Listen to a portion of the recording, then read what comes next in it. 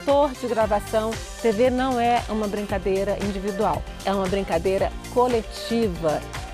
O que eu vislumbro para a TV Senado é que a gente consiga fazer produtos que sejam cada vez mais informativos, que mostrem efetivamente o trabalho dos senadores e o que esse trabalho tem de impacto na vida do cidadão diretamente. Eu pude participar de momentos históricos do país e isso para mim é muito rico, é impagável. Os manifestantes conseguiram subir no prédio do Congresso.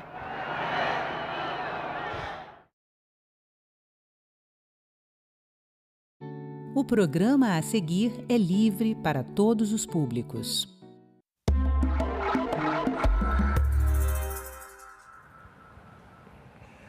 No Brasil de 1916, só brasileiros acima de 50 anos e que não tivessem filhos podiam se candidatar à adoção. Mas as leis evoluíram muito e a legislação, que no princípio privilegiava os pais, hoje põe o foco no bem-estar do adotado ou adotada.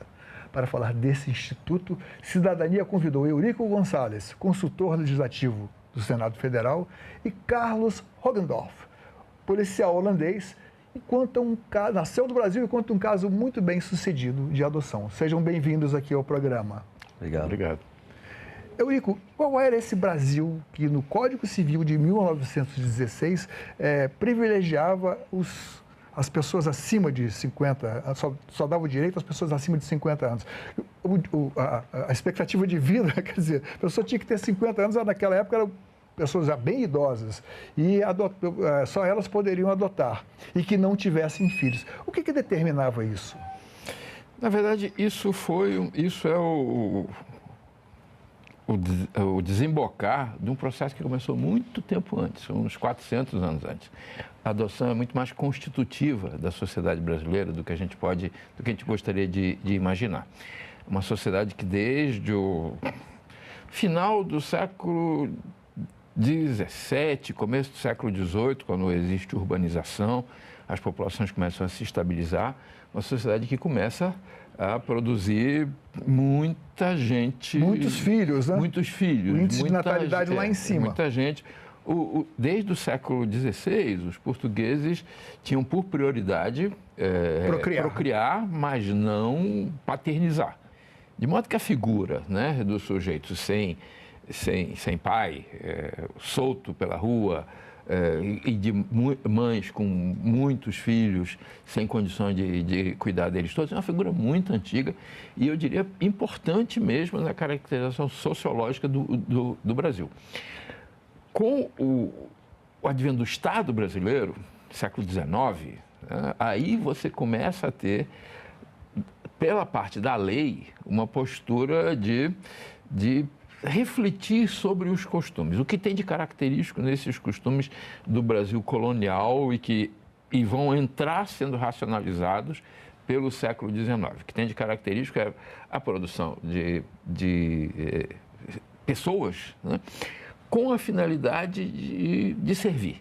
Então a gente percebe que aqueles casais que não tinham filhos, então eles eram meio que acolhidos pelo legislador, então vocês podem adotar, né? Mas os filhos adotados não tinham os mesmos direitos que os filhos naturais não teriam e não tinham direito à herança também.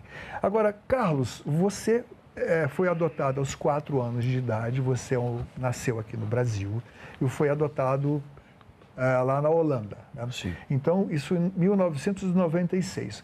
Me conta um pouco dessa experiência, como é que você foi, quando é que você percebeu, qual a história dessa sua adoção? Você se deu conta que você era adotado? Sim, eu lembro muito bem quando eu morava na casa do menor, Lar São Francisco de Assis, um abrigo, né? E lá nessa casa eu lembro muito bem muitas crianças lá. E quando nós tínhamos festa, todo mundo foi lá na festa, as meninos, meninas. E eu sabia que é uma estranha casa para mim. Tem muitas mulheres que cuidam de nós. E eu achei todo dia, toda noite, quando nós foi dormindo, que ela é minha mamãe. Não, foi confuso, né? Outro dia, outra mulher que dá você na... Foi confuso para mim. E uma das mulheres, que chama Maria, E minha mãe biológica chama Maria, só eu achei ela minha mãe. Ela foi meu favorito pessoa lá no abrigo que me cuida lá. Eu lembro muito bem esses momentos. Mas quando você foi para a Holanda, você mudou completamente de ambiente, né? Sim. Então, em algum momento lá você aprendeu a língua, e aí agora há pouco tempo que você estudou o português para reforçar a sua ligação com o Brasil. E hoje você é músico, você é policial lá na Holanda e você dedica uma parte do que você ganha, do seu trabalho, a fazer iniciativas sociais aqui, em um país em que as diferenças sociais, socioeconômicas são muito mais acentuadas do que lá na Holanda, né? E aí isso reforça a sua ligação com o país. E a gente vai voltar a falar um pouco mais disso adiante. Eurico, só em 1957 é que a idade para adoção baixou de 50 para 30.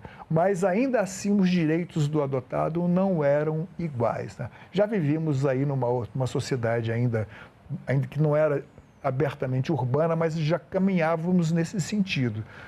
O índice de natalidade ainda era bastante alta. E o que acontece? Ainda não tínhamos aquela perspectiva que surgiu depois na Constituição brasileira, que foi igualar os direitos. Aliás, a modificação seguinte foi em uma lei a Lei 3.133 de 1979, né?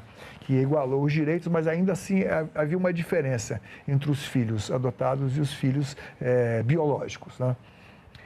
O que aconteceu na Constituição? A Constituição culminou um processo que, na verdade, já tinha começado com a presença da lei, com o início do Estado brasileiro no começo do século XIX. Os 3 séculos de colônia te dão costumes. Esses costumes podem ser todos resumidos por uma ideia principal. Eles regulam a relação de adoção em prol do interesse do adotante, em prol do pai, da mãe. Do adulto, que queria um menino de recado, alguém para fazer companhia, alguém para ceder para o serviço militar no lugar do filho natural, e assim vai. Quando o Estado brasileiro surge, Constituição de 1824, você vai conversar com esses costumes. Então, as leis são sempre, de alguma forma, uma racionalização desses costumes. Então, no começo, as leis também adotam o ponto de vista do adotante. Só que, de qualquer forma, elas sempre significaram, sempre significou a lei, alguma forma de limitação ao poder que, na época dos costumes coloniais, era ilimitado ao poder do adotante. Então, sempre significou isso. Esse poder do adotante veio ao longo do século XIX e depois, ao longo do século XX, acentuadamente com códigos menores do início do século XX, ele veio revestindo, a lei veio revestindo, veio conversando com esses costumes que lá do passado punham o adotante em primeiro lugar, com ideias iluministas, liberais, de direitos individuais, direitos de todos, que sinalizavam com o que a gente tem hoje em dia, que é o interesse do adotado, do infante, superior a todos os outros. Então, a nossa história é a história do Estado, né? É a história da conjugação desses costumes a favor do adotante com princípios de legislação ligada a direitos humanos a favor do adotado. E na Constituição... Isso só pousou mesmo em 1990 com o Estatuto da Criança e do Adolescente, que ela, assim, lá diz que a sentença que determina a adoção, depois de prazo de adaptação, depois de estágio, depois de curso, depois de fila, a sentença que determina a adoção é irrevogável, é definitiva. Aí é como se fosse um filho biológico. Na cabeça da criança adotada, como é que isso tudo se processa? Você lembra como foi essa chegada? Porque é muito traumático, essa mudança para uma outra língua, uma outra situação, outro clima. Outro clima. Isso foi a minha primeira experiência, na verdade. Porque eu lembro muito bem que eu cheguei na Holanda, na neve. É frio. Dor de frio. Não só frio, é dor. Eu odeio neve. Né? Quando eu criança, dor. porque não conheço isso. E lembro muito bem que eu cheguei nesse dia de frio e eu não falava holandês, eu falava português. E meu pai e mãe, holandês, só falando holandês e tinham uma livre com português para comunicar conosco, entende? Isso foi bem difícil para nós na primeira vez para entender, porque eles não falavam português. Aí eu quero fazer uma observação aqui, que veio na minha cabeça enquanto eu me preparava para fazer essa entrevista aqui. A gente está lidando de lei, mas a gente está lidando com sentimento. Quem adota, quem acolhe, quem recebe, tem uma disposição de amar, de cuidar. Isso é admirável. Sim. Muitas vezes a coisa não dá certo. Não há uma adaptação, tem os períodos que são estabelecidos para que a família possa ou não aceitar. É um processo difícil. Né? Mas isso é importante a gente falar de sentimento. É o mesmo sentimento que te levou a pesquisar de onde eu vim. Né? Quem era a minha família natural, então você foi em busca disso e você não encontrou porque não estava disponível o registro dos seus pais na sua documentação, correto? Correto. Depois, tinha muitas perguntas sobre meus pais de origem, porque eu também lembro, eu tenho essa história para falar, quando eu cheguei na Holanda, foi Copa do Mundo, na televisão. Eu lembro, e eu lembro Carlos Dunga, número 8. Eu lembro, porque eu queria uma camiseta amarelo do número 8 quando eu criança, porque eu sabia sempre que eu estou desse país que está na TV. E lá eles ganhou com penaltis da Holanda. Minha família tinha camiseta da Holanda, mas eu queria uma camiseta do Brasil. Essa foi a Copa de 98. Sim, eu fui muito criança, mas eu lembro muito bem que eu fico muito orgulhoso para ver o Brasil ganhar. Da Holanda? Da Holanda, sim. Você morava lá, né? Sim, mas isso quando eu criança, já foi honrado a minha país lá, quando eu criança. Mas aí você já tinha esquecido um pouco o português, né? Não, foi muito depois que eu esqueci português, porque eu primeiro aprender holandês foi muito difícil, essa língua não é fácil. Holandês é uma das línguas mais difíceis lá para aprender. Muito gutural, não? Mas também muitas palavras, eles têm muitas palavras por uma coisa, palavras da história, do futuro, é muito difícil, complicado. Mas você aprendeu. Aprendeu.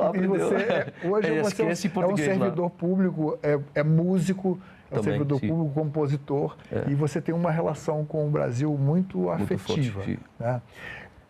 Eurico, com o Estatuto do Adolescente, eu acho que essa questão do diálogo da Constituição com o Estatuto foi evoluindo bastante. Aí entramos na questão dos costumes. Né?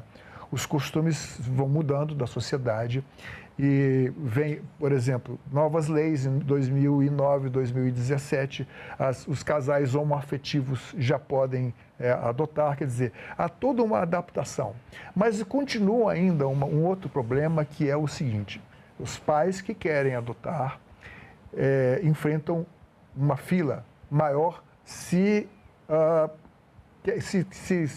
permitida a escolha do fenótipo, fisicamente, da cor, da aparência da criança. É isso. Você acha que isso é um problema também para quem quer? Isso demora, interfere no tempo de concessão da adoção?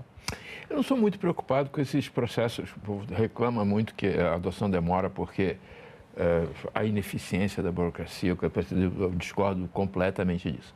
Eu acho que o Estatuto da Criança e do Adolescente é um complexo mecanismo de adoção justamente para lidar com aquela pesada herança do passado, que diz assim, olha, existe um grupo, um contingente de crianças disponíveis na sociedade brasileira que podem ser instrumentalizados conforme os seus interesses. Você pode ser, se você for bonzinho, a criança vai ser seu serviçal de maneira suave. Se você for ruinzão, você vai pegar a criança para escravizar ou coisa parecida. De qualquer forma, o ponto de vista é o que eu vou fazer com essa criatura, que é minha. Isso é muito diferente de quando nasce o filho biológico, que tem direitos em si. Um pai não olha para um filho biológico, pelo menos tradicionalmente, e diz assim, não, você vai ser o que vai levar recado, você vai ser o que vai fazer. Não, é outra coisa, tem direitos em si. O Estatuto da Criança e do Adolescente é feito para afastar toda essa demanda social forte por essas crianças de segunda classe, filhos de segunda classe. Por isso essas barreiras, por isso o curso de adaptação, por isso o estágio, por isso o contato próximo da vara da infância e da juventude das pessoas. E ainda assim, mesmo com toda a explicitude da lei, eu dizia, olha, transitada em julgada a sentença, é como se filho biológico fosse. Ainda assim, as pessoas ostentando a sua ignorância da lei na qual elas foram instruídas durante os períodos de adaptação, ainda assim as pessoas voltam para a vara da infância e da juventude com o filho adotado dizendo eu quero devolver. Isso é algo análogo a se você entrasse com o seu filho biológico na vara da infância e da juventude e dissesse eu quero deixar ele aí. Isso é maus tratos contra a criança, abuso, só isso. Mas é que é tão forte o costume, é tão forte essa visão que não é uma edição de lei ou coisa parecida, algumas palestras sábias que vão afastar isso. Hoje, aqueles casais ou candidatos a adotantes, candidatos a adotarem uma criança, encontram mais facilidades se o processo vai mais rápido se essa criança está junto com outros irmãos. Você foi adotado junto com outros irmãos? Sim, uma irmã mais pequena e um irmão mais grande. E com 3. Foi numa família juntos para a Holanda. Foi uma sorte para mim, né? Para não ficar sozinho. Separado. Né? Só tenho 2 outros brasileiros junto comigo lá. E foi difícil para mim, pai, mãe holandês também, porque 3 brasileiros e 3 mais vezes energias na casa.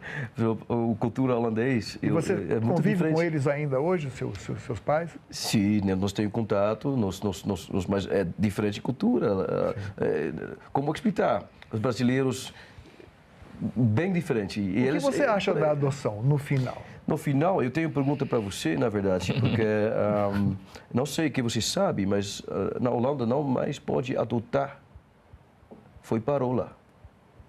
2 anos passados, mais ou menos. Foi proibido? Não mais possível adotar uma criança da fora. E isso foi, para mim, hoje, na minha cabeça, que eu fui uma das crianças que tenho muita sorte, eu acho, porque lá tenho também programas que busquei famílias biológicas, que é especializado para encontrar famílias, mas foi um grande problema lá, porque às vezes não foi certo família, às vezes foi problemas com teste de DNA, foi um grande problema lá na jornal. E depois de esse documentário sobre adoção lá, eles parou.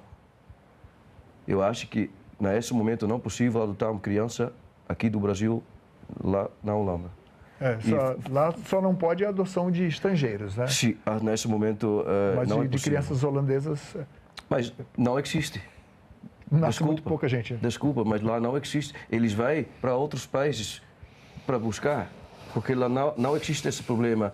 E por isso eu estou aqui também, para mostrar para o Brasil, quem sabe um dia também possível, num país que chama Brasil, que é grande no mundo, que quem sabe um dia também igual a Holanda e não tem crianças para adotar, porque nesse momento tem muitas crianças esperando por uma família, quando nós falamos, e isso é meu pensamento agora.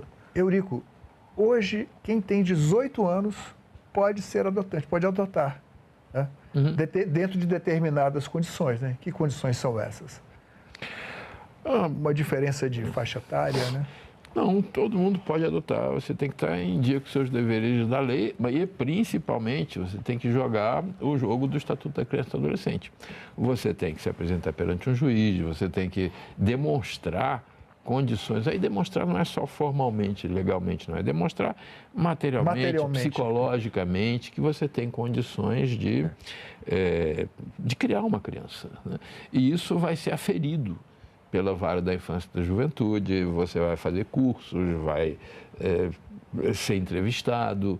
Não é um processo que seja mesmo desejável que você resolva isso numa tarde, porque, como eu disse, a lei está lutando contra 400 anos de história que empurram nessa direção. Eu afirmo que, sem menor dúvida, continua muito grande a demanda por crianças que possam ser criadas de modo a serem auxiliares na vida doméstica. Eu acho que... Mas é o que é evidente, né? Com as desistências, cabe com aos juízes, cabe aos conselhos tutelares exatamente. Exercer Você uma vê pressão. como é difícil a tarefa desses juízes e desses conselhos tutelares. Então, quando você quer reduzir os prazos para adoção, reduzir o prazo para o estágio probatório, reduzir o prazo para a presença na fila, na verdade, você está facilitando esses interesses instrumentais, interesses que querem usar as crianças. Está facilitando isso. Isso é um ponto bem sério a ser observado. E eu acho que é fácil de ser evidenciado. Carlos, você, por favor. Eu tenho uma pergunta para você, pode ser? Por favor. Eu estou passando para o Brasil agora, eu tenho histórias que também existe uma situação que mamães do Brasil estão procurando os filhos que eram adotados. Como vocês tratam essas situações? Eles podem ter mais informações quando eles perguntam, por exemplo, porque na minha história eu fui procurando, mas também existem mamães que querem saber. Essa semana eu tenho 2 mensagens de mamães que têm filhos adotados. Pergunta para mim, por favor, Carlos, me ajuda, como fazer. E essa pergunta eu tenho agora, como o Brasil trata essa mães quando eles têm essas perguntas? Olha, a lei, por razão daquilo que eu estava dizendo, né, para evitar essa coisa de usar as crianças, né, a lei determina que no registro de nascimento não haja menção ao fato de ser adotado. É para fazer um filho adotado igual ao filho biológico. Mas, até por respeito aos direitos dessa criança, determina que no registro de nascimento, não na certidão, mas no registro de nascimento que fica no cartório, existe uma informação, quando disponível, a respeito do pai e da mãe biológicos. Eu mesmo conheço gente que, depois de adotado, depois de crescido, na verdade foram pessoas como você, foram bem criados, foram criados com amor, como o centro da atenção, né? Eu conheço gente que depois, aí quando 20 e poucos anos, 30 anos, dá uma vontade, assim, de saber dos pais, a pessoa vai lá, mas não, depois de tantos anos de desligamento e com a memória, né, de ter sido, ainda que por razões compreensíveis, mas de ter sido desligado daquele corpo que o gerou, as pessoas normalmente não se entusiasmam muito com essa situação, não. Aí elas se dão conta de que, na verdade, elas foram submetidas a 2 milagres. Um, ter nascido, né, e depois de ter renascido na mão de adotantes que tomaram aquela criança como filhos naturais, e cresceram as crianças. Esse, evidentemente, mas isso é minoria. Esse não é, evidentemente, o caso do Carlos e do irmão e da irmã dele. Porque a gente nota o seguinte, o Carlos está em busca ainda de uma relação muito próxima com o Brasil. Ele aprendeu português e ele é músico e ele tem uma ação junto a entidades aqui que carecem de ajuda, e ele dedica um trabalho a eles. Fala de um desses trabalhos na Amazônia, né? Só um instantinho. Se eu não me engano, seus pais adotivos na Holanda e seus pais biológicos no Brasil mantêm contato? Vocês se conhecem? Não. Na verdade, meu pai e mãe holandês não querem contato com minha família aqui no Brasil. Eles aceitam que eu busque, eles aceitam que eu quero esse caminho, mas eles não querem. Isso é verdade. Isso está previsto no Código Civil. Mas uma outra verdade, senhor, também é que muitas crianças que é adotado na Holanda, eu conheço muitos, nós temos um grupo lá que às vezes vai jantar juntos e eles não falam português, falam holandês, mas muitos, na primeira fase, não quero buscar no Brasil por coisa que ele não quer desrespeitar o pai e mãe holandês. Porque a entrada de uma criança é uma batalha grande não sei como falar no português, mas eles não querem falar não obrigado. Muitos sentimentos. Muito depois da vida, eles querem buscar sim. Mas muitos falam não, mas querem na coração sim.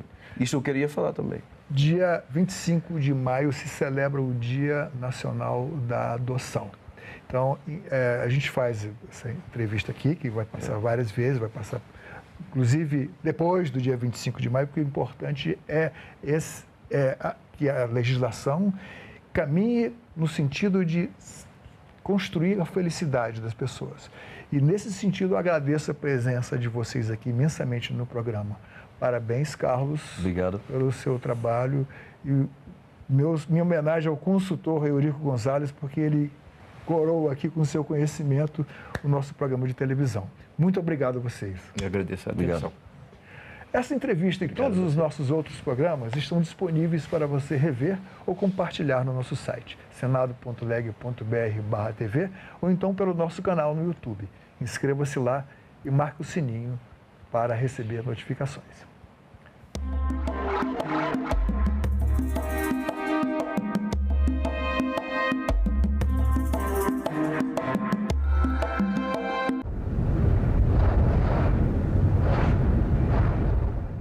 Professor José Luiz Oreiro, qual o melhor caminho para o Brasil enfrentar o tarifaço do Trump? É convencer o Trump de que é uma má ideia seguir com as tarifas de importação. E, para isso, a melhor resposta é fazer um embargo de exportações como café e minérios como nióbio, porque isso vai pegar em cheio o bolso do consumidor americano. Agenda Econômica. Hoje, 20h, aqui na TV Senado. Os hemocentros públicos, eles são responsáveis pela coleta, processamento, distribuição e atendimento 100% da rede pública de saúde do país, para atender todos os pacientes que precisam de transfusões, seja em situação pontual, urgente, seja para atender aqueles pacientes que têm doenças crônicas e precisam de transfusão para, de fato, se manterem. Antes de mais nada, sempre trabalhar a questão da educação em saúde. Então, desmistificar os mitos, as lendas urbanas que nós temos ainda relacionadas à doação de sangue.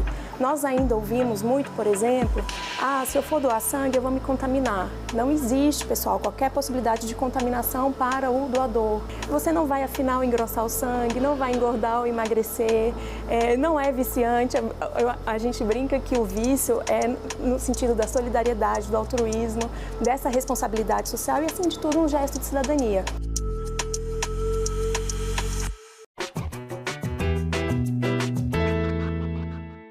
O Brasil já teve um presidente negro, Nilo Peçanha, mas porque pouca gente sabe deste fato. A verdade é que esta informação foi quase que apagada da nossa história, ou melhor, embranquecida. Na época em que Nilo governou o país, as suas fotografias foram cuidadosamente retocadas para que sua pele ficasse mais clara. Tudo isso para dar a impressão de que o presidente não era uma pessoa negra. O Brasil tinha abolido recentemente a escravidão, mas o preconceito racial continuava. Nilo era pardo, mestiço ou mulato, como alguns jornais o descreviam. Sua vida não foi fácil. Filho de um padeiro pobre do interior do Rio de Janeiro, ele conseguiu com muito custo se formar em Direito e tornar-se deputado federal, assinando inclusive a primeira Constituição da República. Seu romance com Anita Belisário escandalizou a sociedade da época, pois ela era de uma família rica e aristocrática e teve que fugir de casa para se casar com Nilo. Boa parte da imprensa debochou do noivo, chamando-o de mestiço do Morro do Coco. Pouco tempo depois, tornou-se senador e logo estaria governando o Rio de Janeiro. Eleito vice-presidente da República em 1906, assumiu a presidência em 1909, com a morte de Afonso Pena. No pouco tempo que esteve no poder, criou o Serviço de Proteção ao Índio, que se transformaria na FUNAI, e as primeiras escolas de ensino técnico do Brasil, que iriam profissionalizar milhares de pessoas de baixa renda.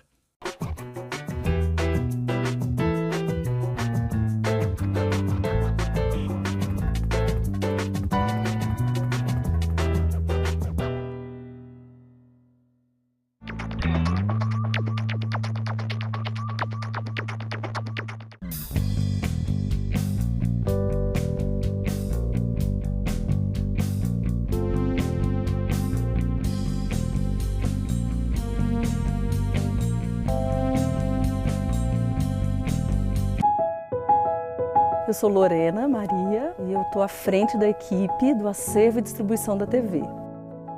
A gente cuida da programação, então, você recebeu o conteúdo que está sendo produzido ou que está sendo adquirido fora da TV. A gente distribui, porque a gente tem a TV Senado Agência, que é onde você pode passar para veículos, para pesquisadores, para produtoras. E a gente faz também a curadoria dos documentários, que vem de fora. Isso traz uma diversidade, isso traz pluralidade para a programação, essa diversidade étnica, cultural, de regiões do Brasil, E se você pensar que o Senado é a casa dos estados, isso é tão bom, A gente poder mostrar paisagens diferentes, E olhares diferentes. Então, assim, realmente tem um outro tom, você dá mais cor, para a TV.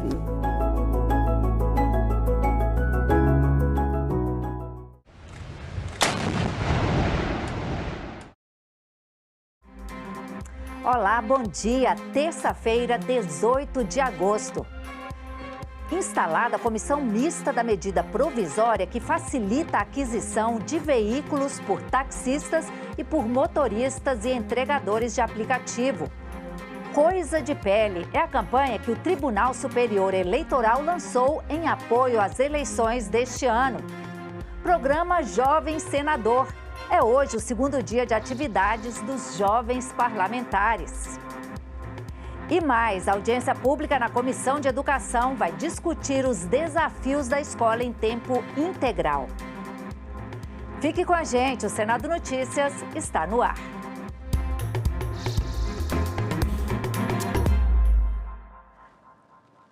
A Comissão de Educação vai receber na tarde desta terça-feira especialistas para discutir os desafios da escola em tempo integral. O programa, que prevê uma jornada de 7 horas diárias em todas as fases do ensino, já tem quase 3 anos, mas ainda encontra dificuldades de implementação. Criado em dezembro de 2023, o programa Escola em Tempo Integral prevê a implantação do regime presencial de pelo menos 7 horas por dia ou 35 horas semanais, cumprindo uma jornada estendida em 2 turnos. A ideia é estimular o desenvolvimento pleno do aluno com a oferta de no mínimo 3 refeições diárias, promovendo a integração de conteúdos tradicionais com oficinas e apoio pedagógico. Para avaliar o andamento do programa, a Comissão de Educação promove uma série de audiências públicas sobre o tema, com a presença de autoridades e especialistas. Nesta terça-feira, 18 de agosto, às 2 da tarde, a TV Senado transmite a 3ª reunião do ciclo de debates que avalia a implantação do programa Escola em Regime Integral. Você assiste ao vivo, senado.leg.br/TV ou pelo nosso canal no YouTube. Confira agora o que está previsto para o Senado nesta terça-feira. Logo mais às 2 da tarde, a Comissão de Educação deve se reunir em audiência pública. Será a 3ª do ciclo de debates para avaliar o programa Escola em Tempo Integral. Já às 2h30 da tarde desta terça, está prevista audiência pública na Comissão de Direitos Humanos para discutir o projeto que proíbe a adoção de sistema de cotas em processos seletivos de programas de residência médica. Já foi instalada a comissão mista da medida provisória que facilita a aquisição de veículos por taxistas e por motoristas e entregadores de aplicativo. Além da renovação da frota, a MP autoriza o uso de recursos do Fundo de Investimento em Infraestrutura Social para melhorar a atividade de transporte e bancar projetos que aumentem a produtividade do setor e reduzam as emissões de carbono. Por acordo de lideranças, a senadora Leila Barros foi eleita presidente da comissão mista. A relatoria será da deputada Amanda Gentil. A medida permite ampliar a utilização do Fundo de Investimento em Infraestrutura Social para oferecer linhas de financiamento destinadas à aquisição de equipamentos, à renovação das frotas e à infraestrutura necessária à modernização e à descarbonização do transporte urbano. A senadora destacou a importância do caráter social da MP. Mais uma iniciativa importante do governo federal, porque enfrenta um problema concreto da vida de milhões de brasileiros, o custo de trabalhar. Estamos falando de motoristas de aplicativo, entregadores, motofrentistas, mototaxistas, taxistas e outros profissionais do transporte de passageiros e de cargas. Homens e mulheres que saem de casa todos os dias e que dependem de um carro, de uma motocicleta ou de um outro veículo para garantir sua renda e sustentar suas famílias. Outro importante aspecto da medida provisória, destacou a presidente da comissão mista, é sua contribuição para o desenvolvimento industrial e também para a sustentabilidade ambiental. Essa medida vai muito além do crédito. Ela combina trabalho, geração de renda, mobilidade urbana, segurança no trânsito e principalmente desenvolvimento industrial e sustentabilidade. Ao incentivar a renovação das frotas e criar condições para ampliar a infraestrutura de recarga e de troca de baterias, por exemplo, estamos também preparando nossas cidades para a transição para uma mobilidade de baixo carbono. Nessa segunda-feira, durante visita ao navio sonda usado na procura de petróleo na margem equatorial, o presidente do Senado, Davi Alcolumbre, defendeu a soberania do Brasil e disse que a exploração do recurso é importante para o desenvolvimento social. Deixem que nós, brasileiros, que lutamos pela defesa do nosso Brasil, que nós decidamos o que nós queremos do Brasil. E hoje é mais uma demonstração nessa descoberta de que todos nós sabemos onde queremos chegar. Nós sabemos o que a riqueza do petróleo é transformada para a vida das pessoas, sobretudo com os recursos do Fundo Social que vão para a educação pública brasileira e para a saúde pública brasileira. Viva o petróleo, viva a Petrobras, viva o futuro do Brasil.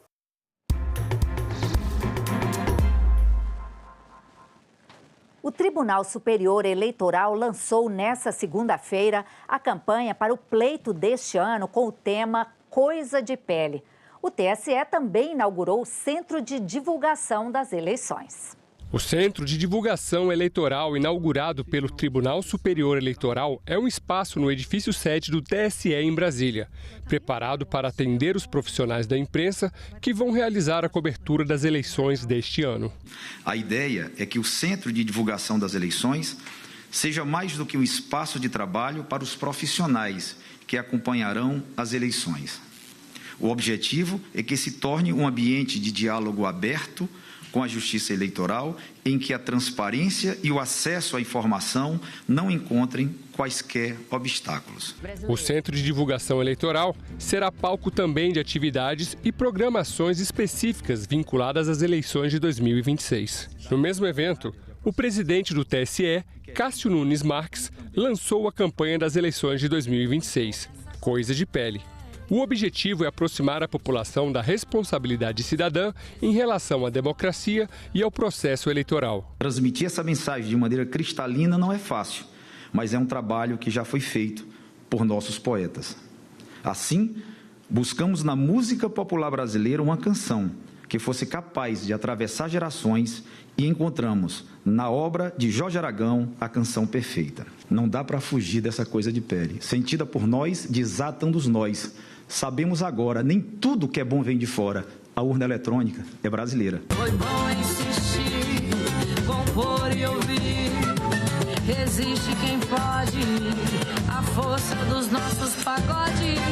Arte popular no nosso chão. É o povo quem produz o show e assina a direção. Sinta na pele a sua cidadania. Não perca a chance de votar. Justiça Eleitoral, a justiça da democracia. E para saber mais sobre as eleições, acesse o nosso QR Code que está aparecendo agora na sua tela. No nosso canal do YouTube, você vai encontrar todas as reportagens sobre as eleições, incluindo as de serviço já produzidas pela equipe de jornalismo da TV Senado. Você poderá conferir, por exemplo, uma matéria sobre o transporte especial para pessoas com deficiência no dia da votação e uma outra sobre o funcionamento das urnas. 27 estudantes de ensino médio da rede pública, representando cada estado e o Distrito Federal, vão desempenhar o trabalho dos senadores por uma semana. Eles venceram o concurso de redação, que teve como tema deste ano democracia e redes sociais. A 14ª edição do Jovem Senador foi a última do senador Paulo Paim como presidente do conselho do programa. O som da banda foi o ponto de partida para dar início à cerimônia de posse dos novos senadores. E segurando bandeiras para representar os estados de onde vieram, eles subiram a famosa rampa do Congresso Nacional. Mas, espera aí, posse de senadores em agosto? E esses parlamentares estão muito jovens para o cargo, não? Sim, esses são os jovens senadores, estudantes vencedores do programa. Cada um veio de uma parte do país, representando os 26 estados e o Distrito Federal. E hoje começa a semana de vivência legislativa. O senador Paulo Paim, um dos idealizadores do projeto, se emocionou ao discursar nesta que será a última participação do parlamentar que não vai tentar a reeleição. Eu me sinto, como vocês, um menino que terminou um ciclo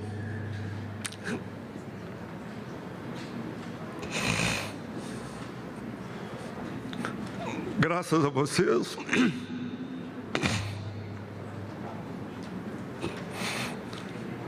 Missão cumprida. Vou fazer um pedido aqui para a direção. Me convide o ano que vem, não para estar aqui no plenário, na tribuna, mas estar sentadinho ali e bater palma para os jovens senadores que chegarão também o ano que vem.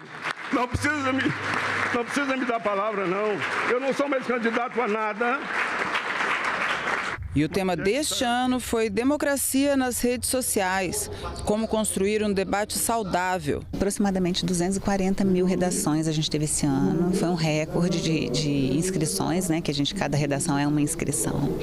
E a gente faz isso muito em parceria com a Secretaria de Educação do Estado. O destaque da edição de 2026 foi a participação feminina. Das 27 redações vencedoras, 23 foram escritas por mulheres, o que corresponde a 85% dos selecionados. Tavínia é uma das representantes, concorreu 3 vezes e agora ganhou. Minha proposta legislativa é voltada à educação para que todos tenham oportunidades, desde os que sofrem algum tipo de violência, os que não têm nenhum tipo de apoio, para que todos tenham essas oportunidades e seja feita uma base do país, porque a educação é a base de tudo. A diretora de comunicação do Senado falou sobre a construção do tema. Eleições esse ano. A gente está aí com risco de fake news, deepfakes, né? Cada vez com mais tecnologia, com mais evolução tecnológica que vai interferindo no processo democrático.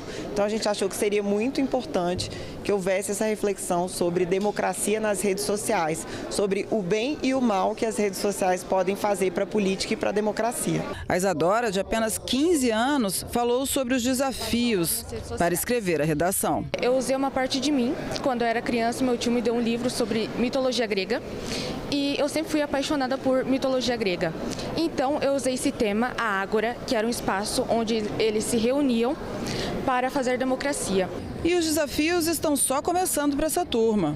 No plenário, eles prestaram juramento, tomaram posse e elegeram a mesa diretora. A edição do programa representa a primeira vez de boa parte desses adolescentes.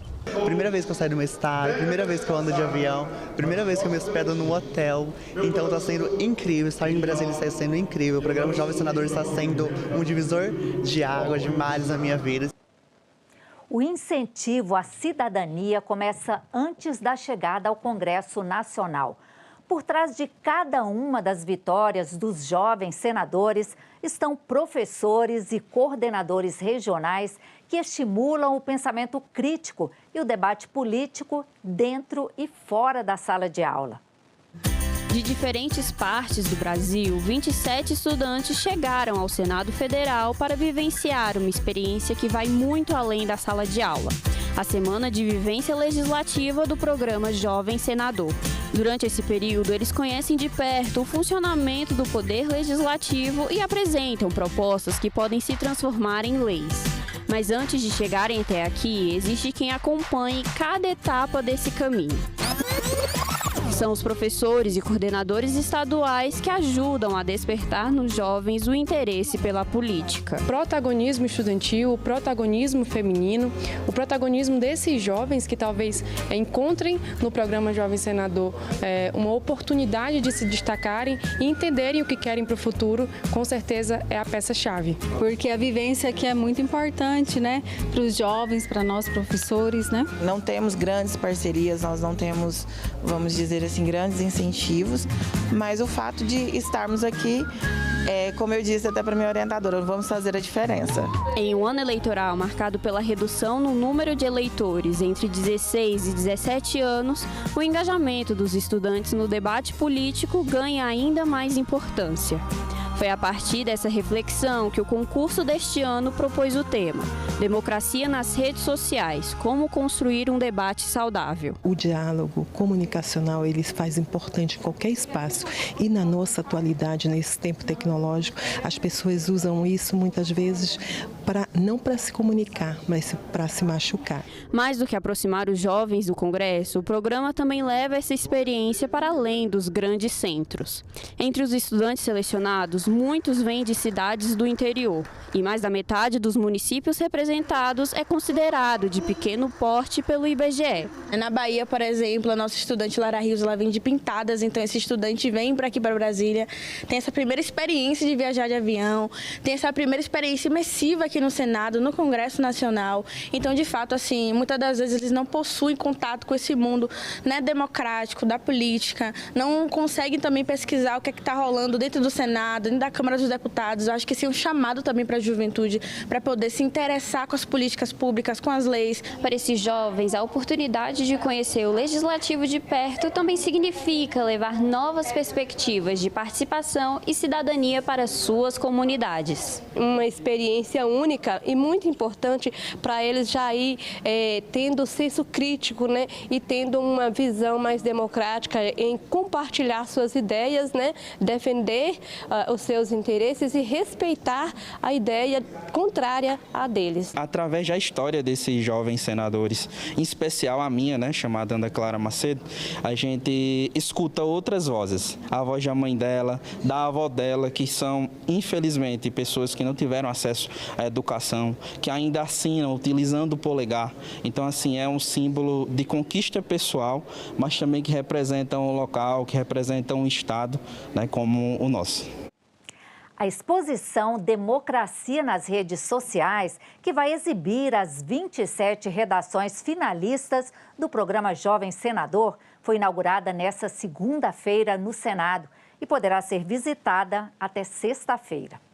O venezuelano Juan Ramírez é vencedor pelo estado de Roraima da 14ª edição do programa Jovem Senador. Juan, refugiado, aprendeu português de maneira rápida e está orgulhoso com o resultado alcançado. Eu me sinto muito orgulhoso de representar Roraima, que é um estado muito acolhedor e um estado que está em crescimento, né? Então eu estou muito orgulhoso mesmo. O tema do concurso deste ano foi Democracia nas Redes Sociais, como construir um debate saudável. Para ele, né, ter conhecimento, falando da democracia, nós tivemos uma palestra sobre esse assunto antes, né? Ele teve conhecimento e ele chegou até mim e sentiu a necessidade de fazer a redação. Falou para mim que estava muito feliz, né? Ele disse que nunca imaginou que um dia ele pudesse estar aqui, né, em Brasília, e logo representando o estado. A redação do Juan e as outras 26 redações finalistas estão expostas no espaço Evandro Cunha Lima do Senado até o final desta semana. A gente busca montar uma programação que seja assim interessante do ponto de vista legislativo, institucional e também cultural. Nas cartas que fizeram, eles não só ficavam na crítica, mas cartas com carinho, com amor à democracia, à soberania, à independência e apontando caminhos. A gente realmente renova até a nossa esperança no futuro a partir da ação e da visão de mundo que esses jovens apresentam aqui para a gente no Congresso Nacional.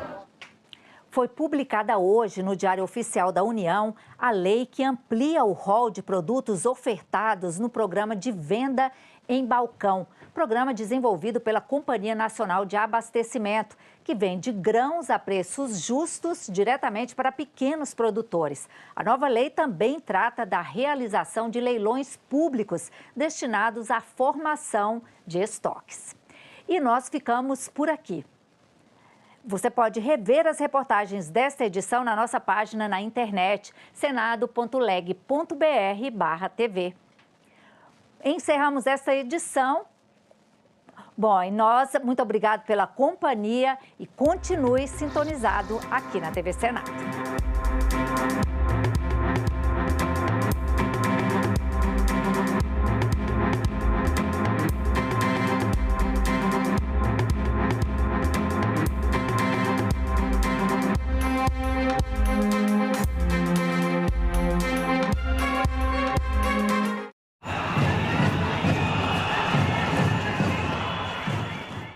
Professor José Luiz Oreiro, qual o melhor caminho para o Brasil enfrentar o tarifaço do Trump? É convencer o Trump de que é uma má ideia seguir com as tarifas de importação. E, para isso, a melhor resposta é fazer um embargo de exportações como café e minérios como nióbio, porque isso vai pegar em cheio o bolso do consumidor americano. Agenda Econômica. Hoje, 20h, aqui na TV Senado.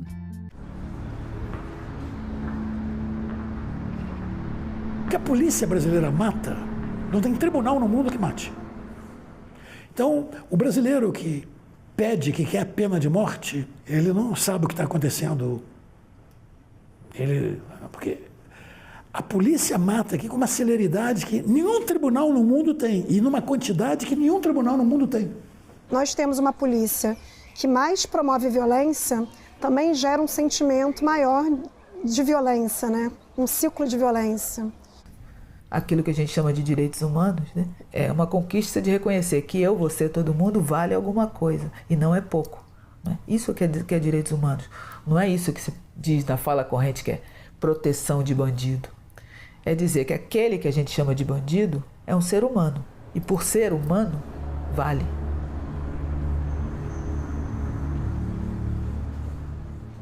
Tem muitas mulheres que acham que a violência é só um soco, um puxão de cabelo, não. Ela se mostra de várias formas.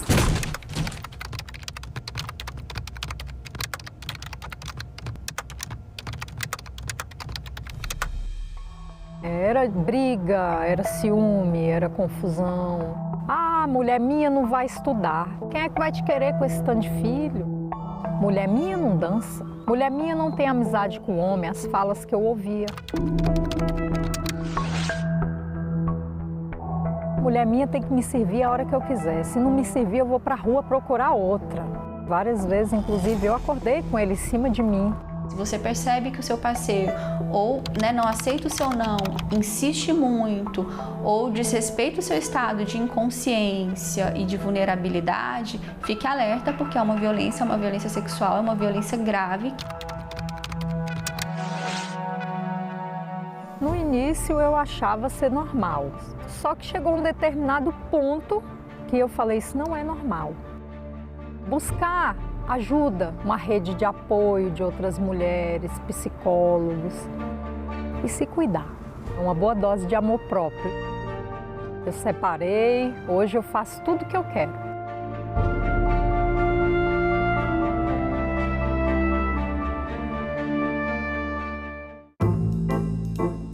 A a 30% da chuva no Brasil depende da Amazônia e dessa interface da Amazônia com o Cerrado. Quais são hoje os maiores desafios considerados ambientais para o Brasil?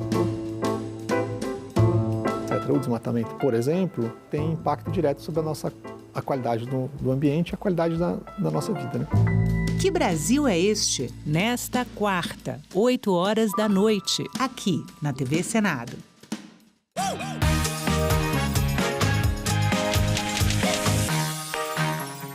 Idosas e idosos são obrigados a votar? O voto é obrigatório dos 18 aos 69 anos. A partir dos 70 anos, ele passa a ser facultativo. Mas atenção, quem estiver com o título cancelado não pode votar. Quem tem prioridade na fila para votar? Pessoas com 60 anos ou mais têm prioridade para votar. Agora, eleitoras e eleitores com mais de 80 anos têm preferência absoluta sobre os demais, independente do horário de chegada. Pessoas com deficiência ou mobilidade reduzida podem ser acompanhadas por alguém. Além disso, a urna eletrônica conta com recursos de acessibilidade. É permitida a entrada com cão-guia, com eleitores e eleitoras. Para conferir esses e outros direitos, acesse o Manual do Eleitor no site tse.jus.br.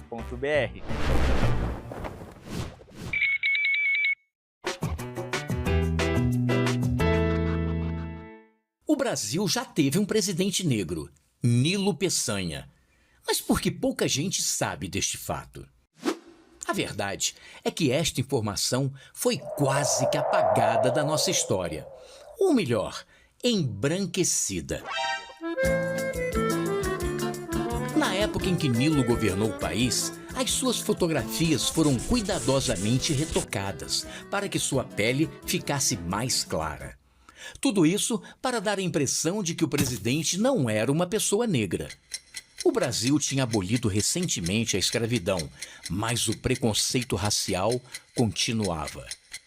Nilo era pardo, mestiço ou mulato, como alguns jornais o descreviam. Sua vida não foi fácil. Filho de um padeiro pobre do interior do Rio de Janeiro, ele conseguiu com muito custo se formar em Direito e tornar-se deputado federal, assinando inclusive a primeira Constituição da República. Seu romance com Anita Belisário escandalizou a sociedade da época, pois ela era de uma família rica e aristocrática e teve que fugir de casa para se casar com Nilo.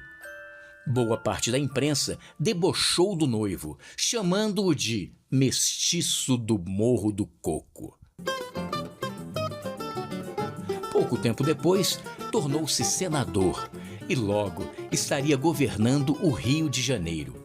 Eleito vice-presidente da República em 1906, assumiu a presidência em 1909, com a morte de Afonso Pena. No pouco tempo que esteve no poder, criou o Serviço de Proteção ao Índio, que se transformaria na FUNAI, e as primeiras escolas de ensino técnico do Brasil, que iriam profissionalizar milhares de pessoas de baixa renda.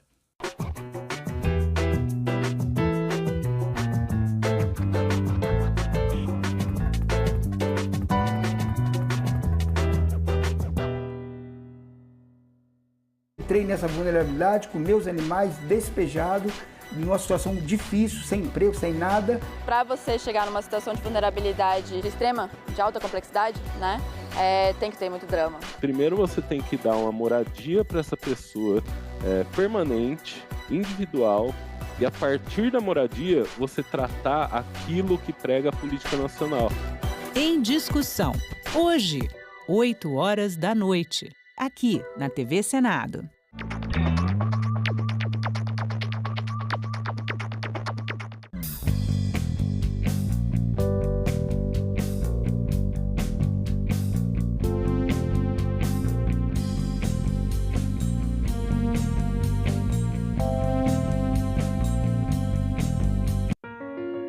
Eu sou Olívia Dias Moreira Duarte, sou jornalista e sou supervisora de qualidade de programação aqui no setor de Vivo e Íntegras da TV Senado. O que a gente faz, basicamente, é captar e transmitir tudo que é atividade legislativa aqui no Senado Federal. A pessoa que vai sentar à noite e assistir uma TV comercial do jornal mais assistido do país, ela vai assistir uma coisa que foi captada aqui por esse setor da TV Senado. A transparência é o principal produto que o Vivo oferece, a transparência pública. Então a TV, eu acho que ela contribui com a democracia e com a cidadania mesmo. Você vê a diversidade desse país, a cultura desse país, em que você está valorizando a política, em que você está valorizando o diálogo, o debate. Então, eu tenho orgulho de trabalhar nesse veículo e eu tenho orgulho de trabalhar com essa equipe. Os manifestantes conseguiram subir no prédio do Congresso.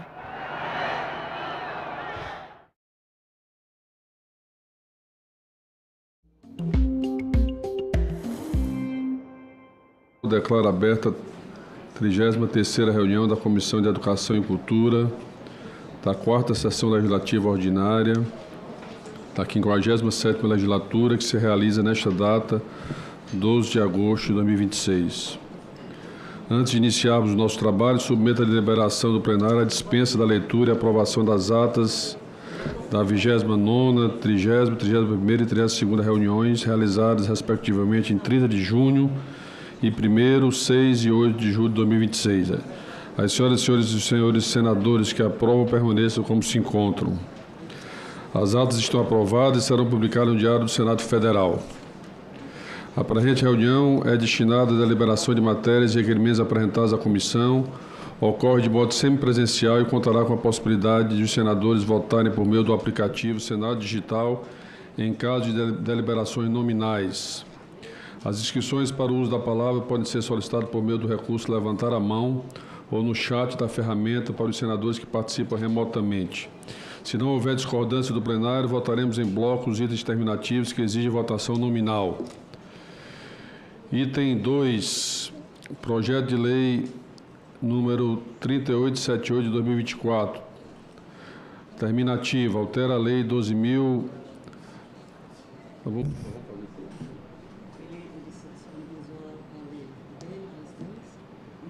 Ok.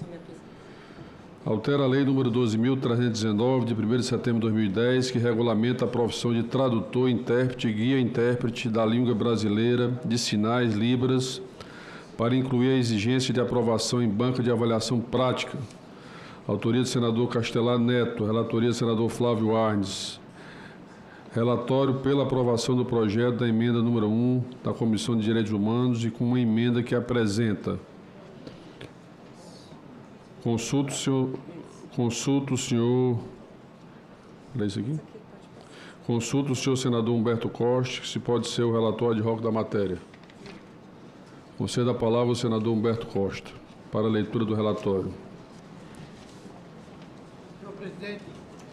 Senhor presidente, posso ir diretamente à análise? Se trata de projeto de autoria do senador Castelar Neto, projeto de 2010, que regulamenta a profissão de tradutor, intérprete e guia-intérprete da língua brasileira de sinais para incluir a exigência de aprovação em banca de avaliação prática. Análise. Compete à CE opinar sobre matérias alusivas à formação e aperfeiçoamento de recursos humanos, conforme previsto no artigo 102 do Regimento Interno do Senado Federal. Portanto, atende aos critérios de regimentalidade a análise do PL 3878 de 2024 por este colegiado. A proposição observa requisitos de constitucionalidade, juridicidade e regimentalidade. Foi redigida de acordo com a boa técnica legislativa. Não há óbices à aprovação da matéria no que concerne esses aspectos. Em relação ao mérito, o projeto é pertinente e representa avanço significativo na promoção da acessibilidade ao buscar aprimorar a prestação de serviços oferecidos por tradutores, intérpretes e guia-intérpretes de Libras. A medida propõe o estabelecimento de critérios rigorosos para habilitação profissional, conferindo maior segurança e qualidade na comunicação com pessoas surdas ou com deficiência auditiva. As medidas veiculadas na proposição encontram fundamento no artigo 5º, inciso 13, da Constituição Federal, que declara ser livre o exercício de qualquer trabalho, ofício ou profissão, atendidas as qualificações profissionais que a lei estabelecer. Dessa forma, compete à legislação estabelecer os parâmetros necessários para que os profissionais sejam considerados aptos ao exercício de determinada atividade. No caso da profissão de tradutor, intérprete e guia-intérprete, a regulamentação atual está prevista na Lei 12.319, 2010, cujos requisitos não têm se mostrado, suficientes para assegurar a qualidade e a eficiência necessárias ao exercício profissional. Dada a complexidade e a importância da interpretação de Libras nos mais diversos contextos, é essencial que seja assegurada a competência prática do profissional, além da formação teórica, de forma a conferir concretude à igualdade material das pessoas com deficiência. É esse o objetivo da proposição em comento, que, no entanto, carece de pequenos ajustes. Nesse contexto, a emenda número 1, CDH, promove aprimoramentos relativos à técnica legislativa e ao mérito da proposição, especialmente no que concerne às especificações de avaliação para o exercício da profissão de tradutor, intérprete e guia-intérprete de Libras. Não obstante, entendemos importante ressaltar que o presente projeto diz respeito somente à Lei 12.319, de 2010, que regulamenta a profissão de tradutor, intérprete e guia-intérprete da língua brasileira de sinais, Libras, não se estendendo aos tradutores públicos e intérpretes comerciais disciplinados pela Lei 14.195 de 2021, regulamentadas pela Instrução Normativa 52/2022 do Departamento Nacional de Registro Empresarial e Integração. Assim, apresentamos emenda para que a especificidade do projeto fique clara. Voto. Ante o exposto, o voto é pela aprovação do projeto de lei 3878/2024 e da emenda número 1, CDH, com a emenda que segue. Obrigado, senador. A matéria está em discussão. Não havendo quem queira discutir, encerra a discussão. Lembrando que a votação será nominal e realizada em bloco. Passa agora para o item 6, projeto de lei número 663 de 2024, terminativo, reconhece o Sistema Único de Saúde, SUS, como manifestação da cultura nacional. Autoria da senadora Zenaide Maia, relatoria do senador Humberto Costa. O relatório é pela aprovação do projeto. Concedo a palavra ao senador Humberto Costa para a leitura do seu relatório. Peço permissão a Vossa Excelência para partir diretamente para a análise. Nos termos do inciso 2 do artigo 102 do Regimento Interno do Senado Federal, compete a este colegiado opinar sobre proposições que versem sobre homenagens cívicas. Conforme estabelecido no inciso 1 do artigo 49, também do normativo interno, foi confiada à CE competência para decidir terminativamente sobre a matéria. Em razão do caráter exclusivo da proposição, cabe a esta comissão pronunciar-se também em relação à constitucionalidade e juridicidade da matéria em questão. Quanto à constitucionalidade, a matéria se insere no campo da competência concorrente da União para legislar sobre cultura. Observa-se legítima autoria parlamentar, haja vista não incidir na espécie reserva de iniciativa. Igualmente legítimo é o tratamento da matéria por meio de lei ordinária, uma vez que a Constituição não reserva ao tema a esfera de lei complementar. Quanto à juridicidade, a proposição está em consonância com o ordenamento jurídico nacional, inclusive no que concerne à técnica legislativa. Portanto, não há vícios relacionados à constitucionalidade, juridicidade, nem à falha de natureza regimental. No que diz respeito ao mérito, entendemos que a matéria deve prosperar. A Constituição Federal de 88 representa um marco civilizatório na história do Brasil, ao garantir não apenas direitos sociais fundamentais, mas também o pleno exercício dos direitos culturais e o acesso às fontes de cultura nacional. Nesse espírito, o SUS transcende sua dimensão estritamente sanitária para se constituir como expressão genuína da identidade e dos valores do povo brasileiro. Reconhecê-lo formalmente como manifestação da cultura nacional é a formalização de algo que já pertence ao patrimônio cultural do país. Desde sua regulamentação, o SUS incorporou princípios que refletem anseios históricos da sociedade brasileira: universalidade, integralidade, equidade, participação social. Esses valores não nasceram em gabinetes isolados, mas foram forjados em décadas de luta popular, em movimentos sociais, em conferências de saúde, no cotidiano de comunidades que exigiam o direito de viver com dignidade. Trata-se, portanto, de uma construção coletiva que carrega em si a memória, os saberes e as práticas de um povo. O SUS dialoga profundamente com as culturas populares ao incorporar conhecimentos tradicionais, práticas integrativas e complementares e a medicina comunitária em sua estrutura.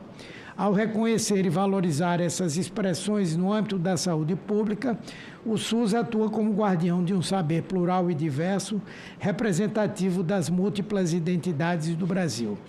Essa dimensão cultural do SUS, frequentemente invisibilidade em debates técnicos, invisibilizada, merece ser celebrada e protegida com o mesmo zelo dedicado a outras manifestações do patrimônio imaterial brasileiro.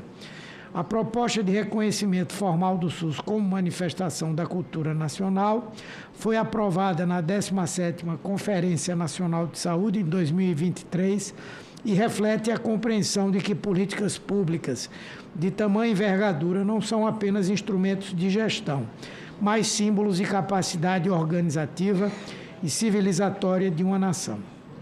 Dar visibilidade a esse reconhecimento por meio legal é uma forma de consolidar o SUS diante de eventuais ameaças, reafirmando seu papel insubstituível na vida dos brasileiros e seu caráter de conquista permanente e irrenunciável.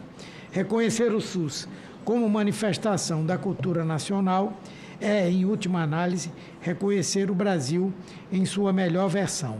Um país que escolheu a solidariedade como fundamento de sua política de saúde, que financiou coletivamente o cuidado com a vida e que transformou a luta por dignidade em sistema público. Resguardar e dignificar o SUS é, portanto, resguardar a identidade de um povo que, apesar de todas as adversidades, construiu uma das maiores e mais abrangentes políticas de saúde pública do mundo. Voto. Em razão do que foi exposto, concluímos pela aprovação do projeto de lei 663 de 2024.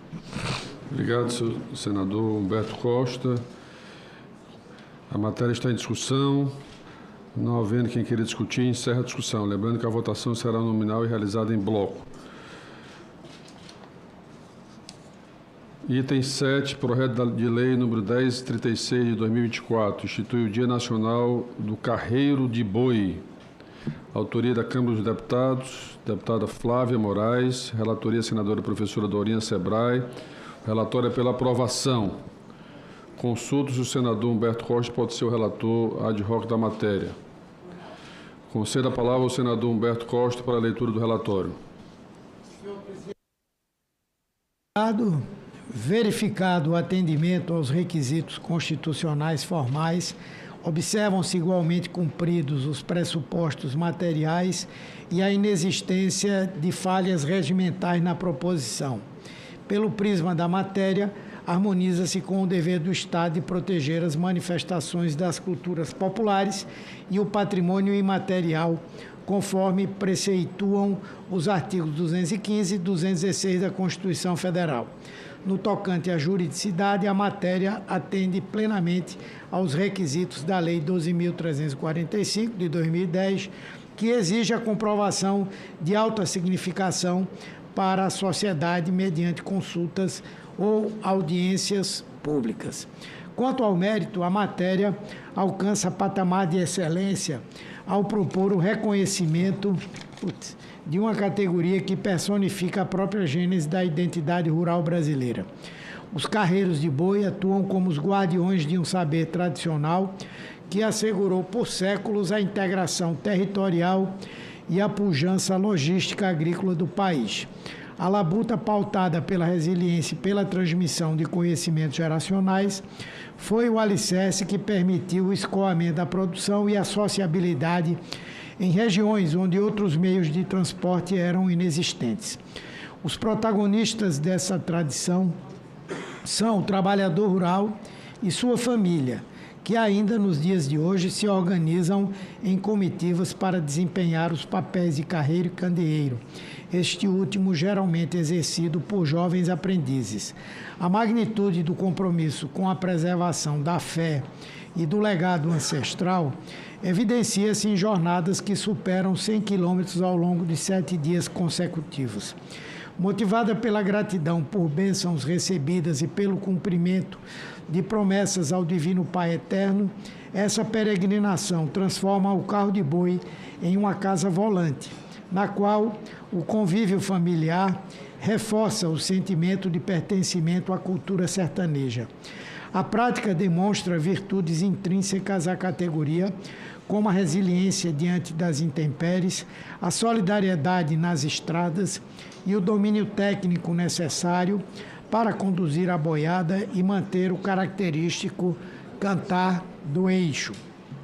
A Romaria de Carros de Boi, na festa do Divino Pai Eterno em Trindade, Goiás, foi reconhecida pelo Instituto do Patrimônio Histórico e Artístico Nacional em 2016 como Patrimônio Cultural e Material do Brasil, inscrito no Livro das Celebrações. Em 2025, a manifestação atingiu patamares inéditos ao reunir 432 carros de boi, marca que a consagra como maior celebração do gênero no mundo. A pujança desse movimento também é ratificada pelos indicadores da festividade, que registrou a presença de mais de 4,3 milhões de fiéis durante o período comemorativo, que demonstra a preservação e a valorização do patrimônio cultural. A Romaria Goiás destaca a figura do carreiro como um ícone nacional que transcende fronteiras regionais. Manifestações análogas existem em Alagoas, Minas, Rio de Janeiro, Santa Catarina e atestam a representatividade desse modo de vida. Em Alagoas, a cidade de Olivença promove a festa do carro de boi. Em 10 de janeiro, ocasião em uma extensa procissão que conduz a imagem de São Sebastião e mobiliza a população local e regional. Em Minas, a tradição manifesta-se em Gonçalves e alcança grande relevância em Vazante. No Rio de Janeiro, o distrito de Raposo, em Itaperuna, realiza desfiles em homenagem a Maria ao final de maio, período próximo ao qual Santa Catarina também registra festividades similares em São João do Sul. A escolha de 6 de setembro para o Dia Nacional do Carreiro de Boi fundamenta-se na convergência de marcos legais e na expressiva representatividade dessa cultura em diversas regiões brasileiras.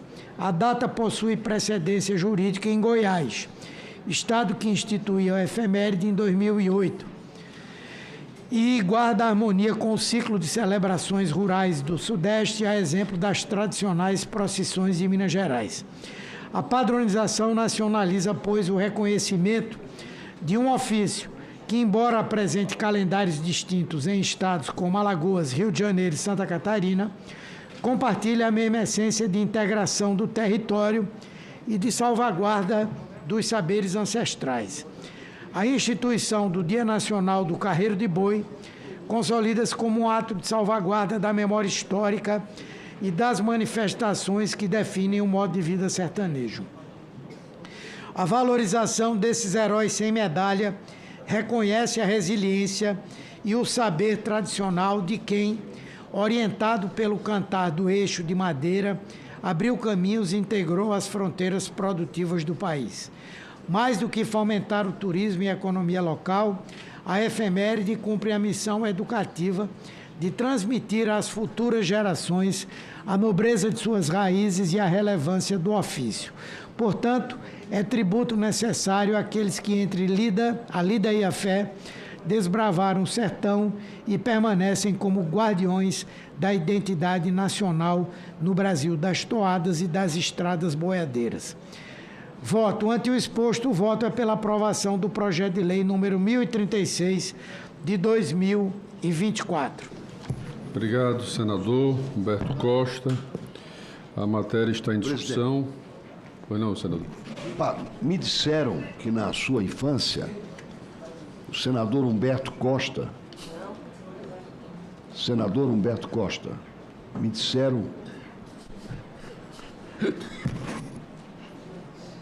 disseram que o senhor ajudou a compor a seguinte música a respeito disso. Segundo versinho: carro de boi que não geme não é bom. Carro de boi que é bom é o gemedor. Eu não. Não tem essa criatividade. Se fosse, teria sido muito inteligente. Mas essa toada é muito com muito lugar. Aliás, o carro de boi também é uma referência importante no Nordeste. Sim, são vários estados que são referidos, mas como o meu também foi, eu quero compartilhar com os senhores. Esse versinho é tipicamente nordestino. Isso. E é assimilado também no sul do Brasil. Como eu disse aqui, eu apenas disse que o senhor é o autor, porque o senhor não ia pedir direito de resposta por isso. Obrigado. Meu voto é favorável. Obrigado, senador Amin. Não havendo mais quem queira discutir, encerra a discussão. A votação será nominal e realizada em bloco. Bom, passamos agora para o item 1. Projeto de lei número 44.600 de 2025, terminativo, altera a lei número 9.394 de 20 de dezembro de 1996, que estabelece as diretrizes e bases da educação nacional para assegurar a divulgação e transparência pública das informações relativas à autorização e reconhecimento dos cursos superiores e ao credenciamento das instituições de educação superior. A autoria é da senadora Jussara Lima, a relatoria é do senador Confúcio Moro, o relatório é pela aprovação do projeto. Consulto o senador Amin, se ele pode ser o relator ad hoc da matéria. Presidente, eu fico muito honrado por, emergencialmente, substituir o senador Confúcio Moura pelo profundo respeito que eu tenho a ele. Sempre foi um lutador, um microfone a favor da educação. E eu tenho uma estima muito especial, talvez realçada pelo penteado, mas nada que supere os méritos dele como senador. Igualmente a senadora Jussara Lima, que merece toda a minha admiração. O projeto é de muito boa índole e boa destinação. Obrigado, senador. Concedo a palavra ao senador para a leitura do relatório. Então eu vou direto à análise, somente para ressaltar que o projeto, além de meritório, preenche todos os requisitos de constitucionalidade e regimentalidade e toma todas as preocupações que a própria LDB tem para si, para o projeto, conferindo segurança aos estudantes quanto à qualidade da instituição e segurança quanto ao curso em que estudam ou estudaram, bem como a sociedade que terá assegurada a formação adequada dos novos profissionais. A expansão quantitativa do ensino superior tem demandado esse tipo de cuidado. Vossa Excelência, que até há pouco era o ministro da Educação, sabe que todas as profissões habilitadas por curso superior, de alguma forma, se preocupam com a qualidade em função da meritória expansão física, quantitativa que tiveram.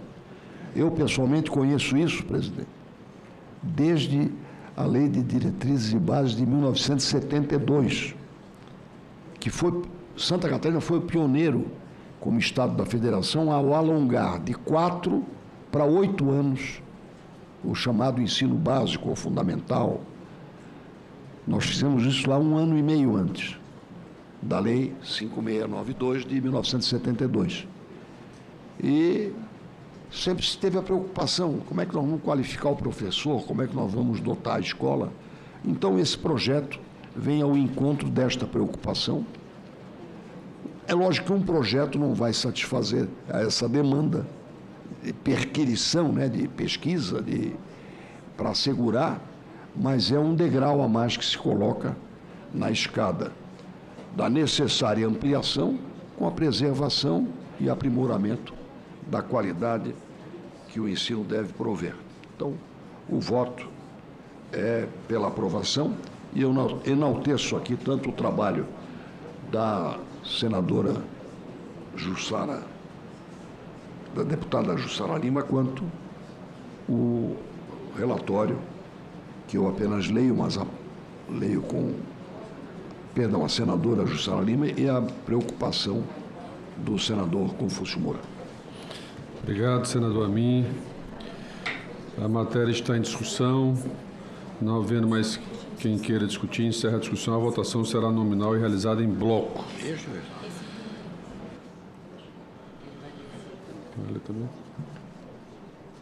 Presidente, sobre o item 3, eu não sei se eu preciso pedir urgência antes, mas gostaria de fazê-lo no momento oportuno.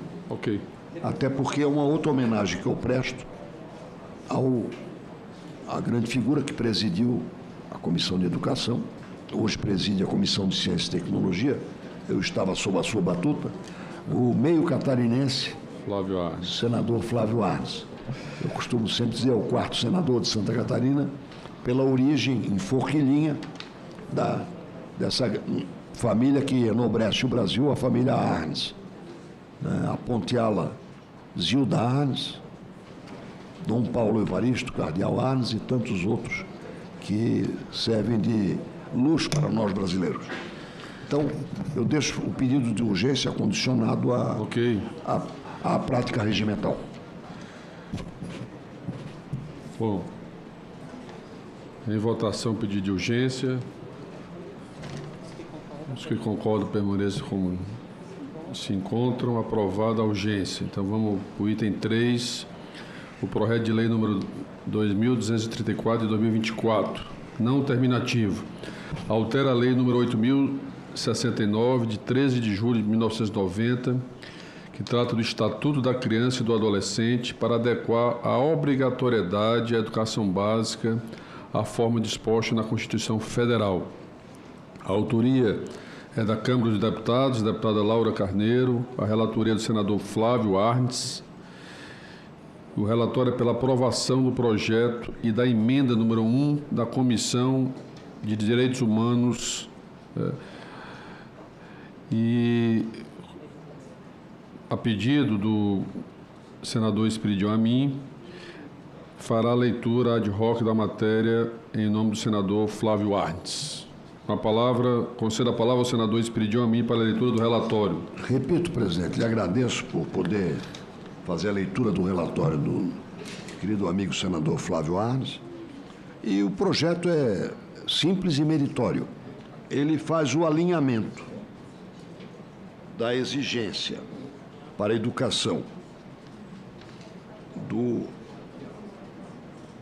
que está prevista no Estatuto da Criança e Adolescente à legislação da educação brasileira, substituindo a expressão estabelecimento de ensino fundamental por estabelecimento de educação básica e modificando o artigo 57 para prever o estímulo do poder público a pesquisas, experiências e novas propostas voltadas à inserção de crianças e adolescentes excluídos da educação básica obrigatória.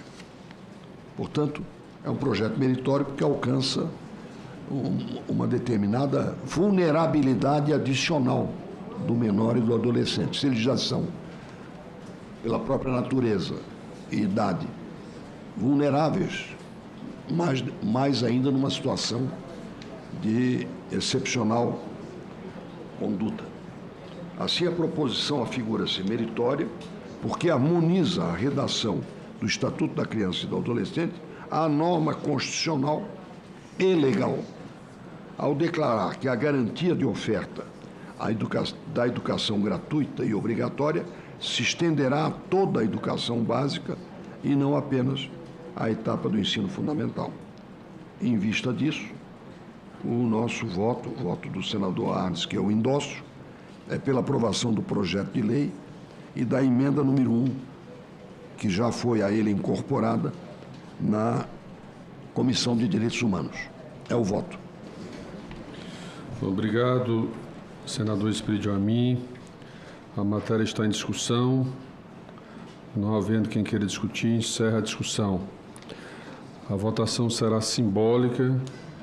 Em votação, o relatório apresentado. Os senadores que concordam com o relatório permaneçam como se encontram. Aprovado o relatório, que passa a constituir o parecer da comissão favorável ao projeto com a emenda da redação número 1 da Comissão de Desenvolvimento Humano, Direitos Humanos e da Comissão de Educação. A matéria vai ao plenário.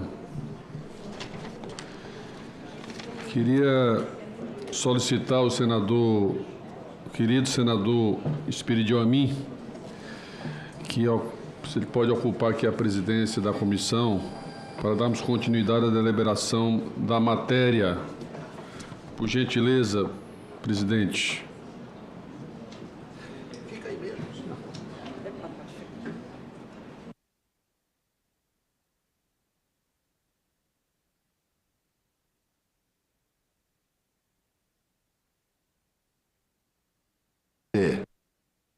O ex-ministro da Educação e senador que eu admiro, senador Camilo, eu me arvoro aqui na condição não de ex-aluno, mas de ex-aprendiz do padre Zé Linhares, que é a nossa referência em matéria de educação do Ceará, junto com o meu amigo, meu professor e meu amigo Antenor Naspolini. Isso. Que trabalhou, foi meu professor na Escola Superior de Administração e Gerência e catarinense, prestou grandes serviços à educação no nosso estado do Ceará. Saudoso Padre Linhares e o grande Antenor Manuel Naspolini. Grande homens públicos. Concedo a palavra ao senador Camilo Santana para a leitura do PL 3061 de 2024, do qual Sua Excelência é relator. Bom, presidente, obrigado.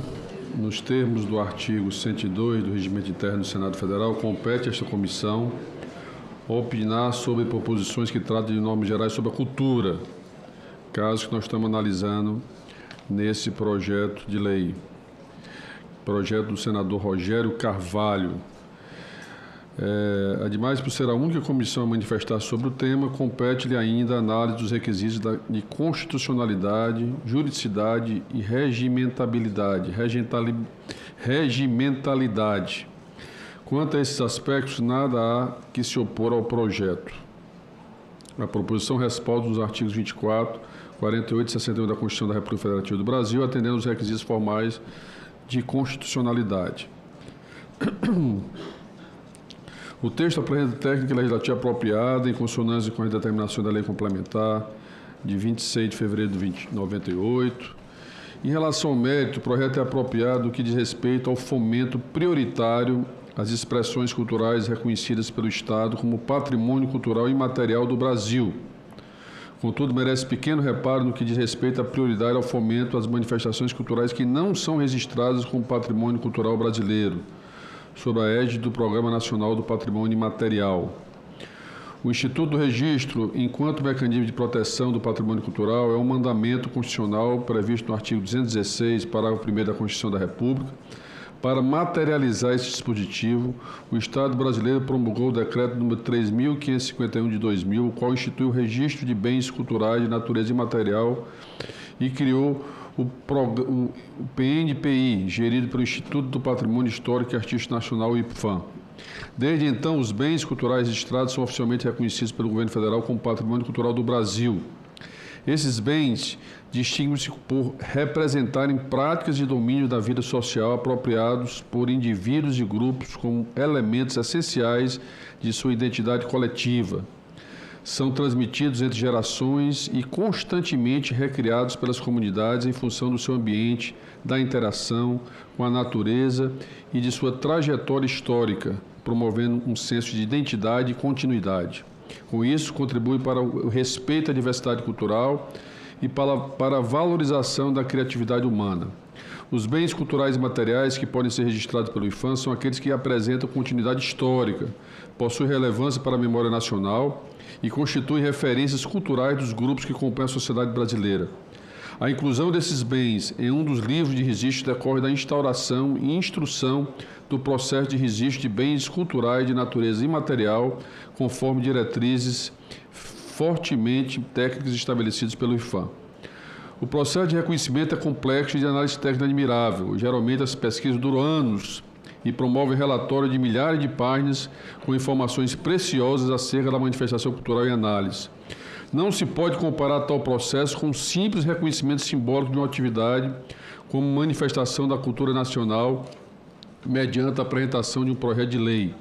Neste caso, ainda que haja um mérito louvável, pode-se dizer que o juízo é subjetivo, afastando-se de uma análise cuidadosa e técnica. Ademais, o fomento prioritário das manifestações reconhecidas via projeto de lei pode gerar uma proliferação no já alto número de manifestações reconhecidas sem o rito do processo técnico-administrativo. Assim, nos parece razoável limitar o fomento prioritário àquelas expressões culturais reconhecidas por meio de processo administrativo de registro conduzido pelo IPHAN como Patrimônio Cultural e Material do Brasil. Nesse sentido, após diálogo envolvendo o Ministério da Cultura e o IPHAN, optou-se pela apresentação de uma emenda substitutiva que preserva o mérito da proposição inicial, mas também resguarda o arcabouço político-normativo do marco regulatório do fomento à cultura e o arcabouço político-normativo da Lei Rouanet. A Lei Rouanet, por exemplo, através da linha G do parágrafo 3 do artigo 18, já contempla a preservação do patrimônio cultural material e imaterial dentro dos segmentos que podem ser atendidos com as doações e patrocínios passíveis de dedução de imposto de renda. A presente emenda substitutiva, portanto, limita-se a inscrever no diploma legal que institui o Sistema Nacional de Cultura o fomento prioritário às expressões culturais reconhecidas como patrimônio cultural imaterial do Brasil e a estabelecer que tal fomento será materializado por meio de editais específicos, de linhas exclusivas em editais, da previsão de cotas, da definição de bônus de pontuação, da adequação de procedimentos relativos à execução de instrumento ou prestação de contas, entre outros mecanismos similares. Voto. Ante o exposto, voto pela aprovação do projeto de lei número 3.061 de 2024, nos termos da seguinte emenda substitutiva. Precisa ler a emenda, não? A emenda anexada ao relatório. Eu confesso que eu estou curioso. Na realidade, nós temos incentivos fiscais às leis... Mas eu estou curioso sobre o reconhecimento. Sim, é para reconhecer o patrimônio cultural do Brasil como prioridade para atender... Tá, mas quem faz o reconhecimento? É estabelecido por lei que é a comissão através do IPHAN e o Ministério da Cultura. IPHAN e o Ministério da Cultura. Não, eu tenho essa curiosidade porque nós temos sido beneficiados, inclusive, por decisões recentes. Por exemplo, a freguesia mais antiga... Existe um comitê que aprova todos os projetos. Eu participei da reunião lá. Com representantes da sociedade civil, com representantes de vários ministérios, representantes de várias instituições para aprovar os projetos. Eu participei de uma reunião no ano passado que considerou um distrito, hoje distrito, mas uma freguesia do município da Palhoça como o mais antigo, a mais antiga freguesia da história de Santa Catarina. Tem 280 anos de existência. Não é tão antiga quanto o Ceará, né? E é reconhecida como uma manifestação cultural nacional. Foi aprovada numa sessão da qual eu participei. Então, o reconhecimento é cercado por esse conselho e, naturalmente, a deliberação. E quem lidera isso é o IFAM. O objetivo, deixar muito claro aqui para os senadores que o objetivo dessa lei é alterar a lei Rouanet, e que também a lei Rouanet que prioriza as expressões culturais reconhecidas pelo Estado como manifestação da cultura nacional, como patrimônio. Esse é um pouco do resumo. Que elas possam ter letra prioridade. J do parágrafo 3º. Isso. Muda a letra J do parágrafo 3º. Isso. Portanto, o senhor foi aprovado como relator e como mentor do projeto do senador Rogério Carvalho. Eu tenho que colocar... A matéria está em discussão, eu já discuti, estou satisfeito com a resposta e, por isso, não havendo quem queira discutir, está encerrada a discussão e a votação será nominal. Eu vou pedir licença para... Eu vou abrir porque vai ser em bloco. Bom, está a discussão. Eu lhe devolvo a presidência. Deixa eu colocar o conjunto em votação, certo? Pode ser. Quem assume a presidência? Ele quer fazer mais uma matéria. Ah, não, então tudo bem. O senhor quer prorrogar o meu mandato? Quero prorrogar. Mais alguns minutos. Está perfeito. Então, concedo a palavra ao senador Camilo Santana para a leitura... Pode ler a emenda, por favor? Sim, do projeto de lei número 743, que altera a lei 10.880, de 9 de junho de 2004, para permitir a utilização de transporte escolar oferecido aos alunos de educação básica pública residentes em área rural, pelos seus professores ou por estudantes da zona urbana e de educação superior, e revoga o dispositivo da Lei 12.816, de 5 de junho de 2013. A autoria vem da Câmara dos Deputados, do meu amigo, deputado Pompeu de Matos, o único que sabe mais de pajadas de Jaime Caetano Brown do que eu. E o que é mais importante para ele, ele as compõe também. Querido amigo Pompeu de Matos, e aqui a relatora seria a senadora Jussara Lima, substituída ad hoc pelo nosso senador Camilo Santana. Concedo a palavra. Obrigado, senhor presidente. E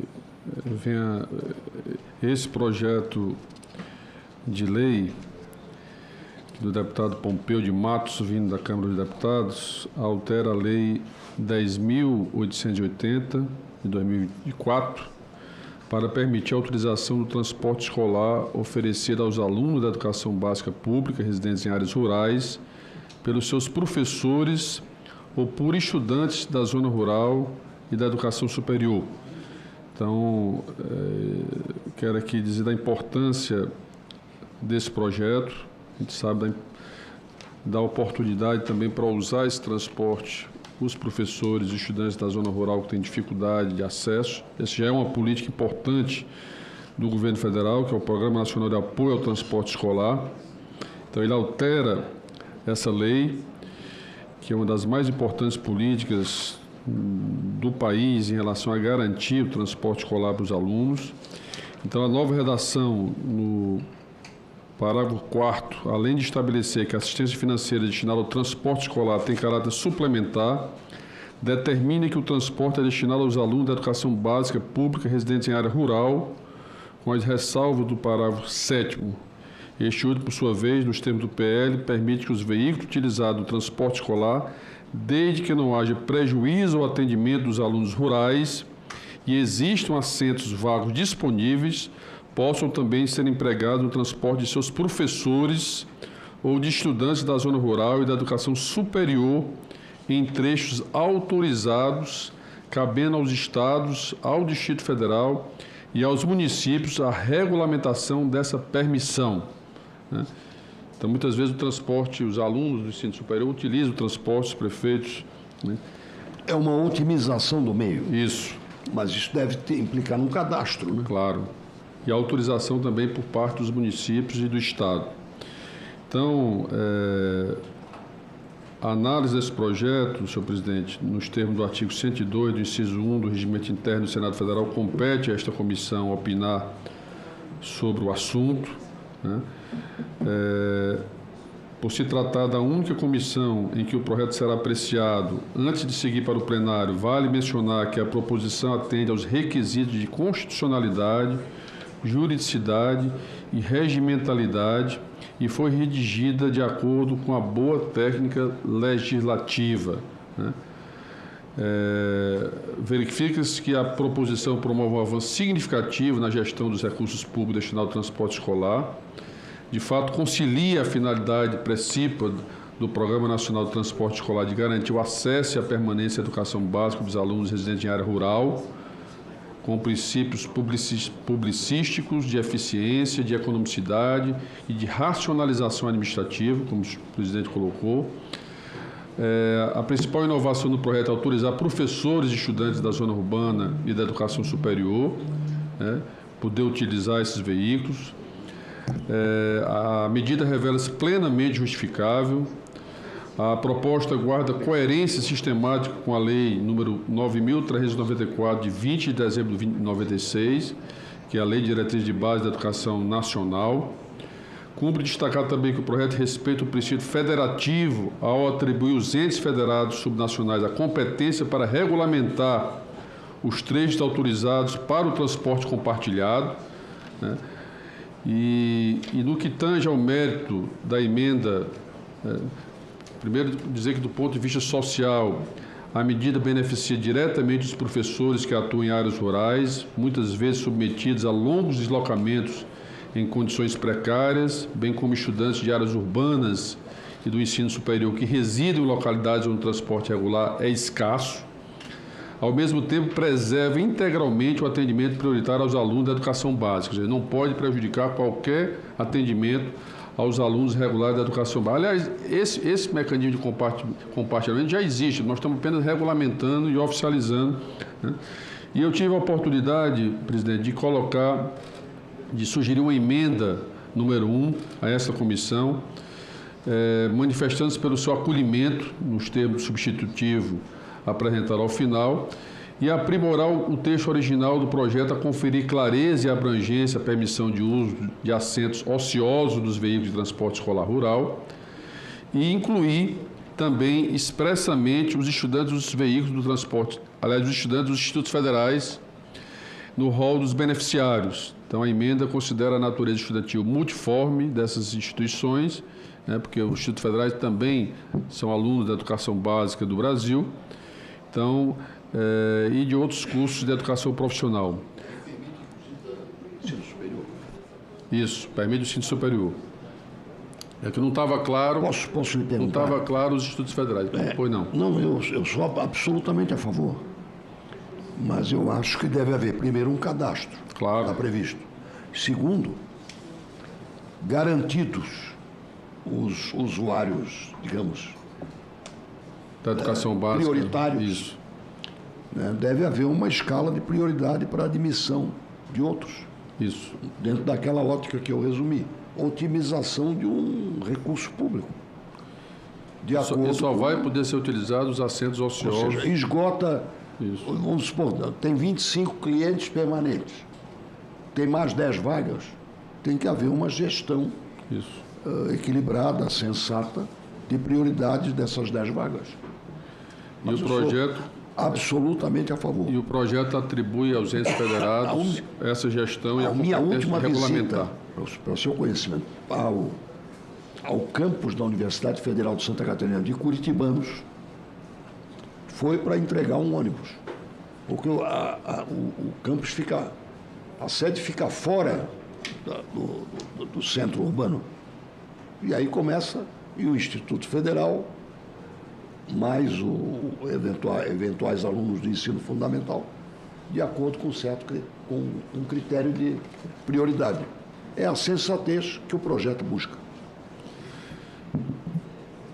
Portanto, senhor presidente, entendemos que o substitutivo que apresentamos está em perfeita sintonia com os princípios da eficiência administrativa e da otimização dos recursos públicos, Promove concomitantemente a inclusão social e a redução das barreiras de acesso à educação, sem, contudo, comprometer, vou destacar isso, a prioridade absoluta conferida aos alunos da educação básica rural. Com efeito, a utilização dos veículos por professores e por estudantes da zona urbana, da educação superior e da rede federal de ensino permanece condicionada à inexistência de prejuízo ao atendimento principal estudantes da educação básica residentes na zona rural e à disponibilidade de assentos vagos. O voto, diante do exposto, o voto é pela aprovação do projeto de lei número 743 de 2023 e da emenda número 1 da Comissão de Educação nos termos da emenda substitutiva em anexo. Senhor presidente. A matéria está em discussão. Queria aproveitar para saudar a presença da senadora Lourdinha, do nosso querido estado do Maranhão, que substitui aqui a nossa senadora Ana Paula.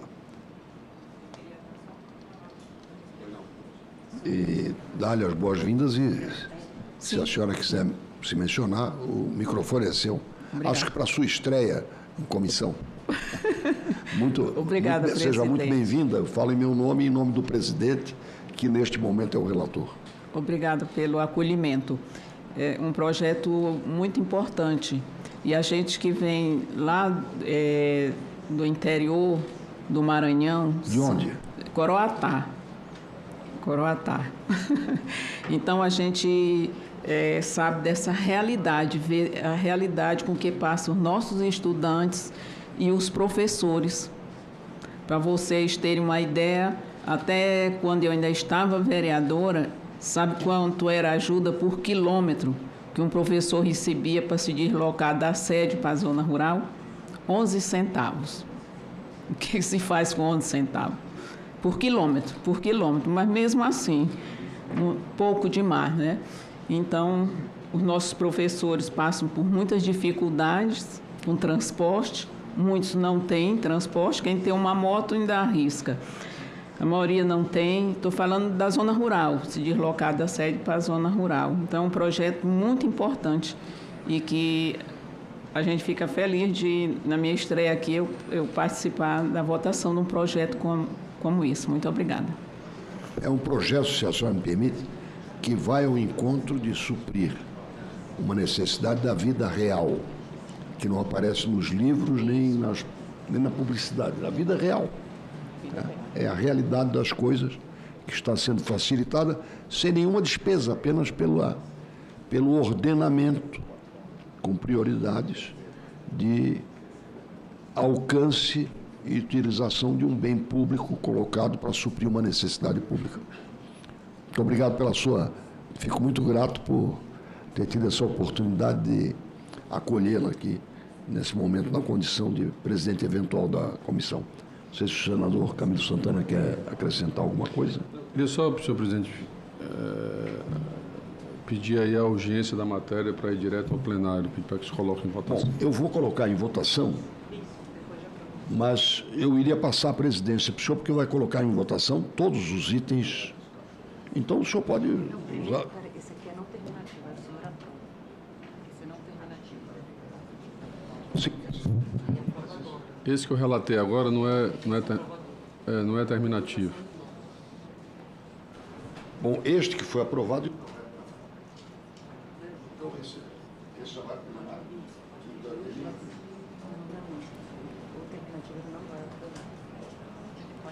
Desculpa, nós aprovamos, por votação simbólica, ele irá para o plenário. Isso. Nós já aprovamos este? Pois é, não, então é isso que eu ia fazer. Aprovado o relatório, perdão, a votação é simbólica, e em votação o relatório apresentado. Senadores que concordam com o relatório permaneçam como estão, e a primeira concordância foi da própria senadora Lourdinha. Está aprovado, a senhora pode pedir urgência para o plenário. Isso que eu iria fazer, pedir urgência. Faça isso Eu consulto o plenário imediatamente se está de acordo. Senador. E a urgência para este projeto está concedida. Agora eu devolvo a presidência. Tem mais algum para aprovar? Agora eu devolvo a presidência a quem de direito, sem postergações, que ele adora prorrogar o mandato alheio. Né? E cumprimento pela oportunidade que me deu. Volte para o seu poder.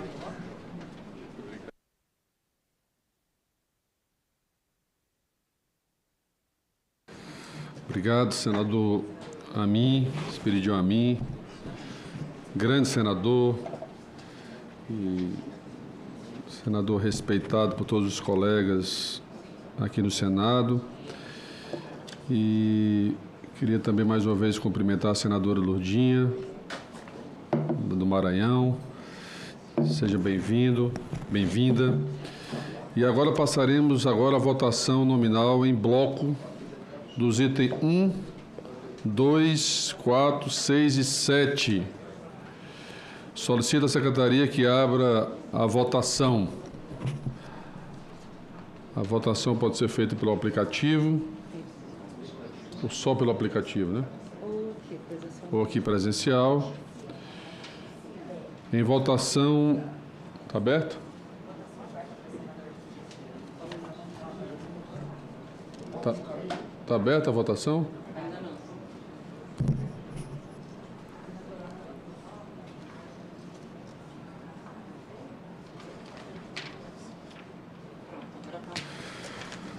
Bom, em votação as seguintes matérias nos termos dos relatórios apresentados. PL 4600-2025, PL 3878-2024, PL 3061-2024, PL 663-2024 e PL 1036-2024, todos terminativos. Os senadores que votam com os relatórios votam sim.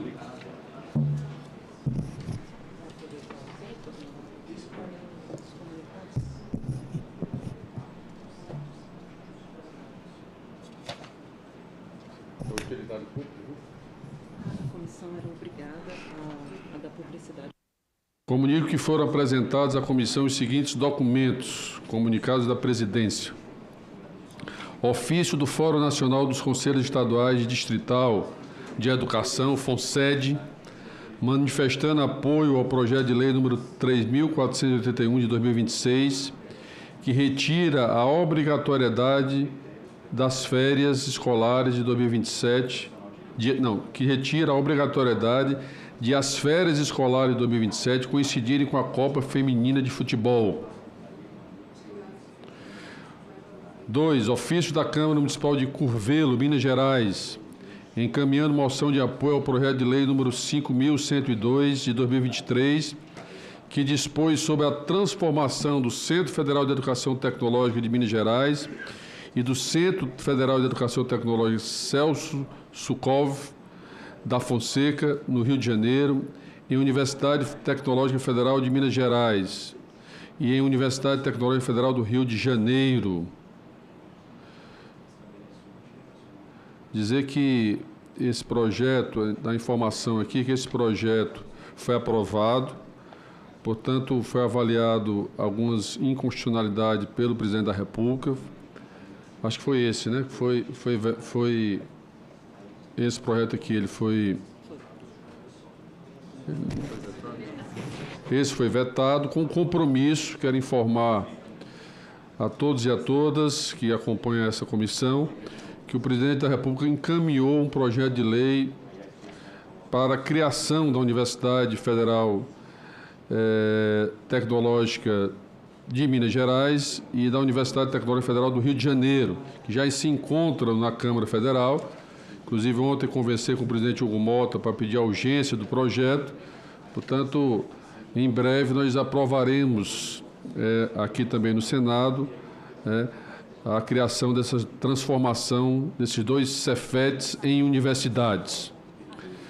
Então, agradeço aí o ofício da Câmara Municipal de Curvelo, Minas Gerais. E informo também aos diretores dos Cefetes esse encaminhamento da negociação que foi feita com a Presidência da República. 3. Ofício da Câmara Municipal de Cosmópolis, São Paulo, encaminhando moção de apoio ao projeto de lei número 1338 de 2022, que dispõe sobre a oferta domiciliar da educação básica. 4. Despacho do Conselho Nacional de Educação, CNE, em resposta à consulta de entidades acerca do PL 1338 de 2022, Educação Domiciliar, colocando o Conselho à disposição desta comissão para debate do tema. 5. Nota do Conselho Nacional de Secretários de Educação das Capitais, CONSEC, contra a apreciação em regime de urgência do PL 1338 de 2022, Educação Domiciliar. 6. Manifestações de notas técnicas contrárias ao PL número 1338 de 2022, que dispõe sobre a oferta domiciliar da educação básica enviadas pelas instituições a seguir: da União Nacional dos Dirigentes Municipais de Educação, DIME, da Associação Brasileira de Ensino de Ciências Sociais, ABEX, da Campanha Nacional pelo Direito à Educação, do Centro de Estudos e Pesquisas em Educação, Cultura e Ação Comunitária, CEMPEC, da Confederação Nacional dos Trabalhadores em Estabelecimento de Ensino, da Rede Nacional Primeira Infância, da Coalizão Brasileira pela Educação Inclusiva, da Federação Brasileira das Associações de Síndrome de Down, da Fundação Maria Cecília Souto Vidigal, do Grupo de Institutos, Fundações e Empresas, do Instituto Ayrton Senna, do Instituto Reúna, do Laboratório de Educação, do Plan Internacional Brasil, da Associação Cultural e Beneficente Nova Lourdes, do Colégio São José, Rede Santa Paulina, da Associação Educativa Maria Tereza, Colégio Nossa Senhora das Dores, do Colégio Anchieta, da Rede Jesuíta de Educação, do Colégio Catarinense, da Rede Jesuíta de Educação, do Colégio Murialdo, Araranguá, Santa Catarina, da Escola Medianeira, da Rede Santa Paulina de Educação e de 100 organizações unidas contra o homeschooling. Nos termos da Instrução Normativa número 12 de 2019 da Secretaria-Geral da Mesa do Senado Federal, os documentos estarão disponíveis para consulta no site desta comissão pelo prazo de 15 dias, podendo qualquer membro deste colegiado solicitar autuação nesse período. Está encerrado já? Está encerrada. O quórum está com 15, né? São 11 o quórum, 15. Então, está encerrada a votação.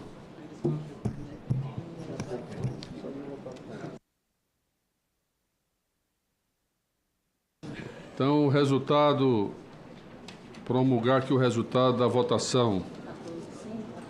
14 sim, 0 não, nenhuma abstenção.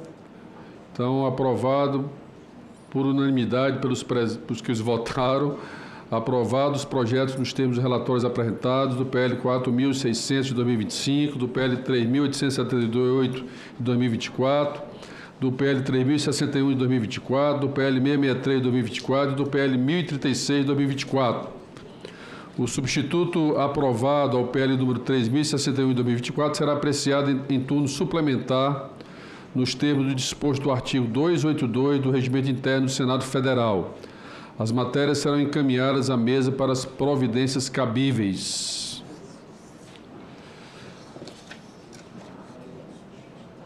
Antes do encerramento, proponho a dispensa da leitura e a aprovação da ata da presente reunião. As senhoras e senhores, senhoras senadoras e os senhores senadores que aprovam permaneçam como se encontram. A ata está aprovada e será publicada no Diário Oficial do Senado Federal. Nada mais havendo a tratar, agradeço a presença de todos, agradeço a equipe, agradeço aos senadores e senadoras que estão participando de forma remota. Parabenizo mais uma vez aqui a senadora Lourdinha, desejo aí sucesso nesse período aqui no Senado Federal, representando o Estado do Maranhão, e declaro encerrada a presente reunião. Muito obrigado a todos e a todas. Obrigada, senador. A gente vai se ajustando.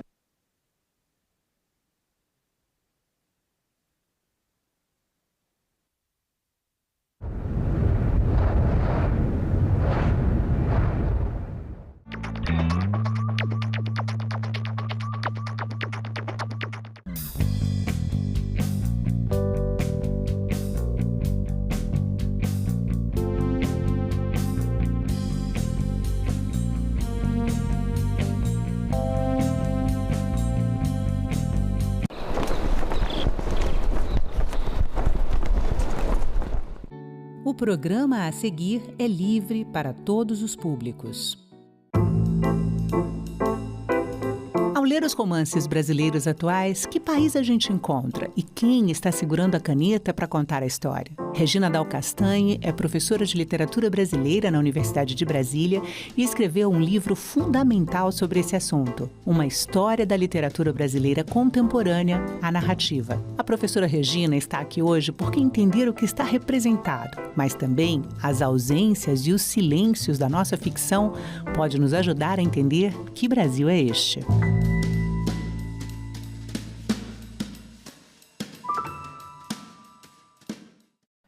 Regina, seja muito bem-vindo, obrigada pela presença. E eu queria abrir essa entrevista perguntando para você que Brasil é esse que a nossa literatura contemporânea mostra? Obrigada, Renata, pelo convite. Bom, é um Brasil conturbado, né? É um Brasil desigual, é um Brasil difícil e é um Brasil feito de muitas esperanças também, né? De muitos sonhos. Eu acho que não dá para dissociar as duas coisas, porque se a gente fica só no desespero, as coisas se perdem um pouco. Então, a literatura, que é esse espaço de sonho também, né, e essa ferramenta de reflexão, ela permite que a gente entenda um pouco melhor o país nesse sentido, do que as pessoas estão pensando, de como as pessoas estão vivendo, do que as pessoas esperam, né, das relações que estabelecem no país, entre si. E também as ausências e também aquelas pessoas que não têm lugar, né? Que estão afastadas dos lugares de fala, dos espaços de poder. E a literatura nos deixa ver tudo isso e nos deixa ver um país muito maior do que costumamos ver no jornalismo, nos livros de história, na comunicação em geral que temos por aí, desde que a gente leia o conjunto dessa literatura produzida nos diferentes estados, por diferentes perspectivas. Regina, você junta história, você junta geografia, você fala das migrações, você junta economia, você fala das desigualdades. É como se o livro fosse um roteiro, né, para a compreensão de múltiplas dimensões da realidade brasileira. Como é que foi a construção desse roteiro? Um pouco a partir das sensações do que estávamos vivendo no país, do que estamos vivendo no país. Não só agora, é claro, né, porque o que a gente vive hoje é reflexo também de um passado longínquo, mas de um passado não tão distante, né? O recorte do meu trabalho é dos anos 1970, né, para cá. Então a gente tem uma ditadura, a gente tem o crescimento dos movimentos civis, né, a luta, a resistência, a luta pelos direitos civis, e é um conjunto de discussões que nos afetam, na verdade. E eu acho que o roteiro foi um pouco por aí, né? Percorrer de novo, né, a história do Brasil, a história cotidiana do Brasil, a história política, geográfica, como você falou, a partir daquilo que foi efetivamente vivido, né, dos desconfortos vividos nesse período. Tentar entender quais aspectos poderiam ser considerados mais relevantes, e aí, é claro, uma escolha pessoal também, né, uma escolha de uma pessoa branca, mulher, da minha geração, que vive, professora agora, mas esse recorte é meu, é pessoal, mas eu entendi como algo que poderia atingir e agradar, no bom sentido da palavra, né, a um grupo maior, a pessoas interessadas em literatura, a pessoas interessadas na história do país. Por que 1970? Bom, o meu recorte, de um modo geral, para pensar a literatura brasileira contemporânea é 1970, justamente para poder abranger um período maior e a gente ter uma noção mais completa do que está se produzindo. Quando a gente pensa em literatura brasileira contemporânea, a gente poderia pensar a partir de 2000, a partir de 2020, né? O recorte é arbitrário, sem dúvida nenhuma. O meu recorte específico tem a ver justamente com uma profunda transformação da sociedade brasileira que ocorre justamente a partir dos anos 70. A primeira delas, geográfica, como você falou, que é a primeira década em que a gente tem um censo mostrando que somos maioria nas cidades em relação ao meio rural, né?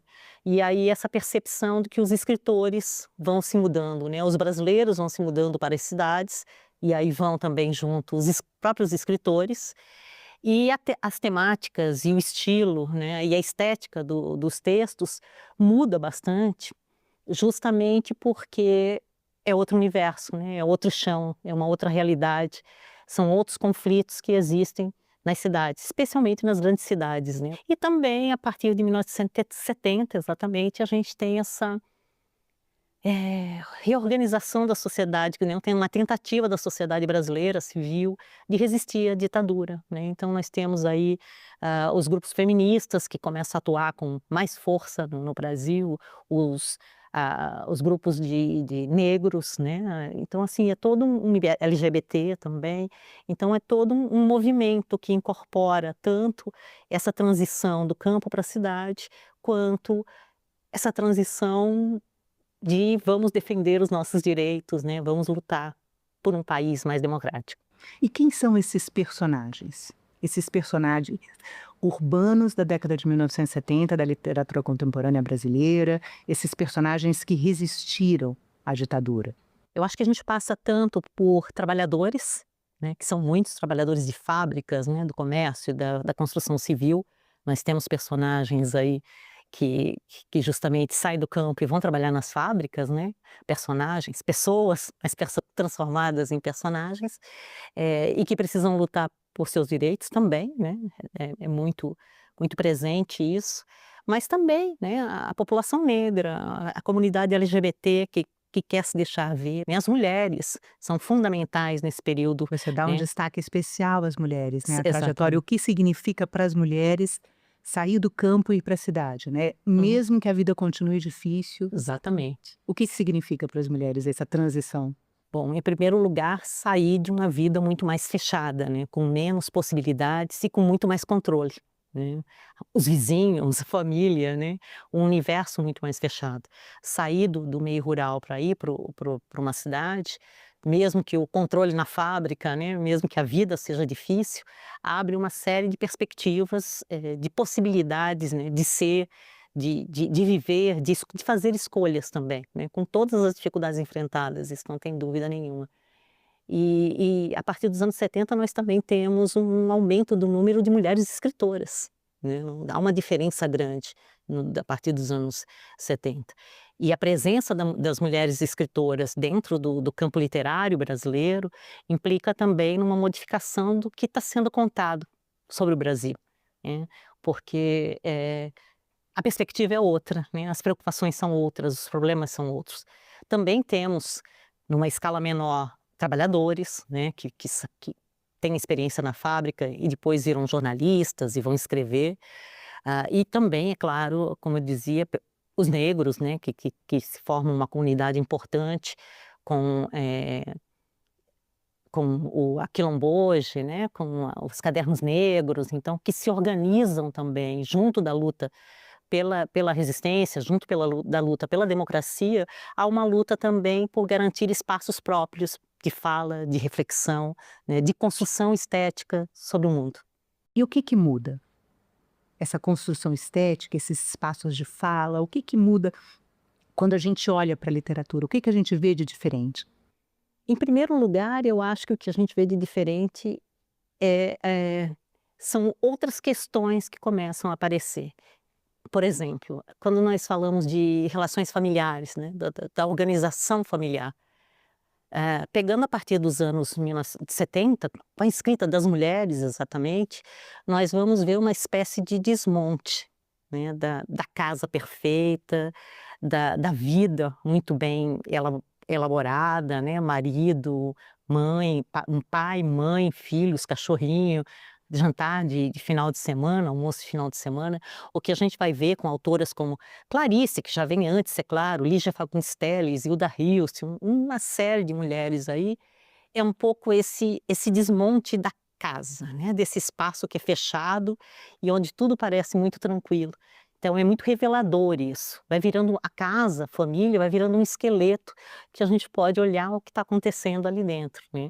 A violência, né? A violência dentro de casa, a violência contra as crianças, a violência contra as mulheres, o abuso sexual, né? Das meninas também dentro das casas, para além desse universo. Acho que as mulheres são as que realmente revelam esse mundo para a gente, né? Como uma preocupação fundamental.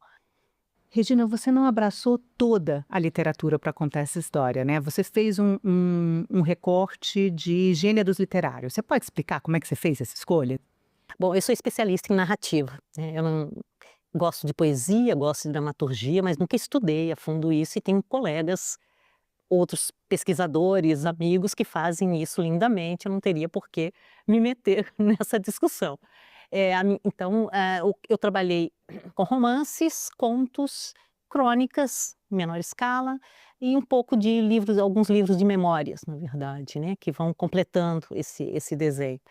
Mas, e é justamente por isso, eu sou fascinada pela narrativa. Eu acho a narrativa uma forma que dá conta da nossa vivência de um modo que nada mais é possível, consegue fazer.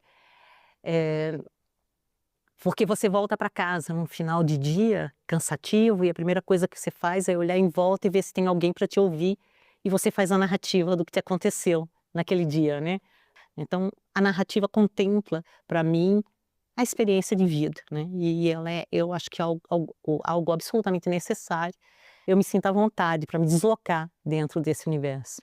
Eu queria voltar para o tema porque você dividiu o livro em 4 percursos, né? E o primeiro se trata do espaço, e dentro do espaço, os deslocamentos, né? No espaço físico brasileiro. E eu achei muito interessante a forma que você fala das migrações, né? Que o rico não é considerado migrante, só o pobre que é considerado migrante, né? Como que a literatura tratou as migrações no Brasil?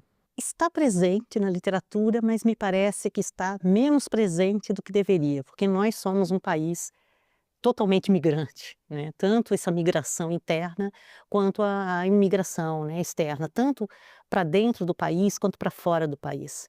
Então nós temos, é claro, um grande conjunto dessa produção, mas entendo que ainda não contempla todas essas experiências, né, todas essas vivências.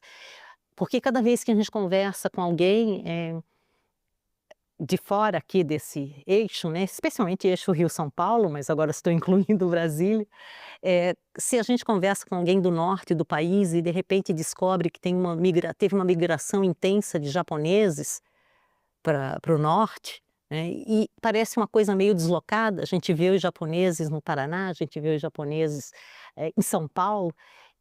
Nesse momento eu já percebo que é uma outra história que ainda não foi contada, né? E todas essas migrações internas também, né? Do norte do país para o sul, a gente tem na literatura o mais próximo, né? A migração, os nordestinos em São Paulo e Rio de Janeiro, né? Agora para o sul, como é que funciona, né? Onde é que estão essas histórias? Justamente por ser um número menor, talvez, de imigrantes, é como se essa experiência não existisse, mas talvez seja até mais dura, né, do que outras vivências em outros estados, em outras circunstâncias.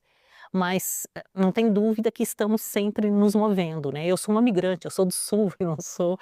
Só que é claro que nós não somos nomeados, como você lembrou, nós não somos nomeados como migrantes, né? Nós simplesmente mudamos de estado, né? E às vezes mudanças radicais, né? Do sul para o norte, do sul para o centro-oeste. Mas essa nossa história não é contada, né? Não enquanto migrantes. E somos, né? Em última instância, somos também. O migrante acaba sendo apenas o trabalhador braçal, né? O pobre, aquele que tem mais dificuldades.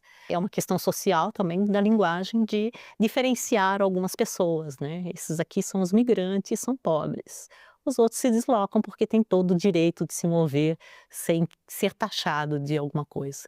Mas a verdade é que nós estamos aí misturados. E Brasília é um exemplo disso, né? A gente pode reunir em qualquer mesa de bar, né? No final de um evento, no final de uma confraternização qualquer.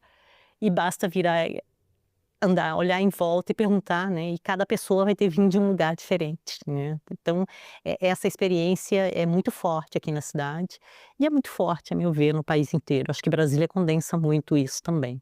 Regina, no início dos anos 2000, você coordenou uma pesquisa na Universidade de Brasília que mostrou o grau de concentração do mercado editorial brasileiro. E no período analisado, na época, que era de 1990 até 2004, 72,7% dos autores publicados na amostra que você analisou eram homens, 93,9% brancos e mais de 60% deles viviam no Rio e em São Paulo. Passaram-se mais de 20 anos de lá para cá. O que mudou em relação a essa concentração? A gente deu uma continuidade nessa pesquisa e chegamos até 2014, e daí paramos um pouco, então, talvez tenha que ser retomado.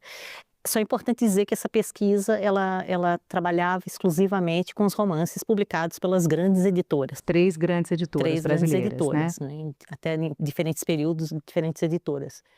Mas o que eu sinto que mudou, né, não foi exatamente dentro das grandes editoras, né?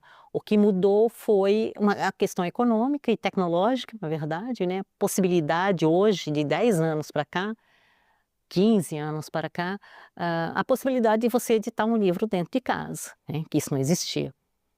Você pode fazer a capa, você pode fazer a diagramação, revisão no computador e simplesmente mandar imprimir algumas cópias e vender pela internet, né? Você não depende de uma editora, você não depende de distribuidores, de livrarias. Você também pode disponibilizar em plataformas na internet, né? Exatamente, disponibiliza. Então, você pode se fazer ver. Não significa que vai ser visto da mesma forma que um autor que publica numa grande editora, que tem notícias no jornal, que tem tradução, né? Que ganha prêmios, etc. São instâncias diferentes, não tem dúvida. Mas houve uma proliferação de pequenas editoras também pelo país afora, e isso é muito interessante, né? Porque além dessa pessoa que pode publicar sozinho o livro, alguns editores, né, se concentram no interior, nas regiões mais periféricas do país, e estão fazendo um esforço, né, especialmente os mais sérios, estão fazendo um esforço para fazer um bom trabalho, publicar os livros, ter uma distribuição mínima, sempre pela internet, né, vendendo aí pelas redes sociais, também anunciando, fazendo esse jogo. Com isso que a gente tem um aumento de possibilidade, uma possibilidade de publicar e o aumento da possibilidade de termos novas perspectivas, novos nomes, né? Outras pessoas de outros grupos sociais, de outras regiões, se deixando ver, né? Publicando o primeiro livro. Alguns desses autores começaram assim, agora estão conseguindo, inclusive, publicar por editoras maiores, né? Serem referendados, alguns estão sendo premiados com grandes prêmios nacionais a partir dessas pequenas editoras. Então, não é romantizar isso, é um trabalho árduo também, mas acho que é significativo e é importante para a literatura nacional como um todo, né? Você tem a percepção de que a gente vive hoje um ambiente mais diverso? Mais diverso. Em relação a 15, 20, 30 anos, muito mais diverso. Até porque, mais uma vez, né, voltando para a questão material, você publicava um livro e tinha que tirar pelo menos 1.000 exemplares, 2.000 exemplares, ou nem valeria a pena imprimir aquele livro. Hoje, realmente, você imprime 2, 3, 5, 50, 500 livros e dá para fazer esse processo, né? Entendendo que o mercado tem uma lógica também, não tem como gastar muito dinheiro, publicar um livro que não vai ser vendido e, no final das contas, vai ser eliminado, né, de algum modo. Então, essas condições favorecem, né, uma ampliação, né, dos espaços de voz para outras pessoas, para outras vozes sociais, é exatamente disso que se trata. E isso enriquece a literatura. Regina, a gente falou do primeiro percurso, né, da questão espacial, e no segundo você trata da relação entre literatura e história política, né? Eu queria perguntar, assim, quais são os livros que contam as histórias do ponto de vista dos indígenas, negros, mulheres e derrotados, no geral, que você fala no livro? Vamos lá, tem vários autores aí de diferentes lugares, né, de diferentes lugares de fala, diferentes perspectivas sociais que falam desse universo. Quer dizer, em primeiro lugar, as mulheres cada vez mais falam por si próprias, né, e a gente começa, como eu falei, lá de Lígia Fagundes Telles e Clarice, aqueles nomes mais conhecidos, para chegar aos dias de hoje. Uma Lília Guerra, né, uma mulher que vem da periferia brasileira, a Sandra Godinho, que escreve sobre o norte, escreve sobre indígenas, né, mora em São Paulo hoje, mas fala sobre o norte. Então é um universo muito extenso. Mulheres negras, mulheres periféricas, como a Lília, mas eu falei de Lígia e Clarice, não poderia deixar de falar de Carolina Maria de Jesus, um nome fundamental, né, saindo do universo da classe média ou das elites brasileiras e trazendo, como ela dizia, a perspectiva de quem entrou no mundo não pela porta da frente da sala, mas sim pela porta dos fundos, né? E a autoria negra, que é importantíssima também, né? Desde os anos 70, homens, mulheres, que dá para fazer um percurso aí gigantesco. Falei, começamos então com Carolina Maria de Jesus, vamos para Conceição Evaristo, vamos para o CUT, vamos para a Eliane Marques, né, a Eliane Alves Cruz, a gente tem a própria Lília Guerra, que eu citei aqui. A gente tem um universo muito abrangente e pessoas muito interessantes produzindo, né, tentando dar conta daquilo que ainda não foi falado, do que ainda não foi dito e que se julga relevante, né, para esse momento histórico. Fora também toda a comunidade LGBT, com autores que assumem, né, a sua posição diante da vida, diante dos livros, do campo literário, e discutem questões importantíssimas, como, por exemplo, um Caio Fernando Abreu discutindo sobre, e se expondo, inclusive, né, discutindo sobre a AIDS, né, o horror daquele momento, ou outros mais recentes falando das relações difíceis, né, com a sociedade brasileira. A pergunta que eu vou fazer agora, ela tinha que ter vindo antes dessa anterior, assim, porque eu queria... Você fala no livro da crise de representação na literatura, né? E a gente está numa casa política, eu trabalho na TV Senado, né? E a gente aqui lida muito com a crise da democracia representativa, né? E eu vejo um paralelo aí. Eu queria que você explicasse como foi essa crise de representação na literatura ou como ela é ainda hoje. É interessante, também voltamos para os anos 70, mais uma vez, né? Por isso eu acho tão importante a gente estar lá, né? Voltar a ler essa literatura dos anos 70, que é um momento também da crise da representação na literatura, né? Da consciência dos escritores de que não dá para falar pelo outro assim, né? Por mais que a literatura seja sempre um espaço de se falar do outro, né? De algum modo.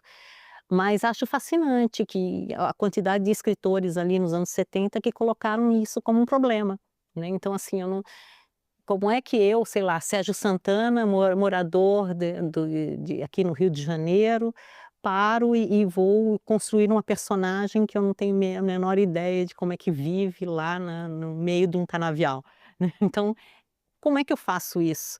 Mas não é simplesmente a ideia de deixar de falar sobre essa personagem possível, mas sim problematizar quem está falando, né, e quem é esse objeto que é falado.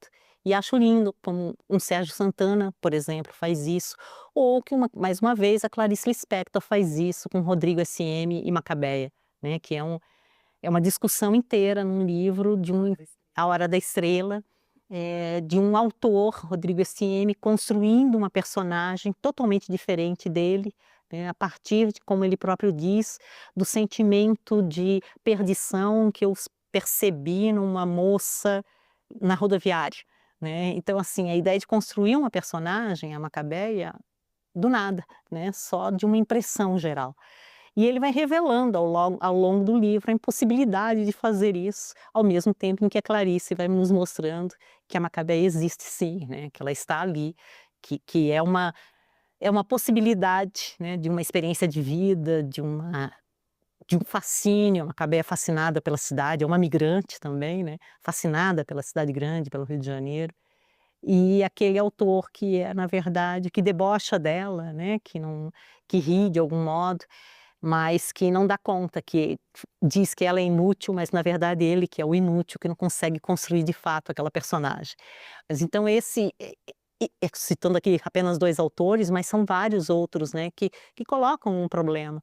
E colocam muito frequentemente isso, a relação do intelectual ou do escritor com essa personagem, com essa vida que lhe escapa, né? E eu acho isso muito honesto, muito interessante para a literatura, né? Porque de fato não dá mais para sair falando de qualquer de qualquer coisa sem nenhum conhecimento.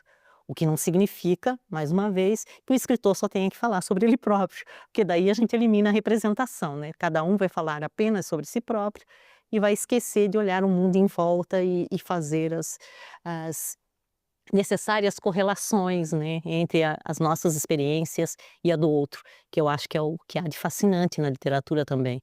Mas aí é claro que o autor precisa estudar, né? Precisa pensar no que está fazendo, precisa pesquisar de algum modo e precisa ser sincero e honesto com o que consegue fazer, até onde pode ir e onde não dá o que não dá para ultrapassar, né? O limite que não dá para ultrapassar também. Regina, muito obrigada pela entrevista. Eu que agradeço, foi ótimo. Obrigada, Renata.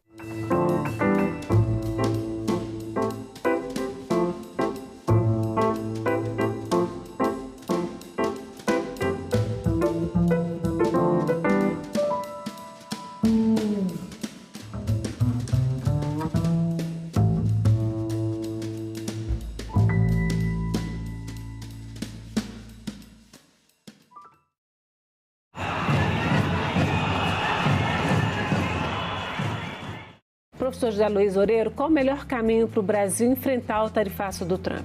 É convencer o Trump de que é uma má ideia seguir com as tarifas de importação. E, para isso, a melhor resposta é fazer um embargo de exportações como café e minérios como nióbio, porque isso vai pegar em cheio o bolso do consumidor americano. Agenda Econômica. Hoje, 20h, aqui na TV Senado. A lógica fordista, a lógica anterior, digamos assim, metade do século XX, era a lógica de ampliar a produção, ganhar mercado e, com isso, produzir mais lucros e gerar mais salários. Quando vem um banco e compra essa empresa, ou compra uma parte dela, os acionistas, etc., o objetivo da empresa deixa de ser a própria atividade e passa a ser a valorização do seu estoque de capital financeiro. E para valorizar ações, quanto menos investimento ela tiver, digamos assim, mais dividendos você consegue distribuir. A ideia de expansão do capitalismo com expansão do emprego e com expansão da renda perde espaço para a ideia da expansão do capitalismo sem emprego e sem renda.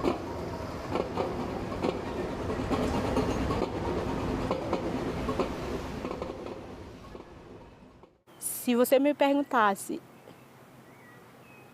o que eu gostaria no mundo, é que não houvesse violência.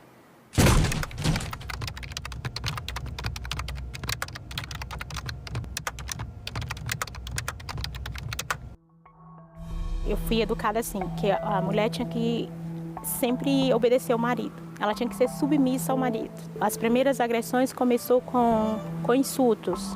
Falar da minha roupa, dizer que eu era gorda, que eu era feia. Eu tinha o meu dinheiro, eu tinha minha conta, eu trabalhava, mas o meu salário quem gastava era ele. A primeira vez que eu pedi o cartão, que eu falei, o dinheiro é meu, eu trabalho, eu sei que o dinheiro é meu, eu levei um tapa. E como castigo à noite, ele me botou para dormir fora de casa na chuva. Se aquela pessoa se sente no direito de te empurrar, de te apertar, ela já está dando um sinal muito grande que ela é capaz de fazer outras coisas. Né? A gente pode passar, às vezes, por exemplo, de um empurrão para uma facada. Eu falo, eu estou vivendo hoje. Ter meu trabalho, ter dignidade, poder entrar na loja, escolher o meu sapato preferido, botar o meu batom vermelho e eu olhar para o meu corpo e não ter um roxo nele.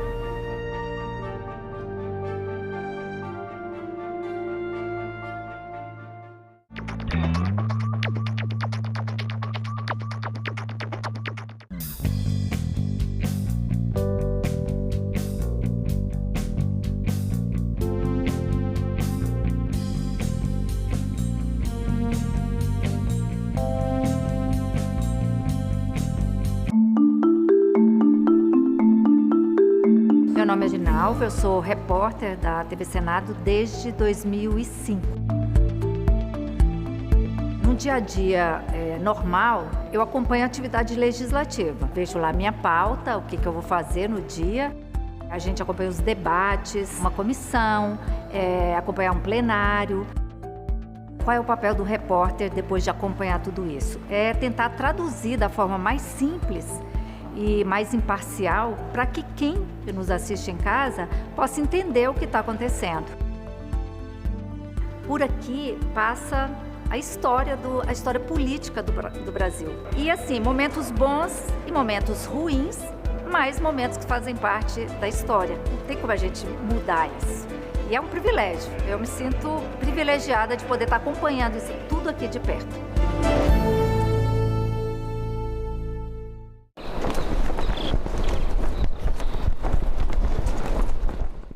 O programa a seguir é livre para todos os públicos.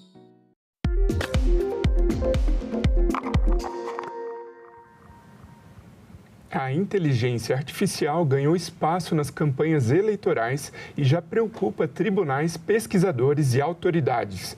O Tribunal Superior Eleitoral endureceu as regras para as eleições de 2026, exigindo identificação de conteúdos gerados por IA e ampliando o combate a deepfakes e a desinformação eleitoral.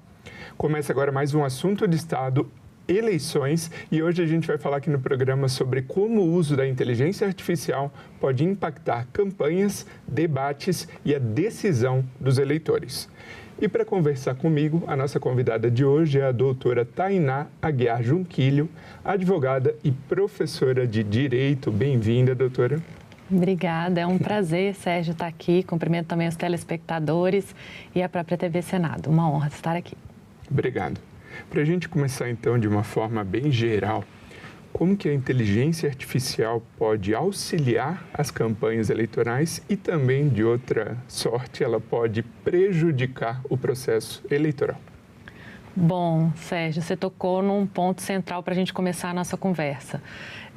Como o mundo está vendo, né, e não é só o Brasil, no Brasil a gente vai viver isso agora nas eleições de 2026, mas o mundo inteiro está vivendo um mundo polarizado.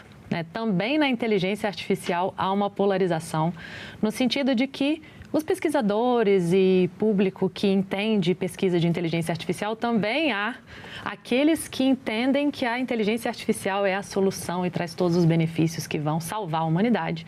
E também há aqueles pesquisadores que entendem que a inteligência artificial vai trazer malefícios tais que daqui a uma semana, 1 ano, 5 anos, vai extinguir a humanidade. Eu sou pelo caminho do meio. Por isso que gostei muito da sua pergunta. Acho que a inteligência artificial, e aí no âmbito eleitoral, ela pode trazer benefícios e malefícios, né? Então, ela auxilia os candidatos a ter um aspecto até de onipresença, né? De estar em vários lugares ao mesmo tempo, coisa que é difícil em campanhas, principalmente presidenciais, né? Em que o presidenciável tem que estar em vários lugares. Então, a voz do candidato, a imagem do candidato pode chegar a mais lugares mais facilmente. E também no aspecto da perfilização, que a gente vai discutir hoje, né? Assim como as plataformas e serviços, né? Fornecedores de serviços, conseguem perfilizar os clientes para chegar a um anúncio mais interessante e adequado para nós, assim também os candidatos podem traçar perfis mais adequados para que chegue aquela propaganda eleitoral, além de reduzir a equipe de marketing, né? Reduzir gastos de campanha. Então, há uma série de benefícios, mas também há riscos. E riscos esses, né, que a gente chama de... O primeiro é o efeito que a gente chama de... O Eli Pariser, um pesquisador chamado Eli Pariser, chama de efeito filtro bolha. O que é isso? O filtro bolha é a filtragem algorítmica que o algoritmo faz com base da plataforma, né, das redes sociais, faz com base na nossa navegação, nos nossos likes, né, nas nossas curtidas, nas nossas hashtags, nas fotos que a gente posta. Vai traçando, então, um perfil e fazendo uma filtragem para que chegue o conteúdo mais adequado para a gente.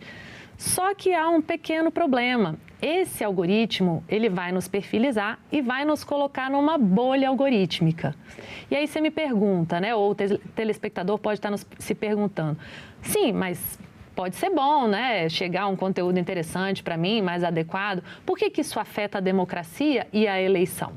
Bom, isso pode afetar a eleição e a democracia em si, porque a democracia, ela foi inventada lá nos primórdios da humanidade, lá na Grécia, né? Para quê? Para permitir que não haja uma guerra de todos contra todos, para que se respeite quem pensa diferente de mim, para que haja regras de respeito, né, ao diferente. E aí a bolha, ela nos coloca em quem pensa igual a nós.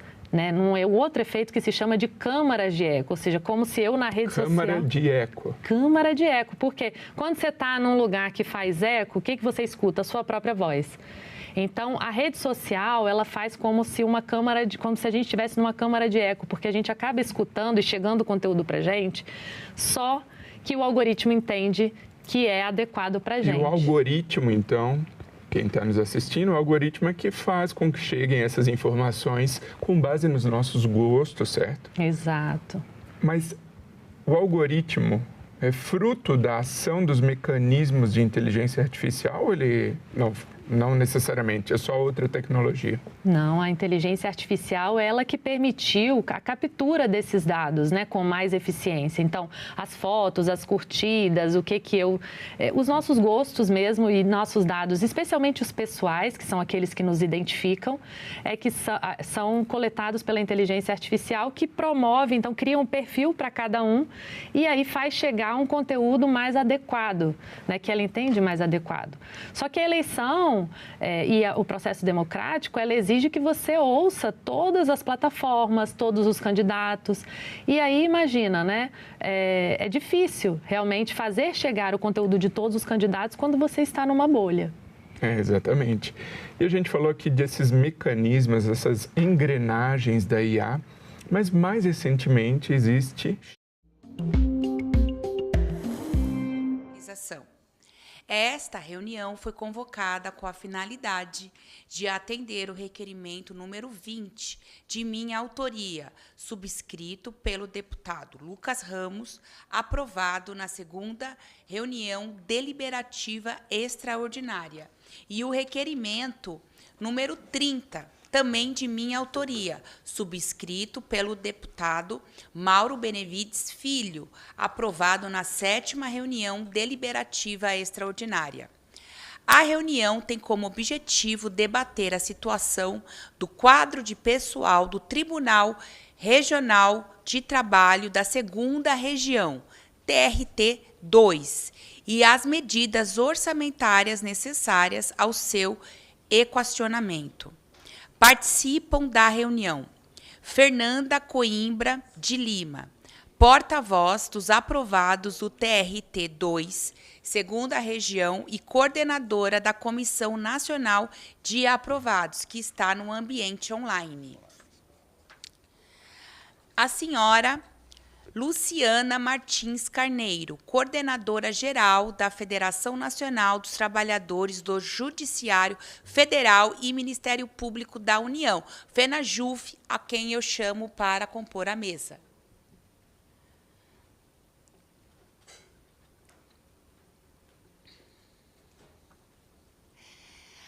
A senhora Camila Oliveira Gradim, representante do Sintrajude, Sindicato dos Trabalhadores do Judiciário Federal no Estado de São Paulo, a quem eu convido para compor a mesa.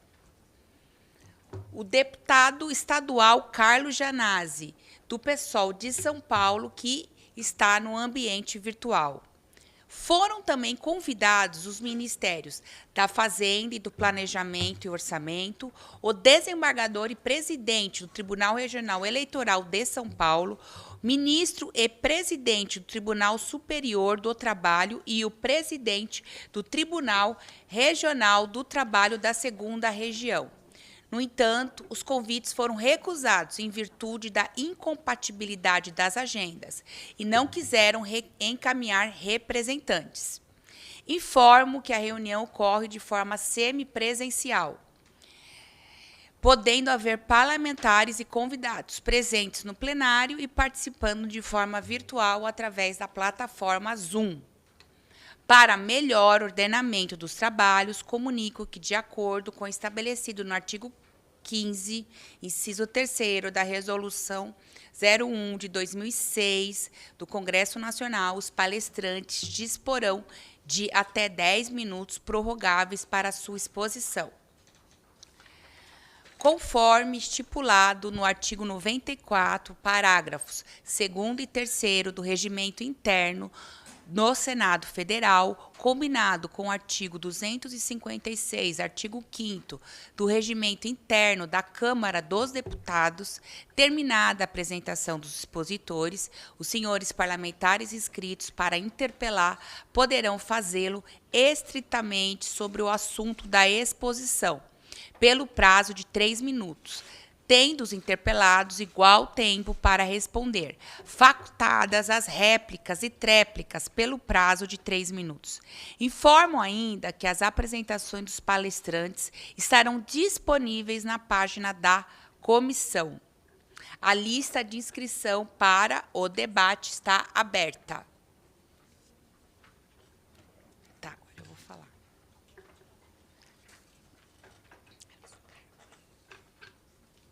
Então, eu quero agradecer muito todo mundo que está acompanhando de forma presencial e online esse debate, agradecer a FENAJUF, o Sintrajude, todo mundo que está nessa luta, a Comissão Nacional dos Aprovados, todo mundo que está nessa luta em defesa da imediata convocação dos aprovados no concurso do Tribunal Regional do Trabalho. Eu vou iniciar a exposição colocando uma apresentação para vocês que mostra um pouco da gravidade da situação, em especial do TRT2, que é o Tribunal Regional do Trabalho de São Paulo, demonstrando a necessidade desse orçamento desse ano, a gente ter previsões orçamentárias não apenas mais efetivas para a recomposição dos servidores, mas de que, de fato, cheguem até o corpo do andar de baixo do TRT, aos auxiliares, aos analistas, aos técnicos, que a gente vai ver que, proporcionalmente, o déficit é muito maior desse corpo de servidores do que de magistrados. Então, pedi para colocar a exposição, já está lá. Então, ela tem como objetivo discutir, dentro do orçamento, como que a gente vai incidir para que haja mais recursos para a recomposição do quadro dos servidores. Aí aqui é só fazer assim? Ixi. Vamos ver. Na interação daquele computador lá. Ah, do computador. Senão ela vai mudando lá. Não deu certo. Tecnologias, né? Foi. Olha, gente, então, quase 1 em cada 5 processos trabalhistas do Brasil estão tramitando dentro do TRT2. 1 em cada 5. Só no ano passado foram quase 1 milhão de novos processos. Representa quase 20% de toda a demanda, 19,1% de toda a demanda do Judiciário Nacional. E a gente acaba ficando com um passivo de quase também 1 milhão de processos que não são conclusos. Ali a gente tem uma ideia do quadro. A gente pode observar aqui, nessa planilha, olha só, a primeira linha, no TRT2 de São Paulo. A gente tem quase 1 milhão de casos novos, quase 1 milhão de casos pendentes. Aí, quando a gente vai olhar para o número de magistrados, são 604 e nós temos 597 servidores. Quando a gente vai comparar, por exemplo, com o TRT3 e o TRT4, que que são as duas últimas linhas dessa tabela, a gente pode perceber que a gente tem um número de magistrados, que são de 317 por 4.884 servidores. Percebam que o número de servidores em todos os TRTs, ele praticamente é bem próximo, é bem estável. Ao passo que de magistrados, a gente pode perceber que é o dobro de magistrados que a gente tem. Ou seja, a gente teria que ter, no mínimo, também essa mesma proporcionalidade, ou seja, o dobro de corpo técnicos para poder acompanhar a execução desses processos. E ele recebeu sozinho mais casos novos do que os TRTs 3, da 3ª região e da 4ª região somados, o que evidencia a centralidade do tribunal para o acesso à justiça em todo o nosso país. Podemos passar, por favor. E a gente aqui está discutindo um aspecto central, que é a recomposição do quadro de servidores. Esse aspecto ele é estratégico, e ele vai falar sobre a garantia do acesso material à justiça. Não é possível a gente ter garantia de acesso à justiça sem a recomposição desses servidores. Então, além de uma luta em defesa mais ampla, de uma lógica, de uma defesa de Estado democrático efetivo, de serviços públicos que sejam eficientes, de direitos fundamentais garantidos, a gente aqui está falando de um acesso fundamental ao conjunto da população, que é a proteção dos seus direitos trabalhistas. Então, a necessidade de agilidade é especialmente intensa na Justiça do Trabalho, responsável por créditos salariais, verbas rescisórias, reparações por assédio e discriminação e outras pretensões cuja demora aprofunda desigualdades. A Justiça do Trabalho, ela tutela um bem imprescindível, que é como materialmente nós vamos sobreviver. Cuida diretamente da tutela, da proteção da nossa força de trabalho, numa sociedade capitalista, numa sociedade como a nossa, que reproduz desigualdades e exclusões de forma institucional. Ora, se a gente está falando que não há servidores com a recomposição necessária dos seus quadros, você não tem a celeridade adequada e acaba sendo um processo de revitimização. O acesso à justiça do trabalho, que deveria ser esse sentimento de reparação, essa mora, leva novamente a um novo aprofundamento. E a gente vai voltar a falar sobre isso, porque numa sociedade que a gente precisa enfrentar e superar o racismo e o machismo estrutural, todo mundo sabe que é através da sobrevivência, da subsistência, da autonomia patrimonial que as pessoas que estão numa situação de vulnerabilidade conseguem romper com essas estruturas de opressão. Então, quando a gente está falando dessa estrutura essencial, que é a recomposição dos servidores da justiça, a gente está falando de toda essa outra engrenagem da nossa sociedade. Então, aqui a gente coloca aqui que na Justiça do Trabalho, a duração do processo interfere diretamente na efetividade de direitos de natureza alimentar e na proteção de trabalhadores e trabalhadoras em situação de vulnerabilidade. 126 é o tempo médio entre o ajuizamento da sentença, da causa, até a sentença.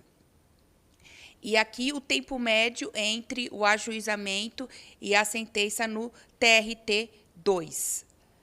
Aí a Justiça do Trabalho demora um tempo médio de 2 anos e 11 meses. A Justiça Estadual, 4 anos e 1 mês. Então, a gente tem um tempo já que é muito longo para você poder ter acesso a esse direito. E essa falta de recomposição dos servidores agrava ainda mais essa situação, prejudicando gravemente as populações que já estão em vulnerabilidade.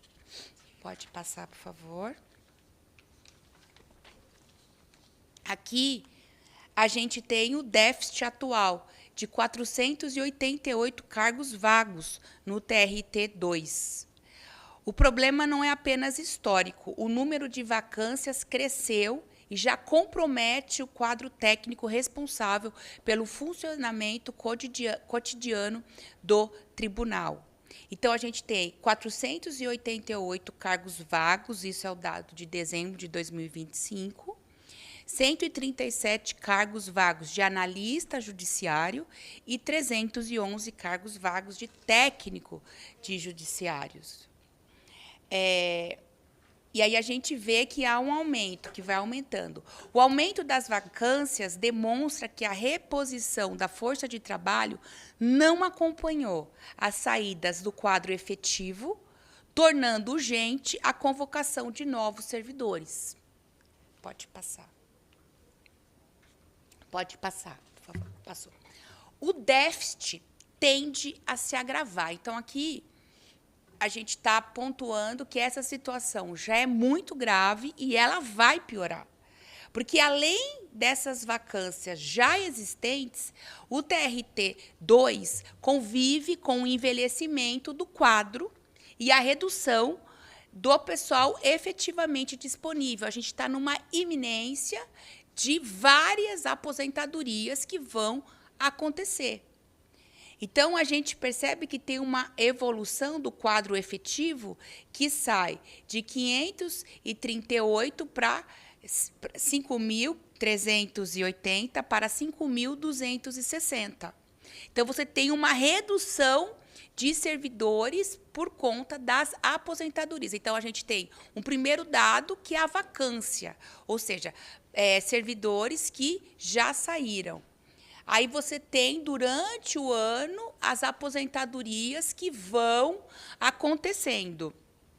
Então, a gente tem já um mapeamento, que são vários os servidores que têm mais de 60 anos e tem que ter uma reposição e um planejamento, não só dos cargos realmente que estão livres agora, mas o que estão na iminência também de ficarem livres, e a gente tem um concurso em andamento. Então, a combinação entre vacâncias presentes e o risco de novas aposentadorias reforça a urgência de recompor a força de trabalho. Pode passar. E aí a gente chega a um terceiro elemento. Então, temos a vacância, nós temos a aposentadoria e nós temos uma sobrecarga de trabalho especial no TRT2, mas que acomete todos os tribunais, e que leva a um quadro sistêmico de adoecimento dessa força que está lá. Hoje, um servidor do TRT, ele está lidando com mais de 500 processos sob a sua responsabilidade direta. E isso causou quase 58 mil dias de licenças médicas que esses servidores precisaram ter para se afastar. Quase 50% dos servidores adoeceram em serviço. Então, a gente tem vacâncias, carga elevada e afastamento por saúde, mais aposentadorias. Então, você tem ainda uma menor capacidade de prestação de um serviço que é essencial. Pode passar. O déficit chega à ponta da prestação jurisdicional. Levantamentos correccionais identificaram varas de trabalho operando abaixo da lotação de referência prevista para sua movimentação processual. O Conselho Nacional de Justiça tem resoluções que vão indicar qual que é o número paradigma, referência de servidores. Quando a gente olha para a situação de todas as varas do TRT 2, a gente vai perceber que está abaixo da média da referência paradigmática. Mais um dado que revela essa estrutura que a gente está aqui nessa audiência demonstrando, revelando a necessidade urgente da convocação imediata desses servidores. Quando as varas com alta demanda funcionam com metade da lotação de referência, a insuficiência de pessoal deixa de ser apenas um dado administrativo e passa a afetar diretamente o serviço prestado à população. Então, aqui a gente tem um duplo prejuízo. A gente tem uma pessoa, um servidor público, que é concursado, que está ali numa situação de uma violência à sua saúde, de uma sobrecarga trabalhista, o que está conseguindo ali manter o seu trabalho. E, por um outro lado, a gente tem uma negação de um acesso de um direito que é fundamental à população, que é a proteção da sua força de trabalho, que foi violada e passa a ser violada novamente, porque o Estado não convoca, porque o Estado não planeja a convocação dos servidores. Por favor, pode passar. O concurso é um instrumento imediato de recomposição do TRT2. Diante da maior demanda processual do país, a convocação dos concursados é medida urgente para garantir o funcionamento do tribunal. Então, a gente tem tivemos um concurso em 2018, depois a gente teve um concurso em 2025, a gente teve mais de 70 mil pessoas inscritas e tivemos 33 nomeados até dezembro de 2025. Ao passo que o TRT fez uma reorganização estrutural, criando mais cargos para desembargadores, com mais varas, mas sem uma estimativa e sem chamar os servidores para poder dar conta desse aumento, que ninguém aqui está dizendo que não tem que aumentar o número de vagas de desembargadores ou de juízes. O que a gente está dizendo é que há um déficit muito maior e uma sobrecarga muito maior dos demais trabalhadores que também são essenciais para a garantia e que já estão trabalhando com uma referência menor do que o número paradigma, que já estão com uma proporcionalidade muito abaixo do que o número de magistrados e desembargadores e juízes que nós temos, e que a gente ainda tem essa expansão que não acompanhou a convocação de novos concursados. A expansão da estrutura jurisdicional, sem a correspondente recomposição do quadro técnico, amplia o risco de estrangulamento institucional e, obviamente, vai aumentar ainda mais o número de processos por servidor e vai causar ainda mais adoecimento desses servidores. Com quase 1 milhão de casos novos em 2025, adiar a convocação dos concursados significa transferir ao público e aos trabalhadores o custo do déficit de pessoal. A nomeação dos aprovados é urgente. Pode passar, por favor. A Justiça do Trabalho protege direitos fundamentais e enfrenta desigualdades. A efetividade do TRT2 importa, porque ele tutela direitos de natureza alimentar e enfrenta violações que incidem com mais intensidade sobre populações vulneráveis.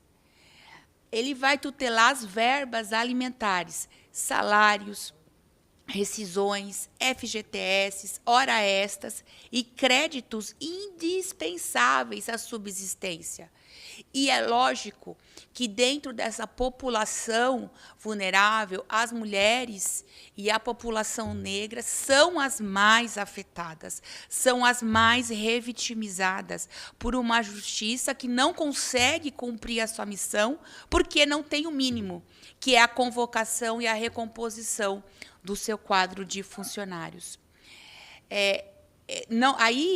Nisso tem um outro elo importante, que a Justiça do Trabalho ela ajuda a enfrentar a discriminação, porque as ações também vão falar sobre raça, gênero, orientação sexual, idade e desigualdade salarial.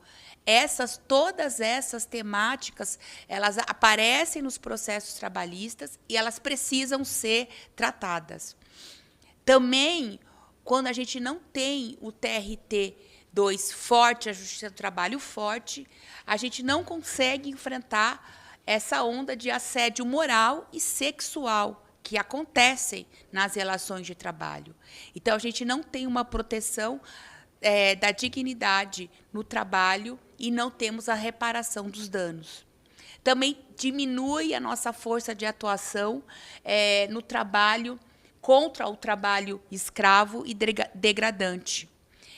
A Justiça do Trabalho ela tem a missão também de combater a violação, as violações extremas de direitos humanos. E ainda tem a missão de enfrentar as questões de violação, de falta de segurança e de adoecimento, tutela de ambientes laborais seguros e reparação por acidentes e adoecimentos.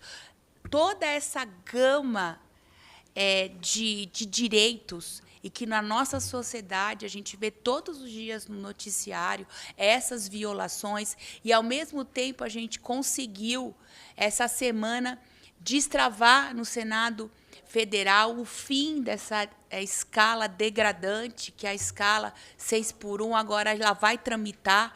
A gente está no momento onde a gente retoma princípios de proteção dos trabalhadores e retomar os princípios de valorização das condições de trabalho é fortalecer a justiça do trabalho.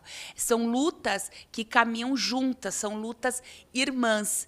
E, nesse sentido, a gente precisa da convocação dessas pessoas que estão aguardando para que haja a possibilidade da proteção de todos esses direitos. O déficit de pessoal compromete a capacidade de resposta, justamente na justiça responsável pela tutela de verbas alimentares, pelo combate à discriminação, ao assédio, ao trabalho escravo, às desigualdades de gênero e raça e às demais violações trabalhistas. O Estado de São Paulo é o estado onde as mulheres mais morrem por feminicídio. E todo mundo que estuda essa epidemia de violência sabe que o acesso ao patrimônio, você poder se autossustentar, é fundamental para que a mulher saia desse ciclo de violência.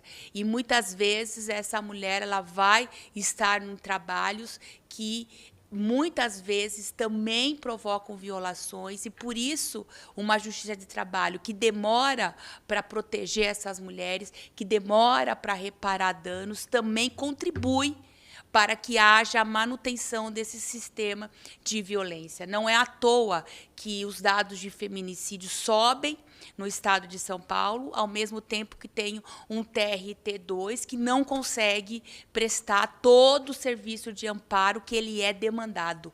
Se a gente está falando que tem quase 1 milhão de demandas e fecha o ano com quase 1 milhão de processos ainda sem julgamento, a gente está falando de uma mora muito significativa num estado extremamente violento e que a gente precisa agir e agir rápido. E, para terminar, mais transparência orçamentária e mais investimento no corpo técnico. A sustentação do maior tribunal trabalhista do país exige orçamento compreensível, participação informada e prioridade institucional à recomposição do quadro. Transparência ativa, divulgação acessível de lotação, vacâncias, aposentadorias, nomeações e execução orçamentária. A gente não consegue ter acesso fácil e de fácil divulgação para o conjunto da população, para que a população também faça o controle social sobre essa movimentação. Conhecimento pelos trabalhadores. As trabalhadoras e os trabalhadores do tribunal devem ter acesso claro às informações sobre orçamento, quadro e planejamento institucional. Isso também não tem acontecido. São muitas as demandas, as reclamações de falta de acesso e transparência de como que tem sido distribuído esse orçamento que chega até o TRT. Investimento no corpo técnico, prioridade ao provimento de analistas e técnicos, à saúde ocupacional e as condições de trabalho. Toda essa situação tem, por um lado, o não chamamento dessas pessoas que estão aguardando, que estão preparadas, que estão aptas para assumir e enfrentar essa tarefa. E a gente tem um outro corpo de pessoas que já estão trabalhando, mas que estão adoecendo, porque não conseguem lidar, cada servidor, com 500 processos, com a perspectiva de aumentar mais, visto que hoje houve aumento das varas sem a recomposição de mais analistas e mais técnicos. E o planejamento e controle, orçamento orientado por necessidades reais das varas, dos gabinetes e das áreas de apoio. Garantir mais transparência, controle social e investimento no corpo técnico do TRT2 é condição para preservar a eficiência, a legitimidade e a capacidade de resposta da Justiça do Trabalho. Para isso, convocar os concursados é fundamental e é nesse sentido, é para isso que a gente está aqui nessa audiência, para dialogar com o conjunto da população, da importância de enfrentamento das injustiças, da importância que tem o Tribunal de Justiça de São Paulo, e a gente com um déficit tão grande de servidores, e a gente quer dialogar, tornar essa situação pública para que a gente possa criar condições de convocar todo mundo. Então, agora, eu quero passar a palavra, eu acho que eu vou passar uma pessoa aqui e outra, pode ser? Como eu já estava aqui, vou para o ambiente virtual. Então, eu vou passar primeiramente para a Fernanda, que está no ambiente virtual, a Fernanda Coimbra de Lima, que é representante da Comissão de Aprovados. Está com você a palavra, Fernanda. Olá, boa tarde, bom dia a todos. Meu nome é Fernanda Coimbra. Eu sou representante dos aprovados, dos mais de 5.000 aprovados no último concurso do TRT2. E é uma grande honra estar novamente nessa casa. Eu agradeço profundamente a bela exposição da deputada federal professora Luciene Cavalcante, que muito bem expôs os números atuais do TRT2. Também agradeço aos subscritores dos pedidos, né? Ao presidente dessa casa, Domingos Neto, e realmente não tem como nós falarmos, né, de recomposição do quadro pessoal e as medidas orçamentárias para esse equacionamento sem a gente começar pelos números, né, que a professora muito bem elucidou, que são fatos objetivos. Então, quando a gente olha só para os cargos vagos, a gente está vendo uma foto, mas a gente tem que olhar para o filme, né? A deputada falou sobre a média de cerca de 12%, né? Dos servidores que estão aí na iminência de aposentadoria. Nós temos, então, aí 609 já em abono de permanência. Então, quando a gente olha para esse filme, que é o deslinde da situação, nós observamos que esse quadro está comprimido por uma gigantesca de quase 1 milhão de novos processos. Então, nós temos a foto, que é o cargo vago, e nós temos o filme, que são as aposentadorias que acontecem nesse percurso, a quantidade de demanda processual que ingressa no tribunal todos os meses. E eu não posso falar que isso é somente um processo abstrato. 1 milhão não é 1 milhão de processos de forma abstrata.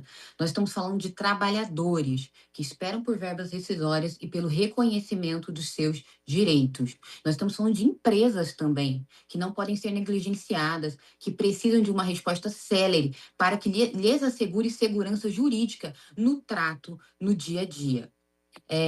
Então, nós temos que falar de recursos que devem ser julgados e de execuções que devem ser realizadas de forma tempestiva e satisfatória, né? A sociedade ela precisa de um Estado, como muito bem posicionou a professora, que responda com eficiência quando demandado. E não é o que nós observamos atualmente e não é o que tem se demonstrado no cenário futuro. O que vemos hoje é um estrangulamento do TRT2, né? E essa realidade, ela não surgiu de agora, tá? Nós temos que ressaltar que no passado foi dito que a reforma trabalhista ela amenizaria o volume e a demanda processual. Fato esse que não se consolidou, porque passado um período de adaptação à nova legislação e um período pandêmico, esse número cresceu exponencialmente. Eu digo por quê? Porque as relações laborais, elas são mutantes. O trabalho, ele faz parte da característica ontológica do ser humano. Ele está ligado à essência do ser. E nós não podemos menosprezar que ele se revela de várias formas. E é isso que nós temos observado hoje no cenário brasileiro. O trabalho ele é mutante, ele é dinâmico, ele é atual. E ele se revela diariamente nas diversas formações sociais que nós observamos. Então, nós precisamos abandonar efetivamente a ideia de que o problema da justiça do trabalho é excesso de estrutura. Não, minha gente. O problema é justamente a insuficiência da estrutura. E essa insuficiência tem muitas consequências, né? A falta de servidor, ela aumenta a sobrecarga laboral, ela aumenta o número de adoecimentos, justamente numa casa que deveria resguardar o trabalhador, que deveria zelar pelo meio ambiente de trabalho. E isso resvala no cidadão. O cidadão ele é impactado com uma demora processual, a empresa vive numa incerteza constante. O advogado, ele não sabe quando o processo vai findar, quando ele receberá os seus honorários. Então, nós podemos observar que há aí uma gama de entes, né? A sociedade em si ela é toda afetada. Então, não se trata de uma discussão corporativista, né?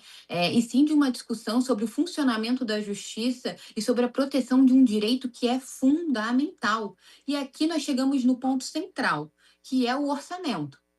As autorizações de provimento para o TRT2, apesar desse cenário muito bem já elucidado pela professora, elas têm caído ano a ano. Em 2023, nós tivemos 176 autorizações. Em 2024, nós tivemos 78 autorizações de provimento de cargos vagos. E ano de 2025, ano passado, nós tivemos apenas 6. Ano em que o tribunal bateu recorde de recebimento de novos processos na fase de conhecimento. E para o ano de 2026, nós observamos que nenhum cargo foi autorizado a ser nomeado de forma onerosa pelo CSJT. E aqui cabe eu fazer uma ponderação. Uma coisa são os cargos onerosos, que são aqueles destinados a suprir as vacâncias decorrentes de aposentadoria e afins. Outra coisa são os cargos não onerosos, que é um servidor que toma posse em um outro concurso e esse cargo fica não oneroso.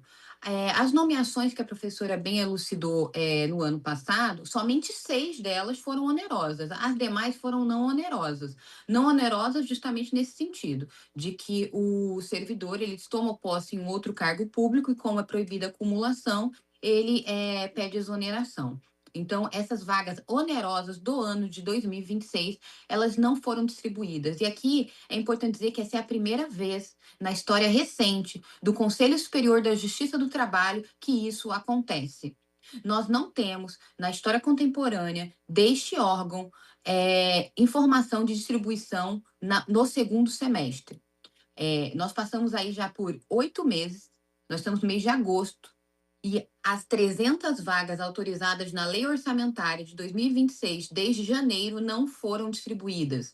Lembrando que essas 300 vagas são para atender a demanda de 24 TRTs, o que por si só já é absurdo. Se nós fizermos uma divisão simples, dá cerca de 12 vagas por tribunal, o que é completamente insuficiente. E digo mais, além de absurdo o cenário atual que nós vivemos hoje, já foi apresentado o projeto de lei orçamentária do ano de 2027 pelo Conselho Superior do Justiça do Trabalho. E nele houve uma redução desse quantitativo para o ano subsequente, que é o ano de 2027. Agora, para o ano de 2027, nós teremos apenas 210 cargos para 24 TRTs. Isso representa uma média de cerca de 8 cargos para cada tribunal. Num cenário em que o Congresso hoje discute criação de um 25º TRT, num cenário em que nós discutimos redução da jornada de trabalho, num cenário em que nós discutimos pejotização. Nós precisamos verificar que essas autorizações de provimento, elas têm reduzido ano a ano, na contramão do crescimento processual, na contramão da redução da força de trabalho efetiva. E o problema do TRT2, ele se torna escancarado, porque, como muito bem também elucidado, ele representa quase 20% da fatia processual nacional, um recorde de demanda processual, e está na maior zona econômica do nosso país. Então, nós precisamos garantir que as nomeações de 2026 sejam liberadas. Isso é fundamental, porque o orçamento já tem. E nós precisamos resguardar e ampliar o orçamento de 2027, que nitidamente é insuficiente para provimento dos cargos dentro do Tribunal Regional da 2ª Região. Então, hoje, nós estamos dentro do Congresso Nacional e nós estamos aqui propondo uma solução, né, para o equacionamento dessa força de trabalho. E a Constituição Federal diz que a Comissão Mista de Orçamento ela emite parecer sobre essas matérias e aprecia emendas. Então, é aqui que a gente precisa elaborar uma solução orçamentária, talvez a propositura de uma emenda para o ano de 2027, talvez uma nova lei com crédito especial. Podemos averiguar isso dentro das casas temáticas, né, dentro do corpo acadêmico dessa casa. Então, não basta apenas nós reconhecermos os cargos vagos, os servidores sobrecarregados e que o TRT2 é o maior do país. Nós precisamos prever efetivamente recursos para que esses cargos sejam providos. E essa discussão ela tem que acontecer agora, né? Porque orçamento não é só uma planilha. Orçamento é uma escolha política. E quando se determina a inclusão de uma política pública no orçamento, se mostra a relevância dessa política pública. E quando a gente não toma decisão nenhuma, a gente também fala. E, infelizmente, a gente fala de forma extremamente ruim. Então, quando a gente vê o TRT2 sendo assim tão negligenciado, qual é o recado que a gente passa, né? Essa omissão em relação à destinação orçamentária para um tribunal tão relevante. E eu não estou pedindo aqui um privilégio, né? Eu estou só pedindo para que se reconheça essa realidade e que a Justiça do Trabalho não pode ser abandonada. Afinal, só em 2025, o TRT2 movimentou 6,7 bilhões em indenizações para trabalhadores, 694 milhões em arrecadação. Isso é uma movimentação econômica, isso é injetar dinheiro na economia novamente, é equilibrar a previdência social, porque lembramos, o TRT2 e todos os tribunais trabalhistas, eles são responsáveis por verificar a correta arrecadação tributária no que tange a imposto de renda, no que tange a contribuição previdenciária. Então, se a gente ataca o TRT2, a gente vai ter uma consequência ali na frente no debate previdenciário. Isso é relevantíssimo de se falar, porque hoje a previdência social no Brasil também é um problema. Então, a Justiça do Trabalho ela não é só uma simples despesa, né? Ela traz efetivamente retorno social e econômico.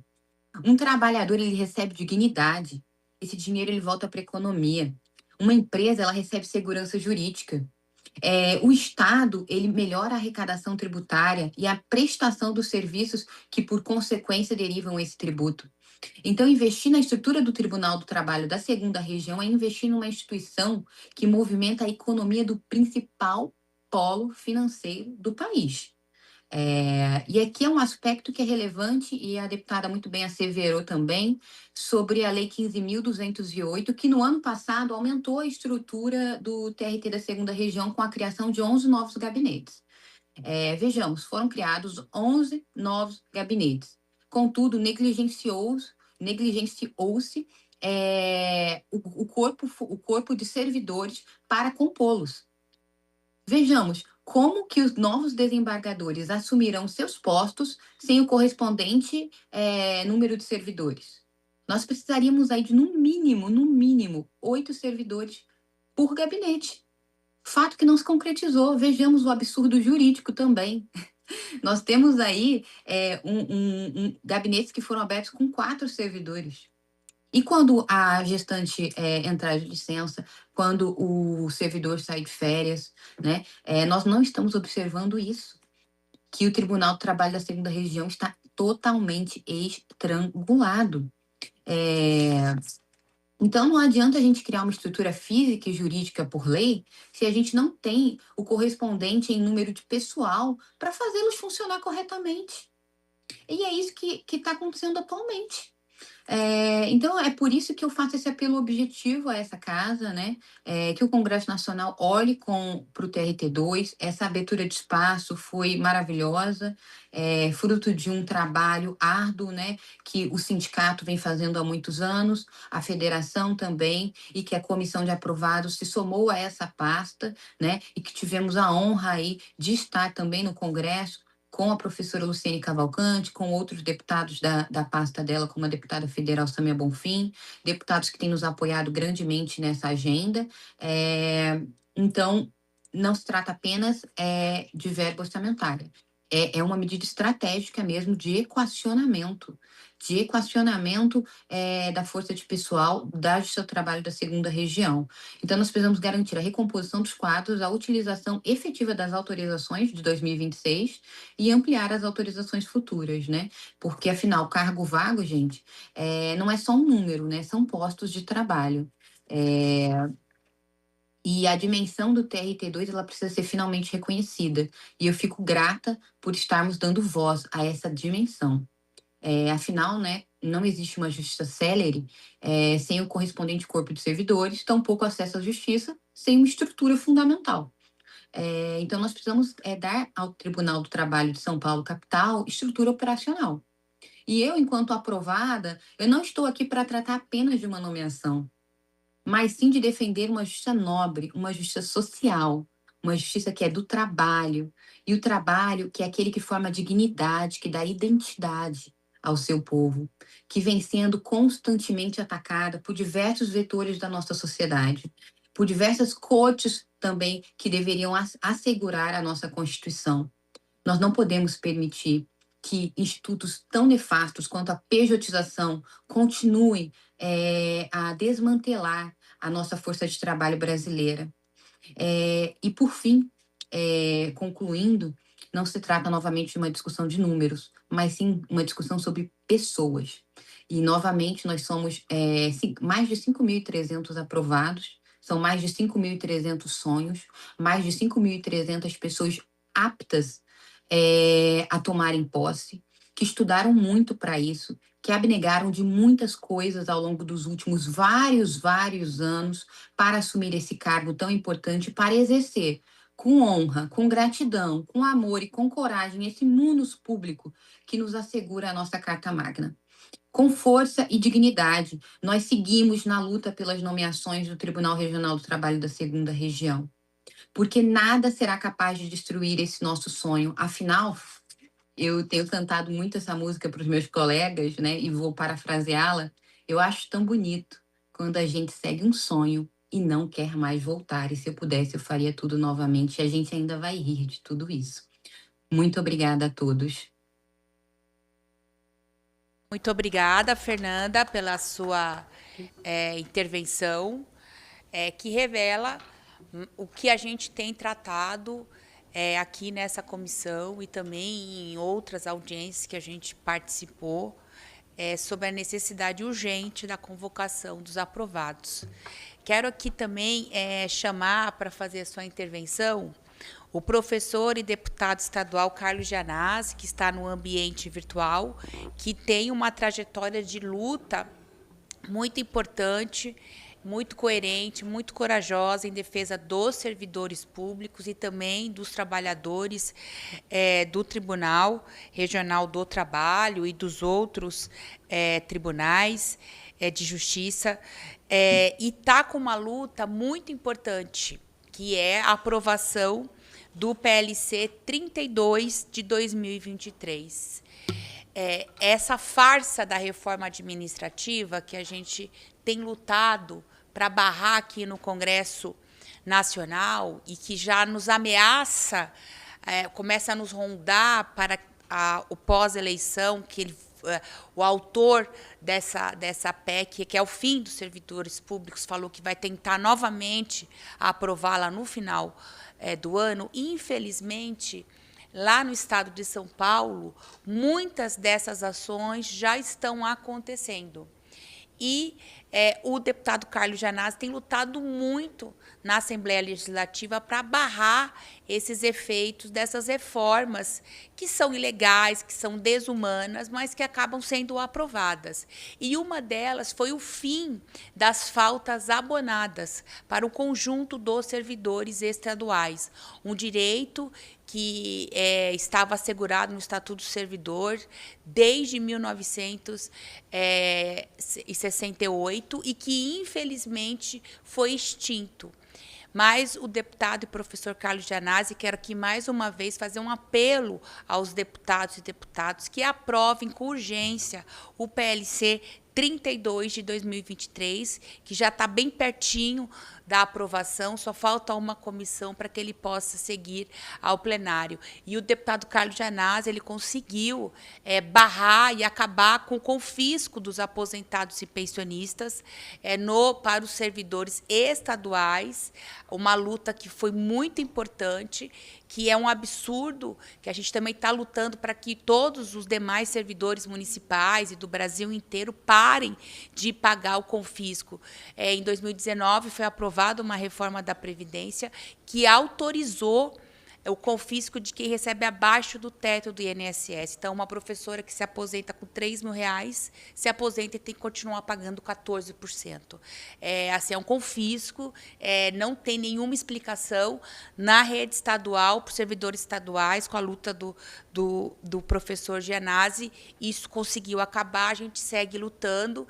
Então, são várias as lutas que a gente faz junto. Então, um prazer recebê-lo aqui para essa audiência tão importante, que é uma luta, é um grito de socorro para que haja a convocação de todos os aprovados para que a gente possa ter uma justiça do trabalho mais efetiva.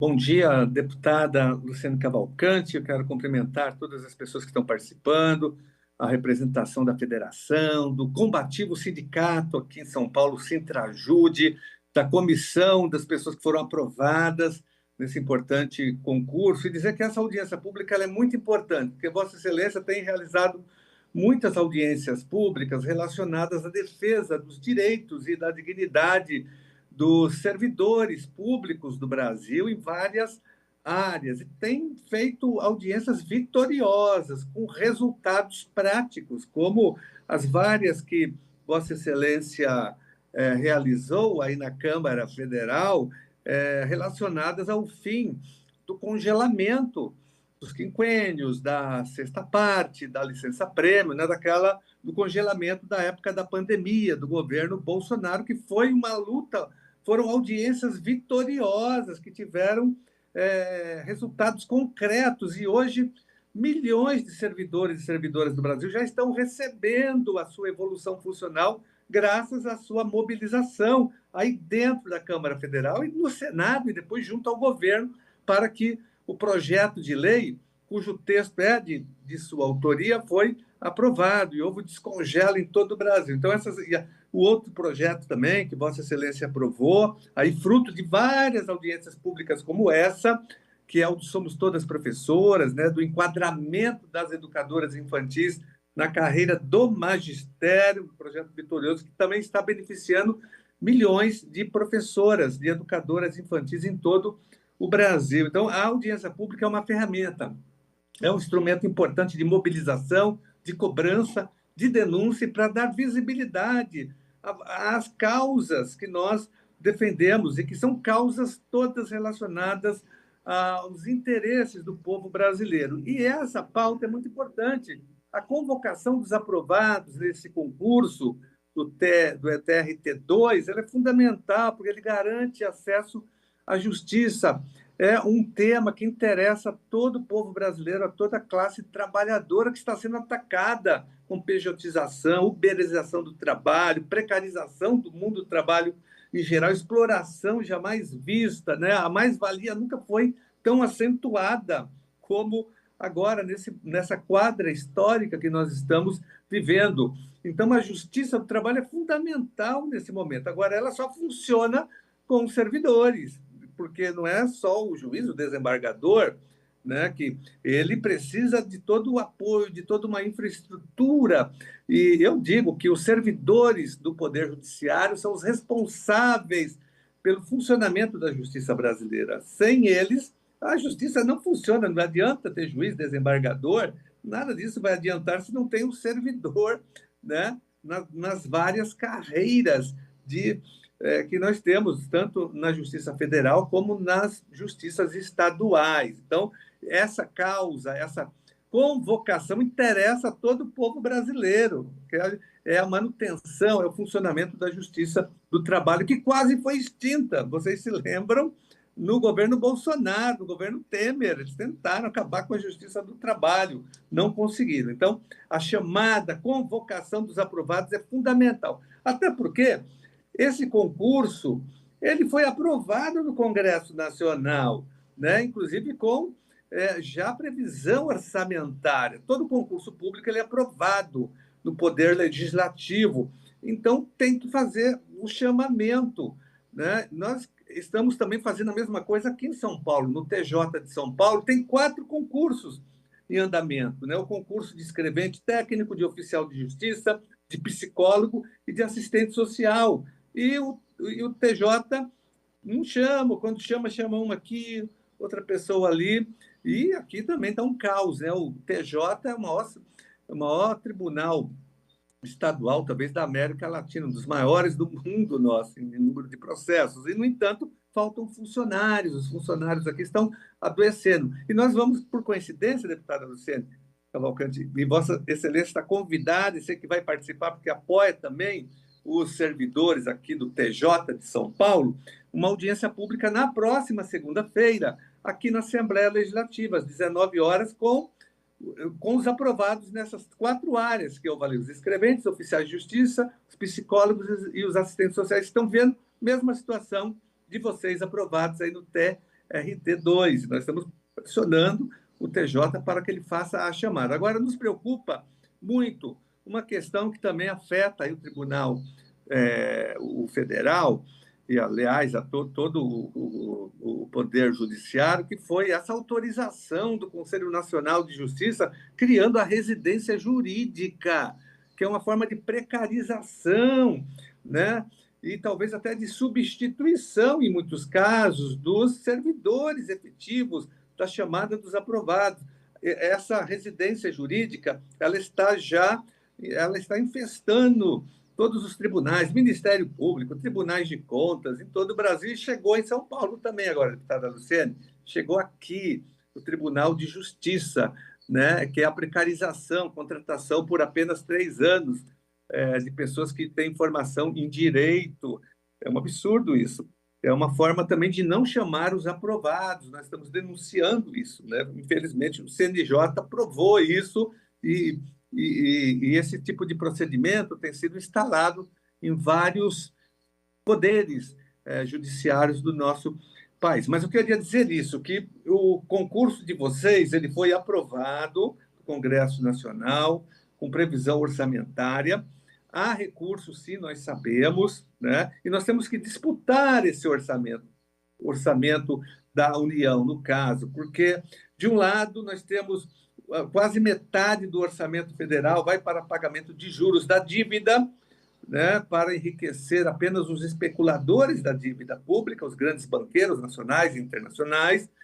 Nós temos, de um outro lado, as grandes isenções fiscais, consomem uma parte significativa do orçamento público, e tem ainda a dívida ativa, que não é cobrada corretamente, que também é de um montante bilionário. Então, nós sabemos que o recurso existe, ele tem que ser disputado o tempo todo. Por isso que é muito importante essa mobilização, essa audiência pública, que é uma ferramenta a mais na mobilização. E a gente tem feito várias audiências aqui em São Paulo, aí com a deputada Luciane Cavalcante, em várias áreas, mas para disputar esse orçamento. E, sobretudo, defendendo, a gente sempre defendeu e vamos defender sempre a entrada no serviço público através do concurso público. O concurso público é a principal porta de entrada no serviço público em geral, né? Concurso público que é ameaçado o tempo todo por reformas administrativas, pelo processo de contratação temporária em várias regiões do país, em municípios, em estados, no próprio governo federal, em muitos casos, as terceirizações. Então, nós temos que resgatar a importância do concurso público, né, como a principal entrada no serviço público, tanto no Poder Legislativo, no Executivo e, sobretudo, no Judiciário. Isso é fundamental. E ficar atentos às tentativas de reformas administrativas que têm como foco central acabar com a estabilidade no emprego, né, precarizar o mundo do trabalho na área do serviço público e, sobretudo, acabar com os concursos públicos, que é uma das metas de todas essas reformas administrativas que são propostas. Nós estamos em luta para que elas sejam barradas. Então, nesse sentido, eu queria manifestar o nosso apoio. Nós acompanhamos a luta até em São Paulo, porque o TRT é o maior de todos, né, que atende mais de 40 municípios aqui da Grande São Paulo, da capital, municípios da Baixada Santista que são atendidos, que é a maior população assim, do Brasil, está aqui nessa região da Grande São Paulo, Baixada Santista e capital. Então, esse TRT precisa de mais funcionários. Eu conheço vários servidores que já atuam, né, no TRT2 e reclamam muito do excesso de trabalho, o adoecimento do trabalho, né? E as vagas existem, os recursos existem, então trata-se agora da mobilização da pressão. Eu tenho certeza que essa audiência pública que Vossa Excelência requisitou aí na Câmara Federal, nessa comissão, vai ser uma ferramenta a mais, um instrumento a mais para que nós possamos obrigar, pressionar o TRT2 a fazer a chamada convocação imediata dos aprovados. Até porque houve um gasto público para fazer um concurso, as pessoas também pagaram para fazer, teve gasto dos dois lados, né? Houve a mobilização de toda a máquina pública para a realização do concurso, houve também o empenho, as pessoas fizeram sacrifícios, porque não é fácil ser aprovado num concurso como esse. As pessoas tiveram que abrir mão do convívio familiar, de empregos, né, de lazer, de viagens, fizeram sacrifícios imensos para estudar e para serem aprovadas nesse concurso público muito difícil, extremamente concorrido, e pagaram por isso. Então, a mobilização da máquina pública, das pessoas que prestaram o concurso, e, como eu disse, o concurso foi aprovado, né, a lei, tem dotação orçamentária, tem as vagas, e se o TRT não chama, ele está cometendo um crime, uma improbidade administrativa, porque está ali, as condições estão todas dadas, as vagas existem, os recursos existem, nós sabemos, né? Se o TRT não tem, ele tem que pressionar o Poder Executivo para fazer a suplementação orçamentária. Tenho dito muito isso, deputada Luciane Cavalcante, aqui no TJ, sempre que eu vou lá fazer reivindicações sobre reajuste dos servidores, sobre chamada dos aprovados aqui em nível estadual, né, os presidentes do Tribunal de Justiça dizem, mas não tem dinheiro, o orçamento é curto. Eu falei, mas, presidente, nós apresentamos emendas para a LDO todos os anos e para a lei orçamentária, aumentando o orçamento para reajuste salarial, para chamada dos aprovados. Agora, Vossas Excelências, que são os presidentes dos tribunais, têm que fazer pressão, ir lá e pressionar, usar o peso político do tribunal para pressionar o executivo a fazer a suplementação orçamentária, porque isso é possível, está na lei, se é que não tem recurso, que aí eu quero discutir isso, tá bom? Então, olha, era isso. Contem com o nosso total apoio aqui em São Paulo, na Assembleia Legislativa, para a gente continuar junto com vocês, com a federação, com o combativo Sintrajude, que está em todas as lutas aqui em São Paulo, defendendo não só a própria categoria, os servidores do Judiciário Federal, mas na luta contra a reforma previdenciária, contra a reforma administrativa e tantos ataques que são colocados em curso pelos governos neoliberais do Estado mínimo e agora os governos proto-fascistas também, né, que tentaram acabar, inclusive, com a Justiça do Trabalho. Então, parabéns, Sintrajude, parabéns, deputada Luciane Cavalcante, e a comissão dos aprovados pela mobilização. Estamos juntos com vocês nessa luta. Um abraço. Muito obrigada, deputado Carlos Gianazzi, pela sua intervenção e por todo o seu trabalho em defesa da justiça social, dos serviços públicos, dos servidores e da educação em especial. Quero agora passar aqui a palavra para a senhora Luciana Martins Carneiro, que é coordenadora geral da Federação Nacional dos Trabalhadores do Judiciário Federal e Ministério Público da União, a FENAJUF. A Luciana tem feito um trabalho extremamente importante aqui no Congresso Nacional, articulando, defendendo as pautas, não só especificamente dos trabalhadores do judiciário, mas em defesa de todo o serviço público e da justiça social. Então, uma alegria, uma honra estar na mesa com você, Luciana. Você tem a palavra. Muito obrigada, Luciene.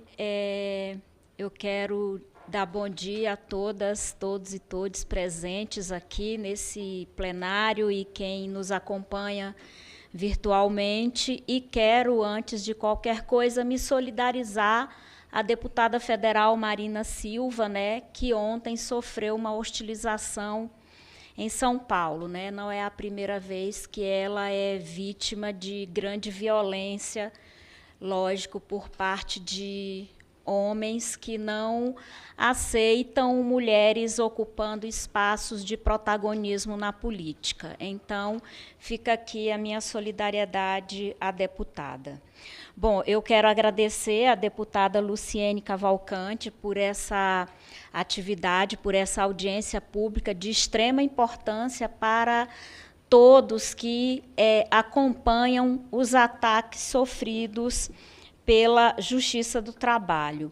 A Justiça do Trabalho, historicamente, ela tem se colocado para mediar capital, a luta entre o capital e o trabalho, né? Então, historicamente, ela tem, ao longo de sua existência, em vários momentos, se posicionado a favor do trabalhador, reivindicado para si esse papel de protagonista e feito justiça social, trazendo dignidade da pessoa e feito também, desempenhado um importante papel com relação ao desenvolvimento do país, né, dos valores do trabalho.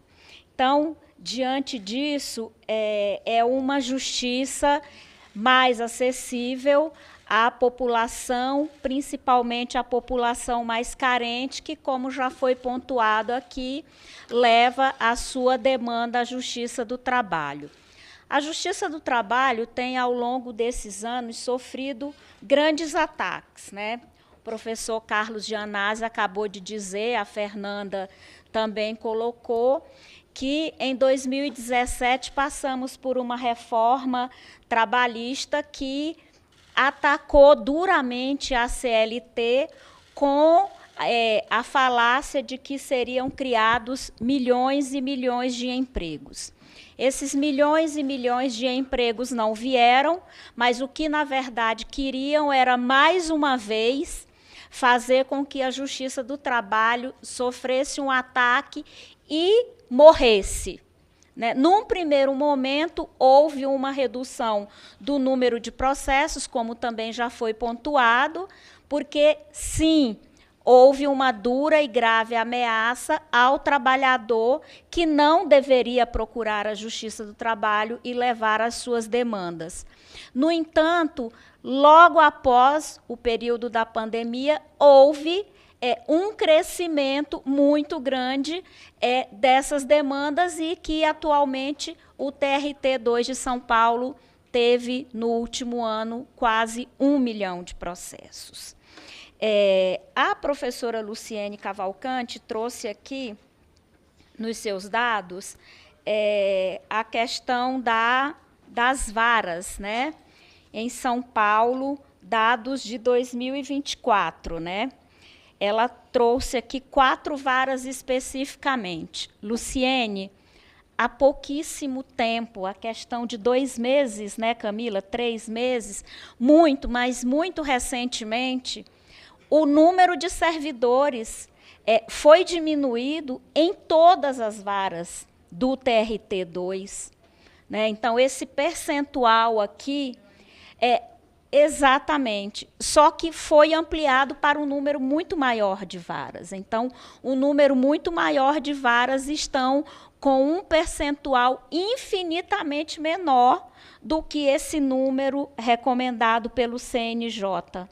Porque, como não há nomeações, sob a alegação de não haver orçamento, de não estar contemplado na LDO, o orçamento para essas nomeações, retira-se servidores das varas para se levar para esses 11 novos gabinetes que foram recentemente criados. Então, só para esses 11 novos gabinetes, precisaria de cerca de 90 nomeações, o que não ocorreu. Então, o que acontece? Amplia-se a estrutura da Justiça do Trabalho, mas, no entanto, não se coloca na lei orçamentária a previsão para novas nomeações. Temos aí uma comissão de aprovados, com mais de 5.000 aprovados, né, e um quadro deficitário no TRT2 de São Paulo de 488 vagas e não se faz nenhuma nomeação. Isso significa levar ao adoecimento e fazer com que aqueles e aquelas que estão na linha de frente, movimentando a Justiça do Trabalho, fazendo uma defesa diuturna da Justiça do Trabalho para prestar um serviço à população, ao trabalhador e à trabalhadora, à empresa, né, garantir segurança jurídica a toda a sociedade, significa você colocar esses trabalhadores e essas trabalhadoras num estrangulamento da sua saúde física e mental, como também está colocado aqui, diante do número de processos para cada um, mais de 500 processos. O grande gargalo da Justiça do Trabalho tem sido a fase de execução, né? Então, está aqui Camila, que é servidora da Justiça do Trabalho, e há de concordar comigo que o grande gargalo está na fase de execução, que leva meses e que são processos extremamente volumosos e extremamente trabalhosos, em que os oficiais de justiça vão, muitas vezes, atrás da empresa e não localizam, vão fazer penhora e avaliação de bens das empresas e não localizam. Esses mesmos oficiais de justiça que estão num número muito reduzidos e com o seu trabalho muito precarizado. Então, quando a gente fala de orçamento da Justiça Federal, a gente não pode, da Justiça do Trabalho, a gente também não pode esquecer do projeto de lei que tramita nessa casa, o 8307 de 2014, que se encontra na Comissão de Finanças e Tributação para a criação de cargos. É importante a criação de cargos para a Justiça do Trabalho. há muitos cargos em todos os TRTs, cargos vagos, mas eles, além de não colocar na previsão orçamentária, há também a necessidade de se criar mais cargos. Cargos como médicos do trabalho, engenheiros de segurança do trabalho. Então, essa necessidade não só da previsão orçamentária, mas também da criação desses cargos dentro da estrutura que se torna cada dia maior. Em São Paulo, além dos gabinetes, foram criadas as novas varas, 18 varas, sem que haja uma previsão de quando serão nomeados os novos e as novas servidoras. Então, essa audiência tem que ter uma visibilidade grande, e é uma pena que tenha tão poucos parlamentares aqui presentes ou mesmo acompanhando essa audiência pública de forma virtual, porque eles precisavam ouvir o que nós temos a dizer para que eles também possam fazer a defesa da Justiça do Trabalho, que é quem leva justiça aos seus eleitores. Estamos em um período eleitoral e muitos deveriam estar ouvindo tudo o que está sendo dito aqui e fazer a defesa da Justiça do Trabalho, do trabalhador, da valorização da Justiça do Trabalho como uma forma de se fazer justiça social. Eu gostaria de pontuar uma coisa aqui. São Paulo é chamado nacionalmente como a locomotiva do país. Então, eu tenho um questionamento a fazer ao atual presidente do TRT2, o doutor Valdir Florindo, que não está presente e não indicou ninguém para representá-lo nessa audiência. Doutor Valdir e também a futura presidente do TRT2. O que o TRT2 tem feito ao longo da sua história e fará em defesa da classe trabalhadora para fazer com que os valores da justiça social, para que diminua as desigualdades sociais, preceitos constitucionais sejam efetivamente implementados em nosso país. Nós não podemos ter princípios apenas na Constituição e não podemos ter princípios apenas na sua formalidade. O TRT2 deve fazer cumprir a Constituição Federal, os princípios constitucionais e a consolidação das leis trabalhistas. É fundamental que o TRT, seu atual presidente e a futura presidente trabalhem por mais orçamento na lei de diretrizes orçamentárias. É essencial que haja urgentemente a nomeação desses aprovados e que se trabalhe pela aprovação do PL 8307 de 2014. Muito obrigada. Muito obrigada, Luciana, pela sua intervenção. Quero agora passar a palavra para a senhora Camila Oliveira Gradim, representante do Sindicato dos Trabalhadores do Judiciário Federal no estado de São Paulo, o Sintrajude. A Camila e o Sintrajude têm realizado um trabalho também extremamente importante, corajoso, coerente, ético, em defesa dos trabalhadores, do tribunal e também do acesso à justiça. Então, uma honra e uma alegria estar aqui também com você, Camila. Você está com a palavra. Obrigada, deputada. Bom, eu queria agradecer também a oportunidade de estar aqui, né, de construir junto essa audiência pública e esse tema que é muito importante, porque ele não diz respeito só ao serviço público, só ao Judiciário Federal, à Justiça do Trabalho, mas aos trabalhadores que precisam, de fato, da justiça e do direito trabalhista garantido, né? Porque a gente já passou por situações com a reforma trabalhista, como já foi colocado aqui, E a gente vê esse aumento do número de processos, mesmo agora que tem mais custas para você colocar o processo, né? Teve dificuldades materiais para o trabalhador reivindicar seu direito na justiça, e mesmo assim a gente está vendo os processos aumentando, o que demonstra a fragilidade das relações de trabalho no mundo atual. A gente está extraindo mais-valia de todo tipo de trabalhador, não tem mais-valia no trabalho público, mas a gente está aqui trabalhando para que o trabalhador que não tem mais a proteção que a justiça dava com a CLT antes da reforma trabalhista consiga garantir esse direito para o trabalhador, né? Então, a gente tem enfrentado, para além disso, a pejotização, que é a própria Justiça do Trabalho perdendo a sua competência e a sua especificidade primordial, que é observar a materialidade dos fatos. A primazia da realidade é um princípio fundamental para a Justiça do Trabalho, que diferencia das outras justiças, né? Que vão olhar a formalidade antes de olhar a realidade que existe para o trabalhador. Então, eu acho que a gente falar aqui sobre vamos fortalecer a Justiça do Trabalho significa, nessa comissão principalmente, que a comissão de orçamento, é a gente entender que quem paga a banda escolhe a música, e a gente precisa ter dinheiro para poder pagar essa banda, que é a banda do trabalhador, que é a música que a gente precisa ouvir, é a música que o trabalhador consiga garantir os seus direitos, e a gente não consegue fazer isso sem orçamento. Então, não adianta a magistratura também falar sobre a competência da Justiça do Trabalho em abstrato.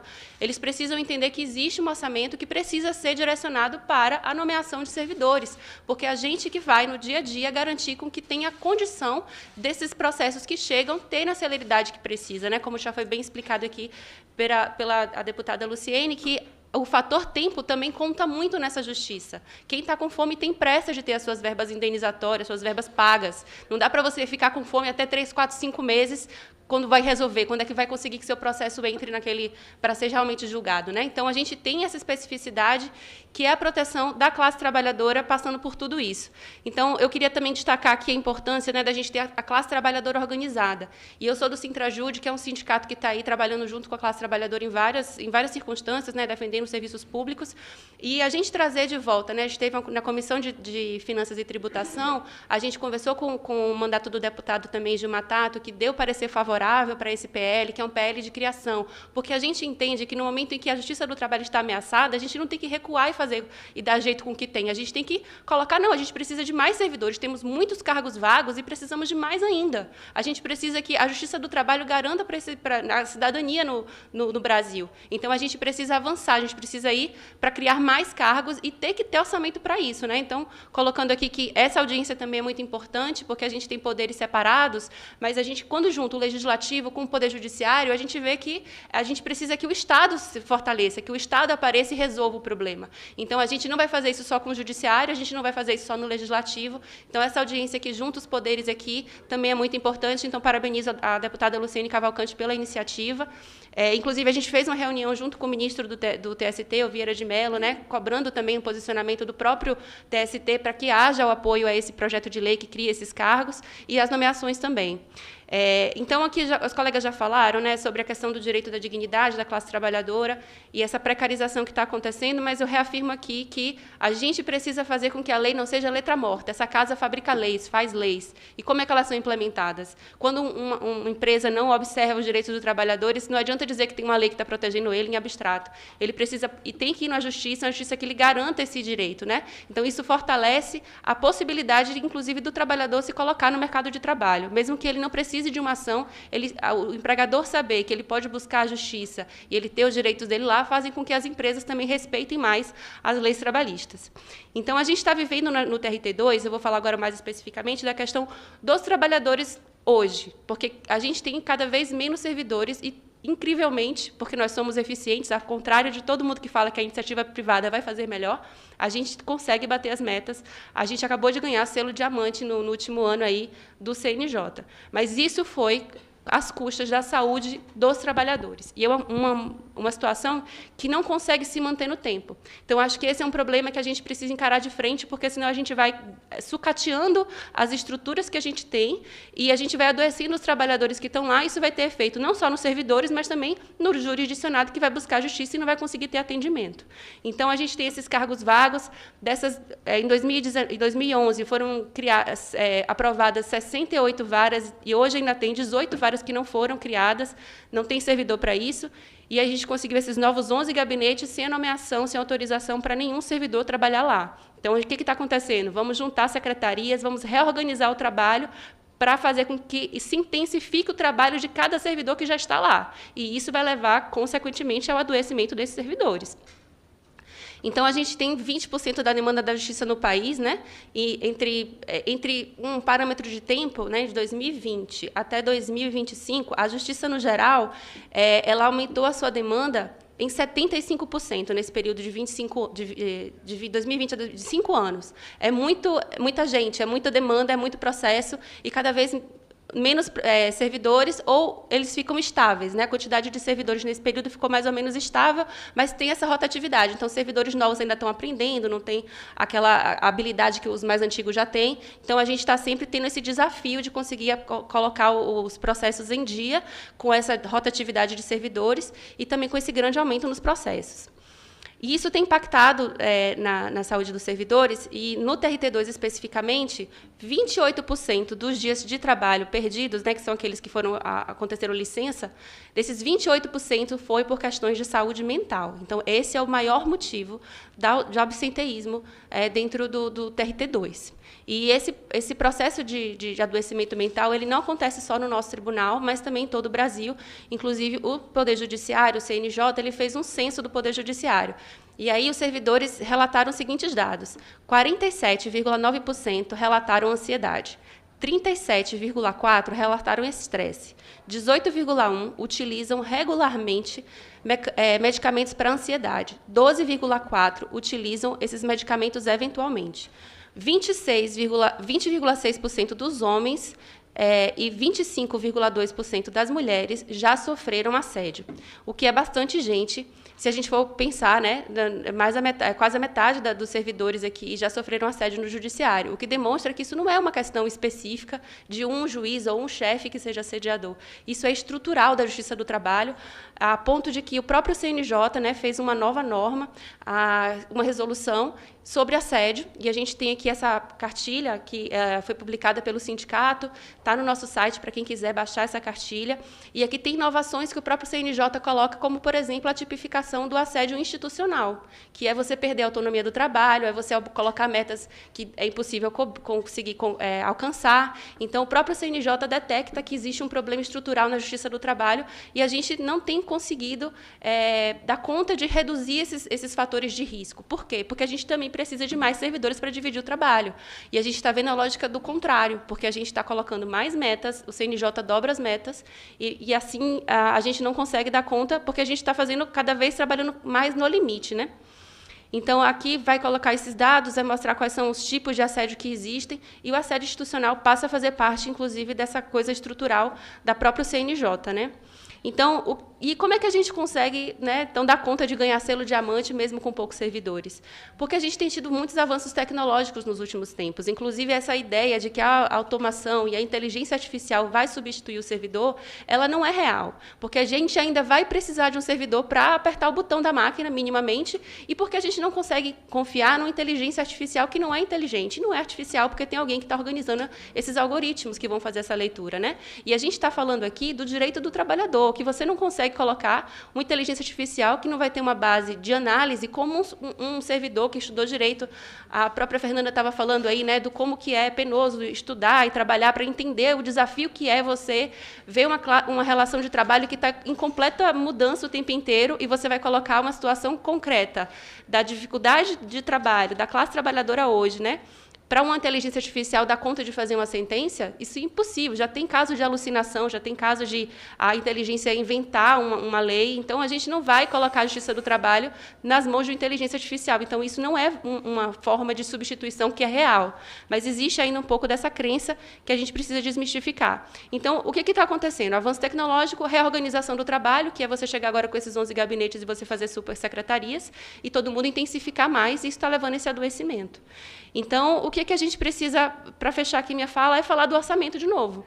O orçamento é uma decisão política. Então, no ambiente nacional, a gente está aí encurralado pelo arcabouço fiscal, que limita o investimento em serviços públicos em geral. E não se questiona os juros da dívida. Um juros Selic, que o Banco Central que diz quanto é que vai ser, e isso vai gerando efeito cascata em todas as dívidas, gera um desinvestimento até na iniciativa privada, e a gente aqui no serviço público fica sempre ameaçado. E a Previdência, principalmente, é o mais ameaçado, porque aposentado não vai fazer greve e não vai atrapalhar ninguém, né? Então, a gente precisa defender, inclusive, os aposentados, defender os serviços públicos, e a gente precisa ir contra fazer junto com a auditoria da dívida pública, né? Para a gente entender o que significa essa primazia, aí, essa prioridade que se dá à dívida e não aos serviços públicos que geram a cidadania no nosso país.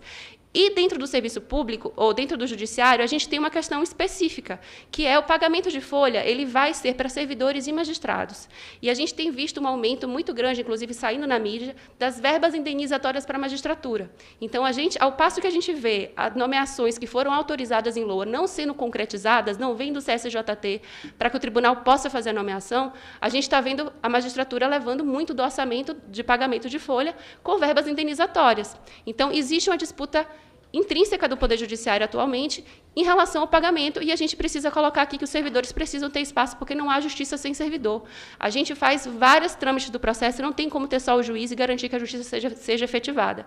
Então, a gente precisa ter espaço no orçamento, essa decisão política que espero que essa audiência pública leve a sociedade a fazer esse controle, fazer também essa exigência de que a gente tenha mais servidores para ter o direito trabalhista da classe trabalhadora também respeitado. Então, que a gente tenha priorizadas as propostas de mais nomeações, a reestruturação da carreira, porque essas vacâncias também levam a servidores que estão entrando buscarem cargos melhores, então não ficam na carreira mais, e que a gente consiga ter nossos direitos também de trabalhadores garantidos sem adoecer. Então, agradeço de novo a oportunidade e vamos seguir junto em defesa da justiça do trabalho com dinheiro no orçamento. É isso aí. Muito obrigada, Camila, pela sua intervenção. Quero também me solidarizar com a senadora e deputada federal Marina Silva, que foi covardemente atacada no mais um episódio lamentável de violência política de gênero e raça. Toda essa onda de ódio contra as mulheres e, sobretudo, as mulheres que estão nos espaços de poder, ela precisa ser uma luta de toda a sociedade. A gente está num período eleitoral, num período onde a gente está debatendo e discutindo o futuro do Congresso Nacional, o futuro dos governadores e das assembleias legislativas, e a gente precisa aumentar o número da participação de mulheres. O que aconteceu ontem com a ministra e candidata Marina Silva, deputada federal, foi extremamente grave numa marcha que estava ali defendendo um programa de políticas de defesa para as mulheres no estado que mais mata mulheres, no estado onde a gente não tem as políticas de enfrentamento à violência, onde as delegacias não funcionam, não estão abertas para atendimento das mulheres, e a ministra foi mais uma vez covardemente atacada. A nossa solidariedade, estamos juntos, eles querem nos calar, eles querem nos intimidar, e a nossa resposta vai ser cada vez mais trabalhar e ocupar os espaços e fortalecer e proteger as mulheres. Então, quero aqui agradecer a participação de todo mundo, a FENAJUF, a Sintrajude, a comissão, ao deputado estadual Carlos Gianazzi, a todos os trabalhadores aqui da Comissão Mista de Orçamento do Congresso Nacional, a assessoria da bancada do PSOL, Tiago, a minha assessoria que está aqui presente também, e dizer que a gente sai daqui com inúmeros encaminhamentos e tarefas, porque a gente está aqui como instrumento da classe trabalhadora. O nosso coletivo Educação, em primeiro lugar, tem um compromisso em defesa intransigente dos direitos dos trabalhadores, dos serviços públicos, e nós vamos sair daqui com os seguintes encaminhamentos. Nós vamos enviar, primeiramente, as transcrições de tudo que foi debatido e falado aqui para o presidente do TST e para o presidente do TRT2 e para o CNJ. nós vamos também fazer uma solicitação de crédito adicional para o orçamento de 2026 para a garantia das nomeações deste ano.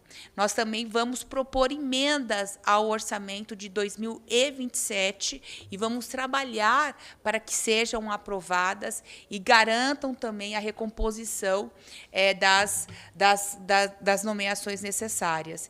Nós vamos também fazer um requerimento de informação aqui pela CMO para o tribunal, para o presidente do Tribunal Superior do Trabalho e para também o TRT2, para o presidente do TRT2, para saber como que estão sendo investidos os recursos que chegam, como que isso tem sido distribuído, pensando não só nos cargos da magistratura, mas também dos analistas e técnicos que precisam de recomposição.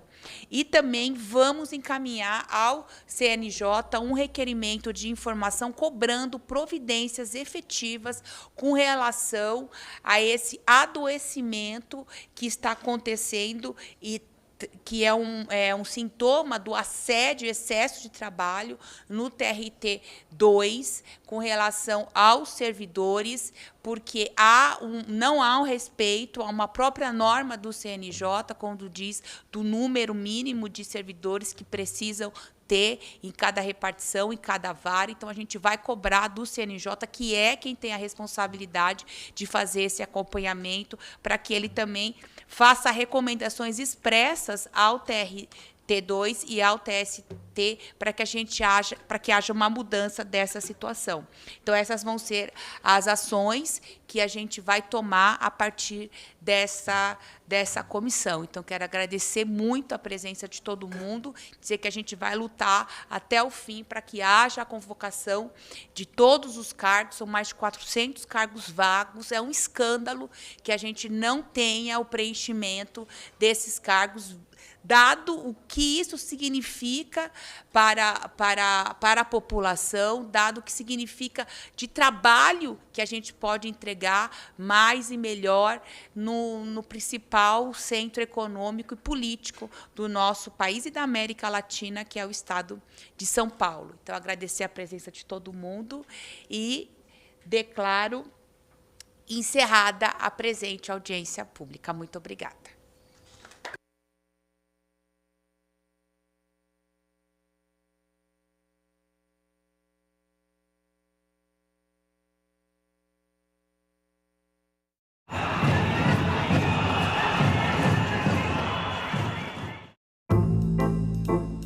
Até 30% da chuva no Brasil depende da Amazônia e dessa interface da Amazônia com o Cerrado. Quais são hoje os maiores desafios considerados ambientais para o Brasil? O desmatamento, por exemplo, tem impacto direto sobre a qualidade do ambiente e a qualidade da nossa vida, né? Que Brasil é este? Nesta quarta, 20h, aqui na TV Senado. Calendário Eleitoral 2026. A partir de 15 de maio, pré-candidatas e pré-candidatos já podem fazer campanha de arrecadação prévia de recursos por financiamento coletivo. Mas atenção, nessa fase não é permitido pedir voto. Também devem ser respeitadas as regras da propaganda eleitoral na internet.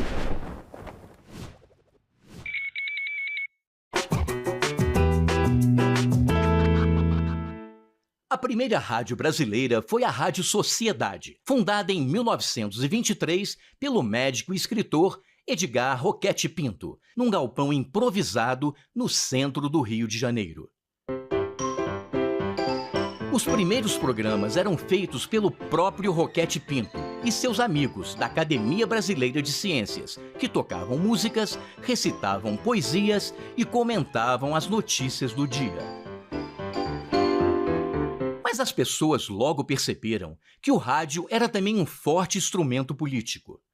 Assim como Hitler na Alemanha, Mussolini na Itália e Roosevelt nos Estados Unidos, Getúlio Vargas usava o rádio como propaganda de seu governo. Em 1936, os aparelhos de rádio podiam ser comprados facilmente nas lojas, e o comércio descobria nos anúncios um meio fantástico para vender seus produtos. Copa do Mundo, notícias da guerra, tudo era transmitido pelas ondas do rádio. Os programas de auditório da Rádio Nacional, uma empresa privada, eram campeões de audiência e os artistas mais famosos passavam por lá. Nós somos as cantoras do rádio, levamos a vida a cantar. Diante de tamanho sucesso, o presidente Vargas estatizou a rádio, mas deixou a publicidade correr solta e investir na programação. Na sua casa tem barata, não vou lá. Na sua casa tem mosquito, não vou lá. Quem sabe o mal que se esconde nos corações humanos? O Sombra sabe. As radionovelas eram transmitidas ao vivo e viraram uma verdadeira febre. O Direito de Nascer ficou por mais de 3 anos no ar. Balança, mas não cai. Humorísticos como Balança, mas não cai marcaram uma época, enquanto programas jornalísticos como Repórter Esso revolucionaram a forma de apresentar as notícias. E atenção, informa o seu Repórter Esso. Os Estados Unidos lançaram hoje sua primeira bomba atômica sobre a cidade japonesa de Hiroshima. O surgimento de novas mídias, como a televisão e a internet, incorporariam diversos programas nascidos no rádio, que mesmo entrando em declínio, se reinventou e continua mais vivo do que nunca.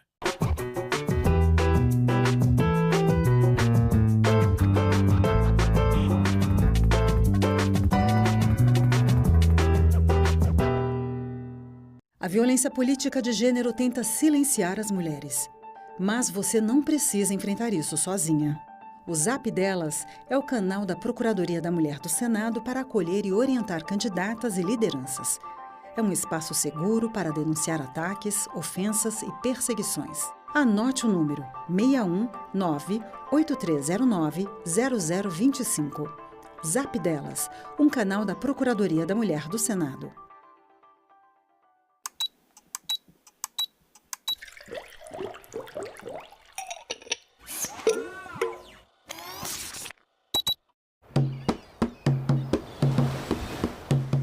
Eu tenho estudado já nos últimos 10 anos sobre a ayahuasca, principalmente, o potencial terapêutico na depressão.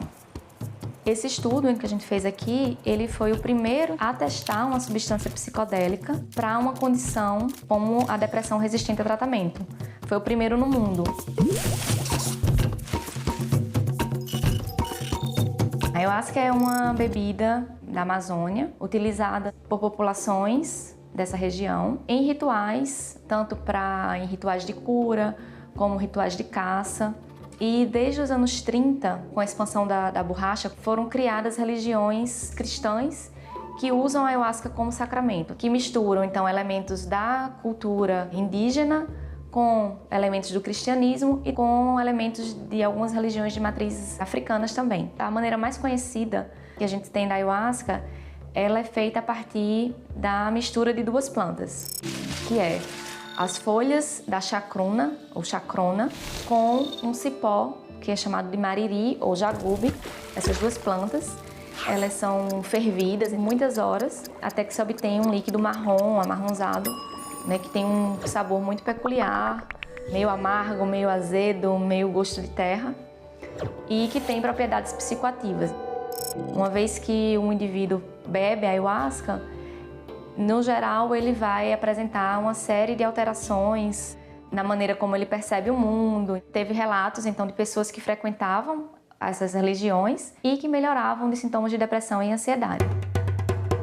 A depressão é uma doença que atinge pelo menos 300 milhões de pessoas, né, no mundo inteiro. É uma das maiores causas de incapacitação para o trabalho. Os efeitos da pandemia na saúde mental, já tem muitos trabalhos mostrando como aumentou o número de pacientes com queixas de ansiedade e depressão.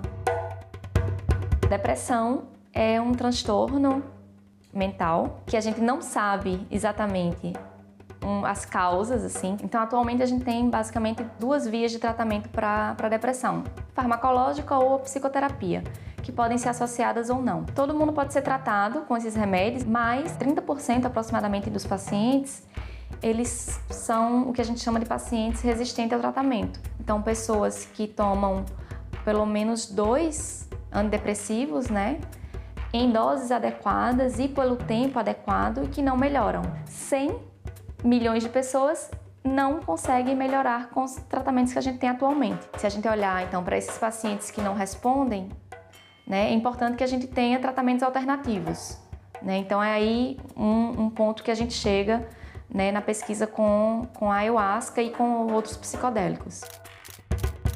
Daí veio, então, a ideia da gente testar a ayahuasca dentro do hospital, que seria essa ideia, então, de tentar separar o que é o contexto religioso ou ritualístico, né, da substância em si, né, mais no aspecto farmacológico. Quando você está fazendo parte de uma comunidade, que você faz parte de, né, enfim, de algum grupo, de uma religião, você pode apresentar melhoras, né, em transtornos mentais simplesmente por fazer parte de um grupo. Eu trabalho com o professor Draulio Barros de Araújo.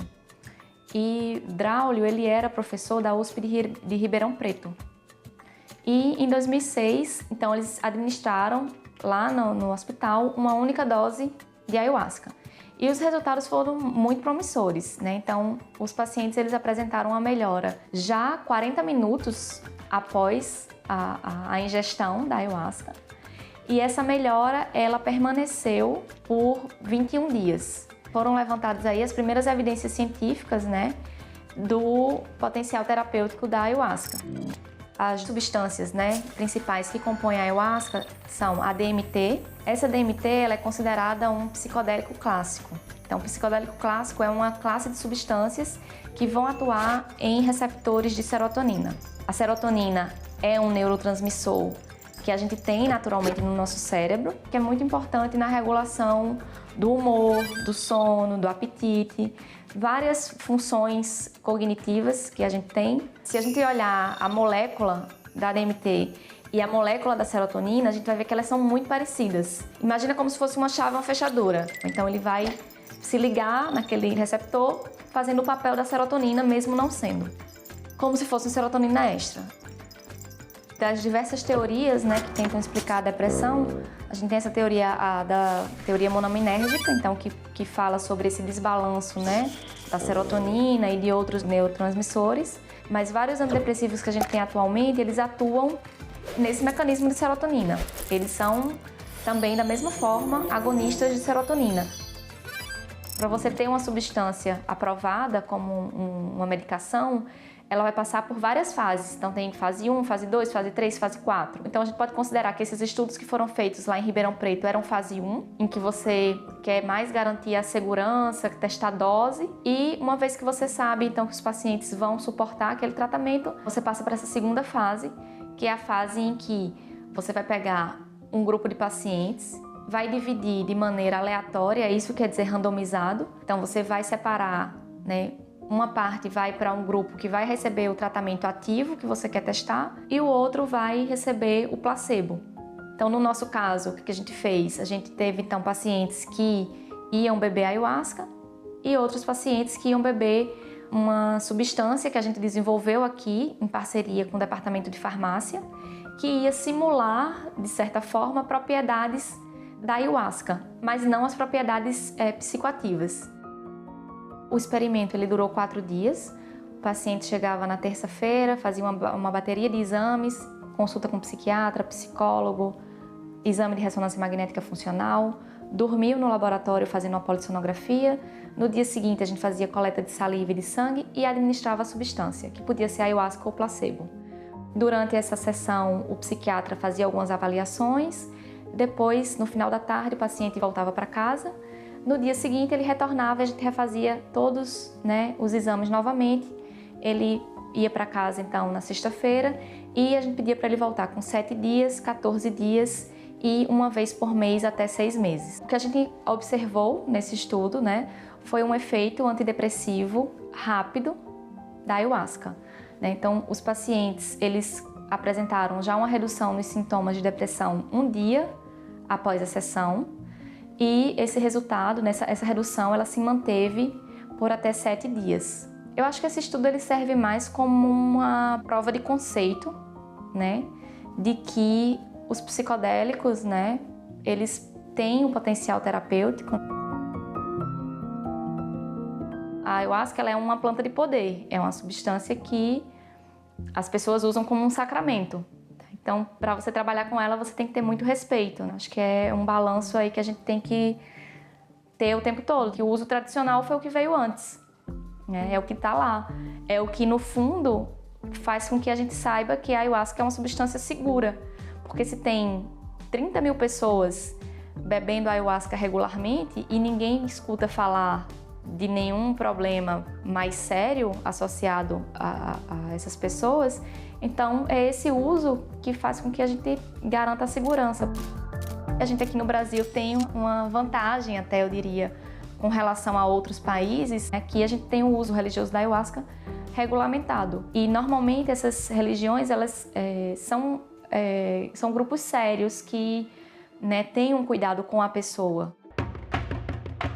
Eu acho que a gente tem um pouco ainda da ideia que o paciente com depressão é aquela pessoa que está lá triste, que não consegue fazer nada, mas não, né? A gente aqui via depressão de várias formas, assim.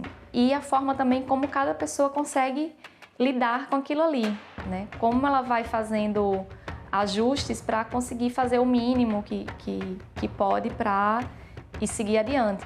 Eu sou contra a proibição das substâncias psicodélicas ou de outras substâncias, né? Desde que haja também informação, né, a respeito. Caminham juntos, eu acho que as duas coisas, assim. Você liberar também significa você dar condições para a pessoa saber se quer ou não usar aquilo ali.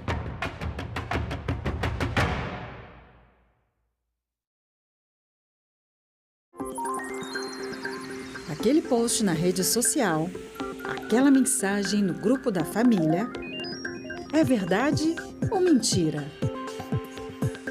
Se você receber uma informação duvidosa sobre o Senado, mande para o Senado Verifica, um serviço de checagem que analisa notícias e responde se a informação é falsa, verdadeira ou imprecisa. Ficou na dúvida? Senado Verifica. A gente também fala tupi. Pernambuco é uma palavra de origem tupi, formada por Paranã, que quer dizer mar, mais umbuca ou puca, que significa furo. Logo, Pernambuco seria mar furado, ou buraco que o mar fez, isto é, uma pedra furada por onde o mar entra. Era um termo comum usado em toda a costa do Nordeste, para lugares onde havia recifes, como o local onde hoje está a cidade do Recife. A gente também fala tupi.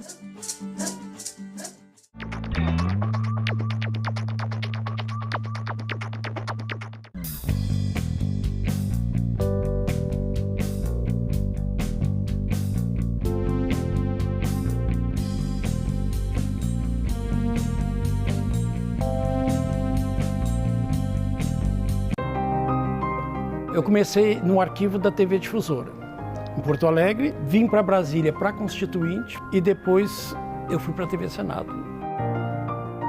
Hoje eu faço a direção do programa Leituras, que é o programa de literatura, e faço o programa de música clássica. A TV Senado é que nem esse concerto. Você chega com palco livre, branco, você só tem um piano no meio. Em volta desse piano você vai ter que montar todo o espetáculo, entendeu? Vai ter que ver a luz, você vai ter que ver a iluminação, vai ter que ver o áudio. Aos poucos você vai montando a estrutura, você vai montando o palco, você vai montando para que o grande espetáculo aconteça. E a importância da TV Senado é exatamente você chegar a todos os lugares e as pessoas terem a oportunidade de ligar o aparelho e ver o que está acontecendo. E isso é importante para a cultura política das pessoas. Os manifestantes conseguiram subir no prédio do Congresso.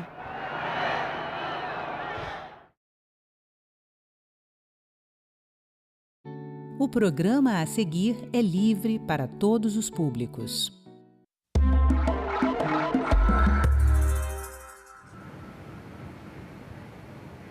Olá, bem-vindo, bem-vinda a mais um Cidadania Mulher.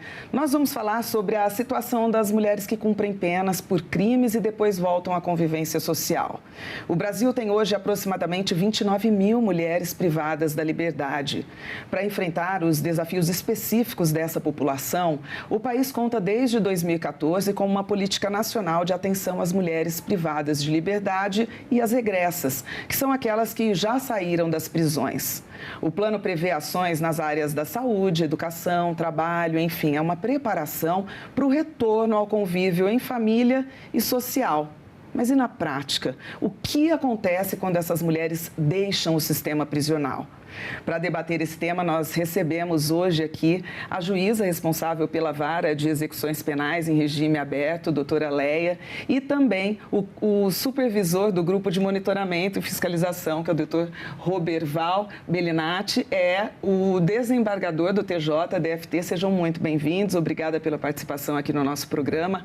Eu gostaria de entender primeiro com vocês como é a divisão do trabalho da juíza da Vara de Execuções Penais, cuidando ali especificamente do regime aberto, né? E do doutor, que é desembargador e é o supervisor desse grupo de monitoramento.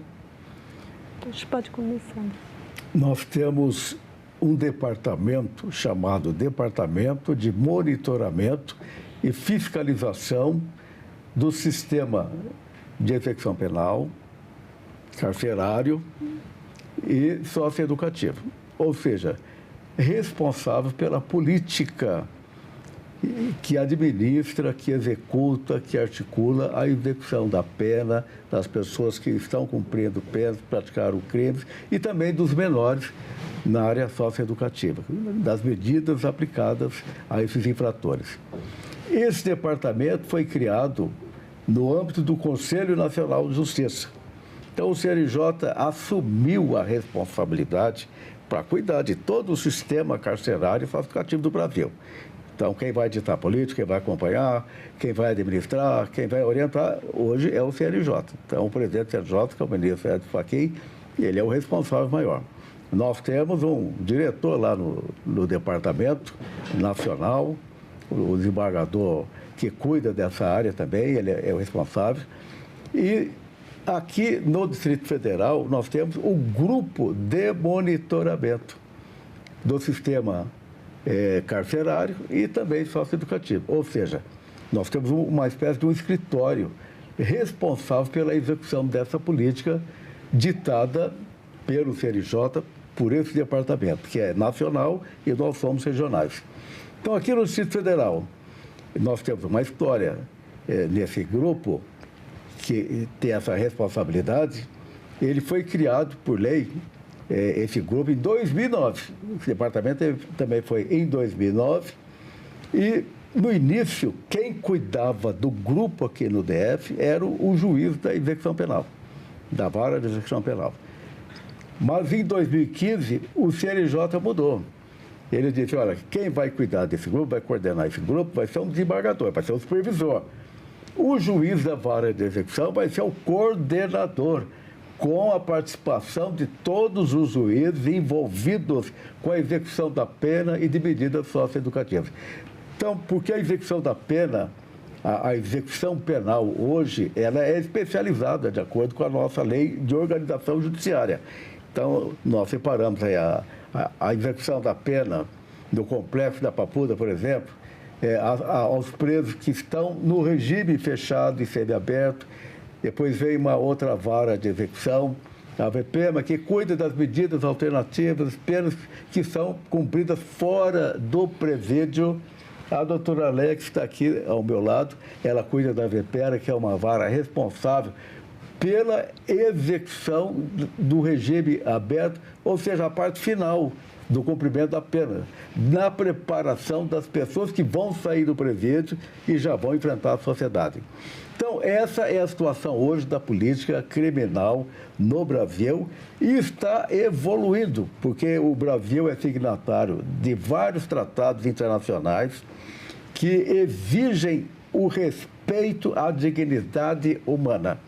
O preso não pode ser tratado como uma pessoa diferente. Ele tem que ser tratado com respeito, ele tem que receber assistência do Estado, ele tem que ter acesso à cultura, ao lazer, à saúde, ao trabalho, à leitura. Então, o Estado tem que propiciar condições para que ele possa cumprir a pena, quer dizer, ele vai pagar pelo que ele fez, pelo crime praticado, mas o Estado tem que se preocupar com a ressocialização, com o retorno dessa pessoa à sociedade.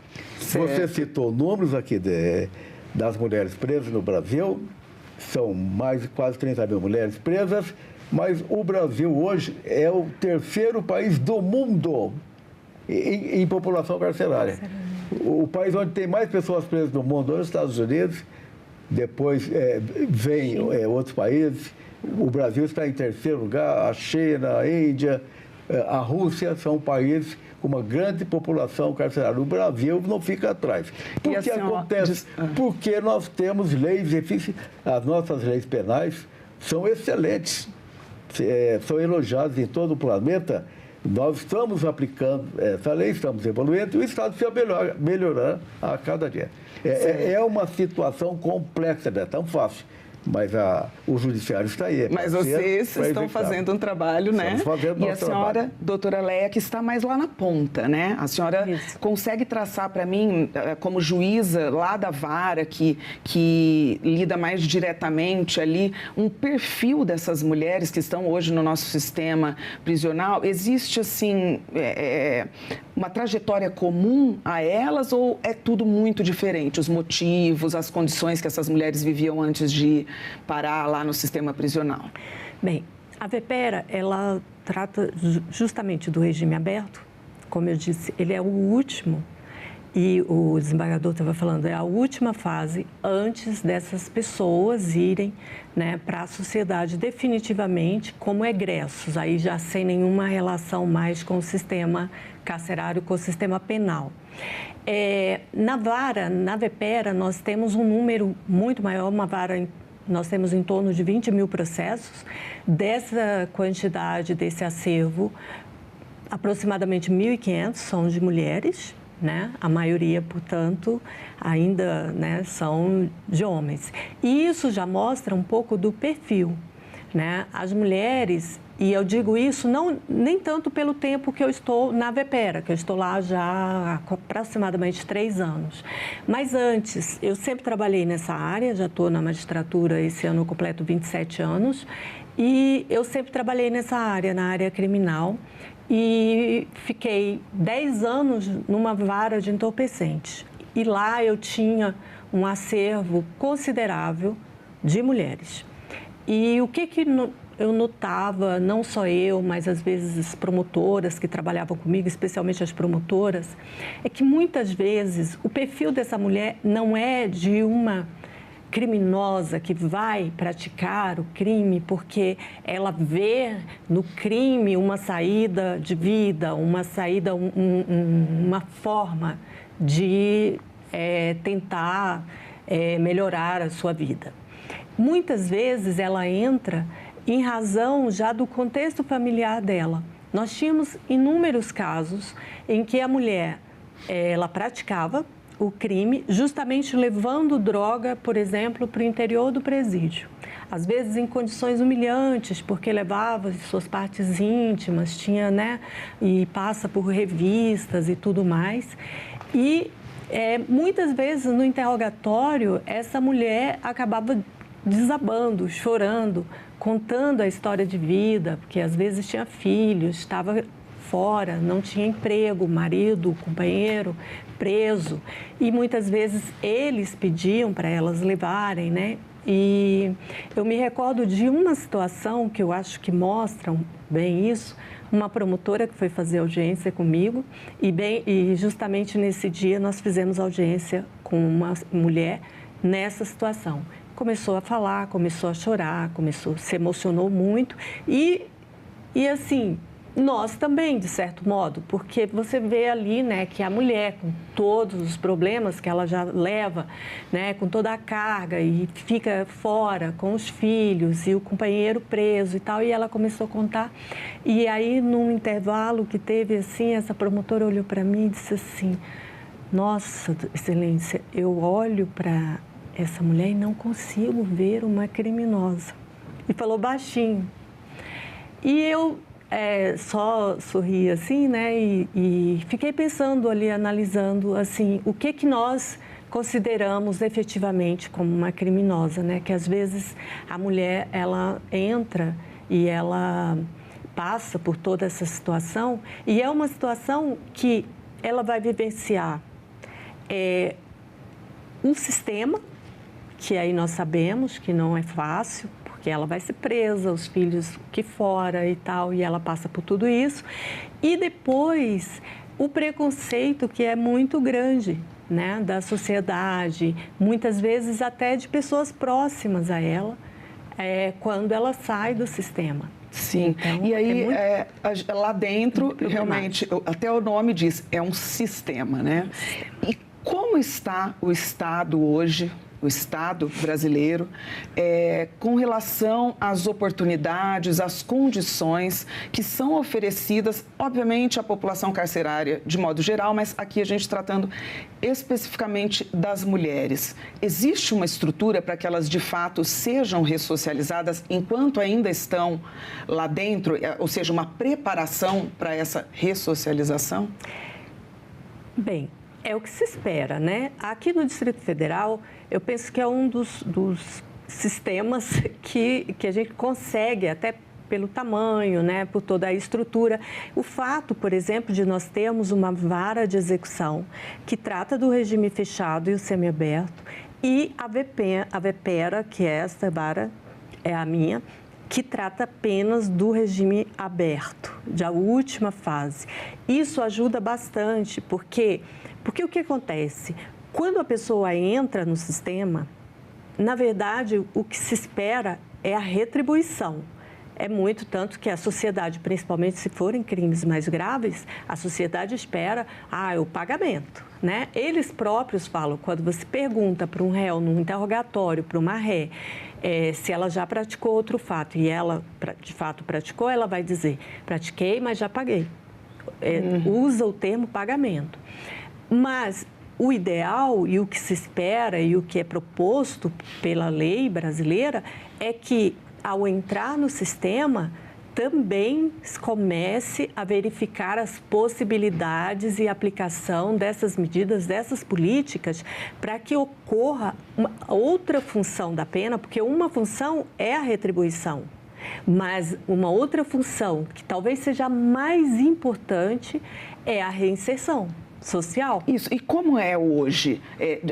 Tá lá, a pessoa entrou no sistema prisional. Primeiro, a gente sabe que há uma progressão, né? Muitas vezes entra no regime fechado, aí pode progredir ou não, enfim, sistema semiaberto, aberto e tudo mais. Mas, assim, o que é oferecido lá dentro do presídio que pode ser considerado, além do cumprimento da pena, da privação de liberdade, pode ser considerado como uma formação mesmo, uma educação, talvez, uma profissionalização, algo que vá colaborar para essa reinserção à sociedade. O que nós temos na prática? Ainda, né? Quando elas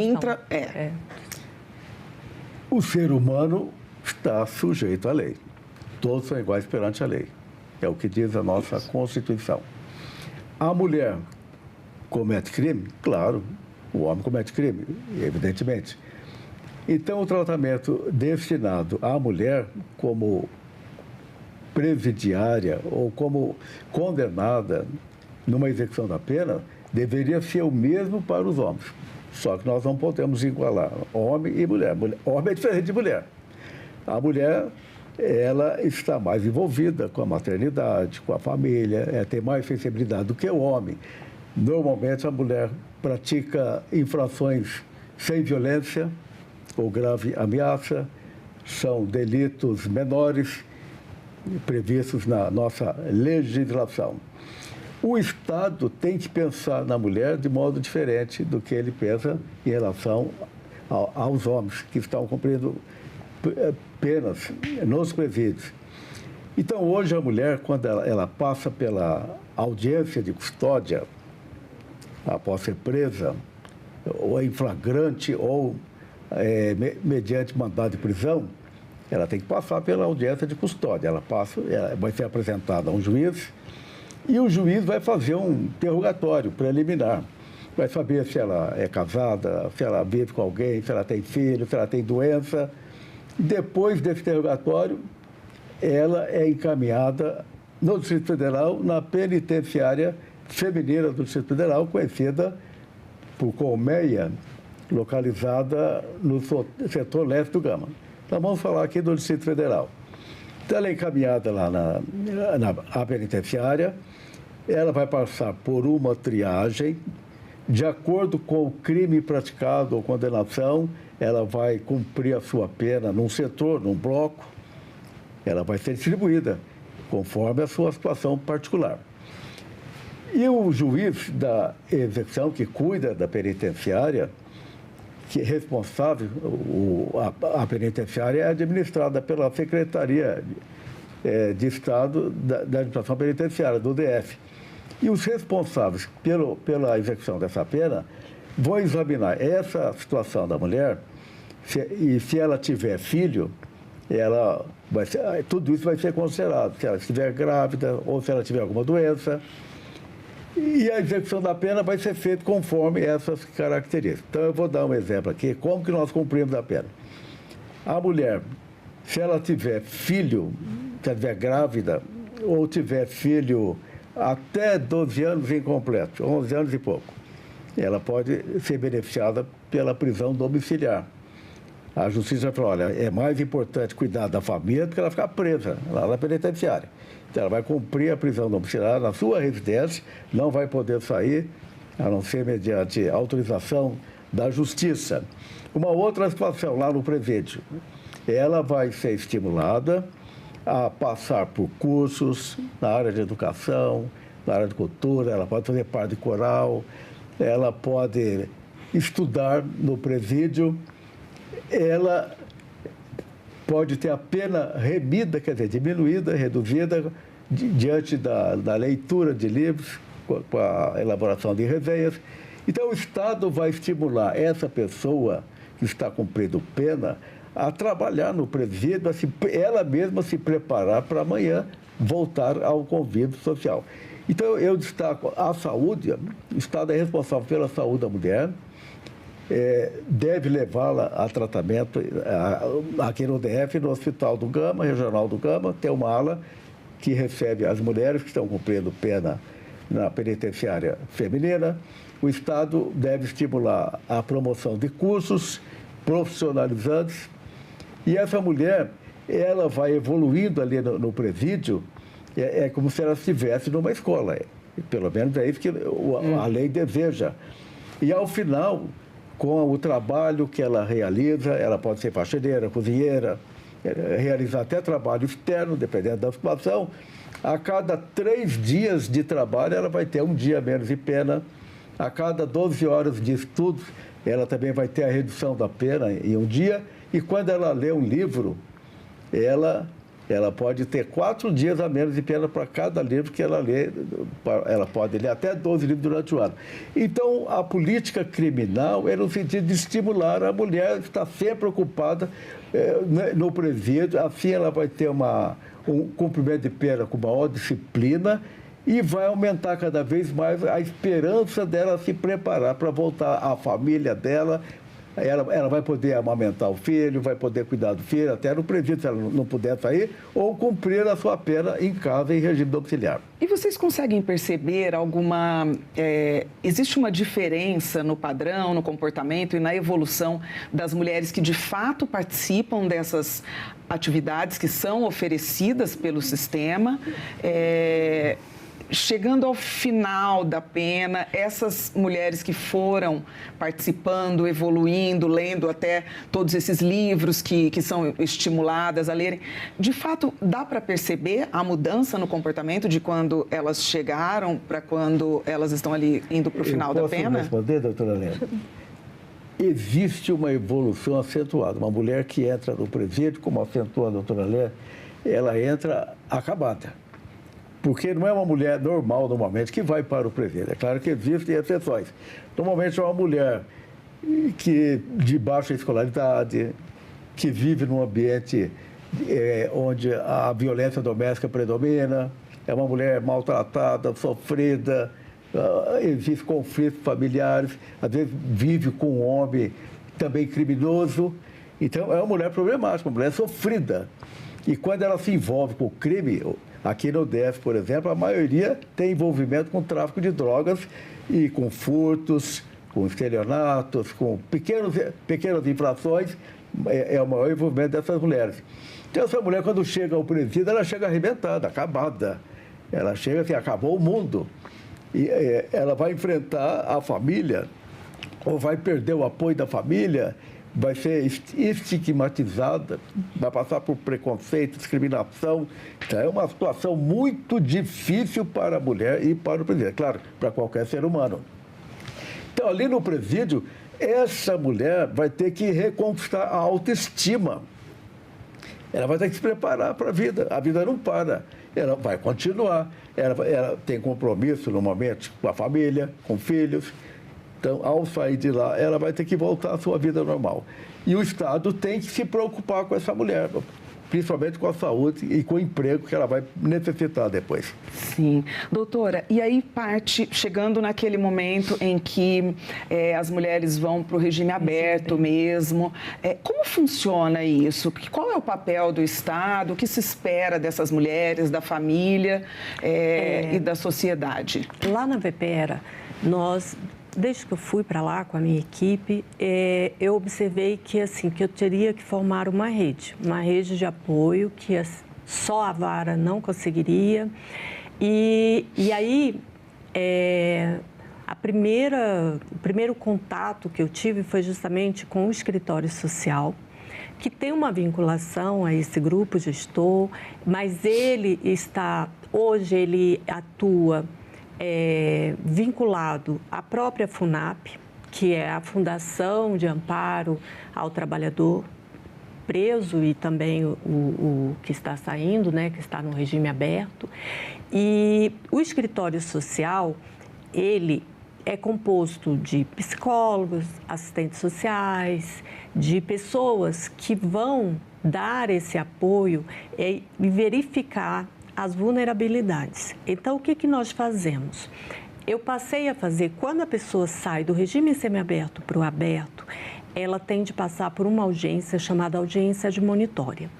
Na verdade, seria assim uma admoestação, conversar com o juiz explicar quais as condições que ela ainda deve cumprir durante o regime aberto, que é permanecer em casa, mas tem horário para chegar em casa, tem horário de 2 em 2 meses ela tem de se apresentar à vara, ela não pode mudar de endereço, tem de informar se mudar de endereço, ou seja, são aquelas condições que ela ainda fica vinculada mesmo estando em domicílio.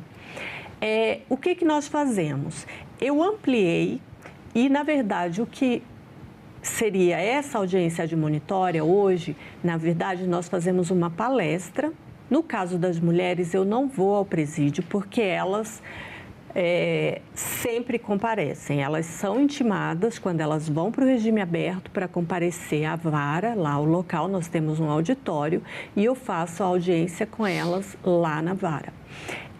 Essa audiência, na verdade, é o momento em que elas têm contato, elas e eles, né? Porque aqui, na verdade, eu estou focando nas mulheres, mas claro que é para todos. Eles são cadastrados para a apresentação bimestral poder ser feita por meio de um aparelho celular, não precisa comparecer à vara. Na sequência, elas conversam com as pessoas do escritório social e o escritório social verifica quais são as situações de vulnerabilidade, porque nós estamos falando aqui de pessoas que vão sair e ter sua família, mas a verdade é que o sistema, às vezes, nos apresenta pessoas que já não têm mais vínculo nenhum aqui fora, não tem mais endereço, não tem para onde ir. E, além disso, a gente precisa, além da família, de uma sociedade que receba essas pessoas, né? A gente está caminhando para o fim, eu queria entender um pouquinho disso, dessa preparação que nós, como sociedade, precisamos ter. Então, o que nós fazemos? Por meio do escritório social, essas pessoas que estão mais vulneráveis, elas são encaminhadas. E já há quase 2 anos, nós temos conseguido vagas de emprego por meio da FUNAP, para todas as pessoas, não só para as mulheres, mas também para os homens, justamente para que eles possam seguir e começar essa reinserção. Agora, eu aproveitaria para fazer assim até um convite à sociedade. Eu sei que é muito difícil, porque quando se pensa no sistema, sempre se pensa a partir dos crimes mais graves, sempre se pensa a partir das situações mais complexas. Mas, na verdade, a maioria dessas pessoas, muitas vezes, não consegue se reinserir por falta de oportunidade. E isso vem também da sociedade, porque se nós criamos esse apartheid e não queremos conhecer esse outro, esse estranho, que é a pessoa que sai do sistema, como é que nós vamos poder ajudar ou, pelo menos, né, ter uma receptividade? E como é que nós vamos cobrar depois que essas pessoas sejam realmente inseridas e participem? Obrigada, doutor Roberval, por comparecer. Obrigada, doutora Léia. Foi um prazer recebê-los aqui no Cidadania Mulher. Obrigado. Mais uma vez, então, obrigada pela sua companhia. Essa entrevista e todos os nossos outros programas estão disponíveis no nosso site, senado.leg.br/TV ou no nosso canal no YouTube. Até a próxima.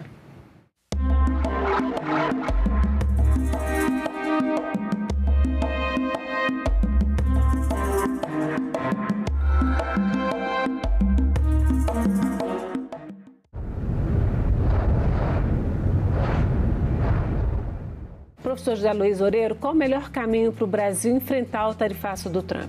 É convencer o Trump de que é uma má ideia seguir com as tarifas de importação. E, para isso, a melhor resposta é fazer um embargo de exportações como café e minérios como nióbio, porque isso vai pegar em cheio o bolso do consumidor americano. Agenda Econômica. Hoje, 20h, aqui na TV Senado. Eu sou da comunidade quilombola de São Manuel II. Estou aqui na comunidade Mucama, comunidade Severa, prestigiando aqui a festa da Severa, né, da Dona Severa, que é uma festa, é um festejo que ela tem todos os anos. Aqui em Mucambé, a gente chegou até aqui para colaborar com a maneira que seja possível. Se tu beber, vamos falando que ele pode dizer. Vim para uma festa da festa de Severa, porque sempre eu venho ajudar, ajuda ela aqui na festa dela, ajuda onde me comunicar, que para mim eu vou lá ajudar, que eu gosto da festa da cultura, tocar a caixa. E quer um pedacinho? Não. Tá bom, de gosto, como? Você também não quer um pedacinho? Pode. Deus dá o poder para ela resolver tudo, porque ela que é a dona.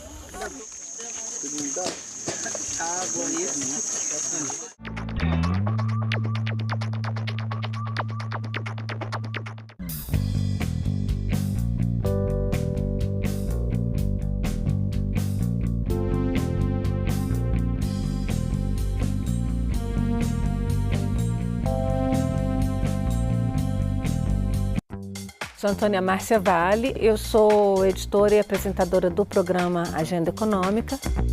Eu trabalho no núcleo de programas que produz o que a gente chama de programas de grade.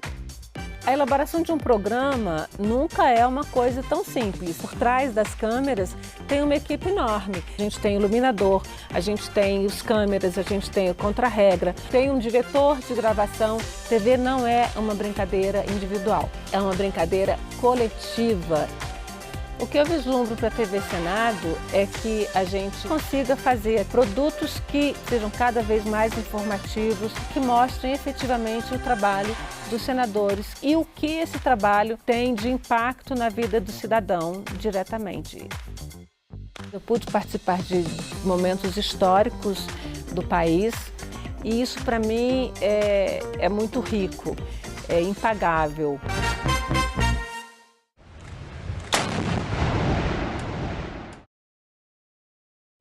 O programa a seguir é livre para todos os públicos. Olá, bem-vindos ao Ecosenado. Você vai ver nesta edição como é o consumo de energia e de água dos centros de processamento de dados no Brasil. A nossa economia, como foi evoluindo, né, a economia era digital, veio trazendo essa demanda, né, dessa infraestrutura, né, para você conseguir suportar tudo que a gente faz hoje em dia, né, desde uma mensagem que você manda no WhatsApp ou um e-mail que você vê, tudo isso está sendo suportado por data centers. Um dos projetos da Liga do Bem, que une amor ao próximo e sustentabilidade. A gente acredita muito que a solidariedade, ela pode trabalhar com a reciclagem e ela dá dignidade para as pessoas.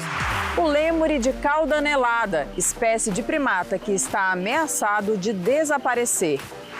E os bastidores de uma reportagem que exibimos em 2013 sobre aproveitamento de podas de jardim para a produção de adubo orgânico.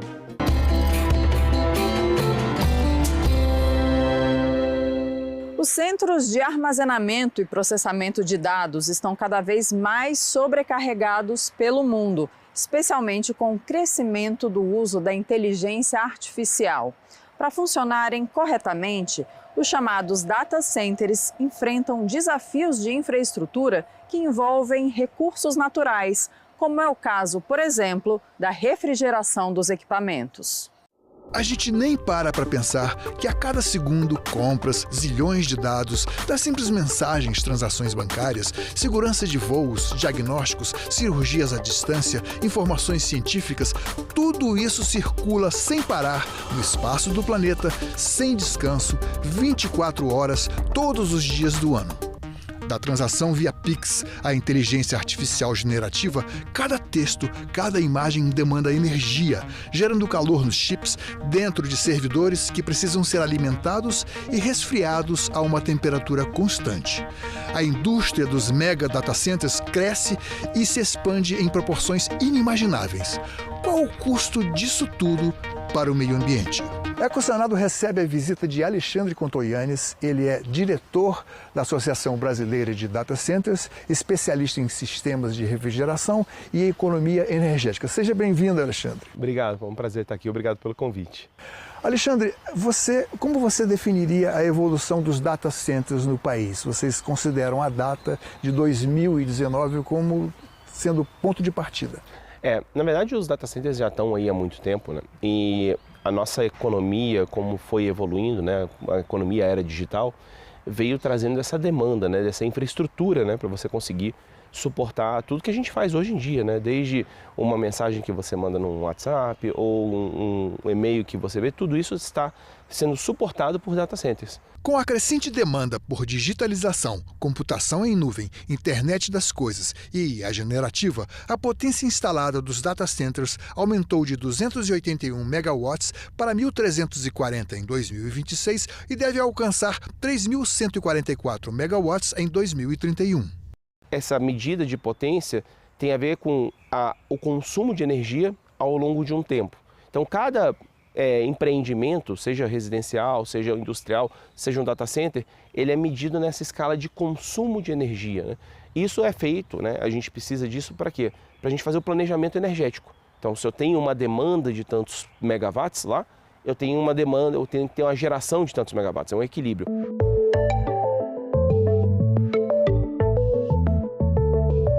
Os megacenters geram calor. Quais são as formas de combater o calor? O equipamento de TI, assim como o seu computador, o seu smartphone, ele não se mexe sozinho. Então, se ele está consumindo energia, ele está gerando calor. Tudo que ele consome de energia, ele é convertido em calor. E as máquinas precisam ser mantidas a uma temperatura constante. Exato. Aqueles corredores de grandes servidores, né? Exatamente. Todos eles com muitos chips ali dentro. Inúmeros. eles, na verdade, eles precisam de um range de temperatura. Né? Você vê, por exemplo, hoje as melhores práticas falam de 18 a 27 graus ali na entrada do equipamento de TI. Então, a gente tem que montar todo um sistema para que eu garanta que o ar que está ali na frente daquele equipamento que ele vai pegar para resfriar os componentes internos, estejam entre 18 e 27 graus. Por quê? Aí ele vai passar pelo equipamento, vai resfriar esse equipamento, atrás do equipamento vai sair mais quente, e aí eu preciso resfriar esse ar de novo para que ele volte para o equipamento e faça esse ciclo fechado de ar. Hoje, os data centers de circuito aberto, onde a água é devolvida ao meio ambiente, representam 20% do total. Em 2030, a previsão é que sejam apenas 10%.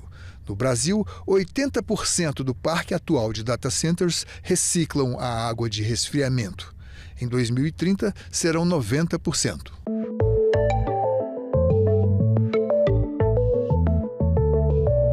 Vocês têm uma meta estabelecida de, em 2030, 90% dos data centers brasileiros serem todos aqueles que consumem água de forma reciclável, circuito fechado. É isso? O que explica isso aí? Por que esse objetivo? Porque, no final das contas, quando você faz esse balanço de gasto de energia, gasto de água, não vale a pena no país.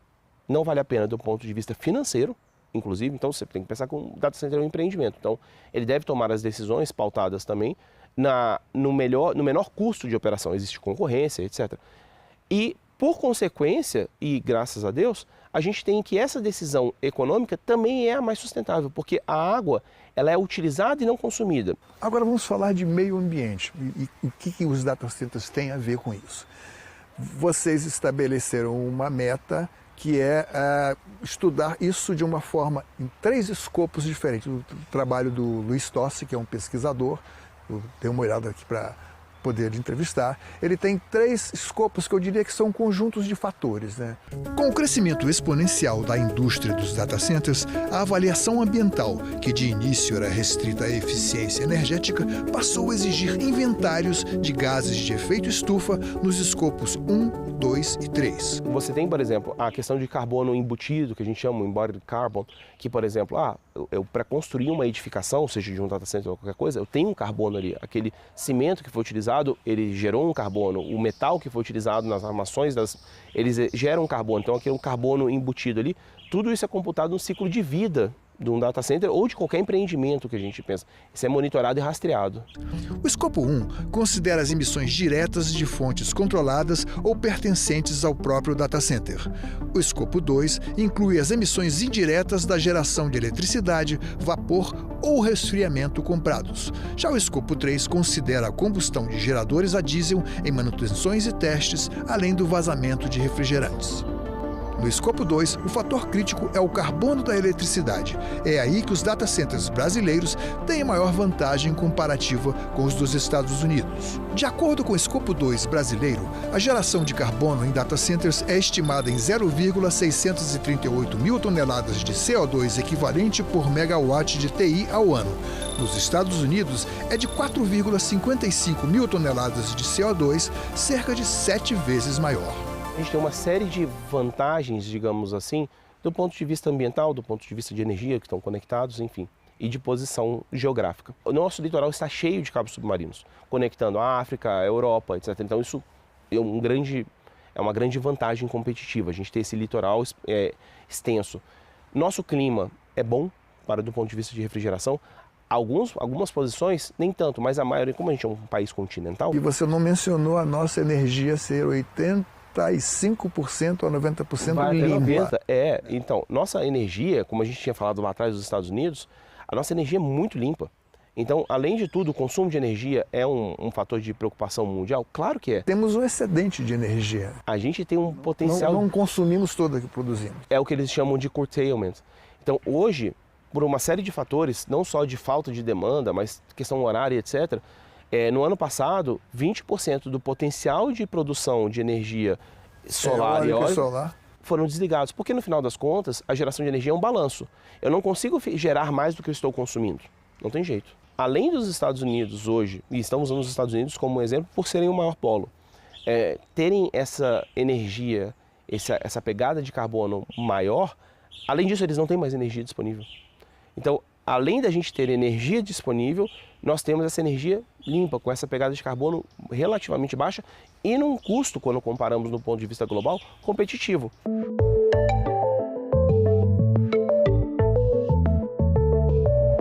Segundo os dados da BDC, Fadurp, Brascom, em 2024, o consumo de energia elétrica dos data centers representava 1,7% do total do país. E para 2029, a projeção é que chegue a 3,6%.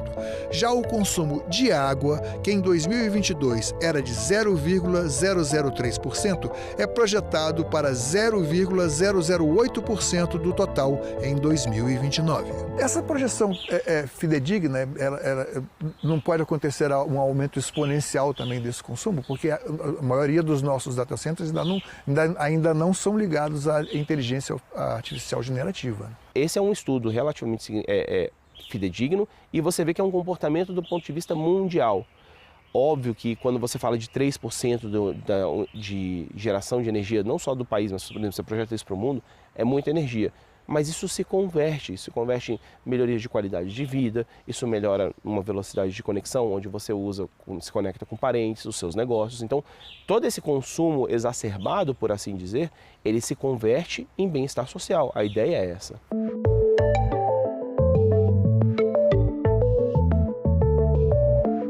Como é que nós podemos aqui nos preparar para a legislação para evitar para defender esse ponto de vista que não haja um crescimento indiscriminado? O que a gente tem que fazer é um bom planejamento. Existem lugares onde eu posso colocar um data center, inclusive como solução, por exemplo, do curtailment que você colocou. E o que você sugeriria em termos de resguardar a soberania nacional, porque a gente não fique apenas hospedando os data centers sem que haja transferência de tecnologia? Quando a gente fala de data center, a gente tem o data center, como a gente vê, né, aquele computador, né, aquele chip, etc. E a gente tem toda a infraestrutura do data center. Então, os equipamentos de resfriamento, os geradores, uma série de equipamentos de infraestrutura do próprio data center. Nós temos hoje capacidade de trazer essas indústrias para cá. E temos indústrias muito boas aqui no Brasil, inclusive, que produzem esse tipo de equipamento. Então, trazer esse tipo para cá, incentivar a indústria nacional a produzir isso é fundamental. Eu acho que isso traz um grande ganho para nós como país. E os equipamentos que você tem de produção de ponta ali, de chips, etc., isso é uma briga hoje muito intensa, né, entre Estados Unidos e China. Eu não acho que é por aí a gente buscar produzir, trazer essa tecnologia para cá, que eu acho que nem é um momento, mas todo o resto da infraestrutura a gente tem potencial de fazer isso. E sem dúvida nenhuma é muito importante que a gente faça isso. Quando a gente traz um data center, não é só o computador, é toda a infraestrutura. E o país tem indústrias muito boas, inclusive de padrão benchmark mundial, que podem fazer essa infraestrutura e a gente ajudar a gerar a economia aqui, sem dúvida nenhuma. Nós precisamos de energia constante, sem parar, 24 horas por dia, 7 dias por semana, 365 dias por ano, né? Mas a nossa matriz limpa, ela é muito instável. É a energia solar, que só gera quando tem o sol, vem aí as baterias, ainda não chegaram, e a energia eólica, que também depende dos ventos, né? Como é que vocês encaram esse desafio? O que pode ser feito para que haja uma utilização plena sem que gere insegurança para os próprios data centers?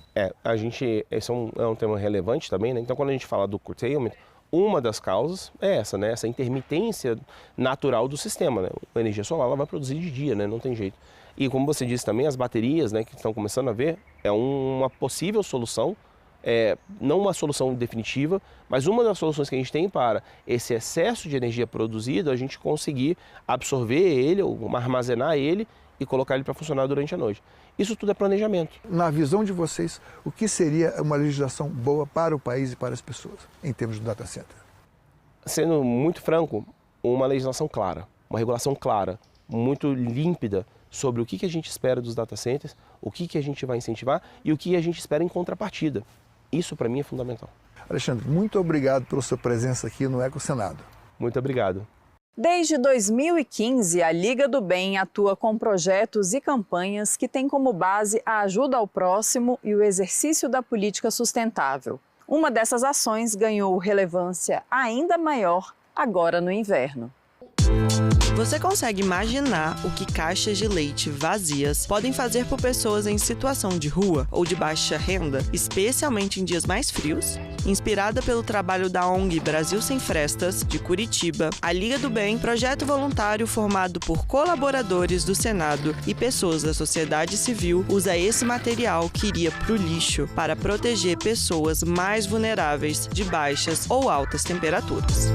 Bom, nós temos 14 projetos e várias ações, né? Todos voltados ao público vulnerável. A gente acredita muito que a solidariedade, ela pode trabalhar com a reciclagem e ela dá dignidade para as pessoas. Dignidade que já chegou a muita gente do Distrito Federal, com o projeto Paredes do Bem. Funciona assim: as caixas já higienizadas são arrecadadas por doação e passam pelas mãos cuidadosas de voluntárias que cortam, costuram e as transformam graças ao alumínio da embalagem em placas térmicas. E além de servirem como revestimento em residências de pessoas de baixa renda, também são usadas em outros projetos em que viram cobertores e tapetes. Que são esses colchonetes distribuídos para as pessoas em situação de rua. Com revestimento já foram 36 residências revestidas e já foram distribuídas 845 mantas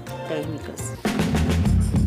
A gente acompanhou a 37ª instalação de revestimento térmico em uma casa da comunidade Leão de Judá, em Samambaia, região administrativa do DF. A ação foi liderada pela Denise. O trabalho leva em média 5 horas e tudo é feito com muito cuidado, atenção e empenho da equipe de voluntários.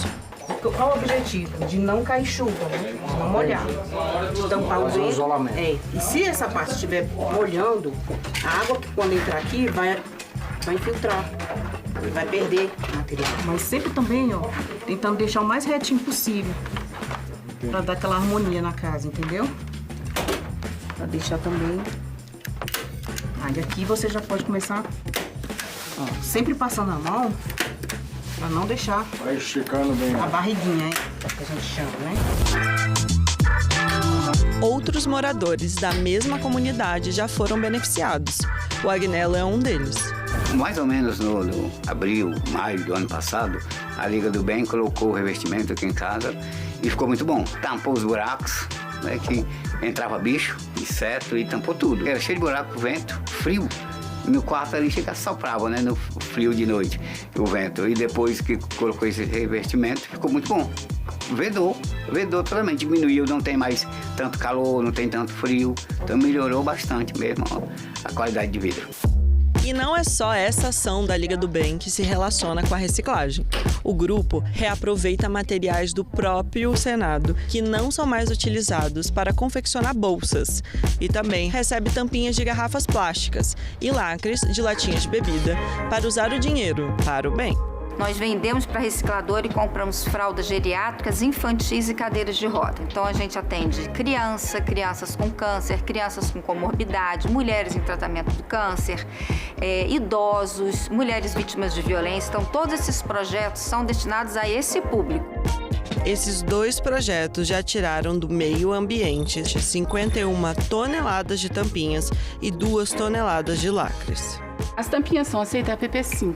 É uma tampinha mais dura, né? Porque geralmente tem umas tampinhas transparentes, de molinha, aquela não serve. A recicladora não recebe aquela. A gente tem mais de 200 parceiros, né? Que a gente... Eu, no caso, né, vou lá, recolho as tampinhas. A gente tem esses galões que o próprio Senado, né, nos fornece, que são vencidos, não servem mais para água. Mais uma vez, a sustentabilidade do Senado, né, com o nosso projeto. E aí a gente leva para os parceiros, eles enchem, né, e eu vou lá e recolho.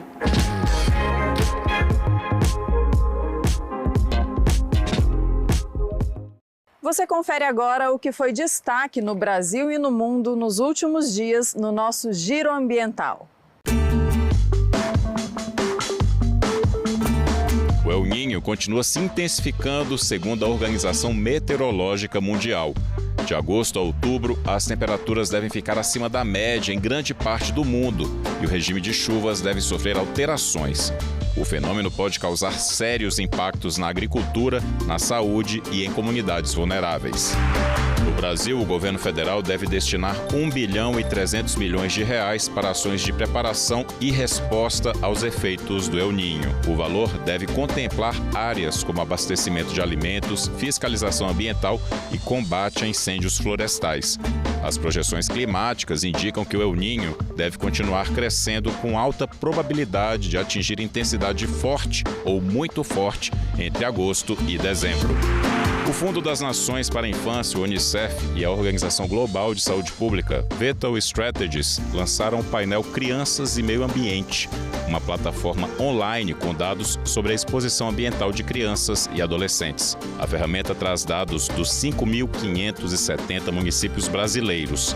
São indicadores nas áreas de eventos climáticos, qualidade do ar, infraestrutura ambiental e urbana e ambiente escolar. 333 cidades apresentaram situação de vulnerabilidade severa e multidimensional. Os dados completos podem ser conferidos em www.criançasemeioambiente.org.br. Ele ficou popular nos anos 2000 por causa do personagem Rei Julian da franquia Madagascar. Infelizmente, o lêmure de cauda anelada é uma espécie em perigo e desde a época do filme, a estimativa é de que houve um declínio de 95% da sua população no mundo.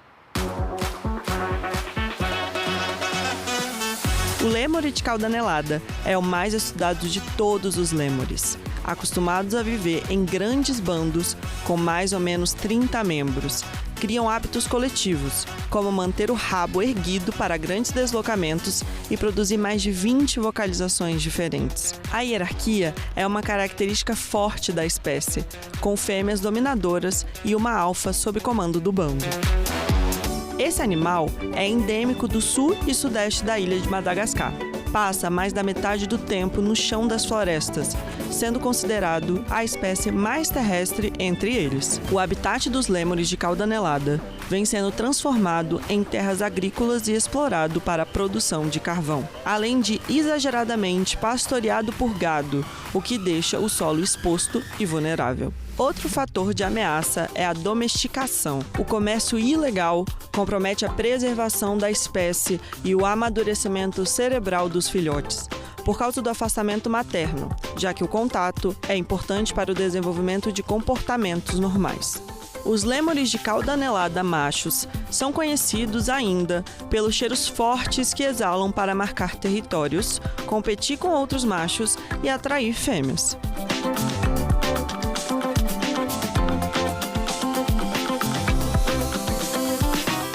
Nós ficamos por aqui. Obrigada pela audiência. É hora de lembrar de uma das reportagens que marcaram esses 20 anos do nosso programa, quando mostramos técnicas para a produção de humus de minhoca utilizando material descartado de podas de jardim.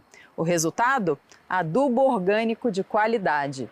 Quem conta é o jornalista César Mendes. Até o próximo Ecocenado.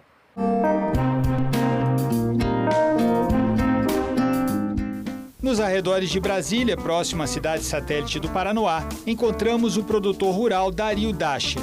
Em um sítio com cerca de 20 mil metros quadrados de área, ele desenvolve há 6 anos técnicas para a produção de humus de minhoca, utilizando o material descartado de podas de jardim. Essa matéria sobre reaproveitamento de podas de jardim, que foi a que nos deu o Prêmio Sebrae de Jornalismo, inclusive pelo nosso repórter cinematográfico, Carlos Alberto Pereira, que faleceu depois de Covid, né? O Carlos Alberto ganhou esse prêmio Sebrae de Jornalismo de reportagem cinematográfica.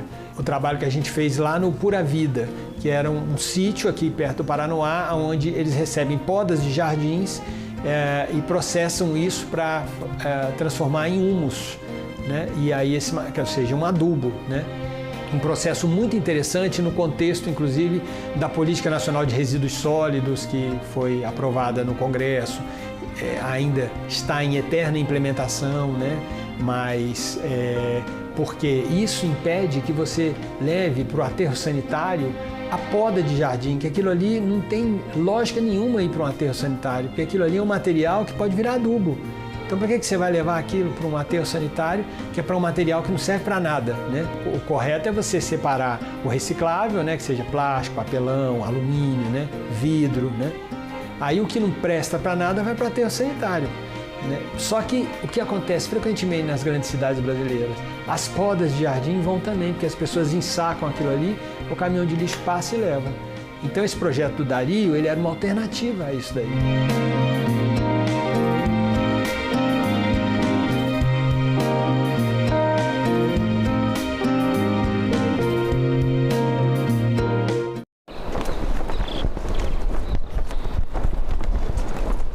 Professor José Luiz Oreiro, qual o melhor caminho para o Brasil enfrentar o tarifaço do Trump? É convencer o Trump de que é uma má ideia seguir com as tarifas de importação. E, para isso, a melhor resposta é fazer um embargo de exportações como café e minérios como nióbio, porque isso vai pegar em cheio o bolso do consumidor americano. Agenda Econômica. Hoje, 20h, aqui na TV Senado.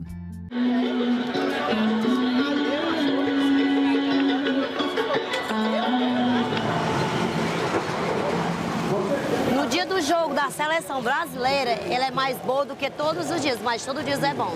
Os dias que eu venho, eu gosto e toda a vida é meu esperado. Às vezes eu penso que nem vou ganhar bem e acabo ganhando. Antes eu trabalhava numa cozinha industrial. Trabalhei por 10 anos numa cozinha industrial. Aí quando eu saí, que eu sofri meu acidente, aí o que aconteceu? Eu fiquei dependendo só de um salário, né? Aí quando eu fui pro INSS, o doutor que me aposentou, ele falou assim, dona Marta, eu vou lhe aposentar. Eu disse, doutor Hamilton, é tão pouco o salário. Ele pegou e disse, não, mas tu faz assim, ó, tu pega e tu vai receber um monte de dinheiro das tuas contas, aí tu bota um negócio pra tu vender em casa, pastel, essas coisas. Aí eu peguei e fiz. Eu era uma funcionária muito boa pra eles, 10 anos, né? E essa é a minha história. A violência tinha que ser trabalhada nas escolas, na igreja, na comunidade, para que as pessoas pudessem entender o que realmente é violência.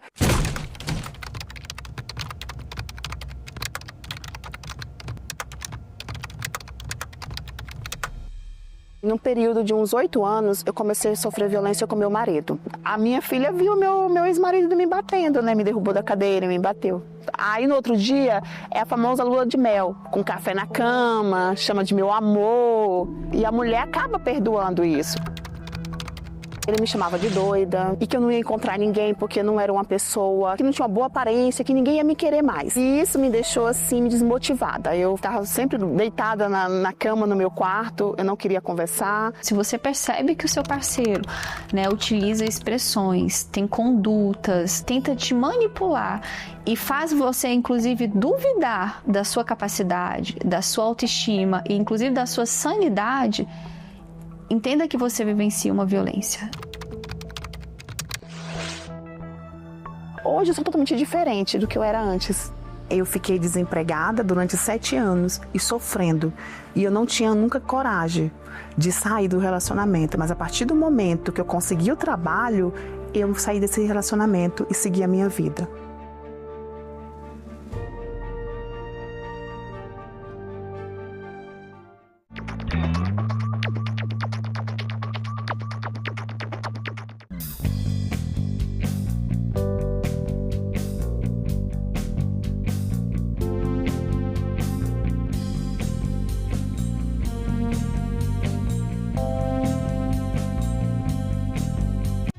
Você, mulher que quer entrar para a política, agora pode contar com o Guia da Candidata.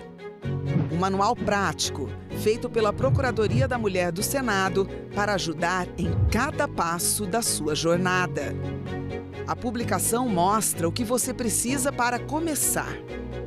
Estar em dia com a Justiça Eleitoral, garantir sua filiação a um partido e o domicílio eleitoral 6 meses antes da eleição. Lá, você descobre como garantir os recursos para a sua campanha, como os 30% do fundo eleitoral e do tempo de rádio e TV, que são seus por direito. O material também ensina a organizar a campanha, cuidar da segurança na internet e o que fazer em casos de violência política. Acesse o guia na página da Procuradoria do Senado na internet. Basta clicar em Publicações no alto da página e selecionar o guia da candidata. É informação rápida e segura para você ocupar o seu lugar na política. Porque não existe democracia sem a sua participação.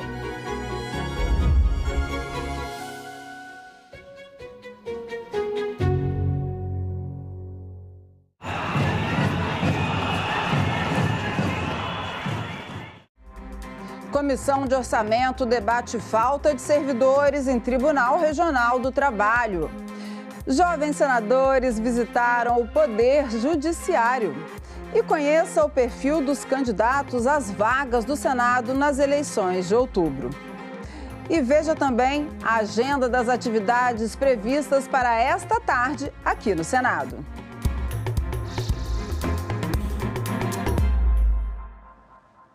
Olá, boa tarde. Agora são 13h30 e o Senado Notícias começa agora. A Comissão Mista de Orçamento realizou na manhã de hoje uma audiência pública para debater a situação do quadro de pessoal do Tribunal Regional do Trabalho da 2ª Região. O TRT2 recebe 1 em cada 5 processos trabalhistas no Brasil. Por isso, tem quase o dobro de juízes, se comparado aos outros TRTs. Mas o número de funcionários é somente um pouco superior. A gente teria que ter, no mínimo, também essa mesma proporcionalidade, ou seja, o dobro de corpo técnicos para poder acompanhar a execução desses processos. Não é possível a gente ter garantia de acesso à justiça sem a recomposição desses servidores. A sociedade ela precisa de um Estado, como muito bem posicionou a professora, que responda com eficiência quando demandado. E não é o que nós observamos atualmente e não é o que tem se demonstrado no cenário futuro. O que vemos hoje é um estrangulamento do TRT2. Uma medida efetiva para a recomposição dos servidores é garantir recursos no orçamento da União. A sustentação do maior tribunal trabalhista do país exige orçamento compreensível, participação informada e prioridade institucional à recomposição do quadro.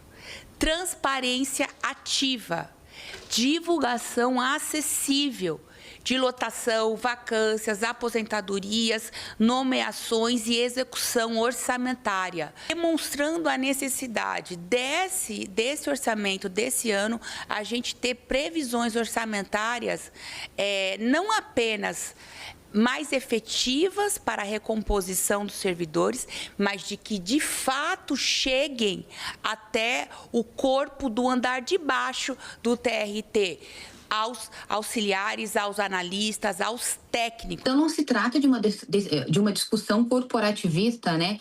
E sim de uma discussão sobre o funcionamento da justiça e sobre a proteção de um direito que é fundamental. E aqui nós chegamos no ponto central, que é o orçamento. As 300 vagas autorizadas na Lei Orçamentária de 2026, desde janeiro, não foram distribuídas. Lembrando que essas 300 vagas são para atender a demanda de 24 TRTs, o que por si só já é absurdo. Se nós fizermos uma divisão simples, dá cerca de 12 vagas por tribunal, o que é completamente insuficiente. O concurso de vocês ele foi aprovado no Congresso Nacional, com previsão orçamentária. Há recursos, sim, nós sabemos, né? E nós temos que disputar esse orçamento. Para ser senador, é preciso conhecer, além da atividade legislativa, os outros poderes. E foi isso que os jovens senadores fizeram hoje. Conheceram de perto o judiciário. A programação de hoje dos jovens senadores inclui a visitação ao plenário do STF. Os jovens puderam conhecer também o famoso Hall dos Bustos. Acompanhados dos professores, participaram também de uma palestra no Museu Ministro Sepúlveda Pertence, onde puderam aprender sobre o funcionamento no dia a dia do STF e a importância da instituição para o país. A palestrante Leila Mascarenhas, secretária de Relações com a Sociedade do STF, destacou que o STF e o TSE são hoje as instituições mais atacadas do país. Também foi levantada a questão de uso de IA pela primeira vez nas eleições de 2026. Foi exibido o documentário sobre os atos de 8 de janeiro, emocionando os jovens presentes. Ao final, os jovens senadores participaram de dinâmicas e de games. E a Comissão de Educação vai receber na tarde desta terça-feira especialistas para discutir os desafios da escola em tempo integral. O programa, que prevê uma jornada de 7 horas diárias em todas as fases do ensino, já tem quase 3 anos, mas ainda encontra dificuldades de implementação. A reunião está marcada para daqui a pouco, às 2 horas. Criado em dezembro de 2023, o programa Escola em Tempo Integral prevê a implantação do regime presencial de pelo menos 7 horas por dia ou 35 horas semanais, cumprindo uma jornada estendida em 2 turnos. A ideia é estimular o desenvolvimento pleno do aluno com a oferta de no mínimo 3 refeições diárias, promovendo a integração de conteúdos tradicionais com oficinas e apoio pedagógico. Para avaliar o andamento do programa, a Comissão de Educação promove uma série de audiências públicas sobre o tema, com a presença de autoridades e especialistas. Nesta terça-feira, 18 de agosto, às 2 da tarde, a TV Senado transmite a 3ª reunião do ciclo de debates que avalia a implantação do programa Escola em Regime Integral. Você assiste ao vivo, senado.leg.br/TV ou pelo nosso canal no YouTube. E daqui a pouquinho, às 2h30 da tarde, está prevista audiência pública na Comissão de Direitos Humanos. Na pauta, o projeto que proíbe a adoção de sistema de cotas em processos seletivos de programas de residência médica. E nessa segunda-feira, durante visita ao navio sonda usado na procura de petróleo na margem equatorial, o presidente do Senado, Davi Alcolumbre, defendeu a soberania do Brasil. O parlamentar disse ainda que a exploração do recurso é importante para o desenvolvimento social. Deixem que nós, brasileiros, que lutamos pela defesa do nosso Brasil, que nós decidamos o que nós queremos do Brasil. E hoje é mais uma demonstração nessa descoberta de que todos nós sabemos onde queremos chegar. Nós sabemos o que a riqueza do petróleo é transformada para a vida das pessoas, sobretudo com os recursos do Fundo Social que vão para a educação pública brasileira e para a saúde pública brasileira. Viva o petróleo, viva a Petrobras, viva o futuro do Brasil. E agora são 13h38 e olha só, na quinta-feira a Comissão de Educação traz um dos temas mais importantes da atualidade para uma discussão que vai contar com a presença dos jovens senadores. Democracia nas redes sociais. Como construir um debate saudável. A evidência é incontestável. As redes sociais se consolidaram como espaço central para a participação e o debate público. Só que essa mudança de ambiente e a velocidade do tráfego das informações trouxe também a disseminação de fake news, discursos de ódio, intolerância e diferentes formas de violência digital. Tudo isso ameaça a convivência democrática e nos coloca diante de um enorme desafio. O que fazer para garantir ambientes digitais mais seguros, respeitando o pensamento crítico e promovendo uma cultura de respeito às diferenças? Para debater o tema Democracia nas redes sociais, a Comissão de Educação e Cultura promove uma audiência pública com a participação de autoridades, representantes de entidades e especialistas. Nesta quinta-feira, 20 de agosto, 10 da manhã, a TV Senado transmite um debate sobre democracia nas redes sociais, promovido pela Comissão de Educação e Cultura. Você acompanha ao vivo aqui, senado.leg.br/TV ou pelo nosso canal no YouTube. Esse debate é um debate muito propositivo, muito afirmativo, eu diria até muito libertador, muito educador, porque esse debate é que nós queremos um debate nas redes sociais limpo, claro, decente, numa política que fale de solidariedade, de direitos humanos, mas não de ódio, de espancamento, de violência, de coisas absurdas como o feminicídio, né? Então, as redes sociais cumprem um papel fundamental. E o Tribunal Superior Eleitoral lançou nesta segunda-feira a campanha para o pleito deste ano com o tema Coisa de Pele. O TSE também inaugurou o Centro de Divulgação das Eleições. O Centro de Divulgação Eleitoral, inaugurado pelo Tribunal Superior Eleitoral, é um espaço no edifício 7 do TSE em Brasília, preparado para atender os profissionais da imprensa que vão realizar a cobertura das eleições deste ano. A ideia é que o Centro de Divulgação das Eleições seja mais do que um espaço de trabalho para os profissionais que acompanharão as eleições. O objetivo é que se torne um ambiente de diálogo aberto com a Justiça Eleitoral, em que a transparência e o acesso à informação não encontrem quaisquer obstáculos. O Centro de Divulgação Eleitoral será palco também de atividades e programações específicas vinculadas às eleições de 2026. No mesmo evento, o presidente do TSE, Cássio Nunes Marques, lançou a campanha das eleições de 2026, Coisa de Pele. O objetivo é aproximar a população da responsabilidade cidadã em relação à democracia e ao processo eleitoral. Transmitir essa mensagem de maneira cristalina não é fácil, mas é um trabalho que já foi feito por nossos poetas. Assim, buscamos na música popular brasileira uma canção que fosse capaz de atravessar gerações e encontramos na obra de Jorge Aragão a canção perfeita. Não dá para fugir dessa coisa de pele, sentida por nós, desatando os nós. Sabemos agora, nem tudo que é bom vem de fora. A urna eletrônica é brasileira. Foi bom insistir, compor e ouvir. Resiste quem pode, a força dos nossos pagodes. Arte popular no nosso chão. É o povo quem produz o show e assina a direção. Sinta na pele a sua cidadania. Não perca a chance de votar.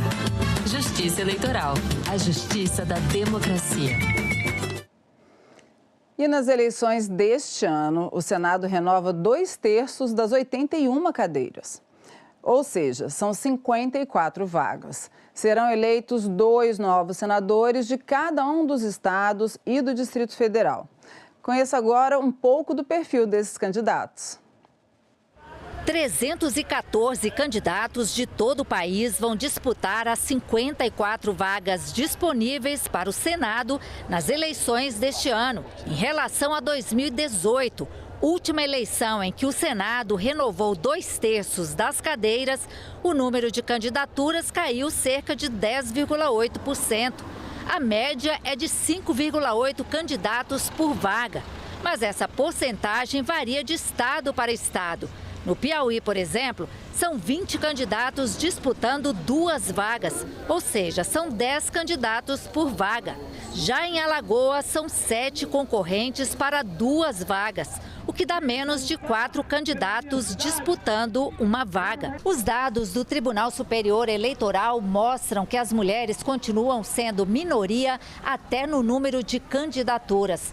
Dos 314 concorrentes, 245 são homens. Só 69 são mulheres, ou seja, apenas 22%. Maioria de homens e pessoas brancas. Dos 314 candidatos ao Senado, 191, ou seja, 60,8%, se declaram brancos. 89 se declaram pardos, 28 pretos, 4 indígenas e 2 amarelos. Os dados do TSE apontam também que 2 em cada 3 candidatos ao Senado têm pelo menos 50 anos. E cerca de 4 de cada 5 têm ensino superior completo. Entre as ocupações declaradas pelos candidatos, os advogados são maioria, 11,5% dos concorrentes. Então, olha só, fique atento. Em outubro, você vai escolher 2 senadores do seu estado. Tem que votar em 2 nomes diferentes. Porque se você votar 2 vezes na mesma pessoa, o segundo voto vai ser anulado e você vai perder a oportunidade de fazer uma escolha. E no programa Jovem Senador, que traz estudantes do ensino médio por uma semana, o incentivo à cidadania começa antes da chegada ao Congresso Nacional. Por trás de cada uma das vitórias dos jovens senadores estão professores e coordenadores regionais que estimulam o pensamento crítico e o debate político dentro e fora da sala. De diferentes partes do Brasil, 27 estudantes chegaram ao Senado Federal para vivenciar uma experiência que vai muito além da sala de aula. A Semana de Vivência Legislativa do programa Jovem Senador. Durante esse período, eles conhecem de perto o funcionamento do Poder Legislativo e apresentam propostas que podem se transformar em leis. Mas antes de chegarem até aqui, existe quem acompanhe cada etapa desse caminho. São os professores e coordenadores estaduais que ajudam a despertar nos jovens o interesse pela política. Protagonismo estudantil, o protagonismo feminino, o protagonismo desses jovens que talvez encontrem no programa Jovem Senador uma oportunidade de se destacarem e entenderem o que querem para o futuro, com certeza é a peça-chave. Porque a vivência aqui é muito importante, né, para os jovens, para nós professores, né? Não temos grandes parcerias, nós não temos, vamos dizer assim, grandes incentivos, mas o fato de estarmos aqui, como eu disse até para minha orientadora, vamos fazer a diferença. Em um ano eleitoral marcado pela redução no número de eleitores entre 16 e 17 anos, o engajamento dos estudantes no debate político ganha ainda mais importância. Foi a partir dessa reflexão que o concurso deste ano propôs o tema Democracia nas redes sociais, como construir um debate saudável. O diálogo comunicacional, ele faz importante em qualquer espaço e na nossa atualidade, nesse tempo tecnológico, as pessoas usam isso muitas vezes não para se comunicar, mas para se machucar. Mais do que aproximar os jovens do Congresso, o programa também leva essa experiência para além dos grandes centros. Entre os estudantes selecionados, muitos vêm de cidades do interior e mais da metade dos municípios representados é considerado de pequeno porte pelo IBGE. Na Bahia, por exemplo, a nossa estudante Lara Rios, ela vem de Pintadas, então esse estudante vem para aqui para Brasília, tem essa primeira experiência de viajar de avião, tem essa primeira experiência imersiva aqui no Senado, no Congresso Nacional. Então, de fato, assim, muitas das vezes eles não possuem contato com esse mundo, né, democrático, da política, não conseguem também pesquisar o que é que está rolando dentro do Senado, dentro da Câmara dos Deputados. Eu acho que esse é um chamado também para a juventude, para poder se interessar com as políticas públicas, com as leis. Para esses jovens, a oportunidade de conhecer o Legislativo de perto também significa levar novas perspectivas de participação e cidadania para suas comunidades. Uma experiência única e muito importante para eles já ir tendo senso crítico, né, e tendo uma visão mais democrática em compartilhar suas ideias, né, defender os seus interesses e respeitar a ideia contrária à deles. Através da história desses jovens senadores, em especial a minha, né, chamada Ana Clara Macedo, a gente escuta outras vozes. A voz da mãe dela, da avó dela, que são, infelizmente, pessoas que não tiveram acesso à educação, que ainda assinam utilizando o polegar. Então, assim, é um símbolo de conquista pessoal, mas também que representa um local, que representa um estado, né, como o nosso. Muito bacana, né? E a exposição Democracia nas Redes Sociais, que vai exibir as 27 redações finalistas do programa Jovem Senador, foi inaugurada nesta segunda-feira no Senado e poderá ser visitada até sexta-feira.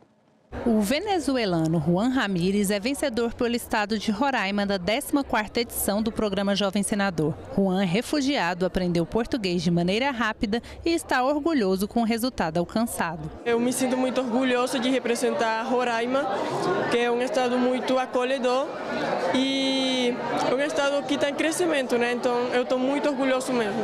O tema do concurso deste ano foi Democracia nas redes sociais, como construir um debate saudável. Para ele, né, ter conhecimento, falando da democracia, nós tivemos uma palestra sobre esse assunto antes, né? Ele teve conhecimento e ele chegou até mim e sentiu a necessidade de fazer a redação. Falou para mim que estava muito feliz, né?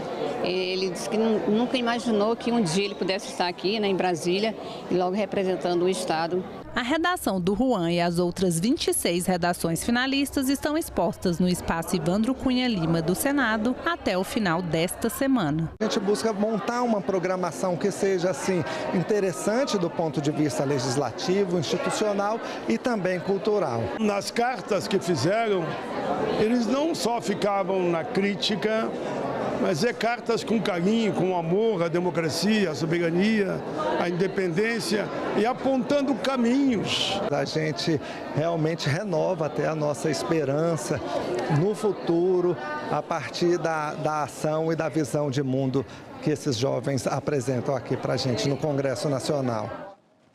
Obrigada pela companhia de vocês. Nós voltamos a qualquer momento com mais informações ao vivo sobre as notícias do Senado. Acompanhe o nosso site no senado.leg.br e também as nossas redes sociais. Até já!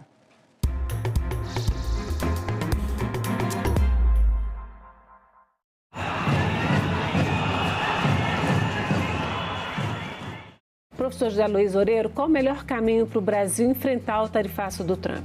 É convencer o Trump de que é uma má ideia seguir com as tarifas de importação.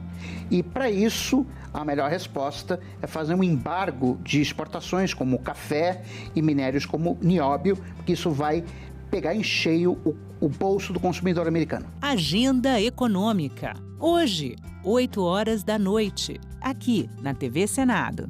O sangue possui diversos componentes e a gente tem as hemácias, as plaquetas, os leucócitos, que são as células de defesa, os fatores de coagulação. Então, a gente tem circulando diversos componentes que são muito importantes para as funções vitais. A gente precisa do oxigênio, né? Então, quem vai carregar isso são as hemácias.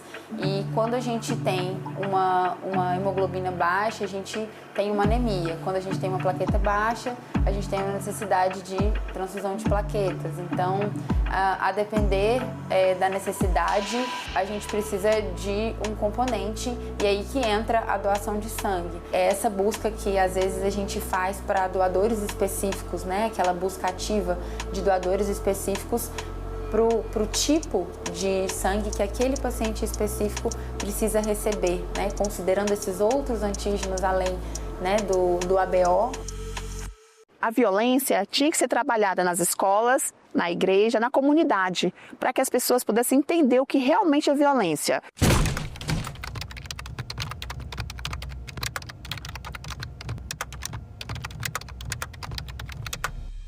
Num período de uns 8 anos, eu comecei a sofrer violência com meu marido. A minha filha viu meu ex-marido me batendo, né? Me derrubou da cadeira, me bateu.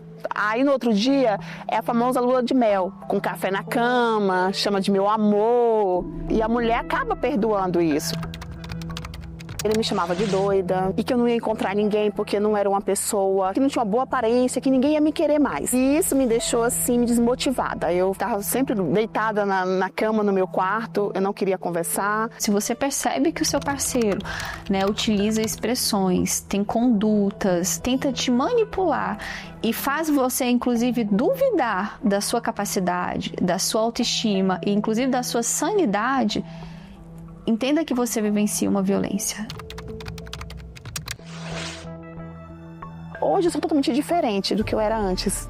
Eu fiquei desempregada durante 7 anos e sofrendo. E eu não tinha nunca coragem de sair do relacionamento. Mas a partir do momento que eu consegui o trabalho, eu saí desse relacionamento e segui a minha vida.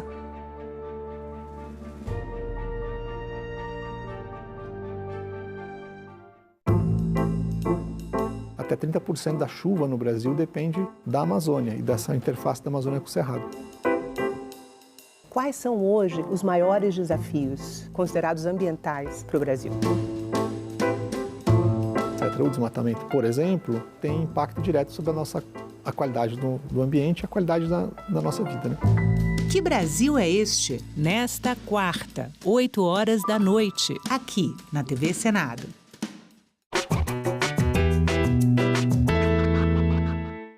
A primeira eleição no Brasil aconteceu em 1532. Naquela época, o voto não era, digamos, democrático.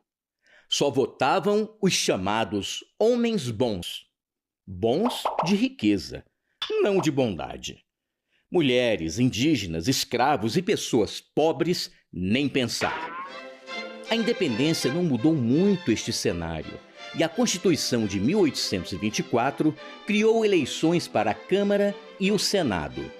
Quem quisesse votar deveria ganhar pelo menos R$100 mil por ano. As eleições eram realizadas nas paróquias e o voto não era secreto.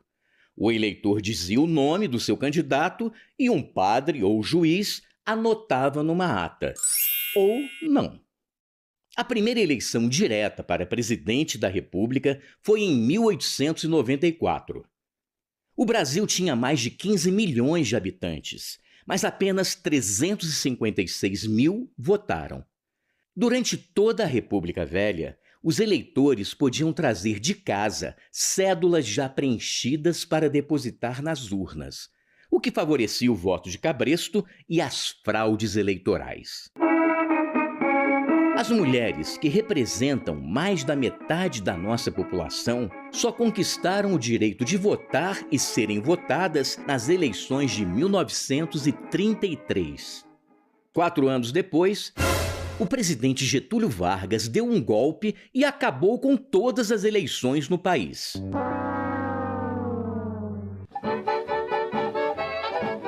Em 1945, a democracia voltou ao Brasil, com o restabelecimento das eleições diretas em todos os níveis.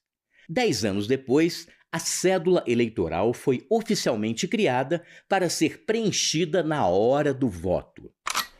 O golpe de 1964 interrompeu mais uma vez a trajetória da democracia no país, acabando com as eleições diretas para presidente, governadores, prefeitos e alguns senadores. Mas a voz do povo falou mais alto e em 1989 o Brasil voltou a escolher seus governantes. A urna eletrônica substituiu o papel impresso e o voto tornou-se cada vez mais auditável e seguro.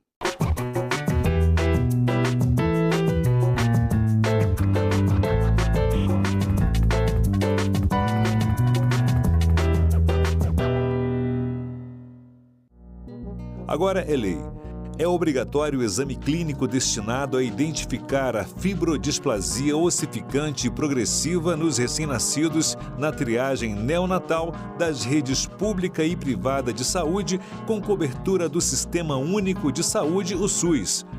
O exame abrange todos os recém-nascidos no âmbito do território nacional. O Senado votou, agora é lei.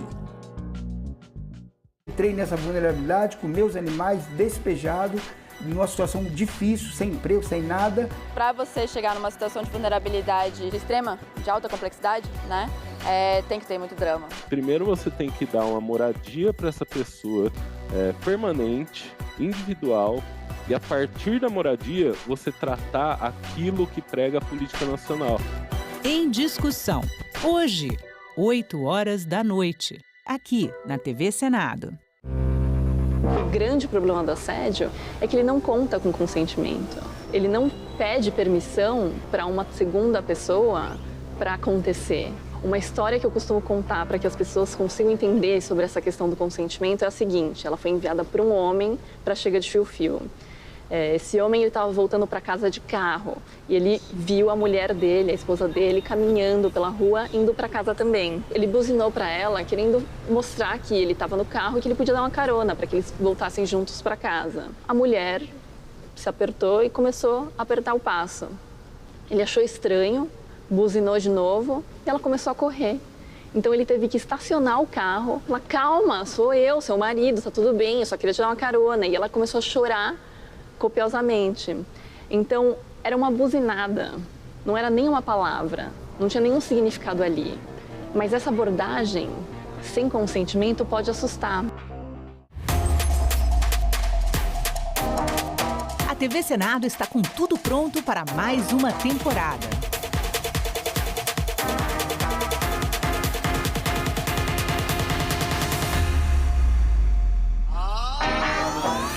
História. Em maio de 1933, 3,5% da população vão às urnas. Análise. O grande problema que a gente vive hoje é a falta de entendimento do papel da imprensa. Debate. É difícil realmente fazer chegar o conteúdo de todos os candidatos quando você está numa bolha. Combate à desinformação.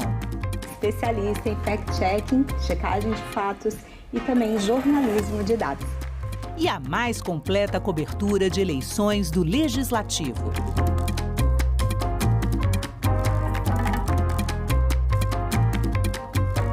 TV Senado, democracia todo dia.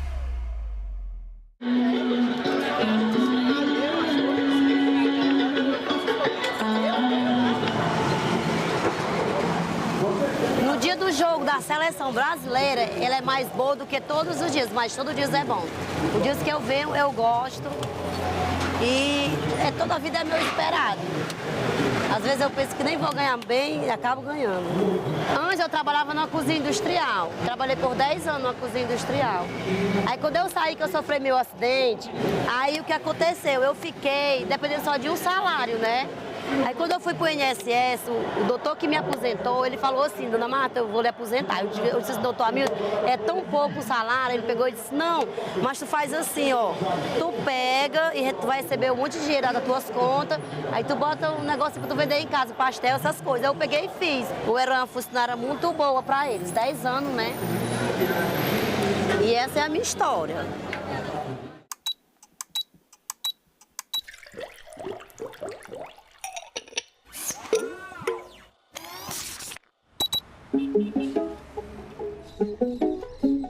É o que eu sempre falo para os meus alunos, assim, que a ciência a gente faz por etapas, né? Na verdade, hoje em dia, eu não tenho essa preocupação de fazer a descoberta que vai revolucionar, porque a gente pavimenta o futuro.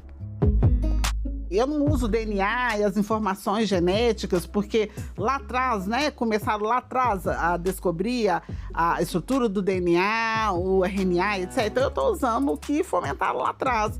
Então eu espero que as minhas descobertas e o que eu for descobrindo agora pavimenta o futuro de quem vem depois.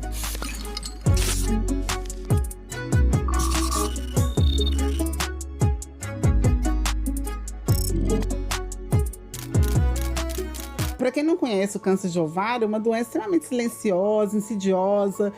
A maioria das mulheres vão a óbito, assim, muito rápido, porque elas respondem mal ao tratamento da platina. Como ele é muito silencioso, a mulher só descobre em estado muito avançado, é quando já não tem jeito mesmo, porque é uma doença que ela vai crescendo e a mulher não vai percebendo, porque vai se confundindo com outros sintomas, sabe? Então, quando descobre, tem uma massa gigantesca, metastática, e que as possibilidades terapêuticas são ruins. Para você ter ideia da gravidade da doença, a nossa casuística começar a coletar em 2008, infelizmente, todas as mulheres já vieram a óbito. Então a gente precisava realmente trabalhar com isso. Por a gente entender que era muito necessário dar a essas mulheres mais tempo, né? Elas são mães, elas têm filhos, elas precisam viver, elas querem se formar, querem viver outras coisas. Aí quando você pensa em mulheres, né? Você tem uma empatia pelo seu gênero, né? Para você pensar que a gente tem que ajudar um tumor que está com poucas possibilidades terapêuticas, né?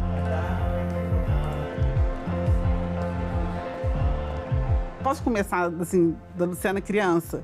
Porque eu sei que eu sou cientista desde que eu era pequena. Eu queria microscópio, eu queria kit de química, e meus pais ficavam doidos, assim, por que essa menina quer coisas tão diversas, né? Então eu fui gostando desse universo, lendo muito. E quando eu estava na escola, eu tive um professor que ele começou a estudar a célula e contar pra gente, ele chegou com tanto apetite matemático, e cada aula ele fazia membrana plasmática, citoplasma, organelos, eu fui ficando tomada por aquela unidade, eu falei, gente, é tudo que eu quero. Eu quero entender o que é isso. E a partir desse momento, eu quis perseguir o estudo das células. Então, quando eu cheguei na faculdade, né, por exemplo, como minha família me achava muito inteligente, porque eu era muito estudiosa e tal, eles falavam, vai ser a primeira menina negra que vai ser médica. Eu falei, mas eu não quero medicina, porque eu não queria ser assistencial. Eu queria desvendar o que estava no meu entorno, a célula. Aí, quando eu resolvi fazer biologia, foi que eu me encontrei. Eu sou bióloga por vocação, não foi por falta de opção. Eu sou bióloga mesmo, na acepção da palavra. O câncer entrou no radar porque, assim, para quem gosta muito da célula, você entender que uma unidade tão perfeita, como é que ela se torna imperfeita? Por que ela começa a desorganizar e causar um dano às pessoas e morte, né? O tumor é uma célula que está situado, imagina um ambiente tecidual, né, no corpo da pessoa, uma célula ela começa a sofrer danos. E esses danos acabam se acumulando e ela consegue dividir uma célula com dano também. Esse dano não é reparado. E dessa segunda célula vira a terceira célula, que vira outra célula, que atrai as células do entorno para se sustentar, porque o tumor é um grande parasita, na verdade, né? Então eu fiquei muito curiosa para saber qual que era a desordem causada, que a célula causava. E o câncer de ovário, ele entrou na minha vida porque já trabalhando com câncer, uma vez um médico, né, que é o professor Aguinaldo da Faculdade de Medicina aqui, ele chegou para mim e falou assim, eu preciso resolver a questão da oncologia no câncer de ovário. Porque na mama, né, para câncer de mama, a gente já incorporou a sobrevida, tratamentos mais eficazes e tem melhorado a sobrevida das pacientes com câncer de mama. Mas no ovário, não. O nosso exame é prognóstico, então ele define o perfil molecular da paciente. Então, por exemplo, como o médico ele está completamente cego, assim, do ponto de vista molecular, sobre como aquela paciente vai evoluir, o nosso exame ele permite dar a ele uma análise de como ela pode evoluir com aquela doença, se ela vai evoluir mal, se ela vai responder a quimioterapia que vai dar para ela. Entende? Ou se ela tem uma tendência a metastasizar mais rápido. Por exemplo, se você pensar que se a gente está contando que a paciente ela tende a não responder a platina, né? Por que eu vou dar tratamento para ela à base de platina? Eu tenho que buscar outros tipos de tratamento para permitir que ela tenha uma chance melhor de sobrevida, né? Porque senão ela vai a óbito em 6 meses. Eu sempre falo que a gente tem que pensar no câncer igual trato hipertensão. Eu sou hipertensa. Eu não tomo remédio todo dia para controlar minha pressão. Se eu não parar de tomar meu remédio de pressão, eu vou morrer. Eu posso ter um AVC, se eu comer uma coisa mais salgada. Então, o câncer, a gente não tem que falar muito em cura, sabe? Porque assim, muito tempo a gente fica nessa coisa de cura. Nós temos que falar em tratamento, em controle dele. A pessoa não necessariamente ela precisa morrer do tumor. Ela pode morrer com ele, mas não dele. A gente recrutou mulheres, né, que estavam com câncer de ovário, e a gente coleta o tecido, né, do paciente. Quando ela vai para cirurgia, retira um fragmento do tecido do tumor deles, da mesma que vai para anatomia patológica. A gente extrai o RNA. Então, a gente extrai esse tipo de moléculas, porque esse RNA é uma molécula mensageira. É ela que manda informações para formar proteínas, né? Então, esse RNA, quando ele está alterado, ele está sinalizando errado dentro da célula. Então, a gente pegou esse RNA e mediu o nível de expressão gênica. E a partir desses níveis de expressão desse gene, né, a gente correlacionou com os dados de sobrevida da paciente, epidemiológicos, e a gente submeteu isso à análise de inteligência artificial. E a gente fez um nível de expressão relativa. Então, significa que a gente comparou um alvo no ovário normal, né, de mulheres que tiraram o ovário por outras condições, com o ovário cancerígeno, com o tumor. Então a gente viu que tinha alguns genes da via que a gente trabalhou que estavam alterados 1000 vezes. Então assim, o nível de expressão de tanto a tanto está relacionado à resistência à platina. São as mulheres que mais resistiram ao tratamento quimioterápico. De tanto a tanto são aquelas que tiveram melhor sobrevida. De tanto a tanto foram as que tiveram origem do tumor, etc. Entendeu? Então ele vai me contar. A gente chama de aprendizado de máquina, né?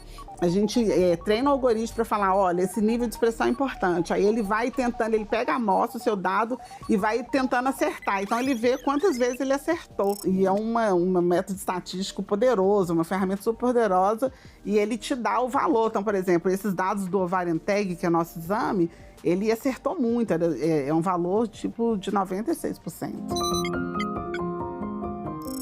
Nossa, eu acho isso extremamente importante, porque trabalhando com oncologia é muito difícil, assim, porque assim, eu ainda trabalho na bancada, mas a gente sabe da dor dos pacientes, porque o tratamento quimioterápico é puxado, né? Ele é doloroso, ele afeta não só o paciente, como no seu entorno, né? Eu trabalhei durante muito tempo aqui com o Hospital Alberto Cavalcante. Então, a gente lá dentro, eu levei meus alunos na época para fazer trabalho lá dentro, porque a gente tem que sensibilizar também. Porque, assim, como eu trabalho na bancada, eu trabalho com a parte de alguém, né?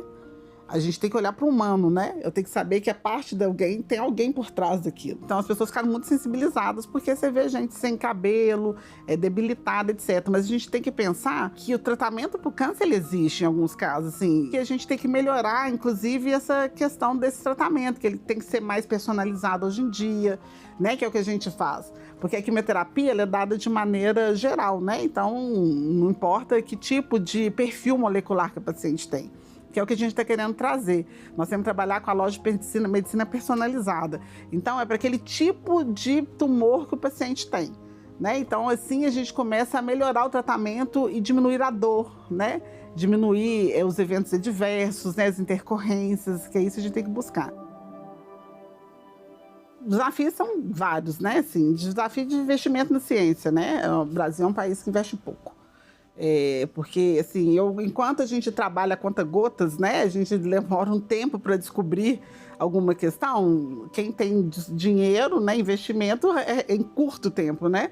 Agora, a questão de ser mulher e negra, né? A questão da questão da negritude, ela é constante, assim. Fui alvo de várias questões por causa da minha cor. Assim. Então, assim, lugares que você vai, que você chega e as pessoas não te reconhecem como pesquisadora, sabe? Assim, eu já fui tudo, assim.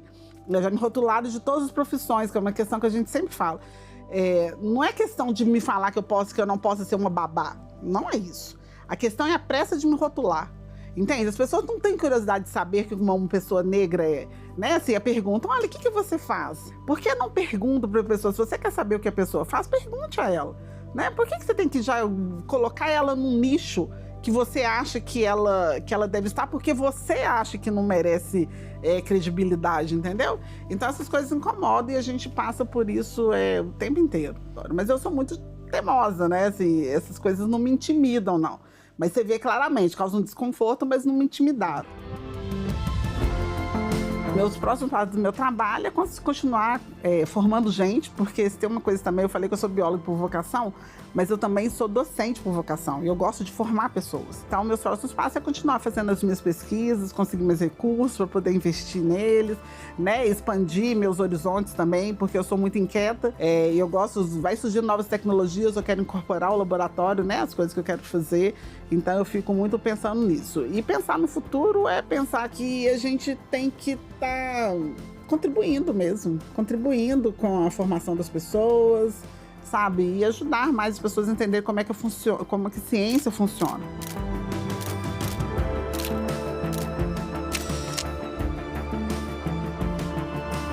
Assim, eu sempre me pergunto, o que é o tempo para mim?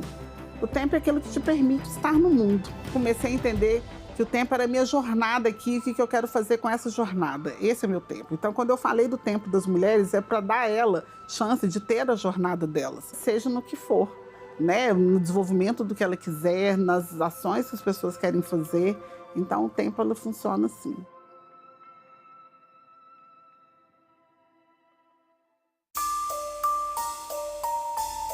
De cada 10 pessoas que presenciam atos de agressão contra a mulher, 7 são crianças. A maioria delas, filhos e filhas da vítima. Essa violência tem que acabar. Acolha, denuncie, ligue 180.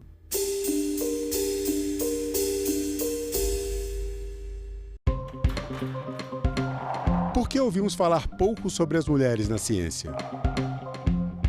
Qual a importância e quais os desafios para elas ocuparem espaços de destaque nas pesquisas científicas?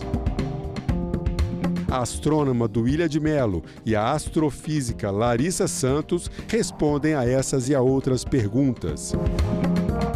TV Senado Live nesta sexta, 9h da manhã.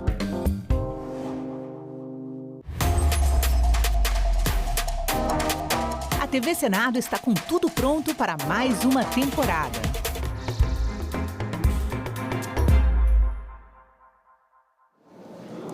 Olá, boa tarde. São 2h12 em Brasília. Você estava acompanhando a programação da TV Senado e passa a assistir a partir de agora a reunião da Comissão de Educação, que faz um debate sobre a escola em tempo integral.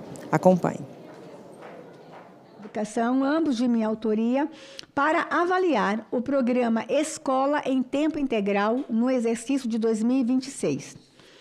A reunião será interativa, transmitida ao vivo e aberta à participação dos interessados por meio do portal e-Cidadania na internet em www.senado.leg.br/e-Cidadania ou pelo telefone da ouvidoria 0800 061 2211. Tenho a alegria de convidar para compor a mesa, para estar conosco, convidados extraordinários que a receber o convite, aceitaram e estão de forma presencial. Convido com muita alegria para estar do meu lado esquerdo, não é o melhor lado, mas está aqui da minha esquerda, César Calegari, com muito carinho, presidente do Conselho Nacional de Educação. Obrigada, professor. Bem-vindo. Muito bem-vindo, professor. Convido para estar comigo também. Agora do meu lado direito, que é o melhor lugar, o Fábio Pereira Bravin, diretor de Estatísticas Educacionais do Instituto Nacional de Estudos e Pesquisas Educacionais, Anísio Teixeira. Que alegria! Muito bem-vindo. Obrigado por estar conosco, tá bom?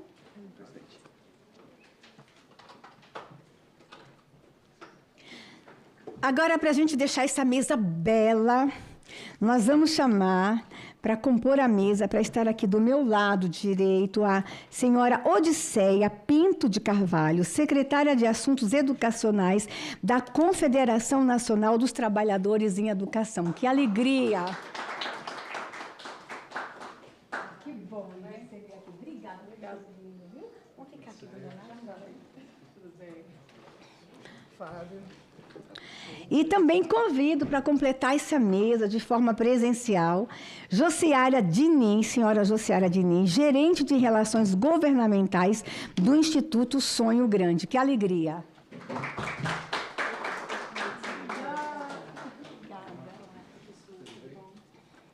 Nós também teremos a participação dessa audiência pública de forma remota. A nossa querida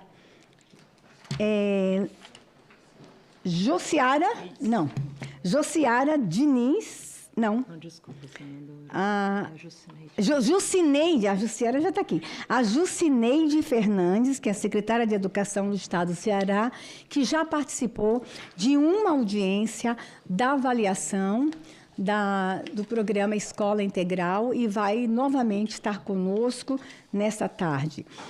Senhores, essa audiência tem como objetivo examinar se a expansão da educação em tempo integral está alcançando de forma efetiva os estudantes, escolas e territórios prioritários da política pública, bem como se a aplicação da jornada escolar vem sendo acompanhada de qualidade pedagógica compatível com os objetivos estabelecidos pela Lei 14.460 de 2023. Nas duas audiências anteriores, essa comissão debateu os mecanismos de financiamento, a infraestrutura e a sustentabilidade da política. E, em seguida, a adesão dos estados e municípios ao programa, a evolução das matrículas e as diferenças observadas entre as redes de ensino. Inclusive, os dados apresentados na audiência, esses dados já estão públicos, mas farão parte do nosso relatório final. E informo, professor César, que as audiências foram muito ricas, foram extremamente interessantes. Só que a nossa avaliação ela não se limita às audiências públicas. Nós também estamos trabalhando, buscando dados por meio de requerimentos de informações, por meio de consultas, por meio de diligências. É dessa forma que a gente vai fazer a entrega do relatório. Audiências públicas é apenas uma das formas que nós estamos avaliando a política, atendendo o regimento interno do Senado, o artigo 96, que obriga as comissões a avaliarem, ao longo do ano, uma política pública temática. Hoje queremos compreender o que acontece depois que a matrícula em tempo integral é criada. Queremos saber se a ampliação da jornada escolar está sendo acompanhada de uma proposta pedagógica consistente, capaz de promover o desenvolvimento integral dos estudantes. Queremos entender se a política está chegando prioritariamente às escolas, aos estudantes e aos territórios que mais necessitam desta oportunidade educacional. E queremos identificar quais condições são indispensáveis para transformar o aumento do tempo de permanência na escola em melhoria efetiva da aprendizagem, da permanência escolar e da redução das desigualdades educacionais. Essa discussão é especialmente importante porque ampliar o número de matrículas em tempo integral por si só não garante que os objetivos da política sejam alcançados. A educação integral pressupõe muito mais do que o aumento da carga horária. Ela exige reorganização curricular, integração entre diferentes experiências de aprendizagem, formação adequada dos profissionais da educação, fortalecimento da gestão escolar e capacidade das redes de ensino de oferecer uma proposta pedagógica coerente com o desenvolvimento integral dos estudantes. Além disso, a própria expansão da política precisa ser analisada sob a perspectiva da equidade. É fundamental verificar se os investimentos públicos estão beneficiando prioritariamente os estudantes de territórios em situação de maior vulnerabilidade social e educacional, contribuindo efetivamente para reduzir as desigualdades historicamente existentes no sistema educacional brasileiro. E aí, senhores, por que eu insisti que a audiência acontecesse mesmo com senadores participando dessa semana de forma online? Porque tão logo encerrar a eleição, a gente começa o debate do orçamento da União. E a gente gostaria, inclusive, de, nessa audiência, se possível, a gente voltar ao tema no que for necessário com relação ao financiamento e orçamento. Eu não tenho política pública fortalecida sem dinheiro. E o lugar de discutir o orçamento é nessa comissão. Dessa comissão para a comissão de orçamento. Então, por isso que eu estou insistindo demais da gente fazer a avaliação antes da gente fechar o orçamento da União. Para contribuir com essa reflexão, convidamos representantes de diferentes instituições, cada uma responsável por uma dimensão essencial da política pública. Reunimos hoje especialistas na produção de evidências e indicadores educacionais, na implementação da política pelas redes estaduais de ensino, na pesquisa e disseminação de boas práticas em educação integral, na promoção da equidade educacional e na representação dos profissionais da educação. Ao reunir essas diferentes perspectivas, esperamos identificar elementos que contribuam para o aperfeiçoamento desse programa, fortalecendo sua capacidade de oferecer uma educação em tempo integral que combine expansão da oferta, qualidade pedagógica e promoção da equidade em todo o território nacional. Por isso, agradeço os convidados por terem aceitado o convite para estar, alguns que vieram de longe, para estar presente nessa importante reunião de avaliação da política pública. Eu informo aos nossos convidados que acompanham a audiência os consultores do Senado na área de educação, responsáveis pela elaboração do relatório, assessores técnicos de senadores membros desta comissão que também estão acompanhando a avaliação. Alguns de forma online e nós temos também alguns que estão de forma presencial aqui no nosso plenário. Com muita alegria, eu convido como primeiro convidado o doutor senhor Fábio Pereira Bravin, falei certo, Bravin? Diretor de Estatísticas Educacionais do Instituto Nacional de Estudos e Pesquisas Educacionais, Anísio Teixeira. A princípio, doutor Fábio, nós estamos lhe concedendo 10 minutos, mas se for necessário ultrapassar um pouquinho para completar o raciocínio, terminar a apresentação, nós não vamos tocar a campainha, tá? O senhor fica à vontade, mas se a gente puder ficar aí nesse prazo de 10 minutos para cada um, porque nós estamos ao vivo, temos uma outra comissão ainda que ainda vou ter que participar de uma outra comissão, seria interessante a gente permanecer no tempo estabelecido. Seja muito bem-vindo, tenha o seu tempo para a sua fala. Bom, obrigado, senadora Damares. Agradeço em nome do presidente do INEP, professor Manuel, o convite, participarmos desse debate e trazer alguns números, né, que são produções do INEP em relação às estatísticas educacionais, que podem auxiliar no entendimento da dimensão do que a gente chama de matrículas de tempo integral no Brasil, né? Bom, os demais colegas da mesa aqui, uma boa tarde também. A gente em números, né, trazendo aqui números de 2025, que são números do último censo escolar, a gente tem um conjunto de matrículas que acontecem em jornada do tempo integral na rede pública, quer dizer, 26,6% das matrículas na rede pública hoje, elas são matrículas que têm uma jornada de 7 horas diárias ou 35 horas semanais. Quando a gente olha no total, junto rede pública e privada, é 24,5%. A rede privada tem um desempenho menor nesse quesito em relação à rede pública. Só para a gente lembrar do que a gente está falando, né?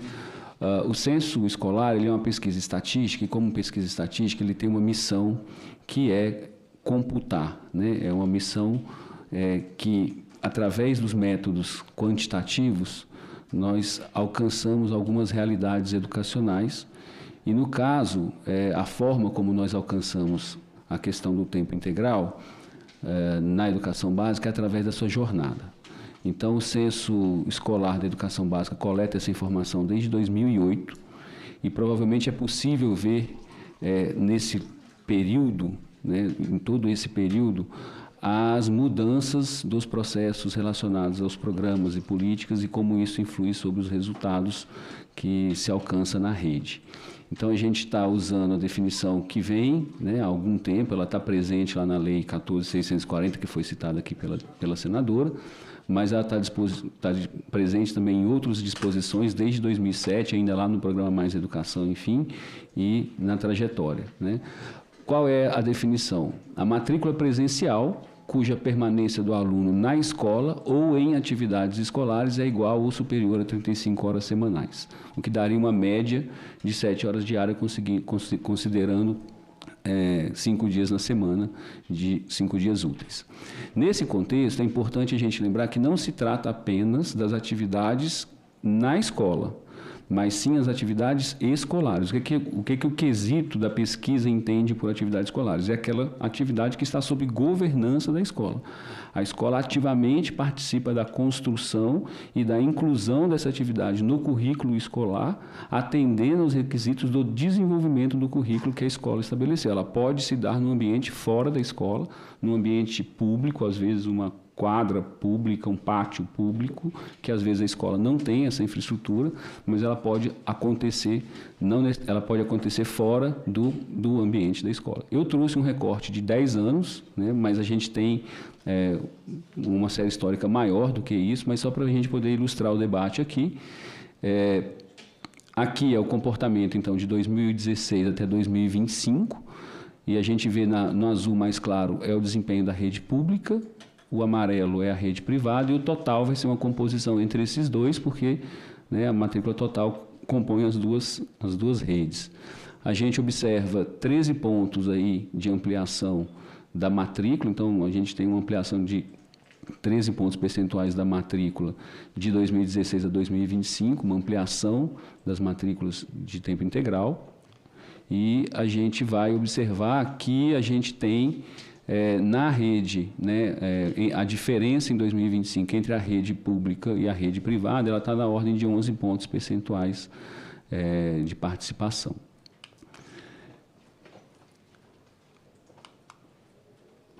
Aqui, quando a gente olha a distribuição da matrícula de tempo integral, da jornada, né, pelas etapas de ensino. Então, a gente observa que na educação infantil existe uma maior proximidade entre as duas redes, a rede privada e a rede pública, e, especialmente na creche, a gente tem um componente que a moda da matrícula, né, quer dizer, a maior quantidade de matrículas na creche, ela é em tempo integral,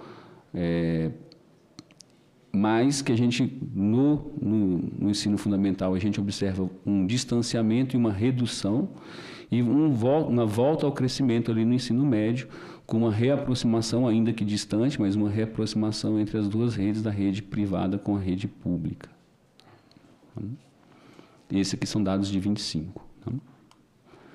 Aqui vale uma menção, só para a gente entender, porque os números que eu estou apresentando vão ficar depois à disposição, e aí as pessoas vão consultar e vão falar assim, mas lá no painel do PNE, de monitoramento do PNE, que é o instrumento que o INEP utiliza para disseminar e para acompanhar as metas do PNE, os valores são um pouco diferentes. Qual é o sentido dessa diferença? Bom, Eu trouxe os dados de 25 porque o painel não está ainda atualizado, ele tem um ciclo de atualização que ele não se atualizou ainda para o ano de 25, então estou antecipando alguns valores, mas esses valores não são exatamente iguais. E por que não são exatamente iguais?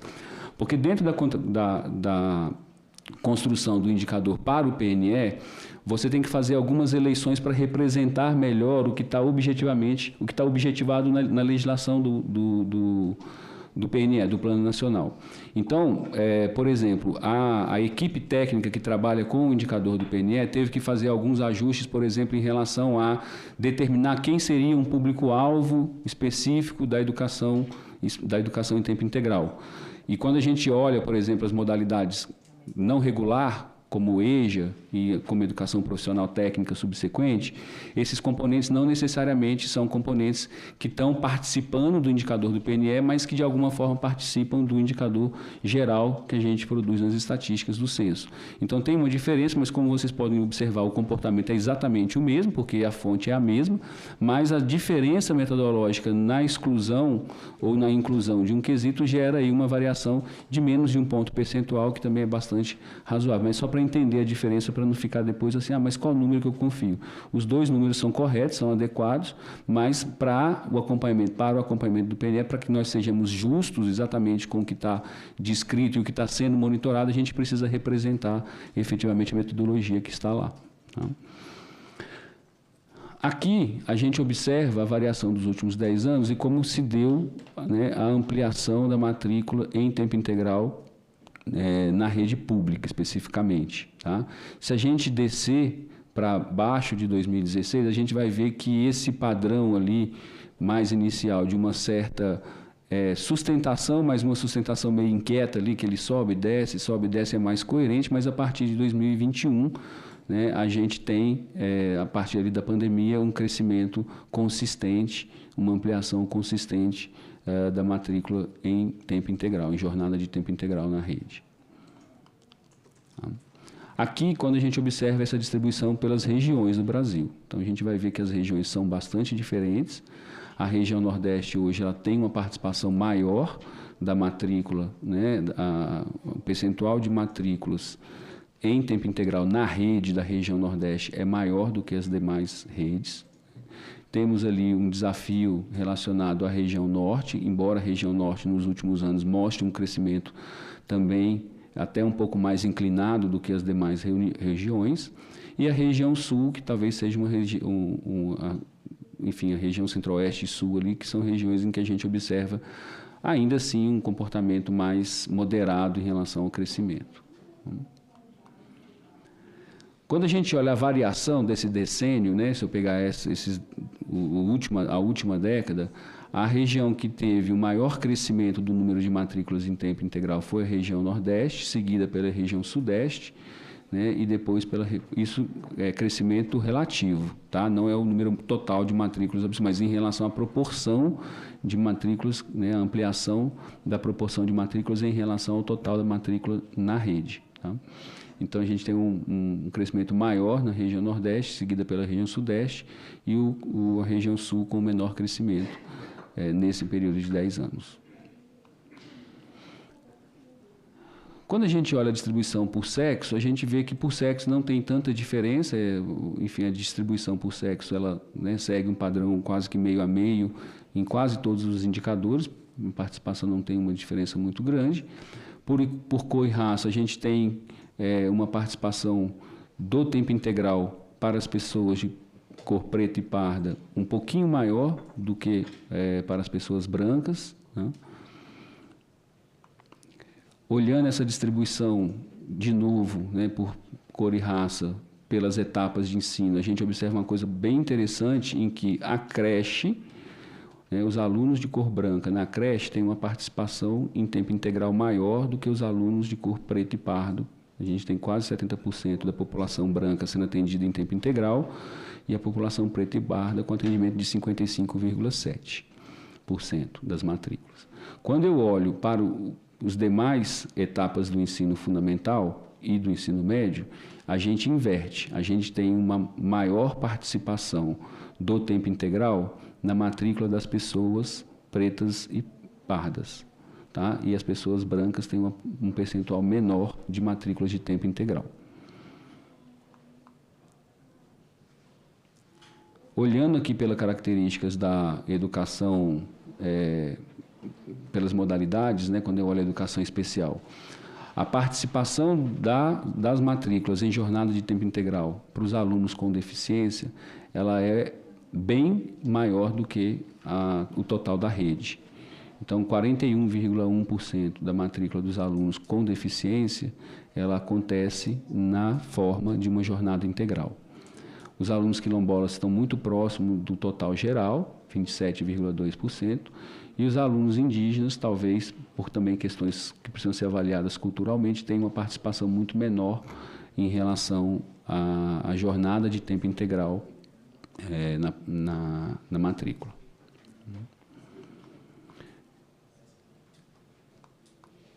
De uma forma geral, né, são esses os dados mais gerais. Acho que pelo tempo também não dá para a gente aprofundar muito, mas desde já a gente já se coloca, o INEP está à disposição para fornecer outras informações, senadora, que for necessário para o processo de avaliação, tanto através dos requerimentos de informação e outros instrumentos, mas aí são alguns pontos que eu destacaria dessa pequena apresentação. A gente tem hoje, né, um indicador está no ponto mais alto da série, a gente tem 26,6% da matrícula da rede pública ocorrendo em jornada de tempo integral. Esse crescimento, né, ele tem sido mais importante e mais consistente desde 2021. Antes a gente observava uma certa variação ali que não dava para a gente perceber um comportamento. Então, desde 2021, o comportamento é uma tendência de ampliação. A média nacional, ela tem problemas, né? Problemas ou desafios, diria assim, porque o Brasil é esse país desafiador que nós temos, de um país continental, né? De uma diversidade territorial grande, de uma diversidade social também grande, de uma desigualdade social também grande. Então, a gente vai ver que nesses 26,6% a gente esconde, né, variações, atendimentos menores do que esse valor e atendimentos maiores do que esse valor. Por exemplo, se a gente pega a região Nordeste e Sul, são regiões que estão com atendimento menor do que a média nacional. Né? E são duas regiões bem diferentes, obviamente, né? Mas você pega a região Nordeste, ela tem um desempenho maior do que a média nacional. Então, são as diferenças, a diversidade que a gente observa quando a gente olha a média nacional é uma questão, quando a gente começa a distribuir isso no território, a gente verifica que tem essa diversidade, essa variação, essa variabilidade. Tá? A jornada de tempo integral na creche tem sido a norma, né? Então, assim, o padrão do atendimento na creche é um padrão em jornada de tempo integral, que não é acompanhado na pré-escola. Então, na pré-escola, a gente reduz bastante o atendimento em tempo integral e que segue também uma redução do atendimento em jornada de tempo integral no ensino fundamental, só lá no ensino médio, retomando ainda em números bem inferiores, né, mas retomando algum crescimento no ensino médio, provavelmente também decorrente das alterações do próprio ensino médio nos últimos anos. Né? E a gente tem algumas desigualdades, né, no atendimento dentro do próprio indicador, como eu mostrei aqui, a questão da educação indígena, a questão, enfim, a distribuição por cor e raça. A gente tem algumas diferenças aí que podem ser indícios a serem explorados, né, sobre a forma de oferta e atendimento pelas redes de ensino. O papel das estatísticas é um papel um pouco menos associado diretamente a um programa ou a uma política, é um papel que a gente acaba construindo um construto para que eu possa fazer uma medição, né? E essa medição, desde 2008, quando a gente implementou, ela não se altera no censo, então ela consegue justamente essa variação, ela não decorre de uma variação da forma de captar a informação, mas ela decorre muito provavelmente da mudança do que acontece efetivamente na rede. E aí vocês vão poder, acompanhando a série histórica, observar ao longo, né, dessa série histórica, vincular com outros programas, com outras perspectivas e talvez observar o quanto que cada programa influencia sobre os resultados que as redes apresentam. Para esse momento inicial é isso. Agradeço aí a disponibilidade e estou à disposição. Não tira os slides do professor, não. Professor Fábio, eu agradeço, tá? Eu acho que seus slides aí, eles dão uma tese de doutorado, de mestrado, dão livros, tá? E quero cumprimentar, inclusive, pela apresentação. Eu não sei se os senhores sabem, eu também sou educadora, e eu comecei na educação infantil. E quem está na educação infantil, o material audiovisual é tudo para nós, né? Eu estaria, no meu tempo, fazendo uma cartolina. O senhor hoje está aí com os slides maravilhosos. Parabéns pela apresentação, muito didática, mas eu queria voltar ao slide exatamente, vê se você consegue, secretaria, que mostra um número na educação indígena. Não, é o próximo, é o próximo. Não, o penúltimo. O senhor traz ali quilombo e área indígena. Mas nós temos outros povos tradicionais também, né? Nós temos os povos ciganos, 1,5 milhão de ciganos no Brasil. E eu não sei como é que a gente está acompanhando as crianças ciganas no ensino integral. Tá? Se elas entram lá na escola como não ciganas, estão dentro de tudo isso, mas eu acho que a gente vai precisar trazer um olhar para os demais povos tradicionais no Brasil. E eu me assusto com o número da educação indígena. Nós sabemos que existem as especificidades de cada povo, dos povos. Nós temos povos, por exemplo, que menina não estuda com menino. Tem escola que a menina vai de manhã e de tarde vai um menino, e eles não podem estar juntos. Nós temos as práticas culturais que a gente ainda respeita, mas algumas extremamente nocivas. Eu tenho crianças indígenas com 4 anos na roça. E a gente não se envolve nisso porque é uma questão cultural. E aqui, gente, quem está falando é uma mãe de indígena, é uma mulher que trabalha com direitos dos povos indígenas há 35 anos, questionada muitas vezes, mas eu quero que vocês entendam que eu tenho certa legitimidade para falar, mas o número para mim assustou ali. Aí eu trago ali para o INEP o seguinte: um estado como Roraima, que nós temos um número enorme de comunidades indígenas. Esse estado, então, nunca vai alcançar a meta. Esse estado nunca vai estar bem avaliado quando a gente for avaliar a educação integral. O estado inteiro é indígena, e aí a gente vai ter problema com o Amazonas, a gente vai ter problema com o Acre, a gente vai ter problema com Rondônia, nós vamos ter problema com o Amapá, com a comunidade indígena imensa. E aí eu vejo ali que o número está realmente muito baixo. Trouxeram o quilombo, trouxeram a questão indígena, mas eu tenho a região ribeirinha também. Eu não sei se a gente precisaria fazer um olhar com um recorte da região ribeirinha também com relação à educação integral. Então, fica aí, essa minha observação não é um questionamento, mas eu tenho 2 perguntas. Há possibilidade de cruzamento, professor, de dados da educação integral com resultados do SAEB e DEB? Sim, tecnicamente sim. É possível fazer estudos específicos nesse sentido. Aí precisaria avaliar. O do IDEB é mais complexo, mas também é possível. A gente pode ter uma avaliação a partir de uma composição do indivíduo, né? Então, eu olho o indivíduo que está com a jornada de tempo integral, posso fazer alguns recortes, pode-se ser feito algum recorte em relação à participação do conjunto de matrículas na escola e separar esses indivíduos também por aqueles que estão em escolas em que tem uma maior participação da jornada de tempo integral. É um estudo específico, não faz parte da divulgação geral do censo, porque a gente no censo tem tantas questões, né, tantas informações que a gente precisa concentrar em algumas, mas um estudo específico poderia sim fazer esse relacionamento. Tá bom. Obrigada. Mais uma pergunta só para... Já passo para o próximo expositor. Considerando a experiência acumulada pelo Instituto, quais aperfeiçoamentos, professor, nos sistemas nacionais de avaliação seriam necessários para que a efetividade da educação integral pudesse ser verdadeiramente monitorada de forma mais abrangente e consistente? Olha, eu posso responder pela parte do censo, que é o que compete à diretoria, assim. Eu acho que a gente tem alguns desafios dentro de um Instituto de Métodos Quantitativos de trazer elementos relevantes para a educação como categoria de medida do qualitativo, porque o qualitativo vai se operar de acordo com a comunidade acadêmica ali atendida pela escola, e ele pode ser muito diferente, eu imagino, né? O atendimento do tempo integral para uma comunidade quilombola ou uma comunidade indígena do atendimento de uma população numa periferia urbana, numa grande metrópole, enfim.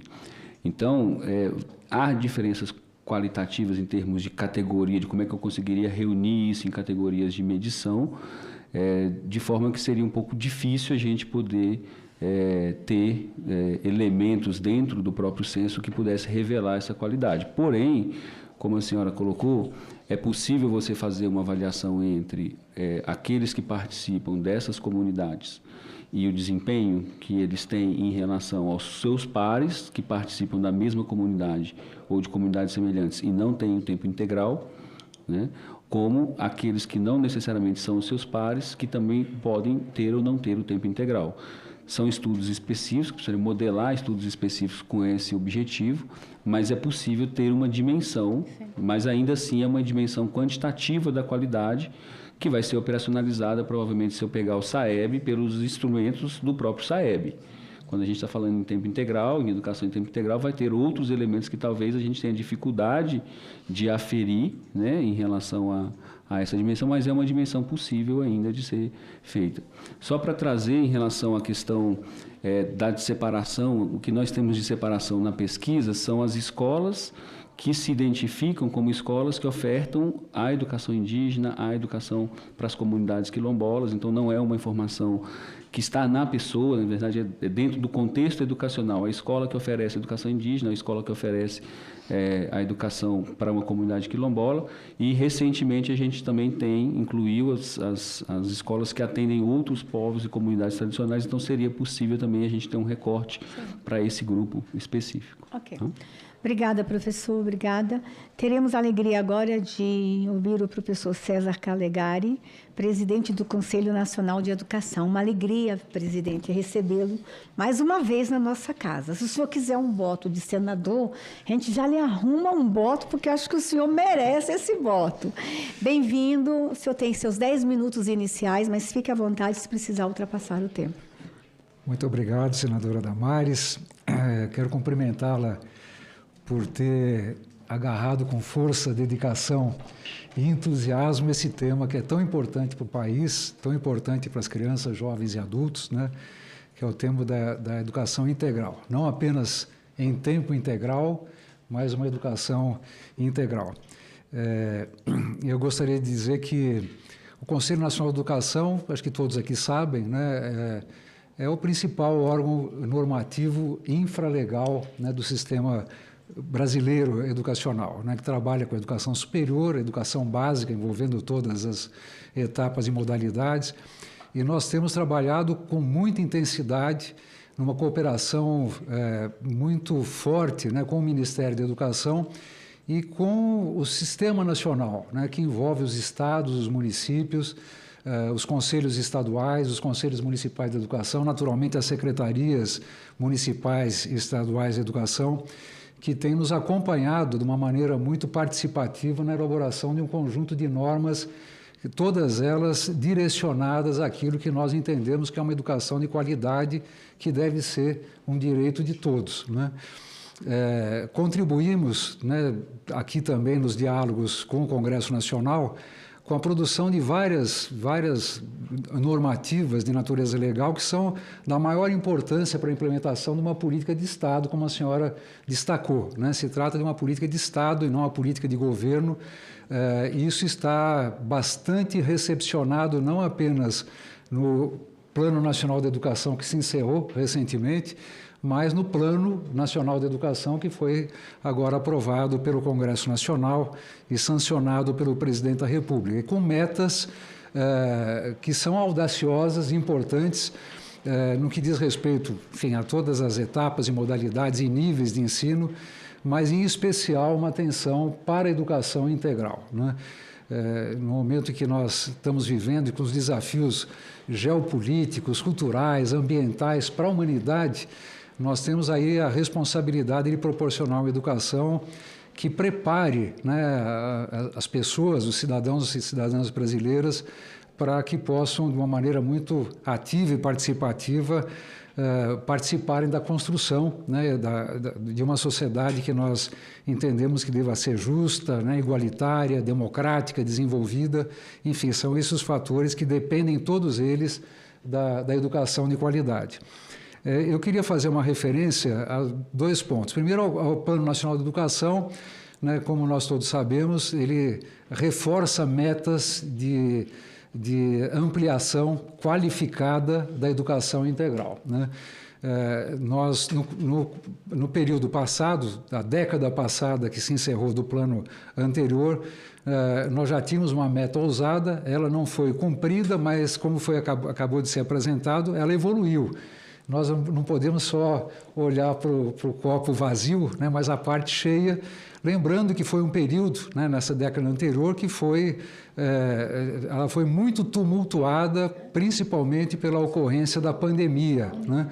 E isso significou impactos muito profundos, não apenas no período próprio da pandemia, mas também no período que nós estamos vivendo hoje, né? Isso tem repercussões muito grandes e isso envolve um trabalho muito intenso, né, do sistema educacional e de todos nós.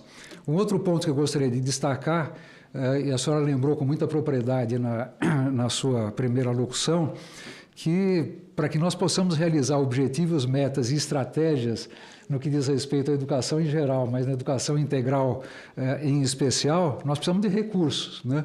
Esses recursos precisam ser mobilizados, isso tem a ver com as decisões do Congresso Nacional, tem que ver também com os compromissos, né, que prefeitos, governadores, também presidentes da República devem assumir em termos de políticas que, voltamos a dizer, né, nós acreditamos que a educação tem que ser uma política de Estado, é uma política não apenas de longo prazo, mas é uma política que tem que estar ligada a uma perspectiva, né, a um projeto nacional de desenvolvimento e com justiça social e democrática que nós acreditamos. Então, a educação, nem precisamos dizer, é a base de tudo isso. Mas há um ponto que precisa ser destacado aqui, e aqui quero mais uma vez aqui elogiar, né, a contribuição decisiva do Congresso Nacional de aprovar o sistema de financiamento da educação básica, no que se refere ao Fundeb, né? Nós podemos dizer que o Fundeb hoje é um Fundeb para a equidade. Ele talvez uma das obras únicas no contexto até internacional de financiamento seguro para a educação, em que proporciona previsibilidade e que traz esse novo Fundeb, que agora é parte da Constituição, parte permanente da Constituição brasileira. Ele garante, inclusive, incentivos próprios à educação integral, como também para a educação infantil, e um dispositivo novo, né? Uma parte do Fundeb é chamado VAR, Valor Aluno Ano Resultados, e que aponta claramente para as necessidades e até os deveres, né, daqueles que trabalham com política pública de promover a equidade em todos os momentos da educação, inclusive, né, no que diz respeito à educação integral. Que o VAR, né, como nós sabemos, ele tem 5 condicionalidades principais, e uma dessas condicionalidades é a redução de desigualdades entre grupos socioeconômicos e étnico-raciais, uma das preocupações que a senhora acabou de levantar. Então, esses são 2 pontos, entre tantos outros que nós poderíamos destacar aqui, né, com a participação ativa do Congresso Nacional e desta casa em particular. Eu também gostaria aqui de dizer que o Conselho Nacional de Educação, como estava aqui expondo, tem trabalhado de uma maneira muito intensa nesse particular, e ainda este ano nós aprovamos, e já foi homologado, e portanto é norma nacional, as diretrizes relacionadas aos parâmetros de qualidade para a educação integral e em tempo integral. Isso é um documento importante, porque nós sempre temos que lembrar que a educação principalmente a educação básica, né, ela perpassa todos os níveis governamentais, mas ela é executada por estados e municípios. E é fundamental que nós, primeiro, respeitemos as peculiaridades e as características de cada um desses territórios administrativos da educação, E essas diretrizes, elas são uma orientação muito objetiva para que, primeiro, no que diz respeito à educação integral, os estados e municípios e até as escolas particulares, trabalhem no sentido de ter um diagnóstico muito claro em relação às características fundamentais para a qualidade da educação integral. Então, essa resolução, que é a resolução número 4, agora de julho desse ano, foi trabalhada com intensa participação em diálogo com os municípios e estados, conselhos estaduais, conselhos municipais de educação, entidades representativas dos trabalhadores, enfim, todos nós estivemos juntos para construir essa resolução que traz 9 pontos que eu queria apenas destacar em geral, não dá para aprofundar. Primeiro, a necessidade de que os sistemas de ensino, até outubro desse ano, preparem um plano de implementação desta etapa para a qualidade da educação integral. Então, esse plano de implementação, ele envolve um conjunto de características que estão ali bem tipificadas e que envolve, primeiro, uma caracterização clara, uma compreensão clara do perfil do alunado e que envolve todas essas dimensões. Étnico-racial, enfim, a questão socioeconômica, todas as dimensões precisam ser bem caracterizadas para que a escola, o sistema de ensino compreenda essas características e atue sobre elas, sobretudo na direção da equidade. O outro ponto que é uma das dimensões de reunião de dados, caracterização e preparação desse plano de implementação se refere ao perfil do corpo dos profissionais da educação. Aqui nem precisamos dizer, mas é algo que todos nós sabemos. Não há política educacional de qualidade, não há educação de qualidade sem que haja no Brasil, em qualquer lugar do mundo, profissionais da educação qualificados, com uma carreira que seja realmente estimulante, né, justa e com remuneração adequada. Então, o perfil do corpo docente precisa ser caracterizado, porque nós temos ainda hoje um desafio imenso a cumprir no país. O país, apesar de ter dado avanços, ainda tem muito a fazer no sentido de formação de professores. Eu, inclusive, tenho repetido lá no Conselho Nacional de Educação, em todos os lugares, que nós temos 2 tarefas nesse ponto que é central para a consecução e realização de todos os objetivos e metas educacionais, inclusive para a educação integral. Primeiro, a formação inicial tem que ser consistente, né? As instituições que formam professores no Brasil precisam formar melhor, né? E nós precisamos de 2 lados, valorizar os 2.300.000 professoras e professores e demais profissionais do magistério que atuam na educação básica, com a sua valorização, né, com o respeito à sua atividade, enfim, com a recompensa, inclusive salarial, necessária para a sua valorização. Enfim, um trabalho de formação continuada, que não é apenas um direito desses profissionais, é uma necessidade dos alunos, uma atualização permanente e, portanto, políticas permanentes de formação continuada devem ser implementadas. O Conselho Nacional de Educação deve aprovar agora, no próximo mês, as diretrizes relacionadas à formação continuada dos profissionais da educação, profissionais do magistério, e que envolve um conjunto de medidas que vão nessa direção. A formação inicial é um grande desafio. Nós acabamos de ter os resultados do ENAD das licenciaturas, que foi um trabalho magnífico realizado pelo INEP e que mostra, primeiro, avanços que têm acontecido no país, mas desafios imensos. E nós precisamos avançar muito, né? Na minha visão pessoal, né, que nós não podemos achar que professores devem receber menor atenção do que médicos na sua formação inicial. Então, na minha visão, né, embora a gente respeite todas as características, a formação de professores tem que ser formação em tempo integral, isso é o ideal, né, embora ainda não aconteça. Formação em tempo integral, presencial, porque isso significa aprender e desenvolver relações humanas desde o seu processo de formação inicial e perceber as características próprias. Então, temos que avançar muito e o Conselho Nacional de Educação acabou de aprovar diretrizes importantes para a formação inicial de professores que contribuem para aquilo que nós estamos falando da educação integral. Bom, não vou aqui me alongar, mas nesse diagnóstico que nós estamos, inclusive, recomendando parte por parte, tópico por tópico, característica por característica, variável por variável, trata também da infraestrutura.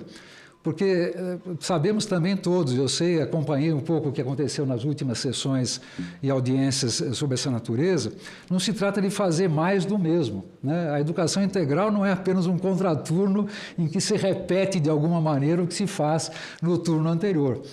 Exige uma nova concepção curricular, né? E os projetos políticos pedagógicos das escolas devem refletir uma concepção curricular integral. Não é apenas uma repetição, não é apenas para deixar um pouco mais a criança ou jovem, né? A criança ou jovem na escola, porque a mãe tem que trabalhar e porque é melhor ele ficar na escola do que ficar na rua. É uma outra história.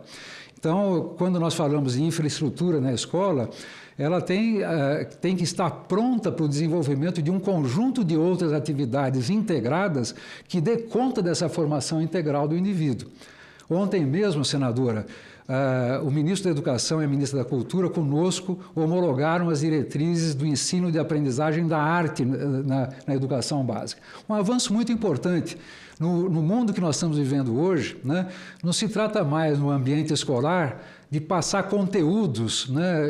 Isso é pouco, né? A escola não é só para passar conteúdos, é para desenvolver de uma maneira plena o indivíduo, sobretudo nas suas características e habilidades relacionadas à criatividade, espírito crítico, compreensão de contexto, colaboração, e isso muito se dá também, não é só, né, mas também pelo ensino-aprendizagem da arte, e essas diretrizes novas, né, elas complementam a Base Nacional Comum Curricular, que é uma outra norma da maior importância elaborada pelo Conselho Nacional da Educação e que estabelece os direitos e objetivos de aprendizagem das crianças, jovens e adultos e que devem estar, né, articulados com aquilo que nós estamos chamando da compreensão curricular. Para terminar, né, avaliação e acompanhamento. A senhora chama bem a atenção a respeito dos processos avaliativos. Evidentemente que o INEP, muitas vezes acompanhado também por sistemas de avaliação que são realizados em muitos estados, né, e nos municípios, tem feito um trabalho bom, né, muito interessante, muito precioso para dar indicadores gerais. Mas isso não substitui a responsabilidade da rede de ensino e da escola de estabelecer processos de avaliação de natureza formativa, né? De tal forma a orientar não apenas os seus profissionais, também os estudantes, mas as famílias e a comunidade no sentido dessa articulação. Essas avaliações são fundamentais para aquilo que nós imaginamos e precisamos, e estão agora nessas diretrizes, de uma articulação com outros ambientes que não são só escolares.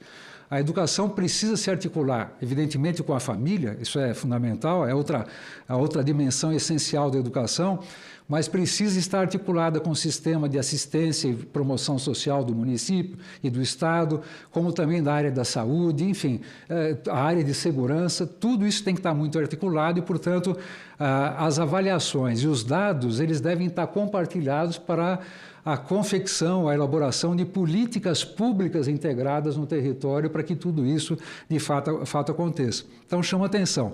Isso é uma das dimensões desses parâmetros de qualidade e equidade que nós acabamos de aprovar. Para terminar, eu falei agora da articulação intersetorial e a participação numa governança democrática, né? Não se trata de qualquer política pública, ela só pode ter uma perspectiva de bons resultados se compromete a todos, né, a todas.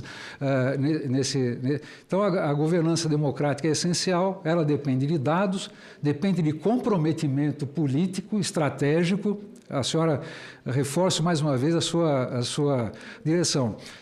Tem que ser de todos, é uma política de Estado, não é apenas de governos, até porque nós sabemos que a educação sempre é uma política de longo prazo. Então, eu queria dar essas informações básicas, né, a respeito das atividades.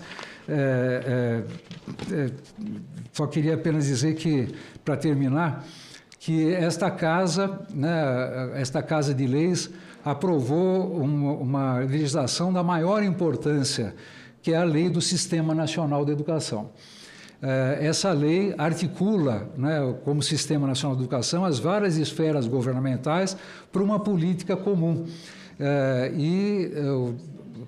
está na lei do Sistema Nacional de Educação, o Fórum dos Conselhos de Educação. Sim. Então, essa lei estabelece, portanto, a existência desse fórum. Esse fórum já foi instituído, ele é sob a presidência nossa do Conselho Nacional de Educação, mas que harmoniza políticas públicas relativas aos estados e municípios, também de natureza normativa. E as questões relacionadas a políticas de educação integral, elas estão no topo das preocupações de harmonização de políticas desse Sistema Nacional de Educação. Então, essas são informações iniciais. Agradeço mais uma vez a oportunidade e parabenizo, né, por sua preocupação e também dos senadores que pertencem a essa comissão pelo trabalho que tem desenvolvido. Muito obrigado. Professor, obrigada. Obrigada. Eu sou uma entusiasta das suas falas. Mas o senhor viu que a equipe técnica traz perguntas para mim, e se eu não perguntar, eles me exoneram. Então, eu vou fazer as perguntas técnicas, mas eu tenho uma outra preocupação que eu quero compartilhar com o Conselho. Professor, as diretrizes operacionais nacionais para a educação integral em tempo integral estabelecem que a ampliação da jornada deve estar acompanhada de uma proposta pedagógica, exatamente o que o senhor falou aqui, integrada. Quais são os elementos indispensáveis para que uma escola possa ser considerada efetivamente uma escola de educação integral na avaliação do Conselho? Bom, basicamente a articulação daqueles elementos que eu rapidamente estava chamando a atenção. Primeiro, uma proposta curricular, né? Nós temos que saber o que queremos fazer. O segundo ponto é que essa proposta curricular ela não pode vir de cima, ela tem que vir de um processo efetivamente de gestão democrática, em que as famílias sejam ouvidas, em que os profissionais sejam ouvidos e respeitados, e que nós tenhamos uma perspectiva de não apenas de atender o imediato, mas de médio e longo prazo. Então, eu acho que as balizas estão bastante colocadas nesses parâmetros de qualidade e equidade que eu estava aqui muito rapidamente descrevendo e que estão nessa nova resolução do Conselho. E realizados tudo isso, né, com essas características, aí nós podemos imaginar que a educação se realiza de uma maneira integral. E, sobretudo, que faça sentido para os estudantes. Mesmo para uma criança pequena, né, estou me referindo até às crianças na idade de creche, né, tem que fazer sentido, elas têm que ser ouvidas, são parte significativa. Quando a gente imagina a gestão democrática, é levar não apenas as características gerais dessa população a ser atendida, mas as suas vozes, as suas expectativas e a maneira como elas se manifestam. Então, na perspectiva curricular, né, realçar os aspectos da participação efetiva dos próprios estudantes e, claro, dos profissionais da educação, respeitando as suas condições de trabalho, são as condições fundamentais para que a educação integral, de fato, aconteça. Tem alguns aspectos, professor, que têm sido mais difíceis de incorporar pelas redes? De se incorporar pelas redes? Vocês identificam algum aspecto da diretriz que tem tido mais resistência ou que estão sendo mais difíceis de serem incorporados? Bom, são muitos os aspectos, né? Mas um aspecto que eu gostaria de aproveitar para chamar a atenção é uma articulação muito forte, necessária com as famílias, né? O pai e a mãe não podem olhar a escola em tempo integral apenas como local para deixar os seus filhos. Sim. Precisa participar, né? E a escola tem que se envolver de uma maneira muito ativa nesse processo todo, né? Há algumas experiências no Brasil muito interessantes de que a escola vai à família, né? A escola não apenas recebe a família, mas vai à casa das crianças. E esse é um desafio muito grande de uma efetiva participação. E é claro que há muitos fatores, alguns dos quais eu falei. Nós temos um desafio enorme ainda a ser trabalhado, que é a formação dos profissionais da educação, todos, não apenas professores e professoras, mas a equipe dirigente da escola, enfim, a estrutura toda de uma secretaria de educação, os demais funcionários da escola, todos devem estar muito envolvidos dentro de um projeto que tem que ser concebido de uma maneira colaborativa e participativa e implementado por todos. Então, vamos dizer assim, essa consciência, essa cultura é algo que o Brasil já sabe como fazer, mas ainda precisa ser espraiado em todo o sistema educacional, sobretudo nas escolas de tempo integral e educação integral. Não podemos confundir, embora estejam ligadas, o tempo integral com a educação integral. São duas dimensões que se complementares, mas o projeto é muito maior. Professor, é fantástica a sua exposição, mas eu vou lhe fazer uma pergunta. E depois eu quero estender a pergunta à CNT. A pergunta é o seguinte: vocês vão sabatinar os pré-candidatos à presidência da República, aos candidatos já, aos presidenciáveis? Sabe por que eu estou te perguntando isso? Porque a educação integral, você sabe que tem alguns que acham que é programa de governo, que não é programa de Estado, que não é política de Estado. É. E eu tive a curiosidade, não me pergunte nome, tá, gente? Eu imprimi todos os programas de governo apresentados pelos presidenciáveis e eu li. O senhor sabia que tem um presidenciável que em seu programa inteiro não fala uma única vez a palavra criança? A pergunta é, os conselhos vão fazer, nem que seja no segundo turno, uma sabatina com os presidenciáveis, porque eu preciso ouvir o que eles pensam sobre a educação integral. Isso aqui não está nem coloque na ata, tá? Mas eu queria saber, vocês têm interesse de fazer isso, de fazer uma pergunta, uma cobrança, porque eu, inclusive, estou correndo com a avaliação, porque eu vou encaminhar, por meio desse sistema de avaliação, alguma coisa para os presidenciáveis, se der tempo ainda antes do primeiro turno, se não, os dois que ficarem em segundo turno, mas eu quero ver antes do primeiro turno, porque vai que não tenha segundo turno, eu quero me posicionar como avaliadora da política da educação integral, eu quero me posicionar os presidenciáveis. Mas o Conselho está planejando alguma sabatina e também a Confederação? Bem, se não está, começa a pensar nisso, pelo amor de Deus. Bom, eu só quero dizer, senadora, que do ponto de vista pessoal, se eu for convidado, teria a maior alegria de participar de algum tipo de diálogo, né? Enfim, eu acho que é muito importante que nós tenhamos uma atenção redobrada em relação a todos que venham a se candidatar, né? Sejam deputados, agora nessas próximas eleições, deputados estaduais, deputados senadores, federais, senadores, né? Os candidatos a governador de Estado, candidatos a presidente da República. E, enfim, verificar como isso está no seu programa e o que é que tem sido feito também, né? Porque muitos são candidatos a novo mandato, né? Candidatos parlamentares, ou são candidatos à reeleição em cargo de executivo. O importante é que haja, de fato, uma avaliação em profundidade em relação à implementação de políticas, sobretudo as políticas educacionais, e sempre na direção que eu tenho certeza que é a sua visão.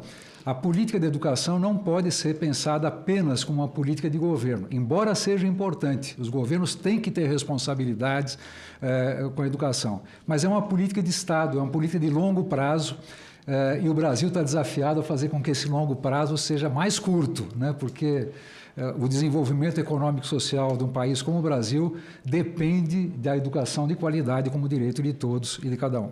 E aí eu também estendo a minha preocupação para o próximo Congresso Nacional. Esse Senado Federal ele vai ter uma renovação, assim, vocês não têm ideia, o que tem de senadores que não vão à reeleição.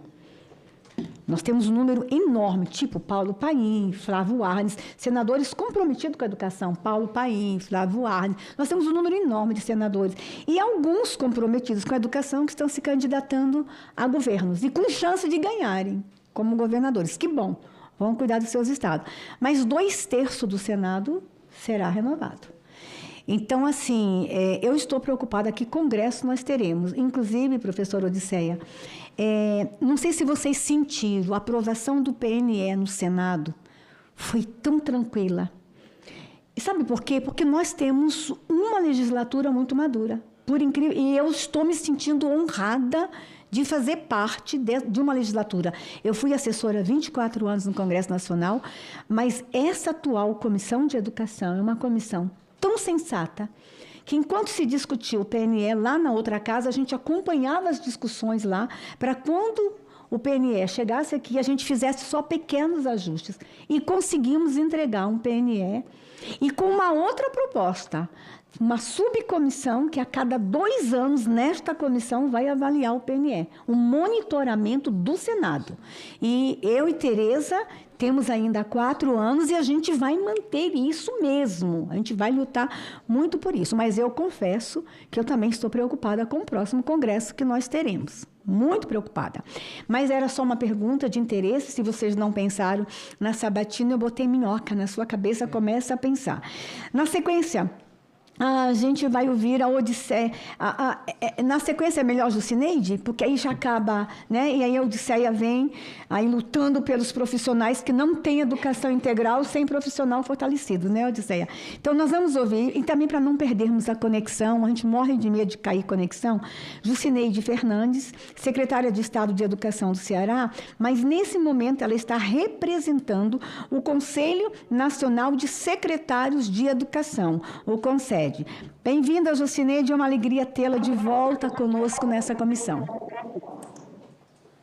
Boa tarde, senadora. Boa tarde a todos que estão fazendo parte da mesa, a todos que nos estão acompanhando, né, pelo Senado. Está ouvindo? Sim, estamos ouvindo bem, Jucineide. Ótimo. Então, é um prazer representar o CONSED nessa audiência pública, né, que avalia o programa Escola em Tempo Integral.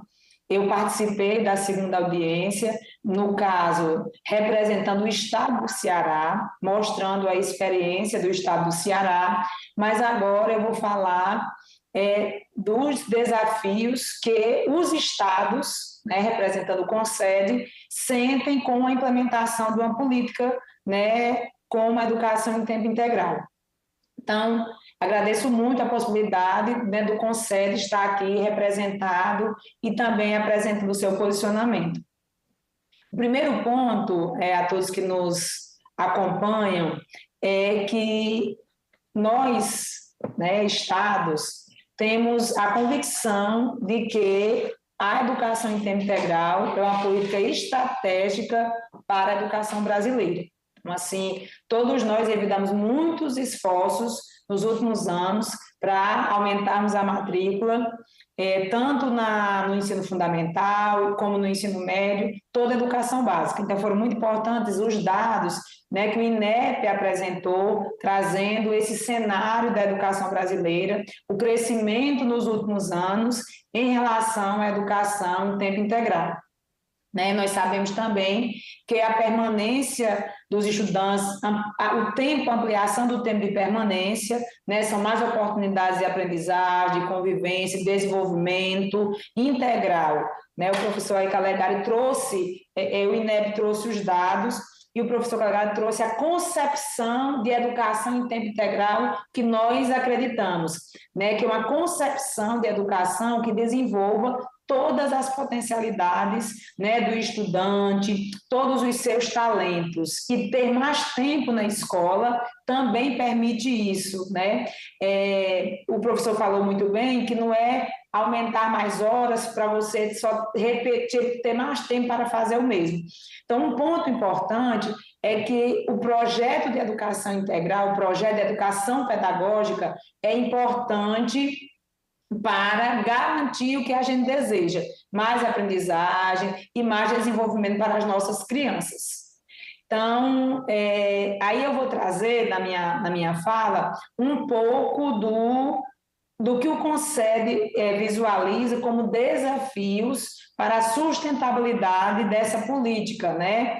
Nós tivemos um programa com incentivo a matrículas, com recurso por estudante para incentivar a matrícula, e depois tivemos a emenda constitucional que deixou uma parte, né, 4% aí do Fundeb, para que ele pudesse ser direcionado para ampliação de matrículas e também manutenção dessas matrículas. Mas nós ainda avaliamos como estados que nós precisamos de mais investimentos, porque a educação em tempo integral, ela tem uma mudança, é necessário mais recursos para tudo, infraestrutura, porque você precisa de mais escolas ou de mais salas de aulas, você precisa da alimentação escolar. Numa escola de tempo parcial, você só tem um lanche na alimentação escolar. E na escola de tempo integral, se a gente trabalhar com as 45 horas, é mais um almoço, mais um lanche. Nós precisamos contratar mais professores para poder aumentar esse tempo de aula. Então, precisamos, inclusive, mudança recente da LDB, né, que isso não só para a escola de tempo integral, claro, mas para a escola pública brasileira ter uma infraestrutura que garanta espaços de aprendizagem seguros, né, de qualidade para os nossos estudantes. Mas a escola de tempo integral, ela precisa de mais espaço, precisa de vestiário, né, precisa de uma cozinha com mais estrutura, precisa de espaços para outras atividades para além das cognitivas. Então, o primeiro ponto que a gente destaca como desafiador é o financiamento. O Calegari também falou isso, a senadora também falou sobre isso, né? Quando a gente já em breve vai discutir o orçamento, nós precisamos mais recursos e que os recursos sejam suficientes. É um avanço, nós temos 4% do Fundeb para essa pauta, mas nós precisamos, né, esse recurso já estava, né, já fazia parte do Fundeb, então a gente precisa de mais recursos. Então, na análise do orçamento, políticas de financiamento para apoiar estados e municípios, né, nessa ampliação e sustentabilidade e manutenção das matrículas. Um outro ponto, quando a gente coloca o financiamento como o ponto principal, e tudo que a gente vai falando depois acaba sendo uma consequência, né, dos recursos que a gente precisa para fazer com mais qualidade, né? Quando a gente pensa em ampliar, e eu quero novamente destacar que os estados fizeram muitos esforços para ampliar a sua matrícula de tempo integral, né, nós precisamos garantir também as demais responsabilidades, valorização dos professores, manutenção das escolas, transporte, inclusão, tecnologia, diferentes modalidades de aprendizagem, né, nos dados do INEP foi falado lá, nós ainda temos para as populações indígenas um desafio maior, para a região norte um desafio maior, para o ensino fundamental iniciais. Então, cada etapa precisa desse olhar para que a gente possa, que o Estado brasileiro, né, que o país Brasil possa aumentar suas matrículas com qualidade, com infraestrutura, com valorização dos profissionais da educação. Então, isso é um desafio muito grande. Não é só financiamento, passa por gestão, passa por ter uma política estruturada, né, organizada. Nós estamos agora no período, estados e municípios têm até outubro para fazer a revisão das suas políticas, para elaborar um plano de expansão, mas quando a gente começa a elaborar esse plano, a gente percebe que a gente precisa de mais recursos, né, para ofertar essa educação com a qualidade que os estudantes brasileiros precisam, né? Outro ponto, né, que a gente traz, que envolve financiamento, é também, né, como eu já falei, a questão da infraestrutura, né? Nós precisamos garantir um espaço adequado, exige uma requalificação dos espaços. Para você ter uma ideia, pegando só um exemplo do Ceará, nós estamos construindo mais de 100 escolas de ensino médio para poder garantir espaços adequados para o tempo integral, né? E também para dividir matrículas de outras escolas, para a gente poder garantir. Porque uma escola de tempo integral também não pode ser uma escola muito grande, precisa de acompanhamento, tem os outros espaços de aprendizagem.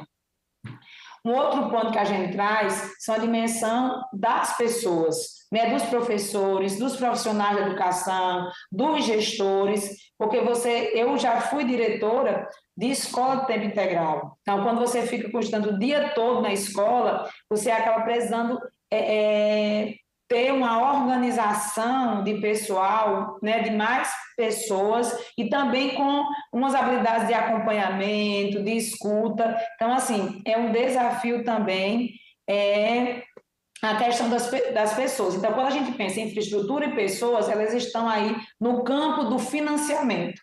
A quarta dimensão é a pedagógica. Eu penso que as orientações, né, que nós estamos tendo do MEC, foi muito bem estruturada a política para a dimensão pedagógica, inclusive com parâmetros para a educação integral, no tempo integral, com aquelas etapas, com assistência técnica, com a rede de profissionais que representam estados e municípios nessas discussões sobre a política, né, eu vejo que está bem orientado. Né? O professor agora falou sobre a questão da recente, sobre o ensino de artes, mas a escola de tempo integral, como ela tem mais, os tempos pedagógicos, eles não são voltados apenas para a parte cognitiva, então você precisa de, né, espaços para arte, leitura, espaços maker, e isso também está relacionado, a dimensão pedagógica e acaba sendo relacionado também com a infraestrutura. Então a gente precisa... A escola tempo integral, eu digo, precisa ser uma escola viva, uma escola com muitas atividades, né, para o estudante poder escolher sua trilha, aquilo que mais está relacionada ao seu projeto de vida. E um outro ponto, um grande desafio para a gente, é a dimensão, né, da equidade. Como a gente... Nós vamos ter estudantes que têm essa oportunidade de ter mais tempo na escola, de ampliar o seu repertório, de ampliar a possibilidade de desenvolver o seu potencial, e como é que a gente vai fazer para isso não gerar mais desigualdade, considerando estudantes que não podem participar, né, da escola de tempo integral. Eu tenho dito que a gente precisa pensar como sociedade. Por que alguns estudantes não podem ter esse direito de estudar no tempo integral? Porque são de famílias mais vulneráveis, estão em localidades mais desafiadoras. Então, isso envolve aqui um sexto ponto que a gente trouxe, que é sobre a intersetorialidade. Né? Às vezes, uma pessoa diz assim, o estudante não pode estudar no tempo integral porque ele tem que cuidar da irmã enquanto a mãe trabalha. Então, a gente já tem que pensar numa política de creches para essa irmã poder ficar na creche, para a mãe poder trabalhar e ele poder estar na escola de tempo integral. Então, essa dimensão da equidade, para além dos resultados de aprendizagem, elas estão relacionadas também, inclusive, ao acesso. Então, a gente vai precisar da intersetorialidade, de uma articulação intersetorial para garantir que todos os estudantes possam estar no tempo integral, porque a gente acredita que estar no tempo integral garante maiores possibilidades de desenvolvimento para o estudante. Então, nós, enquanto Concede, aqui como representante das secretarias estaduais de educação, nós avaliamos a política como bem estruturada, né? A política que o Senado está avaliando, temos expansão de matrícula, nós temos evidências sobre o potencial de aprendizagem das escolas de tempo integral, né? Se tem análise, acho que o Instituto Sonho Grande vai falar sobre isso. Nós temos análises de que as escolas de tempo integral garantem melhores resultados de aprendizagem, menos abandono. Então, é uma oportunidade histórica que o nosso país está adiante. Nós não podemos perder essa oportunidade de ampliar a matrícula em tempo integral e de garantir aos estudantes o pleno desenvolvimento das suas potencialidades. Mas aí a gente reforça principalmente a questão do financiamento, né, para que essa ampliação venha acompanhada de todas as condições necessárias para que a escola possa cumprir a sua função de desenvolvimento integral dos estudantes. Então, assim, a gente, como Concede, né, considera que, mais do que ampliar o tempo, né, a educação integral tem esse objetivo de ampliar oportunidades, de poder contribuir para o desenvolvimento pleno dos estudantes e ampliar seus horizontes. Então, a gente, como Concede, agradece a oportunidade de poder trazer aqui a nossa reflexão sobre a política e trazendo aqui para nós, resumindo o principal desafio, que é o desafio do financiamento, para a gente poder implementar a política com a qualidade que os estudantes e os profissionais da educação brasileiros merecem. Muito obrigada pela oportunidade. Obrigada, secretária. Professora, eu só vou fazer uma pergunta rápida. como a gente vai ouvir os trabalhadores da educação, eu vou fazer uma pergunta que vai fazer diálogo com ela. A pergunta é: quais têm sido os principais desafios para a formação de professores, gestores escolares e equipes pedagógicas diante das exigências deste novo modelo educacional? Quais os desafios que os estados têm encontrado, professora? Eu falei um pouco anteriormente sobre como a formação para o tempo integral, ela exige do professor, né, outras competências para além apenas da sua formação. Um exemplo. O professor, eu sou uma professora licenciada em História. Numa escola de tempo integral, como o professor Calegari falou e eu falei, não é só ter mais aula, a gente acaba tendo outros componentes curriculares, nós acabamos diversificando o currículo mais. E, por exemplo, tem professor de História como eu que vai ensinar projeto de vida, que vai ensinar desenvolvimento socioemocional, e isso precisa de processos formativos, porque a graduação, a formação inicial não garantiu a gente para isso. Também isso fica com a responsabilidade dos estados e acaba tendo também para o professor ensinar, para além do seu componente curricular de formação, outros componentes curriculares. E também é você compreender essa escola para além de ser a escola que ensina conteúdo, né? É uma mudança de concepção, que ela não deve ser apenas, claro, da escola de tempo integral. Essa mudança de concepção, né, professor Calegari, ela tem que ser da escola como um todo, mesmo em tempo parcial, né? Que a escola não é só para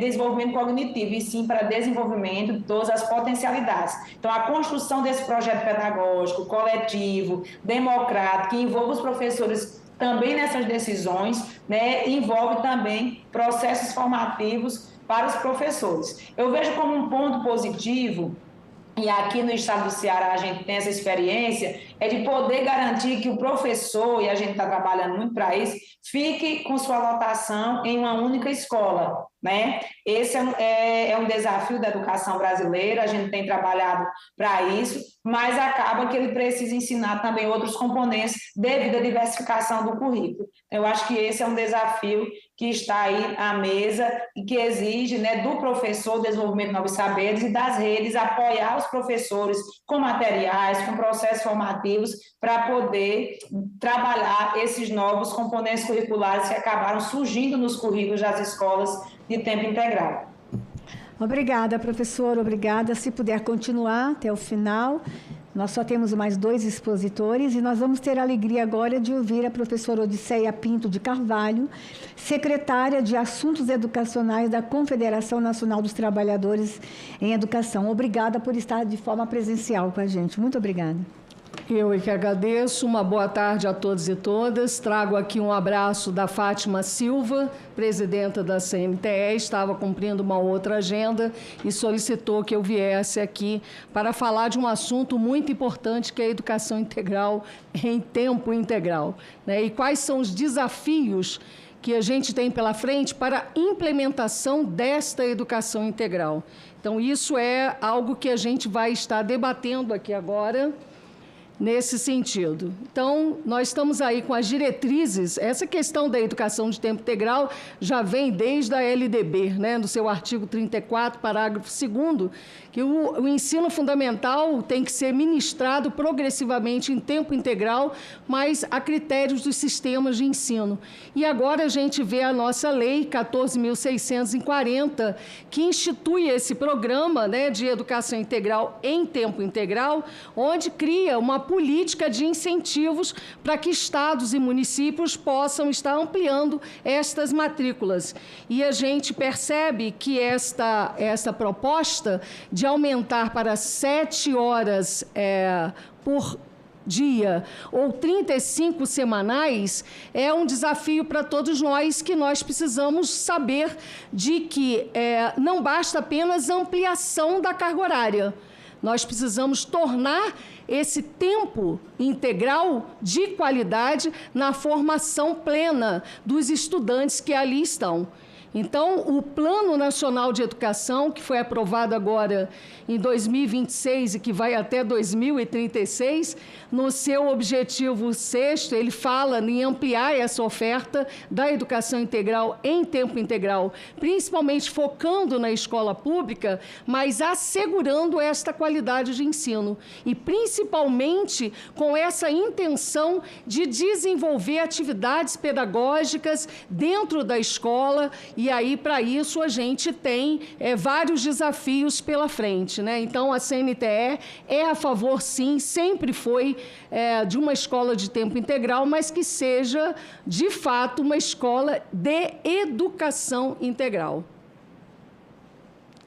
E aí, nós temos aí uns dados, né, que nós fizemos uma pesquisa onde estabelecemos que as matrículas públicas, né, e aí a gente avança, né, nessa variação de menos 7,3%, as matrículas privadas mais de 10,9%, e aí nós percebemos nesse quadro que está aí colocado que, na verdade, a gente, baseado no censo escolar, que esse quantitativo de matrículas, na verdade, a gente ainda não atinge o ideal que a gente deseja para que realmente tenhamos a implementação da escola em tempo integral. Pode passar. E aí a gente vê o vínculo profissional, né, principalmente no percentual de professores efetivos nas redes estaduais e municipais, né, principalmente nas redes municipais, há uma queda, né, de profissionais realmente efetivos e, portanto, são profissionais que muitas das vezes se tornam temporais, né, terceirizados. Existem alguns municípios, inclusive, com regime de RPA, ou seja, nem vínculo direto com processos seletivos tem. Eu sou do município de Campos dos Goytacazes, estado do Rio de Janeiro. Nós temos RPA não só para profissionais de funcionários administrativos. Chegamos ao absurdo de termos professores em RPA. Regime próprio autônomo, quer dizer, nem vínculo, na verdade, com o processo seletivo tem, porque o processo seletivo é autorizado, né, por 2 anos e aí prorrogável por mais 2 anos. O RPA não. Então, é um verdadeiro absurdo. E nós estamos aí também, em relação às redes estaduais, também essa queda, vamos dizer, desse percentual nas redes estaduais. E isso, para nós, é muito preocupante, porque a gente percebe que a carreira do professor é uma carreira que a gente fala que é quase que em extinção. Se não houvermos uma política pública, uma política de Estado de valorização efetiva desses profissionais da educação, essa carreira se torna um bico, ou seja, temporária, né? Os professores estão ali, mas, na verdade, eles querem outro tipo de vínculo empregatício que vai estar sendo mais rentável, né? Então, isso é muito preocupante para todos nós nesse sentido. Pode passar. E aí a carga horária dos professores, a gente estava falando sobre isso, né?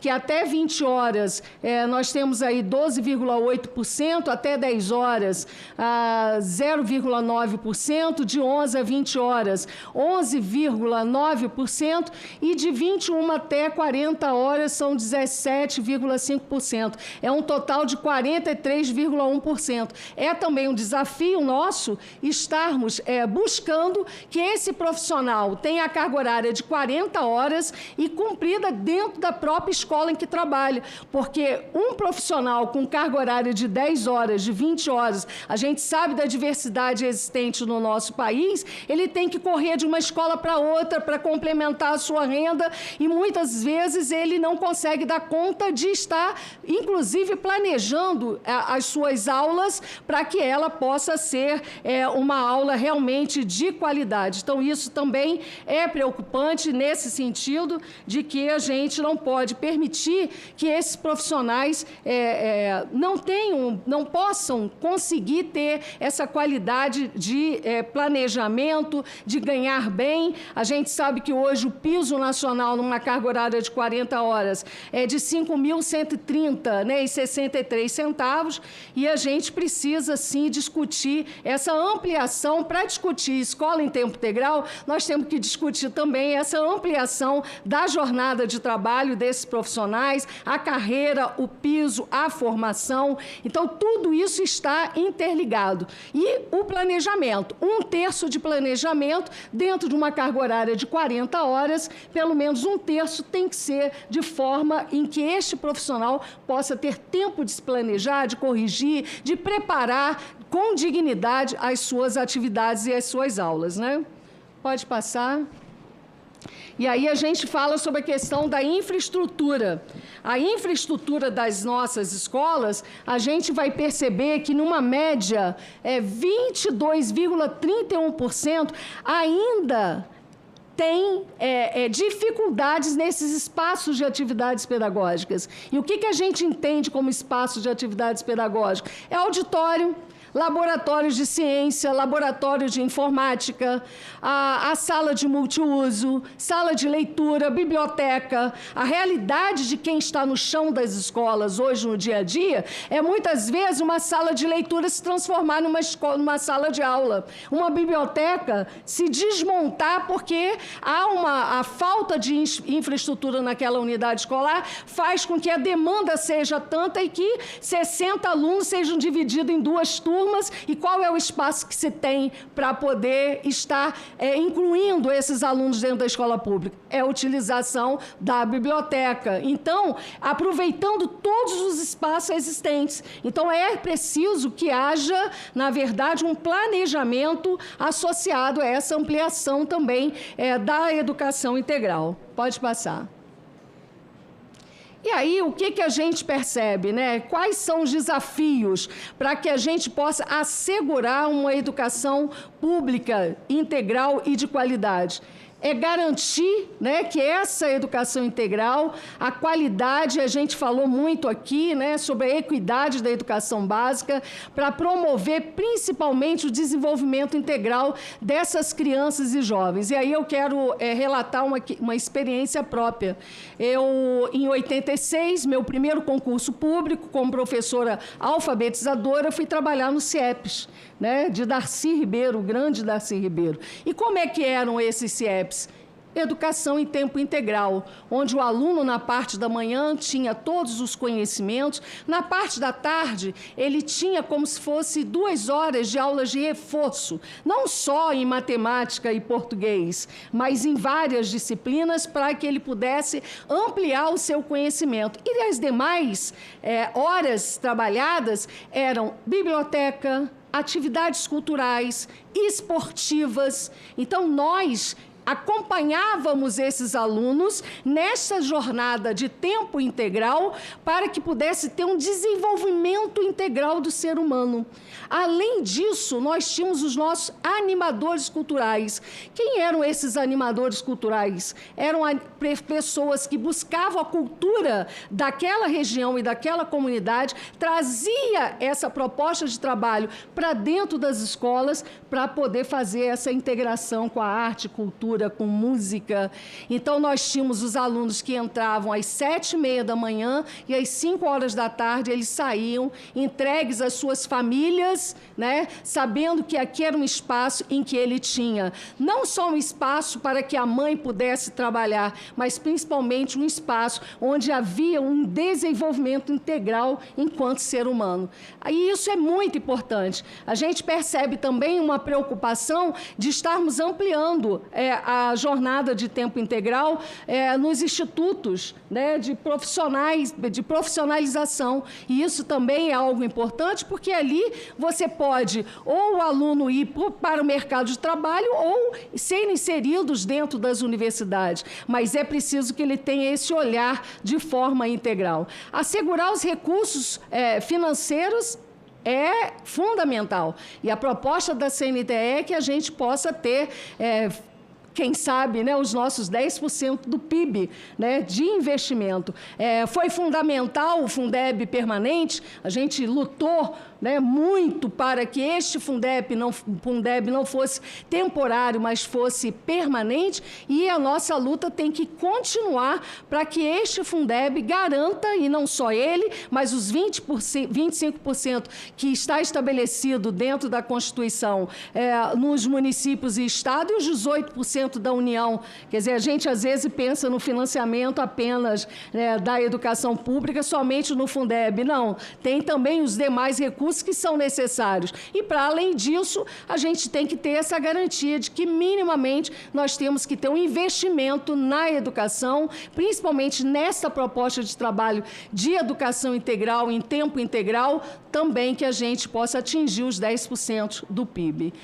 A necessidade da expansão da infraestrutura física e pedagógica, também a gente já falou sobre isso, precisa ter a articulação, né, interna com as demais disciplinas, né, desenvolvimento social, cultura, esporte, está ali sendo integrado com as demais disciplinas curriculares ali apresentadas, isso é essencial. Garantir a valorização dos profissionais da educação. Eu não posso aumentar uma carga horária dos nossos alunos se eu vou ter necessidade de também ampliar a jornada desses profissionais, mas com qualidade.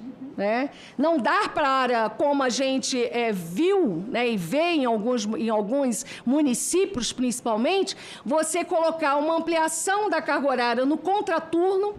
Esses alunos, muitas das vezes, não conseguem retornar para a escola, né? Não fica um horário integral, é o contraturno, não consegue retornar, e as atividades, muitas das vezes desenvolvidas, são atividades meramente para ocupar aquele tempo dos alunos ali dentro da escola, e não com uma real, um planejamento pedagógico para a formação desse ser humano de forma integral. Então, isso também é preocupante. Então, é necessário que você tenha aquele tempo dentro da escola pública, de tempo integral, mas que tenha preocupação com mais professores, sim, com mais funcionários, porque quem que vai fazer a limpeza do local, quem vai fazer essa merenda de qualidade que precisa ser administrada ali, a equipe pedagógica. Nós temos que pensar nisso também.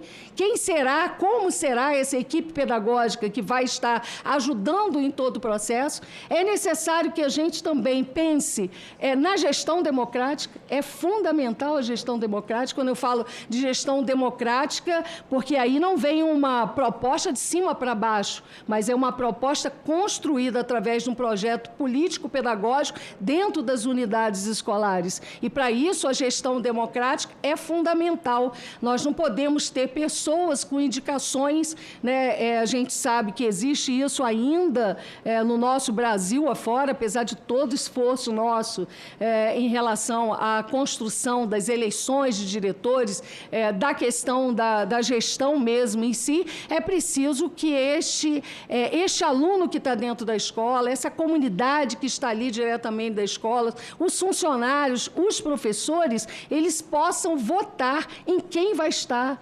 administrando e gerindo aquele projeto político-pedagógico construído de forma coletiva, vamos dizer assim.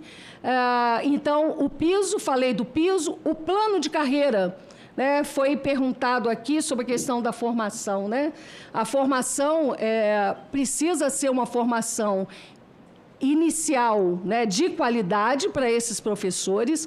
Nós tivemos agora, nessa semana, um debate na Comissão de Educação do Congresso sobre a educação à distância de formação de professores. Nós somos totalmente contrários ao que estava aí sendo colocado, ainda bem que agora o Conselho apresenta uma nova proposta no sentido de não permitir que esta educação à distância seja totalmente presencial, mas sim que a gente reverta essa questão. Então, esse debate foi muito importante. Nós não podemos permitir que a educação de um professor seja de formação totalmente à distância. Precisa esse professor ter, sim, pode ser até uma parte presencial e uma parte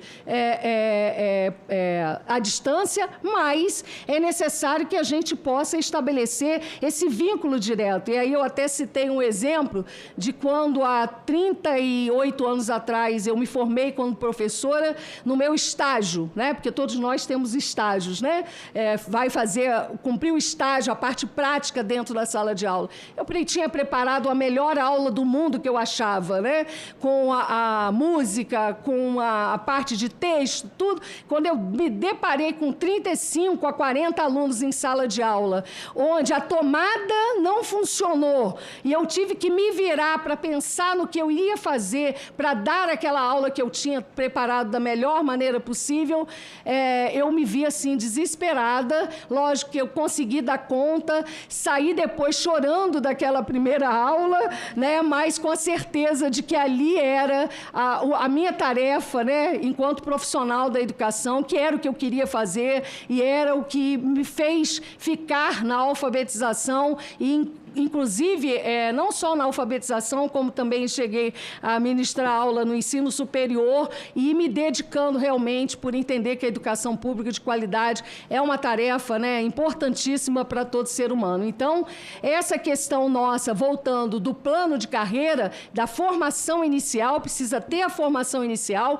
a formação continuada, mas é preciso também ter a valorização desses profissionais, principalmente no nosso plano de carreira. Vocês estão acompanhando agora o debate sobre o piso nacional, né, que foi suspensa a votação no STF, onde a gente precisa garantir que o piso nacional seja votado no início de carreira.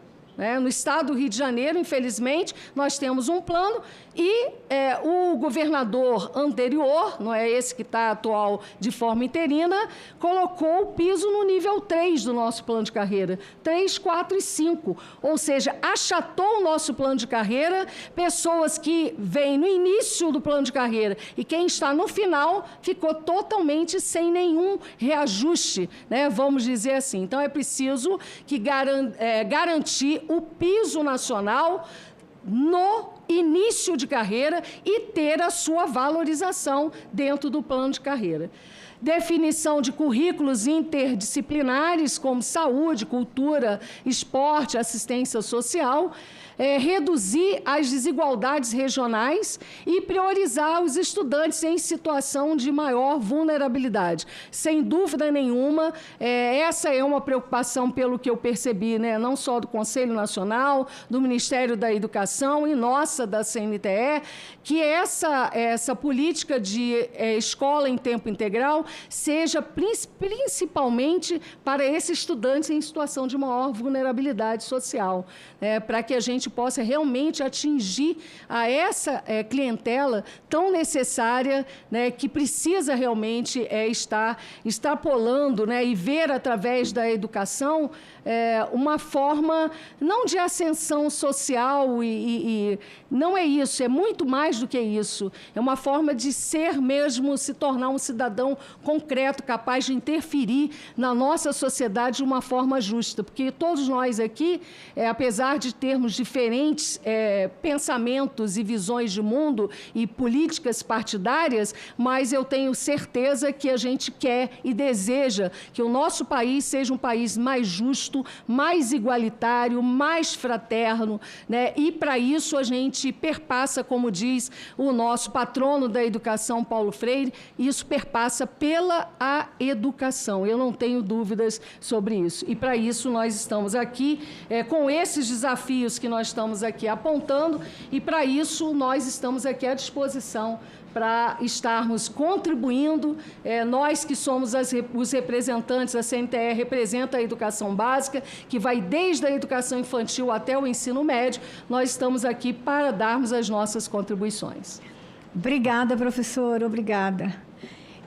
Tinha uma série de perguntas que a assessoria técnica mandou, mas eu vi que as perguntas foram todas respondidas na sua exposição.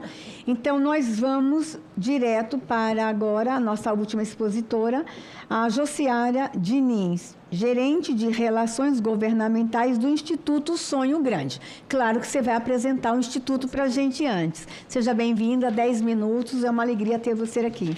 Bem, boa tarde. Primeiro, obrigada, senadora, pelo convite, por confiar no Sonho Grande para ajudar a qualificação desse debate. Queria agradecer o seu gabinete em nome da Viane, que desde o início foi muito solícita conosco em pegar as evidências. Eu vou nos apresentar, a gente é uma organização muito que acredita em política pública baseada em evidências, então eu trago aqui uma trajetória de dados para poder qualificar o debate, mas que, em resumo, só intensifica tudo que já foi dito nessa mesa. Então, tenho uma responsabilidade de falar depois de pessoas tão qualificadas, mas eu espero que a gente consiga dar uma contribuição para poder ampliar essa política que há 10 anos atrás já foi avaliada pelo Senado Federal, pela uma proposta do senador Cristóvão Buarque, que era senador também pelo Distrito Federal, e que depois foi dada a cabo pelo senador Paulo Paim. Mas a política mudou muito na última década, então é uma felicidade estar aqui, inclusive voltando à casa que eu também fui assessora durante alguns anos. Então, eu fico muito feliz pelo convite. Bem, vamos lá. O Instituto Sonho Grande, tem a apresentação, acho que falhou. A gente vai trazer uma trajetória aqui do... Acho que vai agora. Pode passar. Eu vou apresentar primeiro o Instituto Sonho Grande. Nós somos uma organização sem fins lucrativos. Nós hoje estamos em 18 estados da federação. Somos uma organização apartidária. E quando eu falo que nós estamos nesses estados é porque a gente trabalha na operacionalização do ensino integral nesses estados. Então, hoje, pode passar. O nosso mapinha, pode passar. O verdinho é hoje onde nós temos atuação no Brasil. A gente hoje está em 18 estados parceiros, já estivemos em mais, já estivemos em menos. A gente impacta aí mais de 6 mil escolas em todo o território nacional e mais de 1 milhão de estudantes. E a gente trabalha pela melhoria da educação pública com qualidade. Eu queria propor um recorte aqui na mesa de análise. Eu vou focar muito mais na etapa do ensino médio. Se na idade correta, né, dos 15 aos 17 anos, pela delicadeza dessa etapa, né, então a gente está falando de pessoas, né, jovens adultos estão ali para entrar pré-universidade, pré-mercado de trabalho, e porque hoje é onde a gente tem mais evidências de que a política pública tem impacto. Ao longo dos 10 anos, com todos esses pilares de apoio que a gente dá para os estados, a gente conseguiu reunir evidências numéricas, quantitativas, qualitativas, de que o ensino médio em tempo integral tem um impacto enorme na sociedade. E aí, contribuindo e reforçando o que os seus colegas de mesa falou, o ensino integral em tempo integral, porque, como eu vou colocar aqui, não é só ampliação de jornada.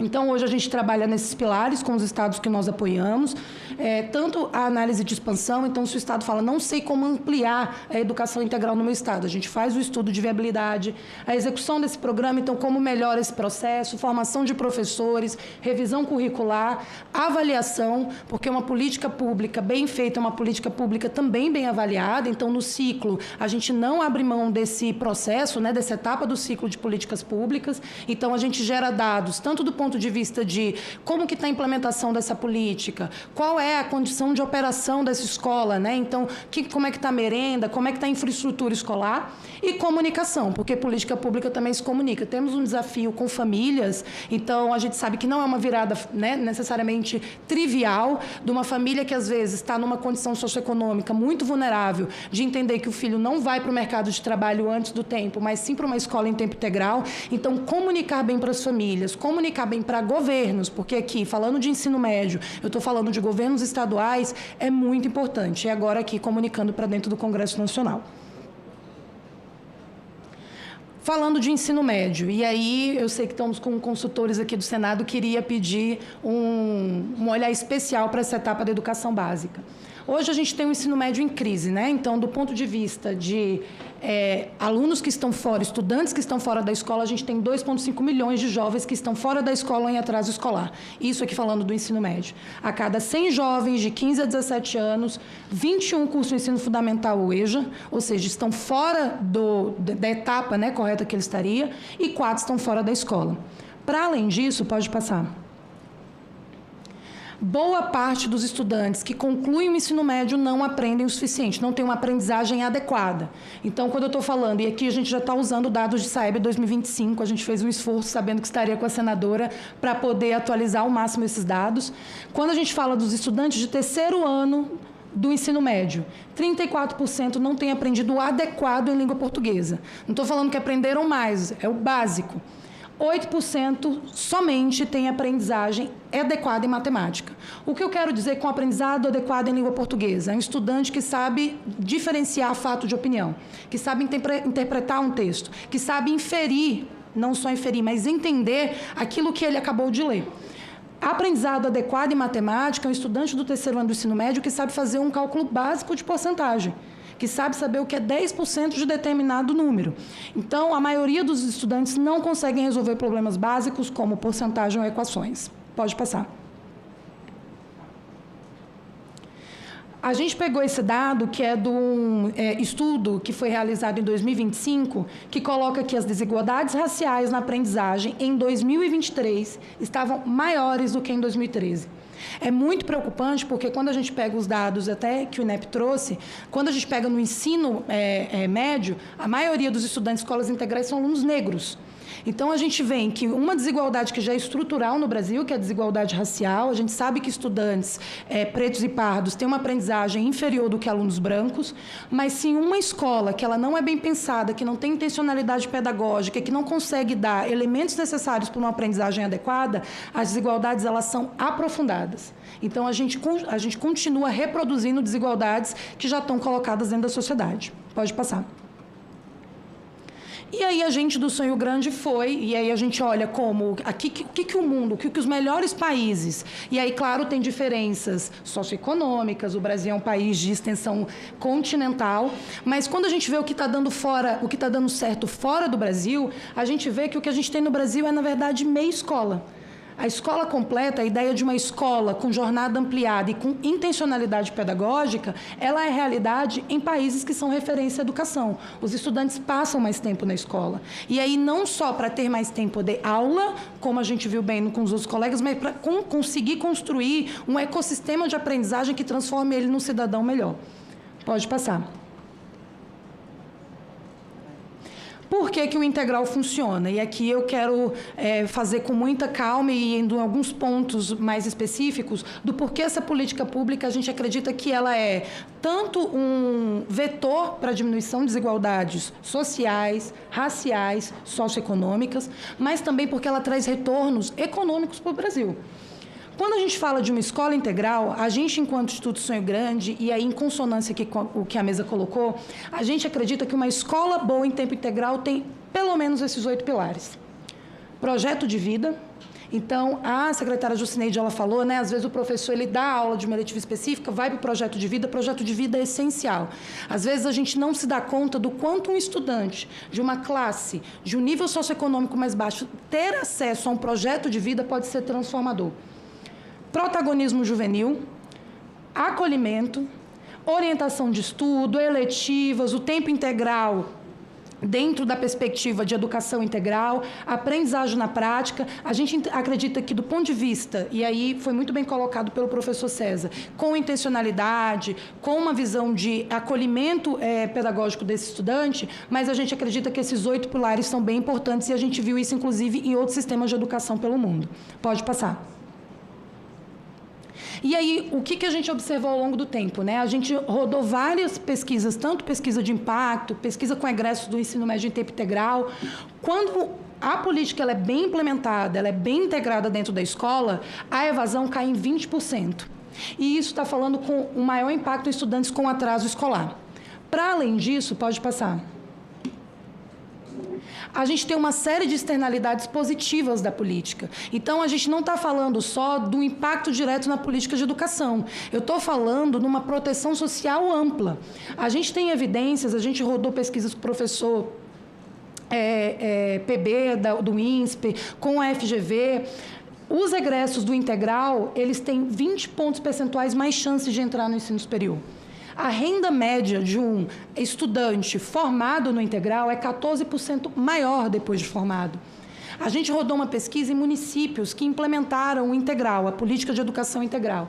As cidades reduziram em até 50% a taxa de homicídios. Eu estou falando de desafogar, inclusive, outras políticas que não têm a ver com a educação. Eu estou falando de política de segurança pública. O dado de baixo, para a gente, é bem relevante, é uma pesquisa do Instituto Natura, que é 1.000 matrículas a mais no modelo integral, significam menos 114 jovens grávidas entre 15 e 17 anos. A gente está falando, inclusive, da proteção de meninas e mulheres, porque com os filhos, né, mais tempo na escola, essas mulheres conseguem entrar no mercado de trabalho. Então, a gente já tem, inclusive, uma quebra de dependência feminina, ou de relacionamentos abusivos, ou de uma situação, né, de uma história de pobreza, de uma repetição de uma história de pobreza. Então, a gente acredita que a educação integral é como aquela pedrinha jogada no lago. A gente foca na educação, mas ela vai virando ondinhas para conseguir atingir outras áreas que são desafiadoras para qualquer gestor, e aqui falando de governadores especificamente. Pode passar. E aí, aqui já tendo dados do IDEB que saiu semana passada, a gente coloca que em escolas 100% integrais, hoje, o IDEB atinge 4,8, é 0,5 percentual pontos acima de escolas parciais. O que isso eu quero dizer? Esse estudante, que 0,5 parece muito pouco, mas em escala de IDEB, o meu colega do INEP vai poder confirmar, isso significa aprendizagem. Às vezes é um ano a mais na escola, do ponto de vista do que significa a aprendizagem. As escolas 100% parciais, e esse recorte é importante, porque a complexidade da política, a gente sabe que a gestão pública, às vezes, nos leva a alguns tipos de concertações. Então, às vezes, você tem uma escola que ela não é 100% integral, porque ela tem uma turma em tempo integral. Então, a escola vai funcionar a parcial e integral ao mesmo tempo. Aqui a gente faz o recorte para política 100% integral, escolas em que todas as matrículas daquela escola estão em tempo integral. Pode passar. E o integral no Brasil? Então, eu fiz toda essa trajetória com vocês, primeiro para mostrar que a gente tem, dentro da educação básica, pela nossa perspectiva, uma etapa muito sensível, que é o ensino médio. A gente tem evidências de que a política funciona, então a gente tem pesquisa de impacto, a gente tem pesquisa quanti-quali que consegue dar colchão para dizer que o integral nessa etapa da educação é extremamente relevante, que traz ganhos para o Brasil, tanto ganhos econômicos. Uma cidade menos violenta é uma cidade que consegue ter mais aparelhos de cultura, as pessoas transitando melhor na cidade. Uma escola mais segura, os adolescentes conseguem se desenvolver melhor, né? Os estudantes conseguem ter, não só do ponto de vista de relação com professores, mas relações emocionais mais saudáveis. Então, o ensino em tempo integral, do ponto de vista do sonho grande, a gente não acredita em bala de prata de educação, mas a gente acha que é uma aposta muito potente, escalável e que tem, do ponto de vista de contribuição para o Brasil, um grande mérito. Então, agora eu vou falar especificamente de Brasil e dados de Brasil. A gente viu que, ao longo dos anos, e aí pelas falas dos colegas, essa foi uma política que foi amadurecendo, né? Então, a gente, aqui falando especificamente de ensino médio, Pernambuco foi o ponto de partida do ponto de vista de construção jurídica, né? Do ponto de vista de intencionalidade de governo, que começou a apostar nessa política no ensino médio.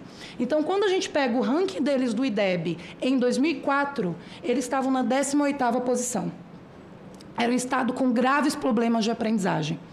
Naquele momento, e o ensino médio em tempo integral é uma decisão política também, então o governador tem que comprar essa ideia, ele tem que entender que isso pode melhorar a gestão dele em educação. Na época, a gestão comprou essa ideia e 10 anos depois, porque tudo em educação no Brasil a gente demora um tempo para ver, mas acreditar faz com que a política aconteça, e eu acho que essa é a aposta, né, da comissão. Em 2014, o ensino médio integral já estava em todos os municípios, e em 2015 eles saltam de 11 anos atrás, da 18ª posição para o primeiro lugar no IDEB, dentro do ensino médio, acreditando numa escola completa, que faz sentido, tanto do ponto de vista do professor, do trio gestor, dos estudantes e da política pública como um todo. Pode passar. E aí, como eu disse, essa política ela foi amadurecendo ao longo do tempo e as evidências em torno dela também foram amadurecendo. Então, a gente sai em 2016 de 8,7, né? Quando a gente pega a linha, a gente está falando de escolas. Quando a gente pega o bloquinho, a gente está falando de matrículas. Então, a gente sai ali de 2016 de 5,7% de matrículas para 2025 de 24,2% de matrículas em ensino médio em tempo integral. A gente tem agora, e aí falamos aqui do Plano Nacional de Educação, uma ambição ambição, e aí quem acredita sempre alcança, né, já diria, de chegar ali de 65% das escolas e 50% de matrículas integrais. A gente sabe que é um desafio para o Brasil, mas para problemas complexos, soluções complexas, né? Então, a gente sabe que é possível, e aí o próximo slide pode trazer algumas ideias de como está o Brasil do ponto de vista de desenho de ensino médio em tempo integral. Aqui a gente tem a expansão do ponto de vista, né, o gráfico está falando de escolas e o Brasilzinho pintado ali está falando de matrículas, porque são duas coisas diferentes. Há escolas que têm matrículas, né, nos dois tipos, tanto parciais como integrais. Alguns estados, né, e aí o Piauí a gente observa que fez um salto importante nos últimos anos, Ceará também é relevante, Pernambuco, já alcançaram ou estão muito próximos da meta que o Plano Nacional de Educação colocou. São estados que evoluíram, expandiram e acreditaram na expansão. Alguns estados ainda estão um pouco mais distante dessa meta, e aí precisam acreditar tanto na política, e é uma decisão agora do governador, mas também precisam apontar em qualidade, porque uma escola integral que não tem uma pedagogia voltada para ela e essa preparação não vai trazer resultados de aprendizagem, e mais para frente eu vou falar que é também preciso, e é um desafio nosso, falar de infraestrutura. Então, esse é o quadro do Brasil hoje. Quando a gente vai para o próximo slide, eu consigo falar um pouco melhor de matrículas. Então, ali eu tenho a meta do PNE, que é 50% de matrículas, e hoje a gente tem ali Piauí, Pernambuco, Ceará e Paraíba, que já atingiram a meta que está para daqui a 10 anos. Mas a gente tem uma longa trajetória em relação aos outros estados. Senadora, eu trouxe ali uma... Não precisava mostrar o DF, não precisava. Que vergonha. Desculpa, vai, Tudo continua. Bem.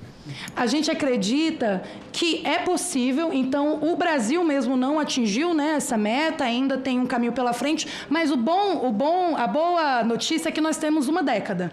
Então, 10 anos atrás essa política foi avaliada e a gente viu que 10 anos atrás ela era 8% do Brasil e pulou para 24%. Então, é possível. Pode passar. E aí, respondendo à senadora, como que a gente escala com qualidade, né? Como que os estados conseguem se preparar? Muitos desafios, há desafios orçamentários, há desafios do ponto de vista de gestão da administração pública, contratuais, de pessoa, de planejamento, mas a gente tem aqui algumas pílulas que podem ajudar como o Brasil pode lidar. Aqui eu trouxe dados do IDEB, e aí a gente viu que a senadora apresentou um requerimento de informação na semana passada, perguntando se expandir o ensino integral trazia retornos do ponto de vista de aprendizagem. E a gente tentou fazer esse exercício nos últimos dias correndo dentro de casa, a gente colocou o pessoal de dados para trabalhar, para a gente trazer aqui algumas pílulas que são relevantes. Quando a gente pega, e aí eu estou fazendo recorte de escolas 100% integrais, elas têm uma performance superior no IDEB em todos os níveis socioeconômicos.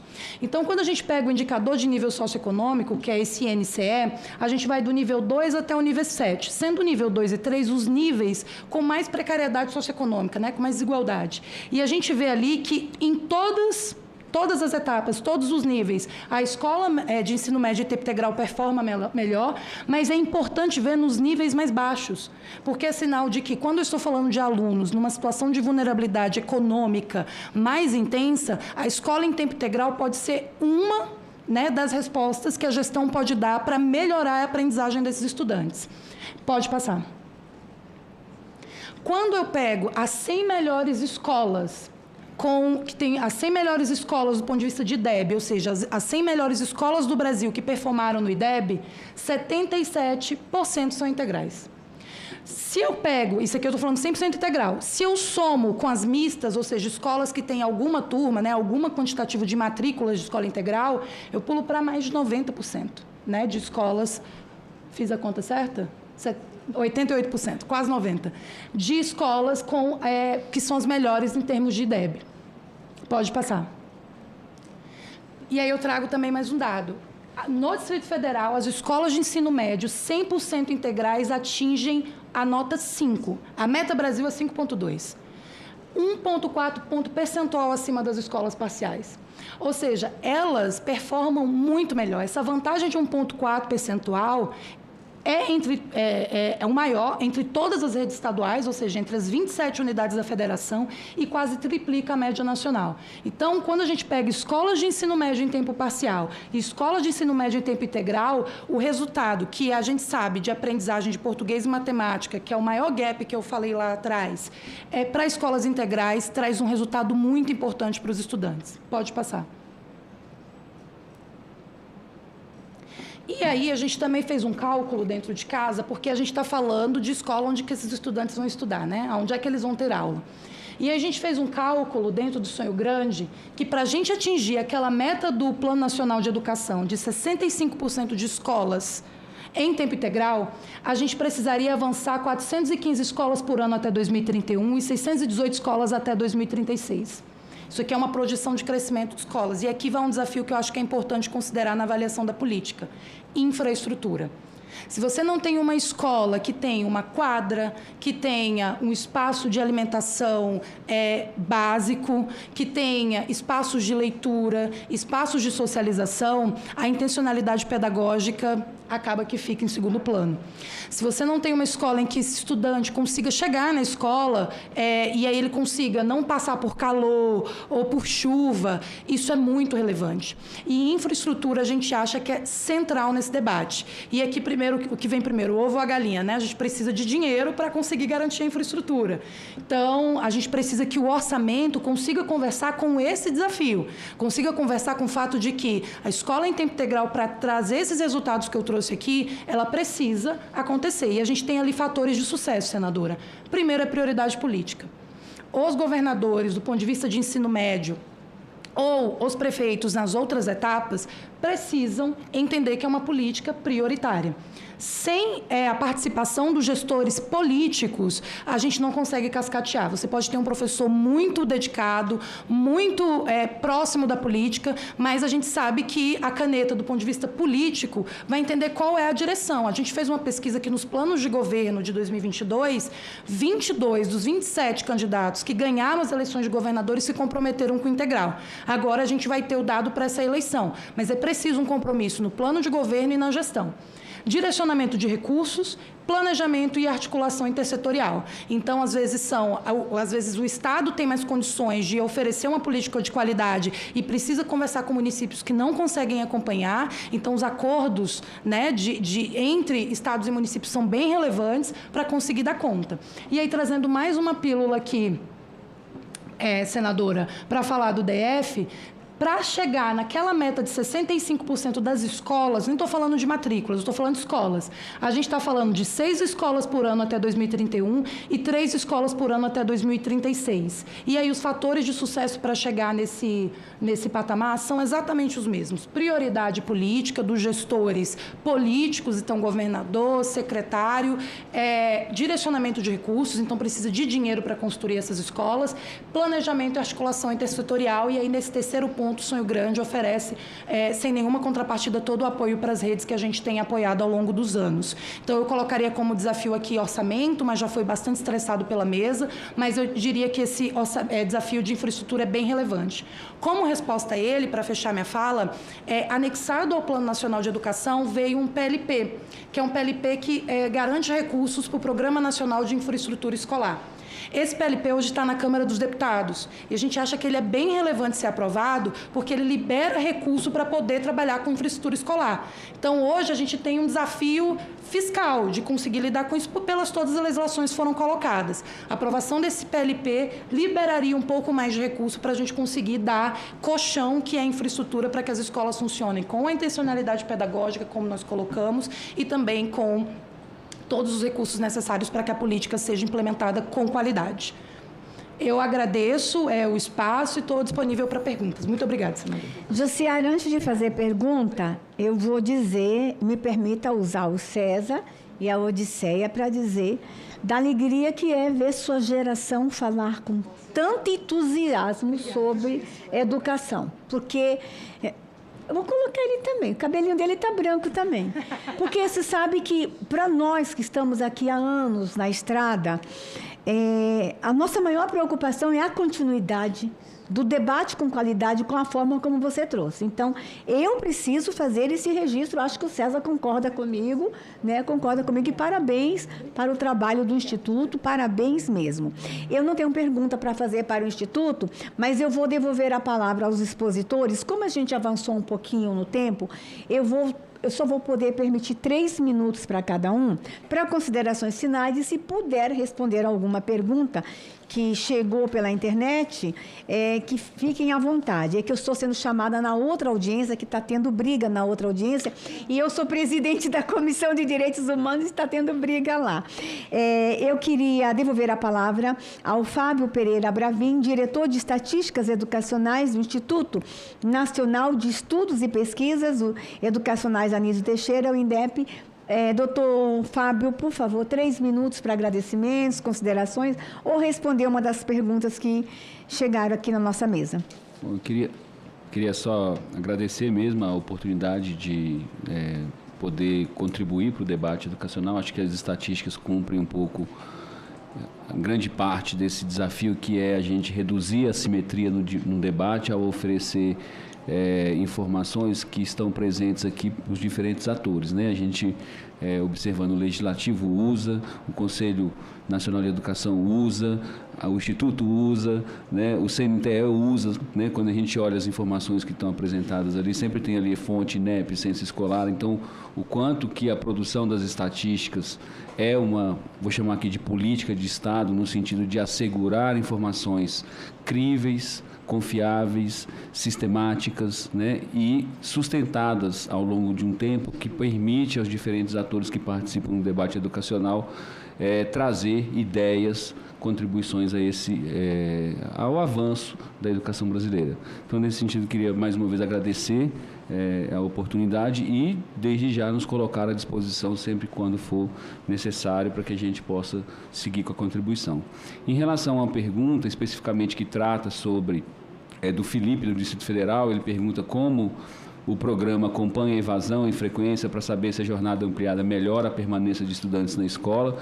Como eu comentei no início, é possível que a gente desenvolva estudos no sentido de olhar, formar 2 categorias nos estudantes que estão na educação em tempo integral, educação integral em tempo integral, e aqueles que não estão, e a gente avaliar isso. Acho que um pouco da fala da colega do Instituto Sonho Grande já apresentou um pouco desses, né, das diferenças de resultado entre esses grupos.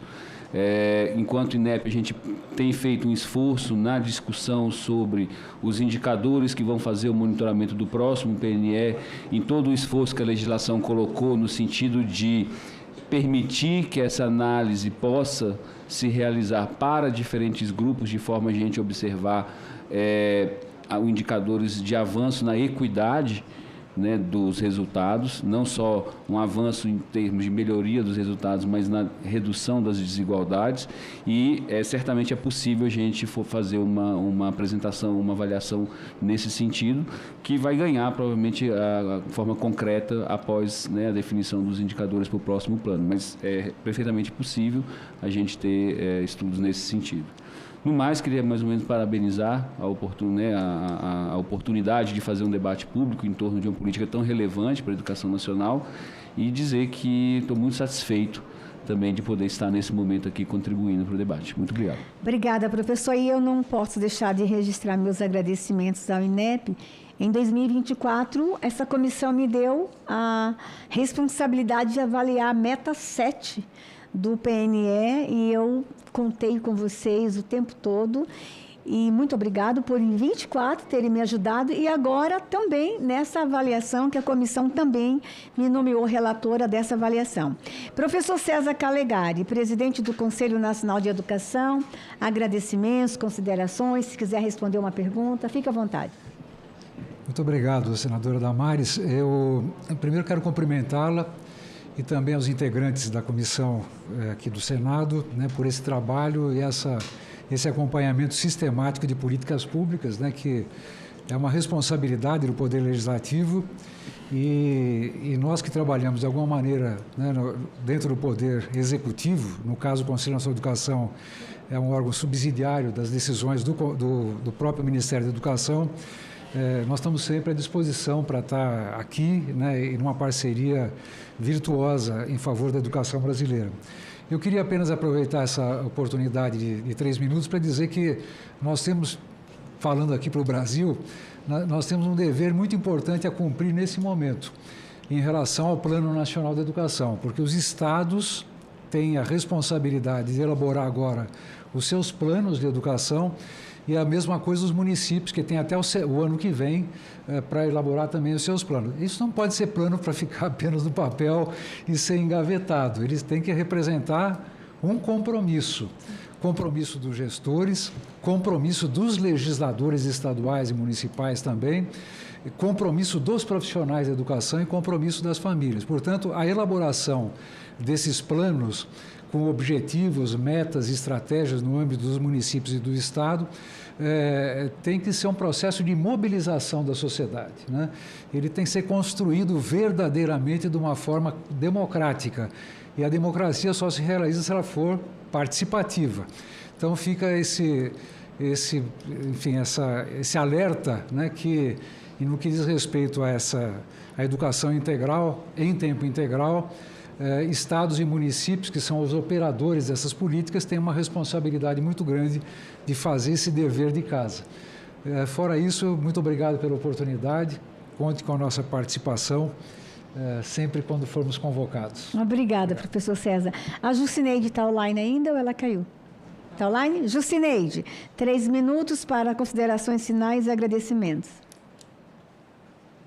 Agradecer a oportunidade de estar aqui representando o CONSEB, dizer que, repetir, reforçar que os estados têm o maior interesse em ampliação da política, que nós consideramos a escola em tempo integral uma oportunidade para a educação brasileira, para o desenvolvimento dos jovens, para a garantia de oportunidades. E o ponto principal do debate para a gente reside na questão do financiamento, né? Reforçar isso, no financiamento para a gente poder ter uma escola com estrutura, ter professores bem remunerados e ter toda um projeto pedagógico variado, né, diversificado, na verdade, que possa realmente desenvolver toda a integralidade dos nossos estudantes, como está previsto nas diretrizes para a educação integral em tempo integral, como está previsto no padrão de escolas que a escola pública deve ter para garantir as oportunidades aos estudantes. Então, obrigada pela oportunidade, agradeço também ao CONSEB a oportunidade de representá-lo nessa audiência. E parabéns aos colegas aqui também da mesa que fizeram suas apresentações. Obrigada, professora Jucineide, secretária de Educação do Ceará, mas eu registro meus protestos. Mais uma reunião sem castanhas, né, professora? Mais uma reunião sem castanha. Deus te abençoe, Jucineide. Nós vamos ouvir para agradecimentos, considerações, se quiser responder uma pergunta, professora Odisseia Pinto de Carvalho, que veio do Rio, né? Sim. Muito obrigada, professora. Do Rio de Janeiro. Que bom.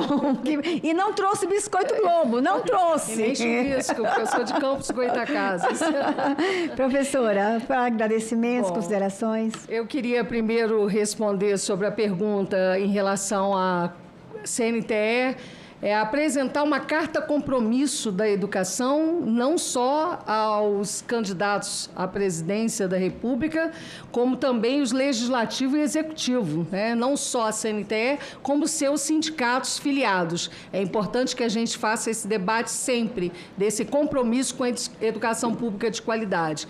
A Luísa, do Mato Grosso do Sul, ela pergunta como garantir o ensino em tempo integral que tenha recursos, infraestrutura e professores capacitados sem ampliar as desigualdades. Não tenho dúvida que essa educação integral, não apenas em tempo integral, mas com infraestrutura adequada, com valorização profissional, com piso, carreira, jornada adequada, 1/3 de planejamento, é essencial que nós tenhamos condições dignas de trabalho. E isso vai garantir, com certeza, com que esses profissionais que vão atuar, né, dentro da escola da educação de tempo integral possam estar sendo valorizados.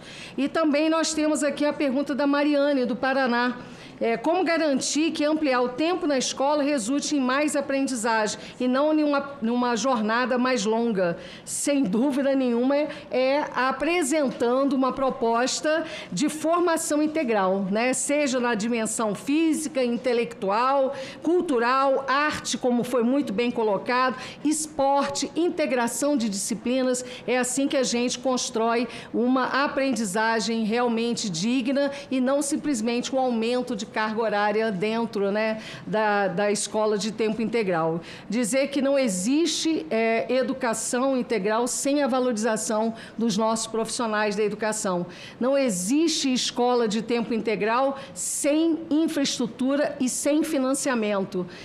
Nós precisamos estabelecer uma política educacional que precisamos ouvir quem está no chão da escola pública, né? E, para isso, a gente prima pela gestão democrática, né?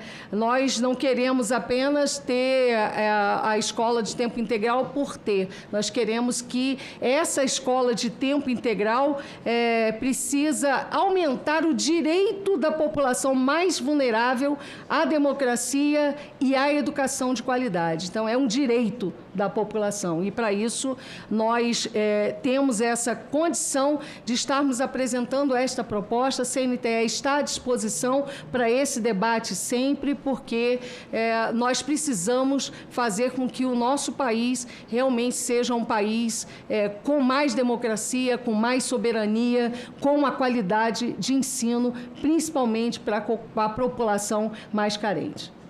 Professora, eu só acrescentaria qualificação, estrutura. Sim. Eu acrescentaria a palavra segurança. Uhum. Se a gente não discutir a segurança dos nossos bravos educadores, nós vamos ter problema. Então, assim, eu só acrescentaria a palavra segurança porque é o que tem me incomodado muito nos últimos anos. Mas, professora, obrigada.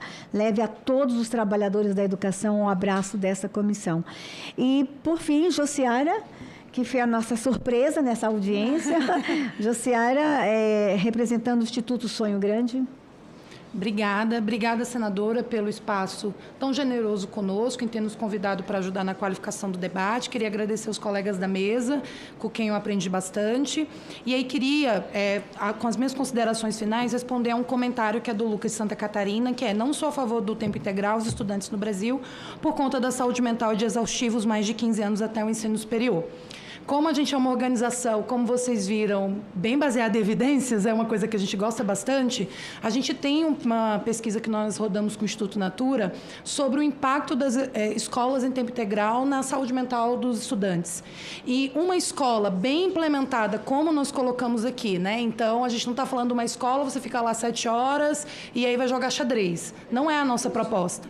Uma proposta de uma escola bem implementada, com todas aquelas intencionalidades que nós colocando, passando por infraestrutura que é bem relevante e é central pela nossa perspectiva, ela tem o poder de diminuir atritos emocionais, atritos entre pares e atritos entre superiores, ou seja, professores com diretoria, trio gestor, estudantes com professores e estudantes com estudantes, né? Então, quando a gente desenvolve arte, cultura, aprendizagem adequada, projeto de vida, tutoria, acolhimento, é uma escola que, na verdade, cria um ambiente mais seguro para desenvolvimento, não um ambiente mais a risco. Então, respondendo ao comentário do Lucas, exatamente para lidar com a questão de saúde mental, dentro da escola de ensino médio em tempo integral, a gente consegue diminuir desigualdades. A gente sabe que desigualdade gera sofrimento socioemocional.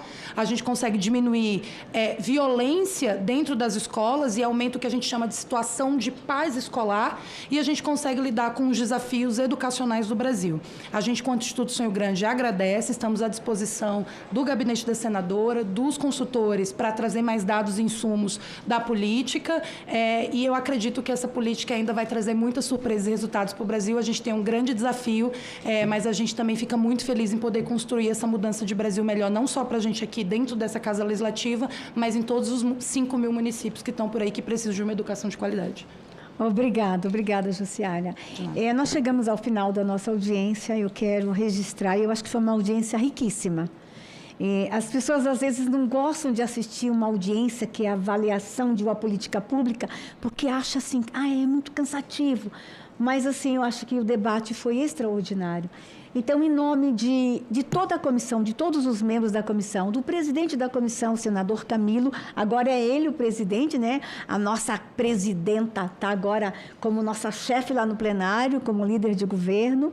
Eu quero agradecer em nome de toda a comissão a colaboração e só queria solicitar uma gentileza de todos os expositores.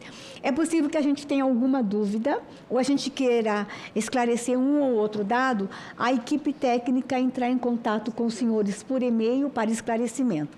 E tão logo o relatório fique pronto e aprovado na comissão, nós também vamos compartilhar com os senhores. Agradeço a presença de quem acompanhou aqui no plenário, quem acompanhou de forma online, pela televisão também. E, assim, agradeço a secretaria, essa incrível secretaria, obrigada. E nada mais tendo a tratar, dando por alcançada a meta dessa audiência pública, eu declaro encerrada a nossa reunião.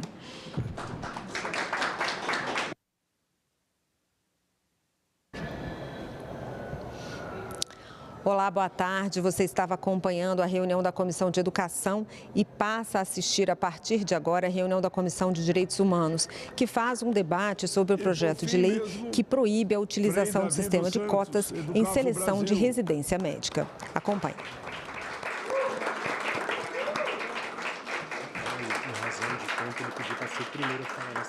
Tá bom, tá bom.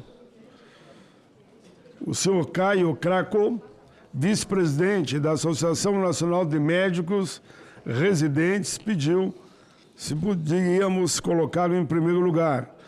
A palavra é sua, doutor Caio Craco. Boa tarde a todos. Queria cumprimentar aqui, agradecer a abertura para o local de fala. Eu acho que a NMR é uma associação que é total interessada nesse tipo de projeto. Então, eu queria parabenizar o senador Paulo Paim pela condução dessa sessão, parabenizar também o senador Irã, que é o autor do projeto, que não está mais aqui, e me apresentar para vocês. Meu nome é Caio Graco, sou médico, sou cirurgião geral e, além da Associação Nacional de Médicos Residentes, também sou presidente da Associação Brasiliense, aqui do DF. Então, no início da minha fala, eu queria fazer uma ressalva. É lógico que a gente precisa reconhecer um problema, desigualdade social, desigualdade racial, desigualdade econômica, de gênero, todas elas existem, a gente não está questionando isso, mas eu quero fazer um alerta e uma certa provocação. Se a residência médica é o momento ideal para a gente fazer essa correção. Então, todos os meus antecessores falaram muito sobre residência médica e cotas, mas no sentido de uma cota étnica. E existem várias outras cotas que não foram abordadas, e eu vou, inclusive, falar um pouquinho delas aqui. Então, em primeiro lugar, a gente tem cota para pessoas trans, que é uma modalidade bastante rara, mas ainda existe em alguns pontos do nosso país, senador Paulo. Além dela, também a cota racial, como discutimos bastante aqui. Também temos cotas para hipossuficiente e para PCD. E eu trouxe aqui alguns dados que são do último processo seletivo de residência médica do ano de 2025 para ingresso agora em 2026 da Secretaria de Saúde do Distrito Federal. Portanto, tivemos 6.000, eu vou falar os números aproximados para ficar mais fácil a compreensão. Tivemos aproximadamente 6.500 inscritos, das quais metade das vagas eram para ampla concorrência, 20% para candidatos negros, 20% para candidatos PCD e 10% para hipossuficientes. Então, desses 5.700 na ampla concorrência, para as 277 vagas, temos uma relação de 20 candidatos por vaga. Candidatos negros, 670 para 111 vagas, com uma relação candidato-vaga de 6. PCD, 145 candidatos para 111 vagas, uma relação candidato-vaga de 1.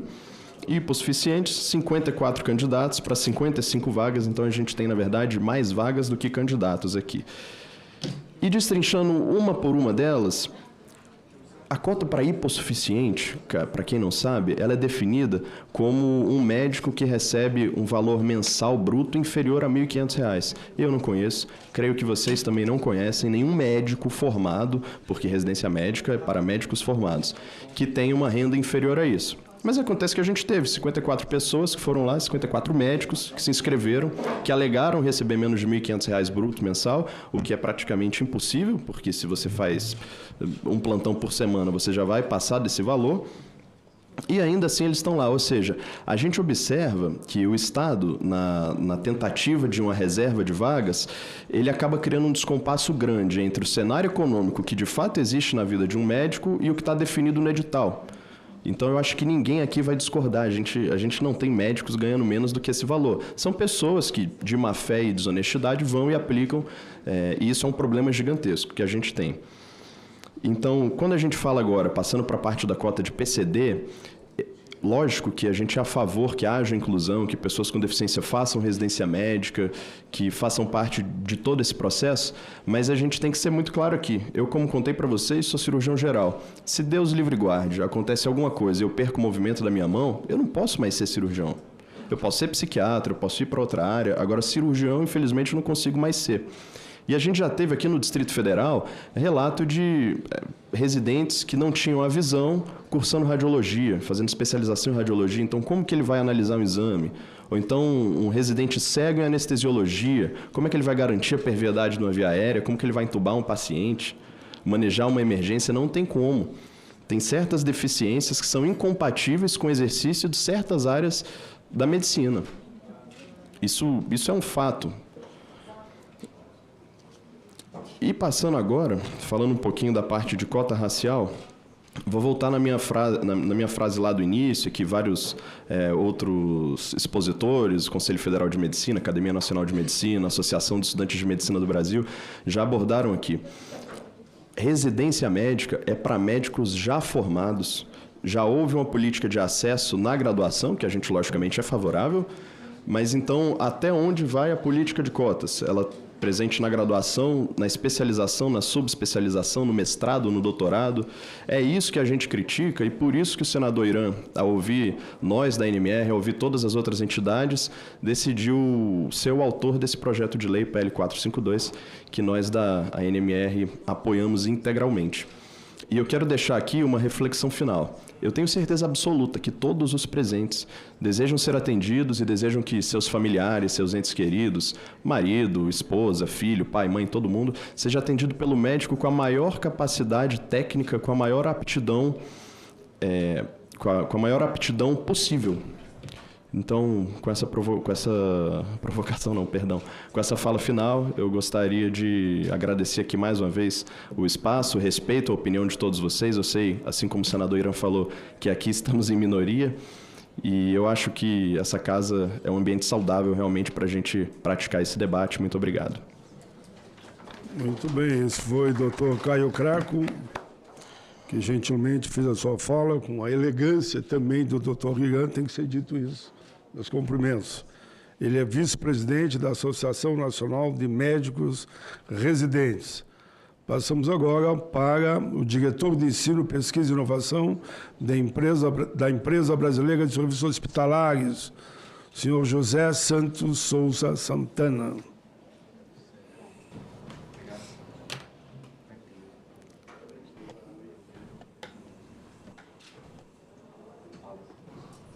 Alô, pronto. Obrigado, senador Paulo Paim. Bom dia a todas e todos. Prazer grande estar aqui com vocês. Meu nome é José Santana, eu sou médico sanitarista, doutor em saúde coletiva. Atualmente estou diretor de ensino, pesquisa e inovação da nossa HU Brasil, né? Que mudou de nome agora, não é mais ABSE. E eu vim falar aqui para vocês um pouco sobre o processo de seleção de residência que a gente faz na HU Brasil, o ENARE, né, que é o Exame Nacional de Residência. Eu acho que traz um caso concreto que pode servir um pouco para coroar essa discussão, trazer números do maior processo seletivo de residência realizado nacionalmente em todos os estados, para a gente entender um pouco como é que tem funcionado na prática. Antes disso, a HU Brasil, para quem não conhece, é a estatal federal que é responsável pela gestão dos hospitais universitários das nossas universidades federais, né? Hoje são 47 hospitais universitários e o ENARE foi originalmente criado em 2020, para fazer o processo seletivo desses hospitais, e ele vem crescendo ano a ano, né? E hoje ele já conta com 309 instituições participantes, são mais de 14 mil vagas de residência ofertadas, e a gente tem o objetivo de transformá-lo no que a gente está chamando de Enem da residência, né? Um processo nacional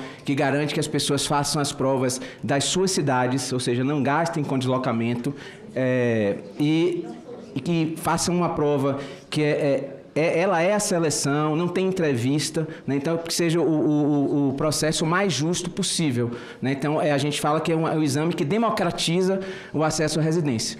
Mas, para democratizar o acesso da residência, ele precisa de um programa de ações afirmativas nele, porque senão não é democratização do acesso, porque a gente tem que considerar, como os meus antecessores bem falaram aqui, que as pessoas partem de lugares diferentes, e não é porque elas se formaram em medicina que elas automaticamente saem daquele lugar e vão para outro. Não, existem realidades sociais, eu pediria para colocar a apresentação, existem realidades sociais que as acompanham, né? E acho que aqui vai demonstrar por que isso é tão importante do ponto de vista fático, né?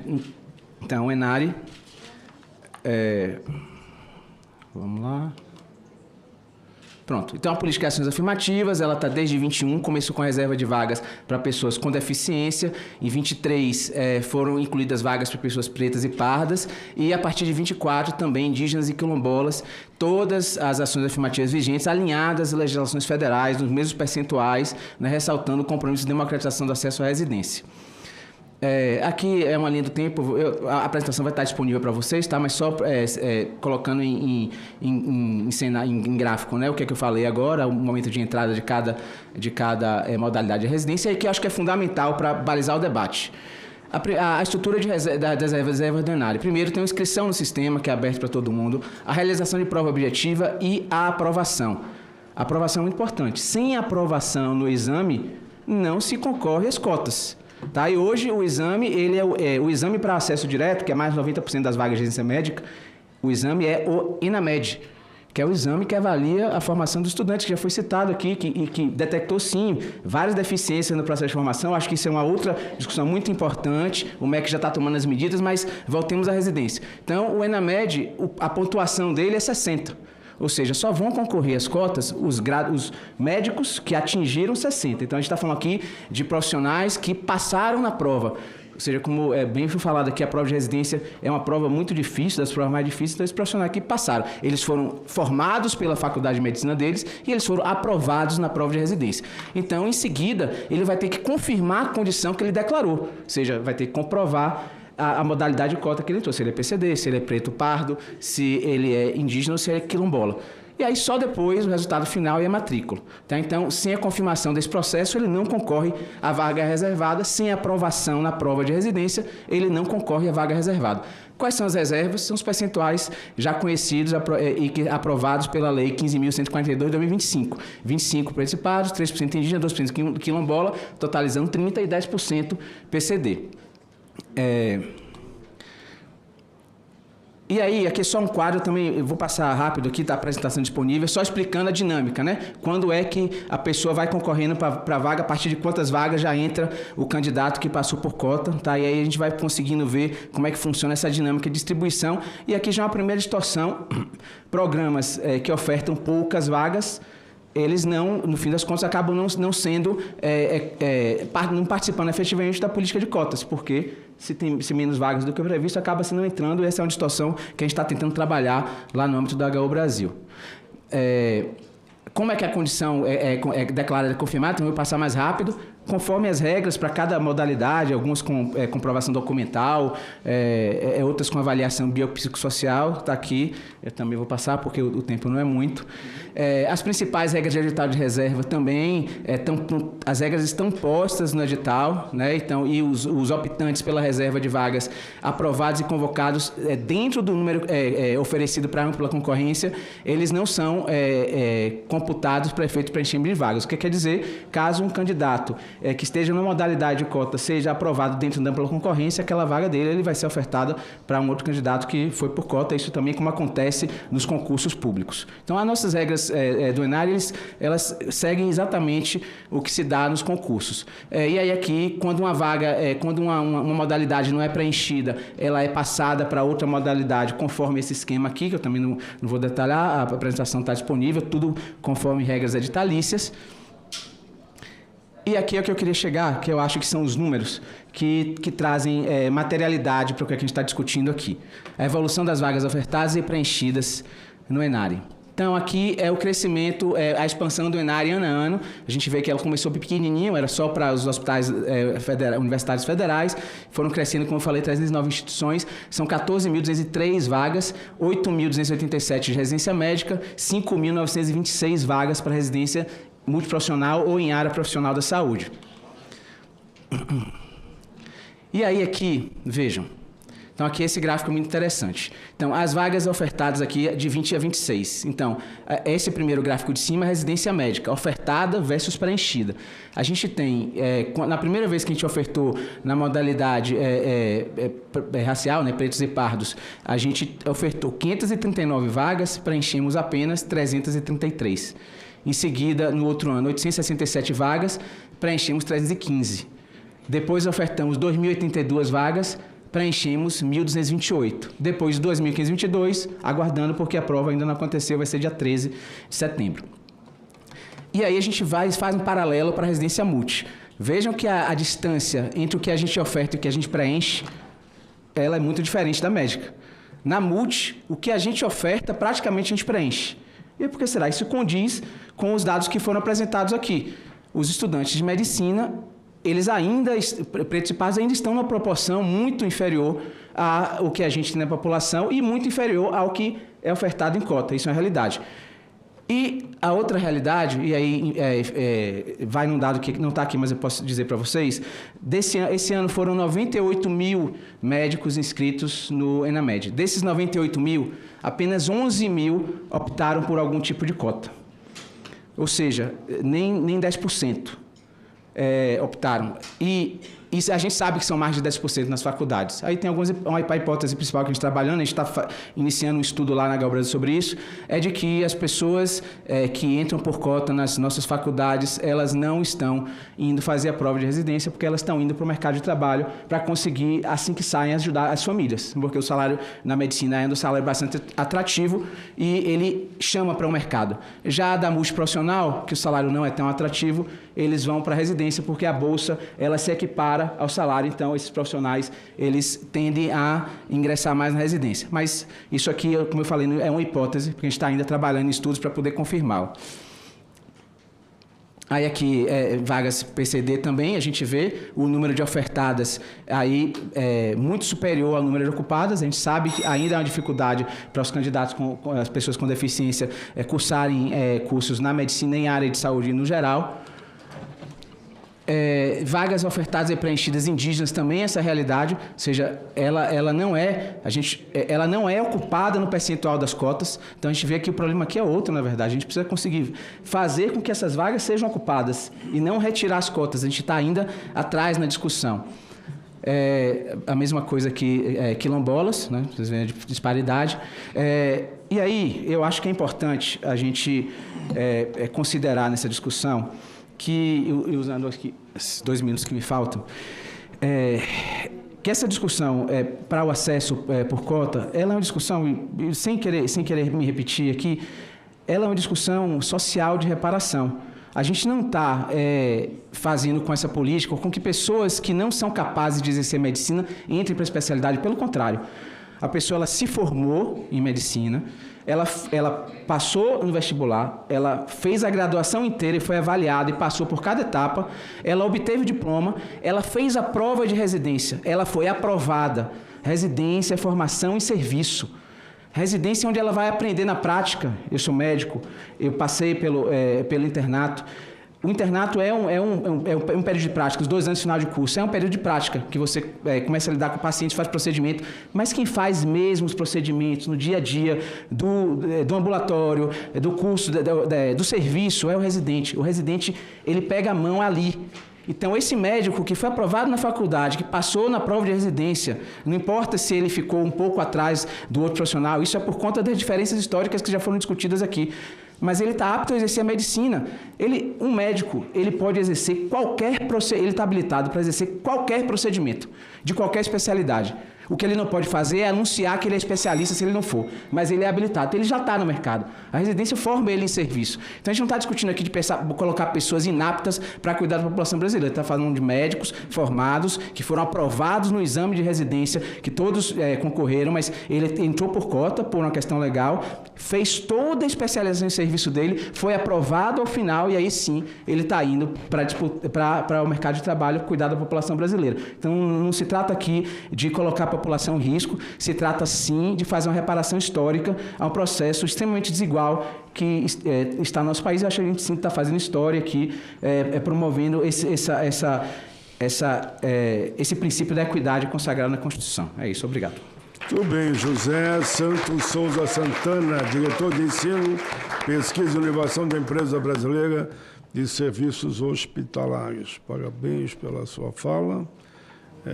De imediato para o senhor Kleber Santos Vieira, secretário substituto da Secretaria de Educação Continuada, Alfabetização de Jovens e Adultos, Diversidade e Inclusão.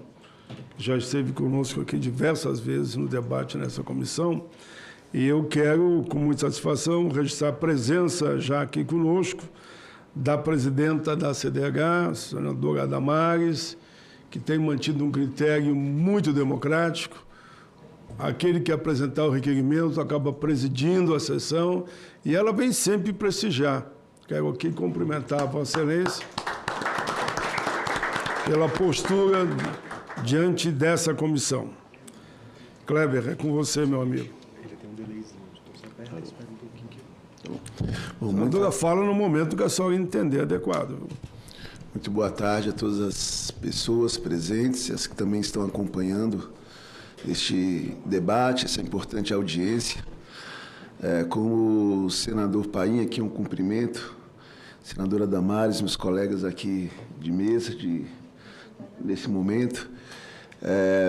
Eu sou professor da Universidade Federal de São Paulo, da Unifesp, onde atuo lá de maneira concursada desde o ano de 2010. E desde o início de 23 eu estou cedido aqui no Ministério da Educação, trabalhando na CECADI, né? A nossa secretária Zara Figueiredo, neste momento, inclusive, está lá na terra do autor do projeto, do senador Airan, está lá em Roraima, fazendo uma visita às comunidades Yanomamis, onde a CECADI atua, e nós sabemos que ainda hoje prevalece a questão de calamidade, mas com muito trabalho fazendo as coisas. Então, desse lugar que eu falo, né, como professor, como aqui secretário substituto, mas também como alguém que conhece desde cedo, né, essa agenda de ações afirmativas no Brasil. Então, nós que acompanhamos há décadas, talvez décadas acompanhando esse debate de maneira intensa, cotidiana, às vezes eu fico surpreso com algumas questões que são colocadas. Eu queria passar diretamente a um dos slides, e daqui a pouco chega, que é o já foi citado aqui agora há pouco, né? Mas é o slide que fala sobre a resolução da Comissão Nacional de Residência Médica, número 17, de 21 de dezembro de 2022. Essa resolução, em seu artigo 45, ela traz a reserva de vagas a candidatos que concorrem no âmbito das ações afirmativas deverá constar dos editais dos processos de seleção para ingresso nos programas de residência médica. Aí, parágrafo único, os editais de que trata o CAPT deverão especificar as regras sobre a reserva de vagas. Por que eu começo citando exatamente essa resolução? Porque 2022 foi um ano muito importante. Esta casa, o Congresso Nacional, o Senado, a Câmara dos Deputados, aprovou a Convenção Interamericana de Combate à Discriminação Racial, que nós sabemos que tem força de lei no Brasil. Aprovou. Isso foi no começo de 22, né? No começo de 2022. E de maneira bastante coerente, seguindo aquilo que o Brasil tem feito, as instâncias, sejam elas legislativas, jurídicas, têm feito, no combate às desigualdades, o Congresso Nacional cumpriu com o seu dever e, né, não apenas transformou em forma de lei, como deu exemplo para outras instâncias. E a Comissão Nacional de Residência Médica, né, resolveu, enfim, adotar as ações afirmativas. Eis que, 4 anos depois, nós estamos aqui nessa mesma casa, debatendo se as ações afirmativas têm valor legal ou não, se devemos interromper o processo ou não. E aí eu quero recuar um pouquinho mais ainda nesse debate sobre as ações afirmativas quando voltamos para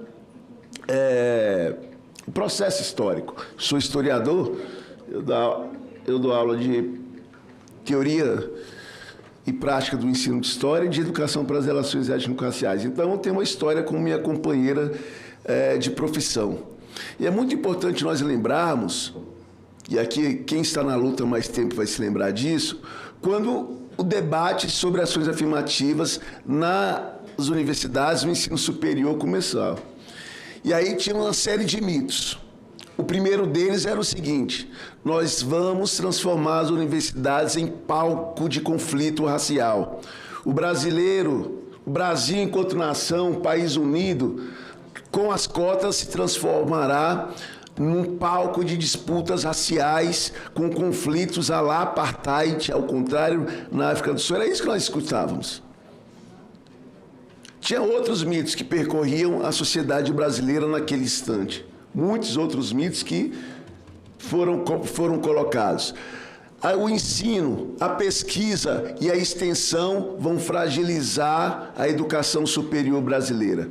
A graduação e a pós-graduação estarão caminhando para o fim, caso as cotas passem. Por quê? Porque o problema estava lá na base, na educação, no ensino médio, no ensino fundamental.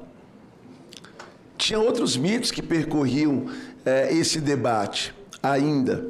Debate de que os alunos que entrassem por cotas não conseguiriam concluir porque não tinha base, não tinha fundamento, não conseguiriam cursar a disciplina, seja de qual curso for, em pé de igualdade com os demais.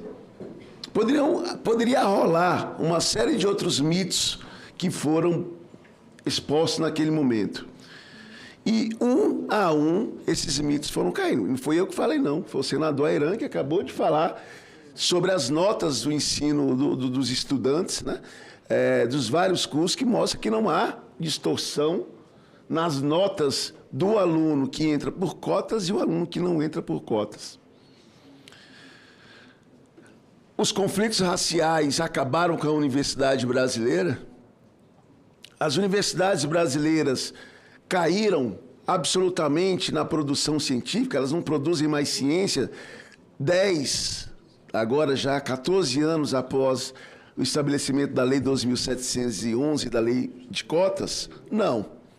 O que nós temos aqui hoje, então vamos avançar, é que nós temos assim, um debate sobre o que é retrocesso e o que é implementação daquilo que o Congresso Nacional reconheceu, daquilo que a Justiça brasileira reconheceu e daquilo que o Poder Executivo tem implementado de maneira tão vigorosa.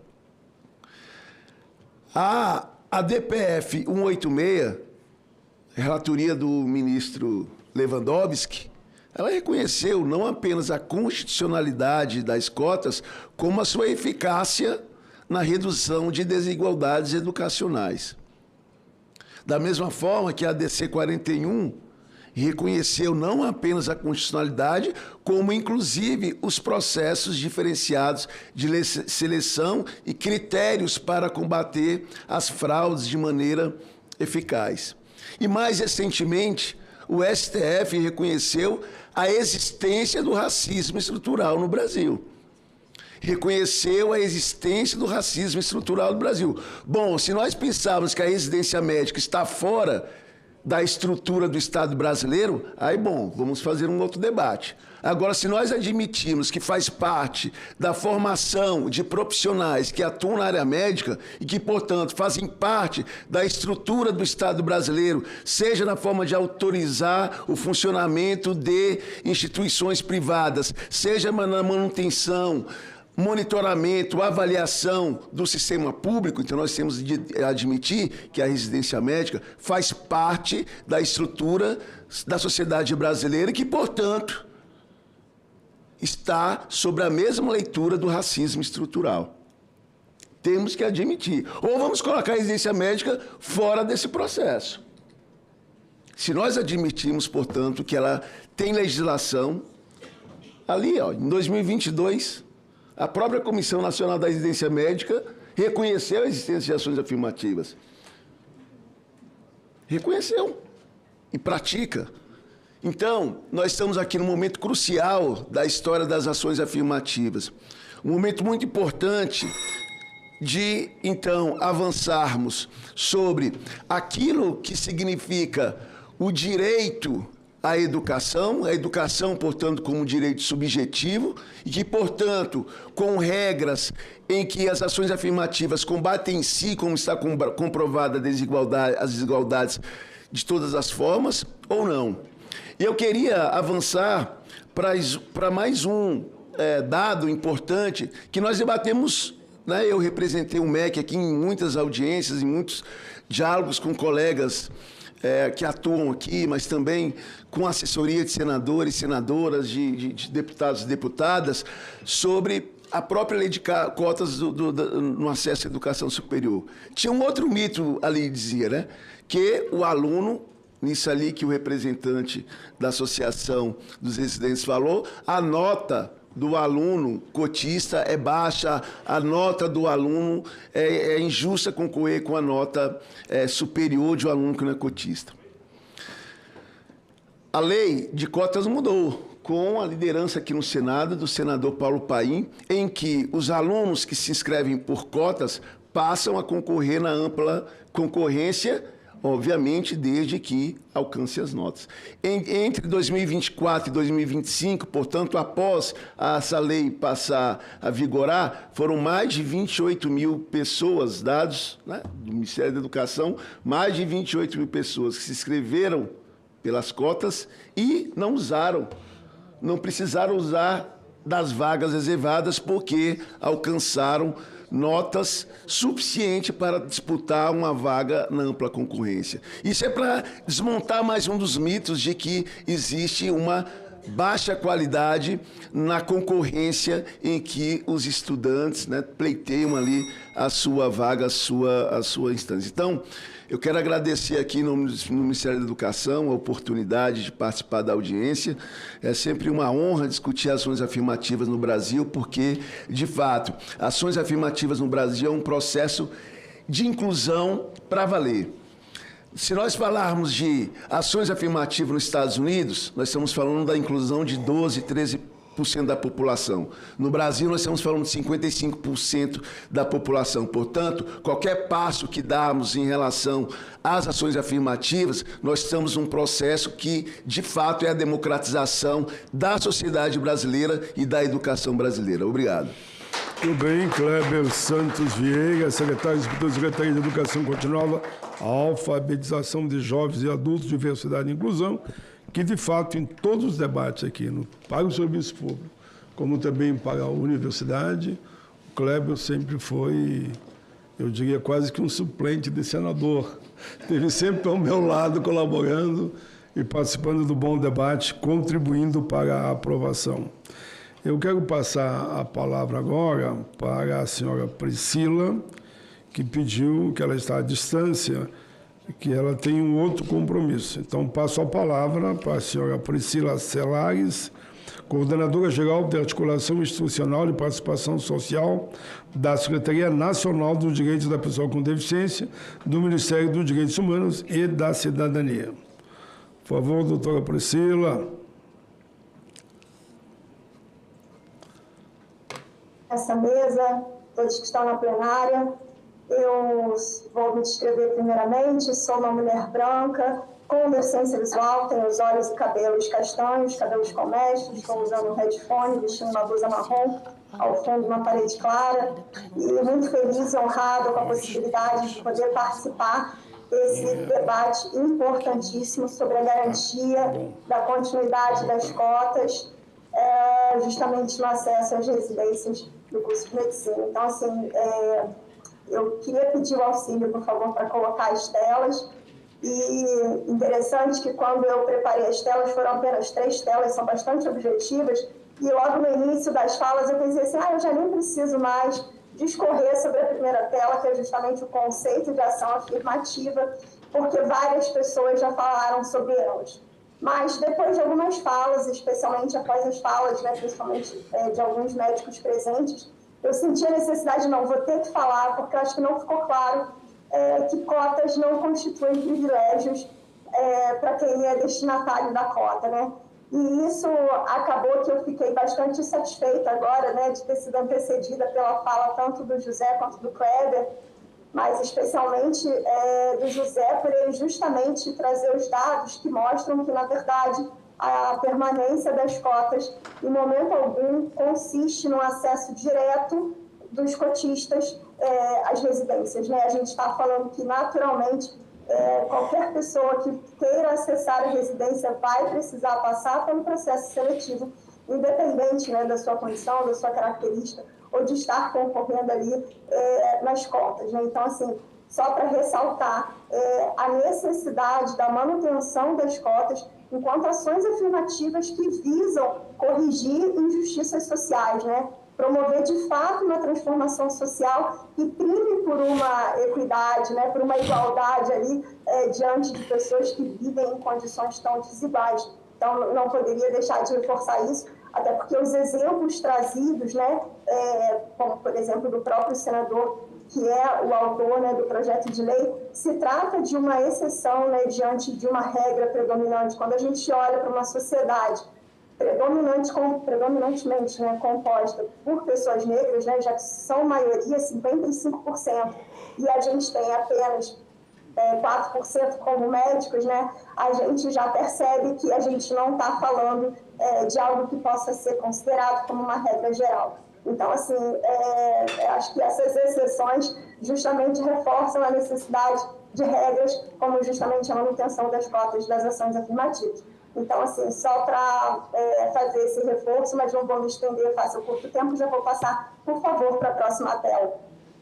E aí, eu venho aqui especialmente para fazer o recorte em relação às pessoas com deficiência, e aí fiquei feliz também da fala do José, nós fomos contemplados, porque dificilmente, né, nesses debates, as pessoas com deficiência são referidas, mesmo nós tendo as nossas cotas previstas desde a Constituição da República, né, de 1988. Então, fico feliz que tenhamos sido lembrados e que, inclusive, a primeira cota prevista no ENARI tenha sido justamente para pessoas com deficiência. Lamento o fato de ainda não conseguirmos ocupar as vagas como nós gostaríamos. Eu até quis trazer os dados das pessoas com deficiência no ENARI, mas como não conseguia no tempo hábil necessário, eu optei por trazer aqui como dados para a gente fazer um paralelo sobre as diferentes cotas existentes. E aí aproveito para retomar a fala de um dos médicos que me antecedeu, que ele falou apenas, né, da validade das cotas relacionadas ao acesso à graduação, e aí destacar que as ações afirmativas como um todo são determinantes, como, por exemplo, a cota de acesso para as pessoas com deficiência às empresas privadas com mais de 100 empregados. Mas o que eu quero trazer dessa cota é justamente o fato de que a mera existência da cota não determina a maior participação de pessoas com deficiência no mundo do trabalho. Por exemplo, a gente tem a cota regulamentada, né? Desde 99, a lei foi publicada em 91. A gente hoje, esse ano, comemora 35 anos da lei de cota, mas a sua regulamentação aconteceu em 99. E quando a gente olha hoje, embora, de acordo com o IBGE, nós sejamos 14,4 milhões de pessoas, apenas 755.246 pessoas com deficiência estão ocupando um vínculo formal de trabalho. E se a gente olha para esse número, 93% dele é decorrente das cotas reservadas para as pessoas com deficiência por força de determinação legal. Ou seja, se a gente não tivesse a cota nas empresas privadas determinando a obrigatoriedade das pessoas com deficiência, a gente sequer estaria ocupando esse espaço, né, no mundo do trabalho. E outro ponto também que eu coloco aqui são justamente os dados da PNAD de 2022, a PNAD contínua, que falam que, aliás, ainda dentro da RAIS, que justamente dentre esse percentual de pessoas com deficiência no mundo do trabalho, né, com vínculos formais, 55% ocupam postos que exigem nível médio ou nível superior incompleto, né, que responde 55%. Superior completo só 19%. O que eu quero dizer com isso? É que muitas das vezes o fato da gente ter uma graduação não nos assegura um lugar no mundo do trabalho. Justamente porque, diferente do que foi falado, o que demonstrou um certo desconhecimento acerca da realidade, né, da maioria da população brasileira, ingressar na universidade não significa, primeiro, que a gente vai conseguir concluir, e uma vez concluindo, que essa conclusão se deu da mesma forma para todas as pessoas. Falando especialmente das pessoas com deficiência, nós enfrentamos inúmeras barreiras para conseguir chegar às universidades, aí não estamos referindo ao acesso em relação a cotas, mas a toda a questão da mobilidade urbana que a gente enfrenta, desde a hora que sai de casa até o momento que chega na universidade, que acessa o prédio, e principalmente dentro da universidade, em relação à disponibilidade de todos os recursos que são necessários na perspectiva da acessibilidade, para que a gente possa acessar os conteúdos transmitidos. E eu falo isso enquanto uma pessoa que fez direito numa universidade federal e onde uma universidade não contava com nenhum recurso ideal para que uma aluna cega pudesse cursar direito. Então, assim, é um pouco distante da realidade, né? Simplesmente dizer que uma vez que as pessoas concluíram a graduação, elas estão no mesmo nível, como se tantas desigualdades não existissem. Pode colocar o próximo slide, por favor. E agora já é o meu último slide, quero só destacar os aspectos constitucionais que esse projeto de lei precisa observar, ou que ele deixou de observar. Primeiramente, o fato de que ele disciplina, né, os processos seletivos às residências públicas e privadas. E aí, destacar que a Constituição já prevê no seu artigo 37, inciso 8º, que os concursos públicos reservarão vagas para as pessoas com deficiência. Então, prever a retirada, né, da obrigatoriedade das cotas para as pessoas com deficiência seria, com base no artigo 37, já uma violação constitucional. Por outro lado, a gente precisa considerar também que a nossa Convenção Internacional sobre os Direitos da Pessoa com Deficiência, internalizada no nosso ordenamento jurídico pelo Decreto 6949, de 2009, e que foi o primeiro tratado de direitos humanos a ingressar no nosso ordenamento jurídico com força constitucional, ele também prevê a obrigação dos Estados-parte de contribuírem para a redução das desigualdades sociais e veda toda e qualquer forma de discriminação em razão da deficiência. E aí, no artigo 5º, especialmente, fala da obrigação do Estado em remover as barreiras em todos os aspectos, inclusive legislativos, administrativos, que possam impedir a plena participação das pessoas com deficiência e igualdade de condição com as demais pessoas. E se a gente olha para esse projeto de lei, a gente percebe a constituição de uma barreira de acesso às pessoas com deficiência nas residências médicas.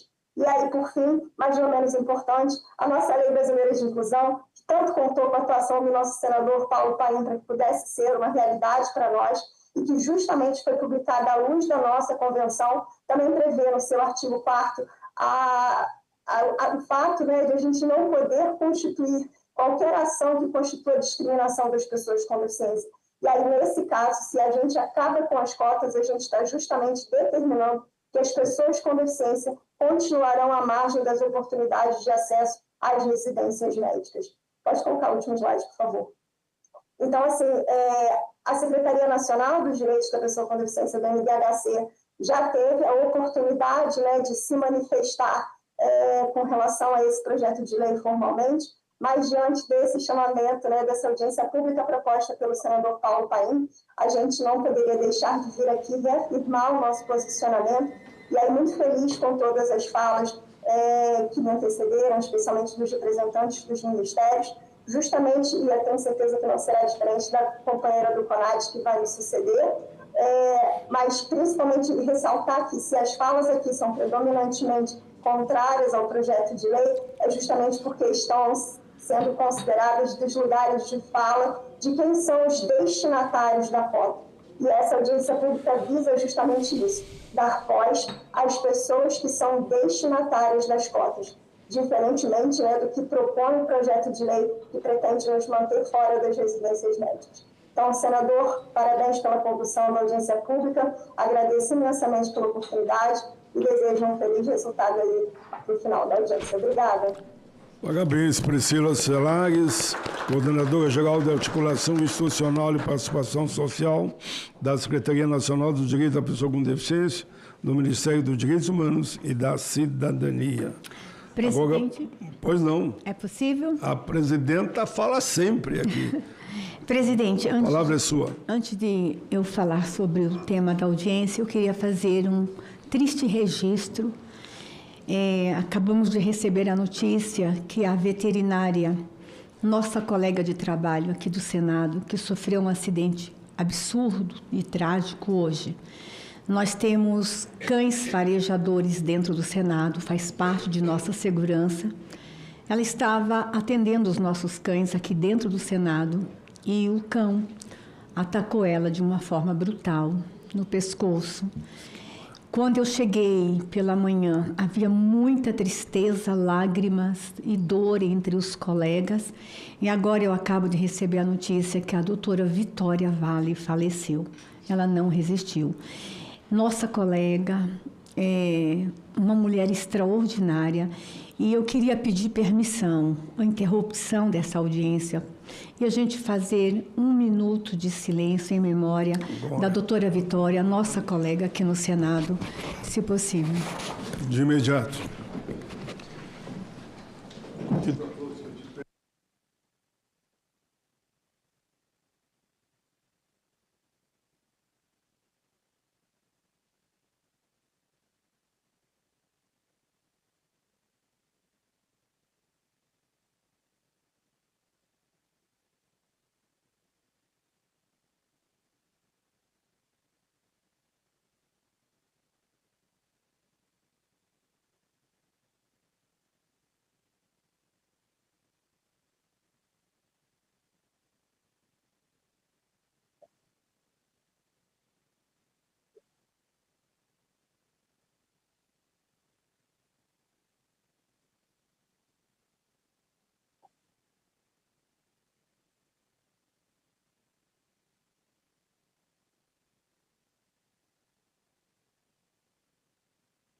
Obrigada, presidente. Agradecemos a Vossa Excelência. E só lembrar fica que aqui a nossa solidariedade total à família e aos colegas. Havia todos os requisitos de segurança. Era um cão que ela lidava com ele há muitos anos já, mas aconteceu o acidente. E quero cumprimentar, presidente, o debate. Eu me permita a todos da mesa que já falaram, cumprimentar todos os senhores em nome do Frei Davi. Já estamos juntos há algum tempo, né, Frei Davi? Há algum tempo. E todos os senhores sabem que o relator já apresentou o voto dele ao projeto de lei. E essa aqui não é uma audiência tão somente protelatória, tá? É uma audiência realmente para a gente fazer uma discussão do tema. O tema despertou a atenção de toda a sociedade. Classe médica, estudante, os defensores das políticas afirmativas. Então, não é uma audiência protelatória, é realmente para que dados sejam apresentados para influenciar o relator na revisão do seu relatório, melhorar. O relator não está presente, eu acho que já foi justificado, o nosso relator é pai, está de licença paternidade, acabou de ter um bebezinho, mas eu sei que toda a equipe técnica dele está acompanhando essa audiência.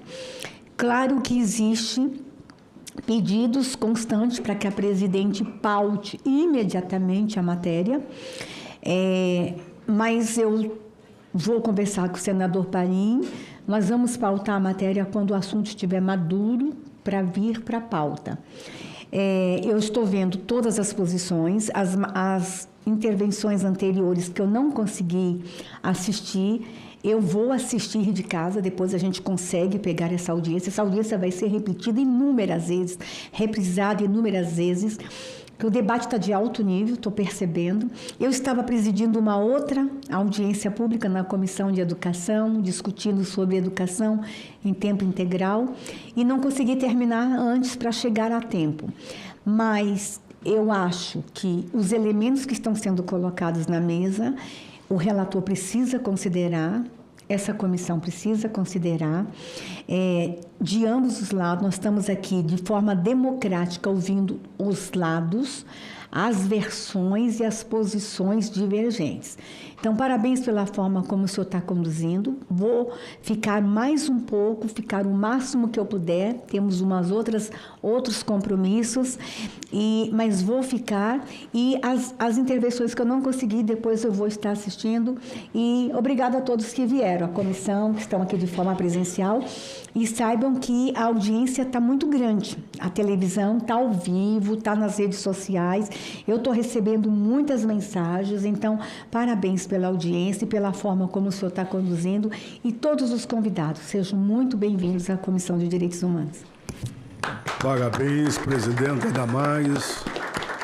Eu não esperava outra posição de Vossa Excelência, até porque no dia que havia uma vontade de alguns senadores de votar, eu conversei com Vossa Excelência e Vossa Excelência me disse: é regimental, senador, você pede audiência pública e eu vou tirar de pauta e vamos para a audiência pública. Vossa Excelência tem sido muito, eu diria, companheiro aqui em muitos temas polêmicos, inclusive da política de cotas, né? Que nós aprovamos aqui e depois aprovamos no plenário.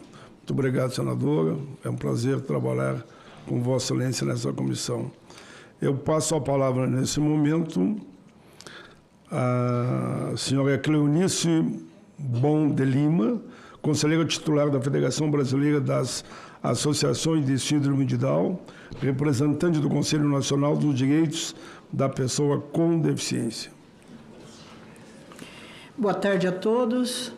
Senhor presidente, que está presidindo a sessão, o senador Paim, senhoras e senhores senadores, a senadora Damares, muito obrigada pela sua presença. Muito grande parceira também, como disse o senador, de vários debates das questões das pessoas com deficiência. O senador Irã, que já passou por essa mesa, autor do projeto, os assessores que estão aqui presentes, de outros parlamentares, representantes do governo federal, colegas de mesa, enfim, representantes da sociedade civil e todo o público presente e quem nos assiste. Boa tarde. Meu nome é Cleonice, pode me chamar de Cleobon, sou presidente da Federação Brasileira das Associações de Síndrome de Down e ocupo e estou na condição, nessa mesa, de representante do Conselho Nacional pelos Direitos da Pessoa com Deficiência, que ele tem uma mesa ampliada e eu faço parte. Eu sou coordenadora da Comissão de Monitoramento da Convenção dentro do CONAD. Começo as minhas contribuições afirmando que essa não é uma discussão apenas sobre uma prova de residência médica. Estamos discutindo que tipo de residência nós queremos construir, que tipo de formação profissional nós queremos oferecer ao país e, principalmente, quais pessoas nós queremos que tenham acesso à carreira médica especializada. O projeto de lei 452/2025 pretende proibir qualquer sistema de cotas nos processos seletivos de residência médica, substituindo qualquer política de ação afirmativa por uma seleção baseada exclusivamente no desempenho nos testes. A proposta pode parecer à primeira vista uma defesa de igualdade, mas precisamos perguntar: igualdade de quê? Igualdade não significa tratar como iguais pessoas que tiveram trajetórias marcadas por condições profundamente desiguais. E é justamente esse o ponto que nós precisamos enfrentar nessa audiência. A nota técnica número 28/2026 da Secretaria Nacional dos Direitos da Pessoa com Deficiência é muito clara ao analisar esse projeto. A Secretaria se manifesta contrariamente à sua aprovação e reconhece que a proposta pode produzir impacto negativo sobre os direitos das pessoas com deficiência. E há uma razão fundamental para isso. O Brasil construiu nas últimas décadas uma política de inclusão no ensino superior baseada na compreensão de que determinadas barreiras barreiras não desaparecem simplesmente porque uma pessoa conseguiu chegar à universidade. A lei de cotas e sua ampliação para pessoas com deficiência foram instrumentos para modificar o acesso ao ensino superior brasileiro. E a própria nota técnica reconhece que, apesar desses avanços, pessoas com deficiência ainda enfrentam barreiras adicionais para permanência, formação e ingresso no mundo do trabalho. A ação afirmativa atua sobre o acesso. Ela não substitui a formação, ela não substitui a avaliação, ela não substitui a responsabilidade profissional. As ações afirmativas enfrentam barreiras históricas que fizeram com que determinados grupos sequer conseguissem chegar a esses espaços em condições de igualdade. E há ainda uma questão particularmente importante quando falamos de medicina. A nota técnica do Ministério dos Direitos Humanos chama atenção para o fato de que a área de formação médica, assim como outras áreas da saúde, historicamente foi marcada por uma composição social muito pouco diversa e destaca que profissionais de saúde precisam estar preparados para atender populações igualmente diversas. Isso nos leva a uma pergunta simples: que medicina nós queremos formar? E as próprias pessoas com deficiência continuam praticamente ausentes dos espaços de formação e especialização médica? Uma medicina que conhece a pessoa com deficiência apenas como paciente? Ou uma medicina capaz de reconhecer a pessoa com deficiência também como estudante, pesquisadora, profissional, médica e especialista? A diversidade afeta qualitativamente na própria qualidade da atenção à saúde. Quando pessoas com deficiência ocupam os espaços de formação e de trabalho, elas também têm papel fundamental no desenvolvimento da acessibilidade, da ética do cuidado e da participação. Por isso, a presença de pessoas com deficiência na formação médica especializada não deve ser vista como uma concessão. É parte de uma universidade, de um sistema de saúde verdadeiramente inclusivo. E nós conseguimos chegar ao doutorado. Nós temos cota no doutorado. A Convenção sobre os Direitos das Pessoas com Deficiência, que integra o ordenamento jurídico brasileiro com status constitucional, estabelece princípios como a não discriminação, a plena participação, a inclusão social e a igualdade de oportunidades. A nota técnica do MDHC utiliza esses princípios para analisar o PL 452. E a Convenção também reconhece o direito das pessoas com deficiência ao trabalho e igualdade de oportunidades, inclusive no que diz respeito ao recrutamento, à contratação e à permanência no emprego. Portanto, a nossa defesa não é de uma preferência concedida a um determinado candidato. Portanto, quando se afirma que a política de inclusão já cumpriu sua função no momento em que o estudante ingressa na graduação, está desconsiderando as evidências sobre a experiência educacional de pessoas com deficiência no ensino superior. A trajetória educacional não termina na porta da universidade e também não termina quando o estudante recebe o diploma de medicina. A residência médica é uma etapa de formação profissional, é uma etapa de aprofundamento, especialização e desenvolvimento de recursos e ferramentas importantes para o exercício profissional. E se está em pauta a formação, precisamos reconhecer que a educação é um processo contínuo. Não podemos estabelecer uma fronteira artificial dizendo até aqui a inclusão é legítima, daqui para frente ela passa a ser privilégio. Essa separação não encontra respaldo nas evidências científicas sobre inclusão educacional e na própria lógica das políticas brasileiras de inclusão. E aqui existe uma questão que considero central para esse debate. O projeto utiliza a ideia de mérito e ação afirmativa como se fossem conceitos incompatíveis. Não são. Uma política de cotas não significa retirar do candidato a necessidade de demonstrar as condições necessárias para o acesso ao programa de residência. O próprio relatório final do Grupo de Trabalho Interministerial do programa Mais Médicos demonstra isso de maneira muito objetiva. Ao propor a reserva de vagas para médicos com deficiência, o relatório estabelece que os candidatos cotistas participarão do chamamento público em igualdade de condições com os demais candidatos, no que se refere à avaliação e aos critérios de aprovação. Isso é muito importante, porque precisamos parar de apresentar uma falsa escolha entre inclusão e qualidade. Não precisamos escolher entre diversidade e competência. Podemos e devemos trabalhar para termos os dois.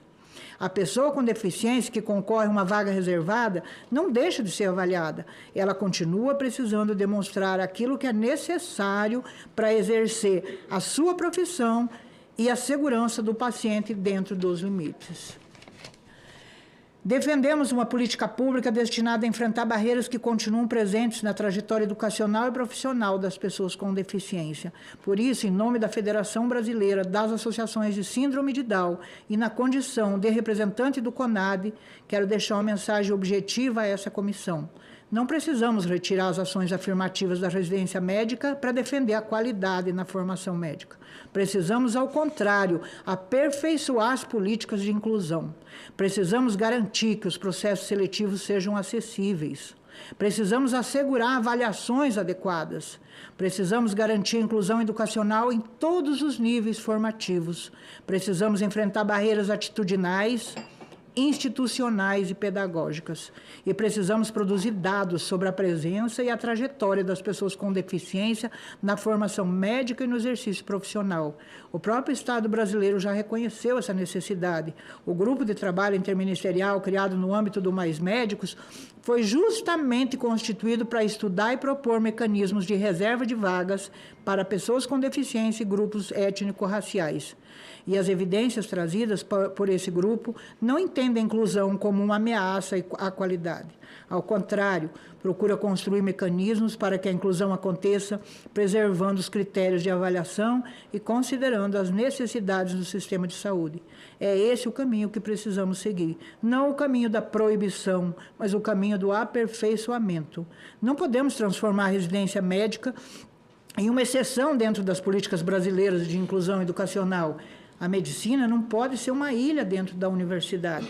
Se reconhecermos que pessoas com deficiência têm direito à educação em igualdade de oportunidades, esse direito precisa acompanhar toda a trajetória formativa. E se reconhecemos que tem esse direito ao trabalho em igualdade de oportunidades, precisamos garantir que as barreiras não sejam reconstruídas justamente na passagem entre a formação e o exercício profissional. Por isso, nossa posição é clara. Somos contrários ao PL 452/2025 e ao substitutivo que mantém a proibição das ações afirmativas nos processos seletivos de residência médica. A Secretaria Nacional dos Direitos da Pessoa com Deficiência também se manifestou formalmente contra a proposta e a nossa colega falou aí, né, a Priscila Celares. O que pedimos a essa comissão não é um privilégio, pedimos coerência com a Constituição, com a Convenção sobre os Direitos das Pessoas com Deficiência, coerência com a Lei Brasileira de Inclusão, de autoria do senador Paim, muito obrigada. Coerência com as evidências que sustentam a inclusão educacional e coerência com tudo aquilo que o Brasil vem construindo para que a educação superior seja, de fato, um espaço de diversidade humana e igualdade de oportunidades. Que possamos formar médicos cada vez mais qualificados, mas que possamos também formar médicos que conheçam e valorizem a diversidade humana. Que a pessoa com deficiência possa estar na medicina e não apenas como paciente. Que possa estar como estudante, como pesquisadora, como professora, como médico, como especialista e como parte ativa da construção do sistema de saúde brasileiro. Muito obrigado e obrigado a todos os senadores que nos apoiam nessa causa, aos presentes e quem nos assiste. Muito obrigado. Muito bem, Cleonice Bom de Lima, conselheira titular da Federação Brasileira das Associações de Síndrome de Down, representante do Conselho Nacional dos Direitos da Pessoa com Deficiência. Uma bela exposição, nossos cumprimentos. Agora vamos para o senhor Rodrigo Alves Rodrigues. Rodrigo Alves Rodrigues, coordenador-geral de residências em saúde do Ministério da Educação, o MEC.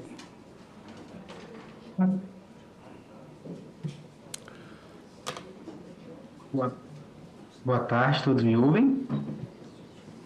Perfeito. Só abrir aqui a apresentação. Ok. Eu consigo compartilhar direto daqui?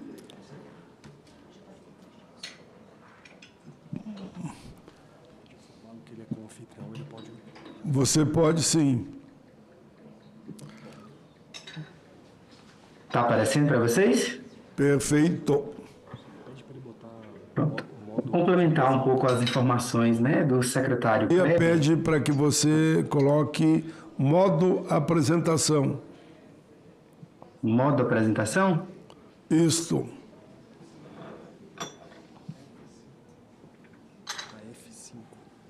Segundo eles, que eles estão me orientando aqui, não é eu que descobri, tem que ser no F5 que você tem que tocar aí. Agora foi? Não? Ainda não. Eu vou tentar. Eu acho que eu vou tentar ir sem a apresentação. Então, por conta do tempo, senão não vai dar tempo. Não, vai tranquilo, tenta aí.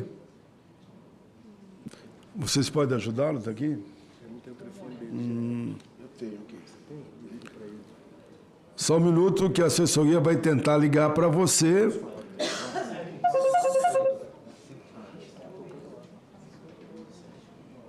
Achei que ele fosse apertar ali, não precisa só clicar. Aonde? Naquela parte ali. Eles estão pedindo para que você tente apertar no cantinho da tela à minha direita aqui. No teu caso, deve ser a tua esquerda. Ao lado da régua do zoom. Ao lado da régua do zoom.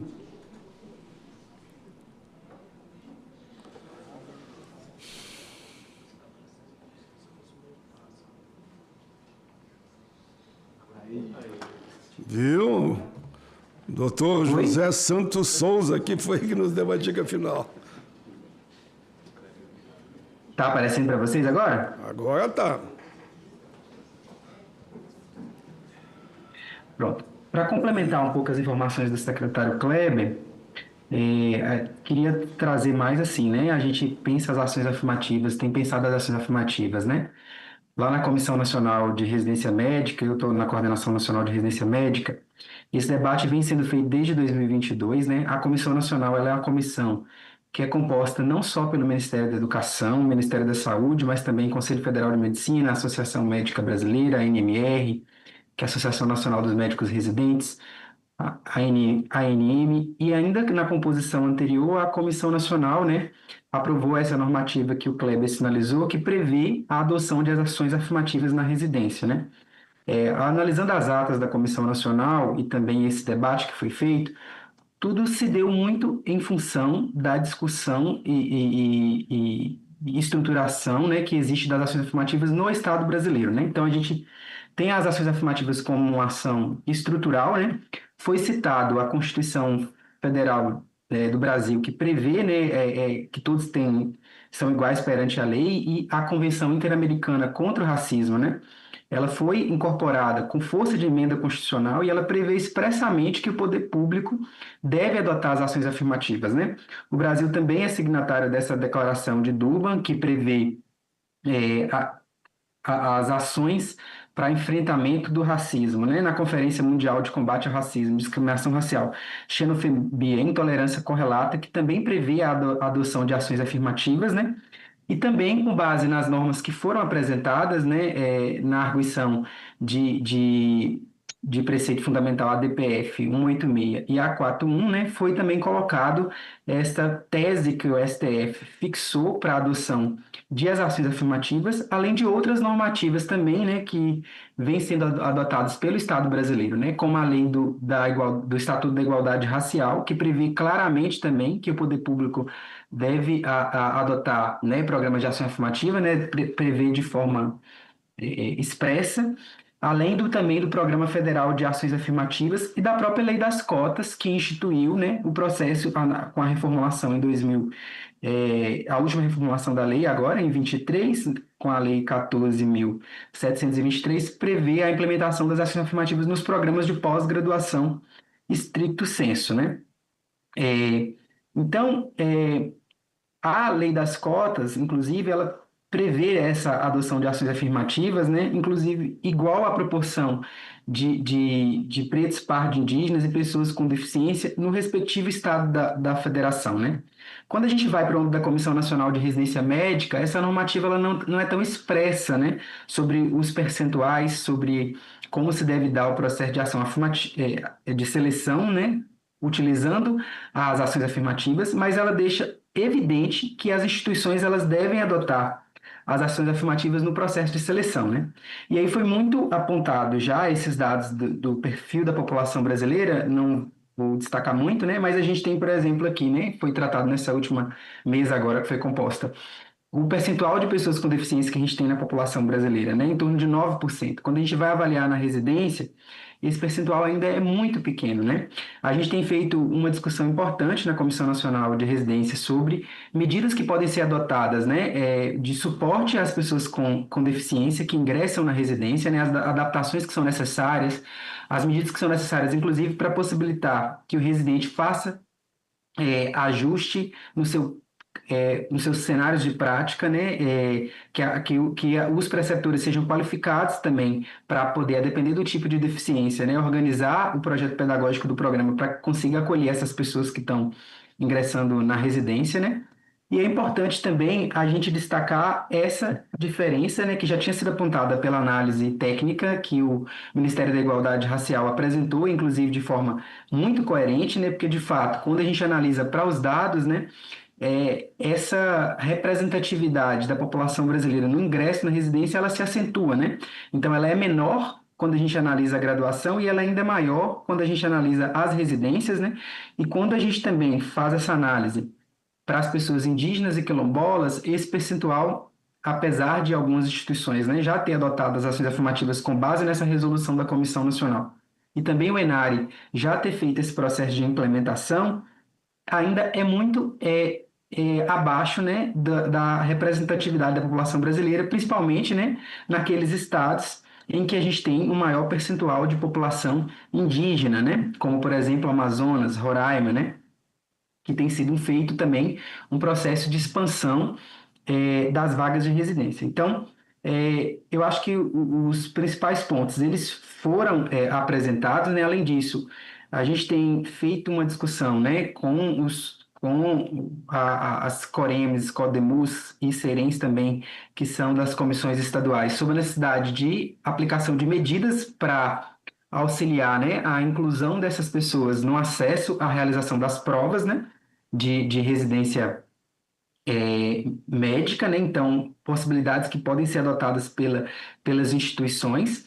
Então, para finalizar, o que a gente queria colocar também, que na nossa análise aqui, enquanto a partir do que está previsto na Comissão Nacional de Residência Médica, é que a gente gostaria e acha importante a manutenção dessa legislação, né, que a comissão já aprovou, e a comissão, como essa entidade representativa, isso foi aprovado na Comissão Nacional, está nos autos, nas atas da Comissão Nacional, e isso porque a gente entende que a forma como o projeto de lei está proposto, ele fere, né, o que está previsto na Constituição brasileira, né, a partir do reconhecimento da necessidade expressa do poder público de adotar ações afirmativas, né, e também, como foi colocado anteriormente, nesse reconhecimento que o STF entendeu que as ações afirmativas na educação superior, né, elas são legítimas, né, inclusive na ADPF 186, reconhece que não só elas são constitucionais, ainda que não tenham uma previsão em lei em sentido formal, exatamente porque o STF entende que a Constituição ela prevê, né, a inclusão desses grupos populacionais por meio das ações afirmativas.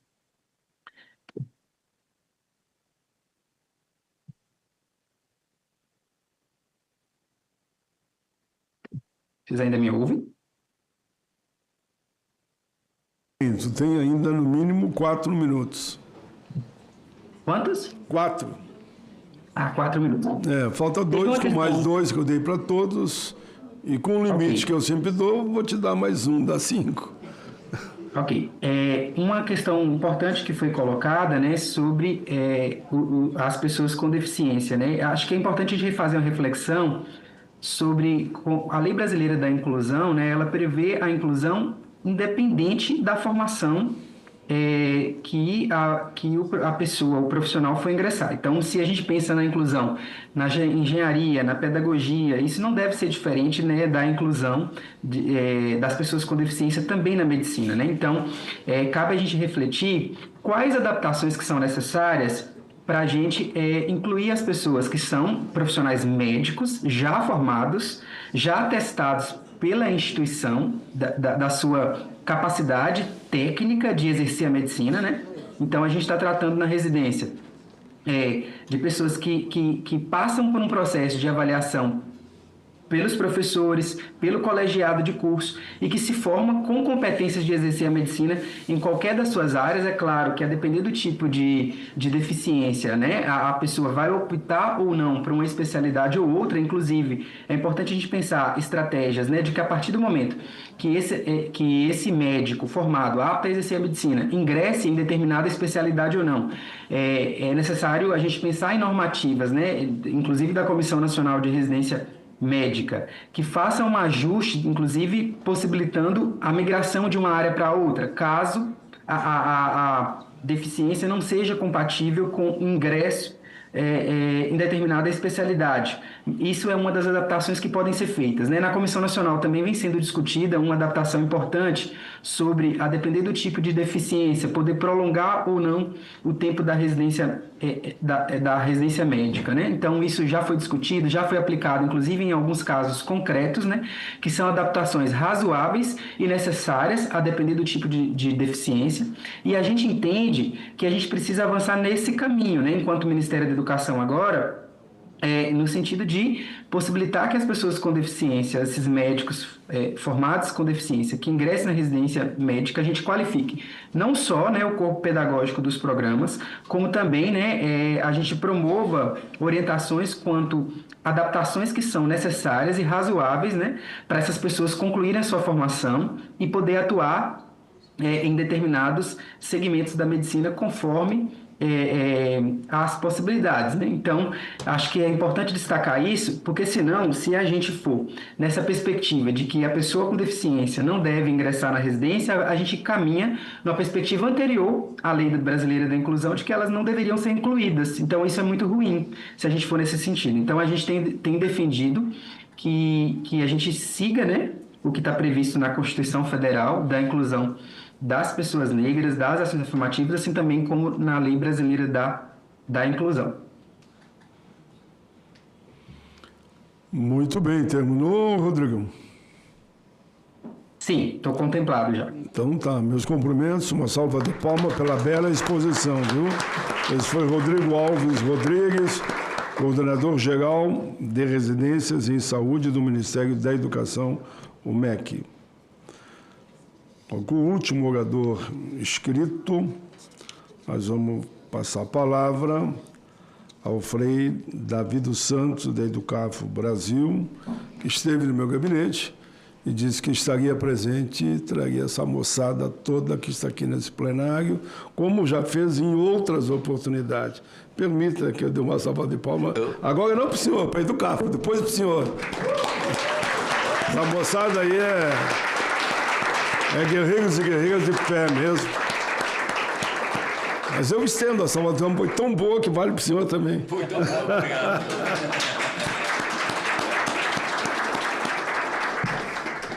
Eu saúdo, portanto, com muita alegria o senador Paim, esse guerreiro que eu sou contra ele ter deixado de disputar a próxima eleição para senador e quero ver se consigo convencer o PT de convencê-lo a disputar, sei lá, ainda tem tempo, disputar a vaga de senador pelo Rio Grande do Sul. Quero saudar também a Damares. O Paim é o presidente dessa sessão, da reunião de hoje, o senador Paim. A Damares, veja, o senador Paim é de esquerda e é um homem do diálogo. A Damares, mulher de direita, do PL, também mulher de diálogo. E eu quero falar para a irmã Damares e demais irmãos de direita, que eu tenho vários amigos da direita. Eu sou de esquerda, ninguém tem dúvida disso. Tem vários amigos da direita, entre eles o grande desembargador William Douglas, que quase foi ministro do STF no governo Bolsonaro. Bom, também quero saudar os demais senadores e demais deputados federais que irão debater esse projeto 452. Agora, o debate é sempre muito bom. No entanto, com muita sinceridade e humildade, eu peço a meus irmãos senadores, a meus irmãos deputados, que sejam honestos com o Brasil. tanto deputados de esquerda, como de direita, como de centro. Sejam honestos com o Brasil. Vocês mesmos, deputados, vocês mesmos, senadores, aprovaram aqui nesta casa e na outra casa, na Câmara Federal, vocês mesmos aprovaram a Convenção Interamericana contra todas as formas de discriminação, contra os meus irmãos deficientes, contra indígenas, contra quilombolas, contra negros. Vocês aprovaram. E vocês, ao aprovar com alta margem de voto, vocês obrigaram o Brasil a incluir a Convenção Interamericana como lei constitucional. E a Convenção é límpida. Ela exige que todos os órgãos particulares e todos os órgãos públicos, ela exige, trabalhe pela equidade. Senador Paim, a Convenção não pede 20%. A Convenção não pede 30%. Ela pede equidade. Equidade é, nós, afro-brasileiros, somos 55% do Brasil, segundo o IBGE. Então, desculpem, não queremos mais 20%. Não queremos mais 30%. Queremos nosso direito. 55% das vagas da residência médica precisa ser para afro-brasileiro. Sim ou não?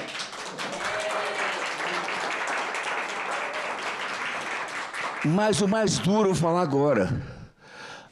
Toda discussão, como eu falei, senador Paim de esquerda é um homem de diálogo, a senadora Damares é uma mulher de diálogo, toda discussão é válida. Mas esse assunto não tem mais que discutir. Já está decidido. Quem manda nesse país é a Constituição brasileira. E a Convenção já está anexada à Constituição. Não tem mais o que discutir. Se, por acaso, os meus irmãos senadores de direita e meus irmãos deputados de direita votarem a favor, vai cair dia seguinte. Porque dia seguinte, a Educafro já reuniu um grupo de irmãos advogados, inclusive o doutor Michael, eu estou aqui, que acabou de tirar, Faim, acabou de fazer doutorado na USP. É um dos pouquíssimos negros que termina o doutorado na USP. Portanto, uma comissão de advogados já estão prontinhos para, no dia seguinte, entrar contra esse projeto de lei, se for aprovado aqui. Então, que bom, vai discutir. Quando eu pedi ali ao meu irmão senador Irã, não. É Irã, quando eu pedi para ele se ele tira de pauta, foi com sinceridade. Porque eu sinto que temos tanta coisa para discutir. Isso já está resolvido. Não precisa mais discutir. Mas se vocês querem, vamos trazer tantos ônibus quantos forem necessários, todas as sessões que tiver, para poder fazer com que haja um despertar de consciência. Porque o grande problema da direita no Brasil, o grande problema do centro do Brasil, agora eu falar baixinho, hein? E o grande problema da esquerda do Brasil é falta de letramento racial.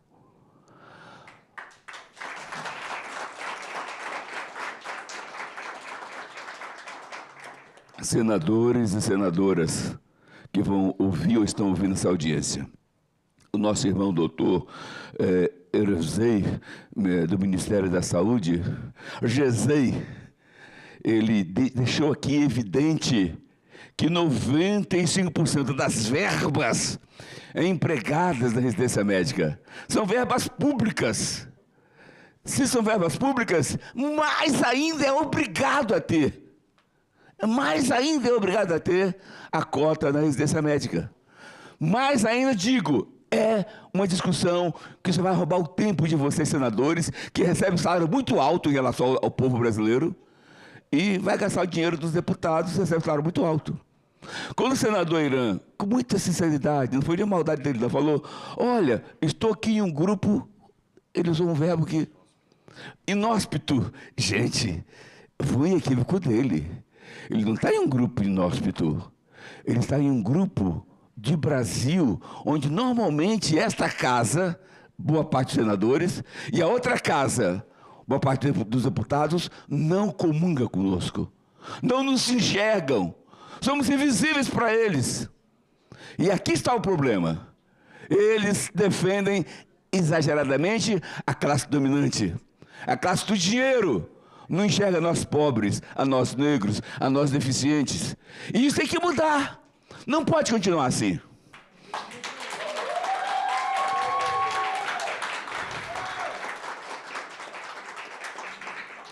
Irmãos deputados, irmãos senadores, também o nosso irmão Gesei do Ministério da Saúde disse que 4,7% do quem faz medicina apenas são pessoas negras e entraram por cotas. 4,7% apenas entraram por cotas. Então vocês nos devem demais. E eu pergunto, quando foi que uma associação médica, que já tem branco praticamente, levantou a voz, por menor que seja, quanto a essa baixaria que é o abuso dos brancos nas cotas de graduação? De cada 10 vagas de cota na rede de medicina do Brasil, na rede federal de medicina e na rede estadual de medicina, de cada 10 vagas, 8 são ocupadas por brancos mentirosos, sem ética, que se declaram negro falsamente. E quando é que uma associação desta defendeu e denunciou? Como é possível ter um médico sem ética? E todas as associações estão apoiando que formemos médicos sem ética, porque todo mundo que rouba não tem ética.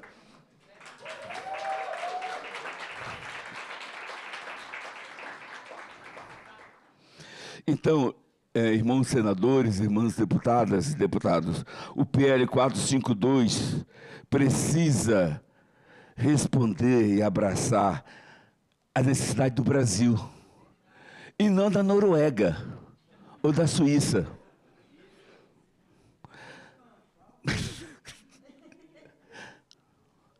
Bem, nós agora queremos fazer uma mensagem para os meus irmãos e minhas irmãs, que faz parte dos vários conselhos de medicina no Brasil. Vocês, meus irmãos conselheiros de medicina, infelizmente, já tenho embate com vocês há quase 30 anos. Porque vocês sempre foram contra as cotas. Eu já fui em várias faculdades de medicina, antes de existir cota no Brasil, para fazer debate de cotas, sempre nas universidades. A principal faculdade da universidade, que era contra as cotas, era a medicina. Então vocês, médicos brancos, precisam descobrir o Brasil no sentido positivo da palavra, e não no sentido português da palavra.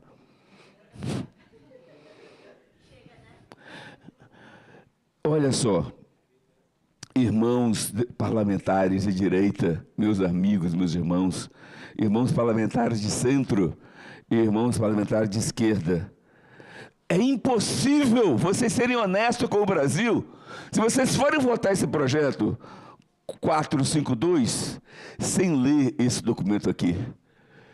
Equidade racial, enunciados aprovados pelo STJ.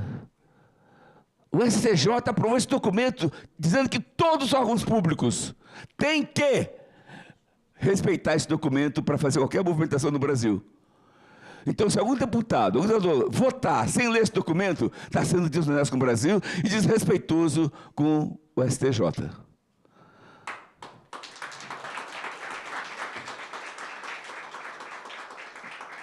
Também, para nossa alegria, o Conselho Nacional de Justiça aprovou o protocolo para julgamento com perspectiva racial.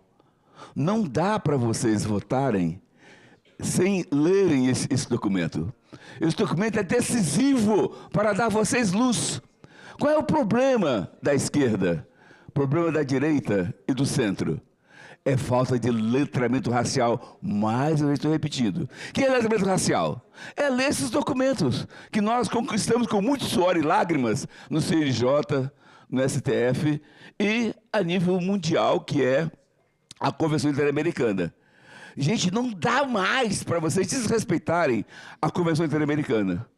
Eu quero lembrar, senador Paim, que no Paraná, nem 2% dos municípios do Paraná tinha cota para negro no concurso público. Nem 2%. Nós conseguimos convencer o Ministério Público do Paraná para fazer uma carta aberta a todas as prefeituras, comunicando às prefeituras que o Brasil assinou a convenção Interamericana contra o Racismo, e que agora com a convenção era lei constitucional.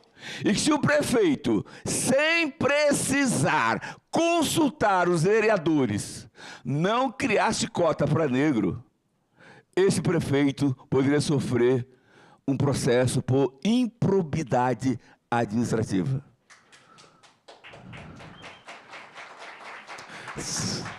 Senador Paim, o Paraná, que é um dos mais conservadores estados do Brasil, infelizmente, só tinha 2% de prefeituras.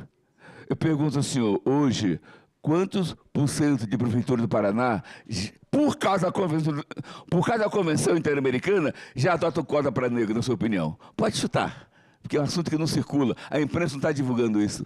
Vou chutar, não tenho. Eu joguei futebol e não é muito fazer gol, viu? Centro médio, tá no meio de campo ali, dialogando. Bom, de 2%, pela força da sua voz, ele devia estar em 86%. Chutou bem. De modo, gente, que veja só, graças a Deus, chegou um documento que realmente tem potência, tem respaldo jurídico e é incontestável, a não ser que queime a Constituição. E isso eu acho que nós não vamos deixar. Ou vocês vão deixar? Então pronto. Portanto, irmãos deputados, irmãos senadores, vocês estão discutindo uma coisa que não vai dar em nada. A gente vai ao STF. Se por acaso até lá o STF virar para a direita, não tem problema. Vamos aos instrumentos internacionais. Mas isso aqui não vai passar.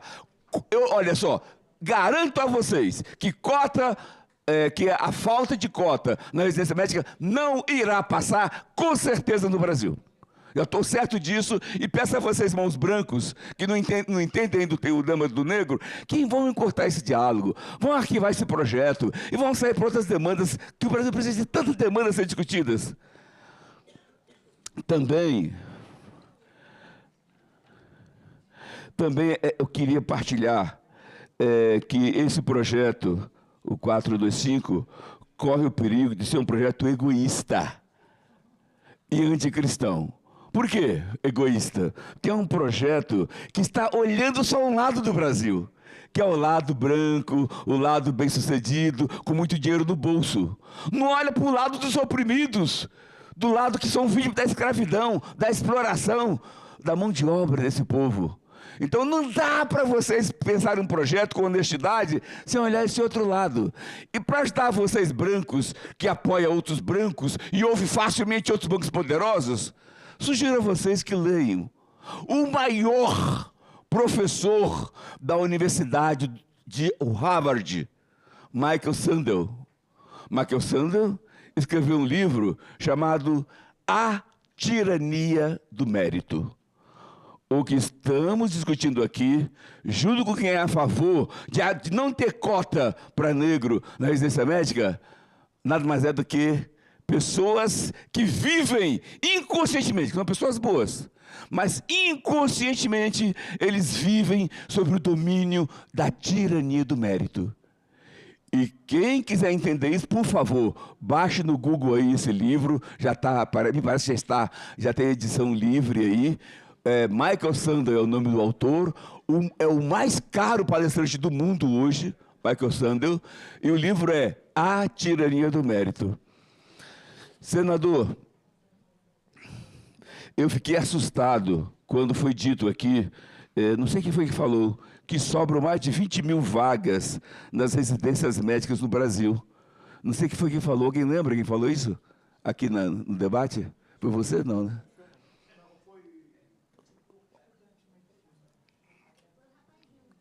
Tá legal.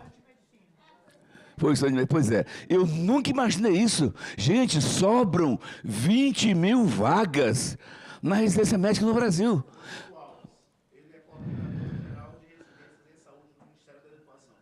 Olha que legal.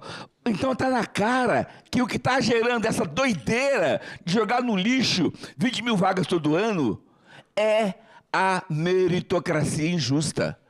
Somente quem aplica a meritocracia injusta faz uma besteira dessa. Faz uma prova muito difícil só para passar quem tem dinheiro para pagar cursinho caro. e jogar no lixo nós negros, nós pobres. Porque na residência médica só passa quem tem dinheiro. Gente, o valor da inscrição para fazer essa prova de residência médica é caro. O valor dos cursos preparatórios é uma violência para nós pobres e para nós negros. Insistir nessas violências não constrói um Brasil melhor. Eu quero concluir e dizer para o senador Paim, para todos vocês, que há um precedente fantástico. Nós, há 12 anos atrás, fomos convocados por um grupo de cotistas negros que foram aprovados na prova da AGU. O que é a AGU mesmo, gente? O pessoal a Cida reprovou vocês. Ah, não? Putz. Eu fiquei aqui bem quietinho, eu não sou bobo, né? Vou falar quanto foi Davi. Encerrando, há 12 anos atrás, a AGU, a Conselho Geral da União, votou, o Conselho da AGU votou que era proibido cota na promoção, cota na remoção, cota para subir nas etapas superiores. Por quê? Porque na cabeça deles, para nós bastaria uma esmolinha. É cota somente no ingresso. E acabou. E aí a gente conseguiu convencer o conselho da AGU. Foi de 14-0 que a votação ganhou, para não ter cota na promoção e na remoção, etc. A gente conseguiu convencer a AGU, que era Grace. Foi tempo do Temer, né? Parece da Grace. Era Grace? Alguém lembra aí? Não, né? A Grace, que era ministra da AGU, a gente conseguiu convencê-la de reconvocar todo o conselho para rediscutir o tema. E levamos pessoas bem preparadas. Gente, que coisa linda. Conseguimos reverter de 14-0 a nosso favor para ter cota na promoção, nas etapas superiores, na remoção. Então, essa discussão também já tem um precedente muito sólido que está na AGU. Então, concluo falando que a senadora Damares, que é uma mulher que procura refletir, vai nos ajudar nesse processo da condução desse projeto. E o meu irmão Irã, também senador, que eu vi que é um homem do bem, que defendeu tantas coisas boas para nós aí, vai também rever a posição dele e vai mandar esse projeto ficar arquivado até o futuro momento, quando o Brasil não mais quando o Brasil desassinar a Convenção Interamericana contra a discriminação e todas as formas correlatas de racismo. Um abraço. Muito bem, Frei Davi.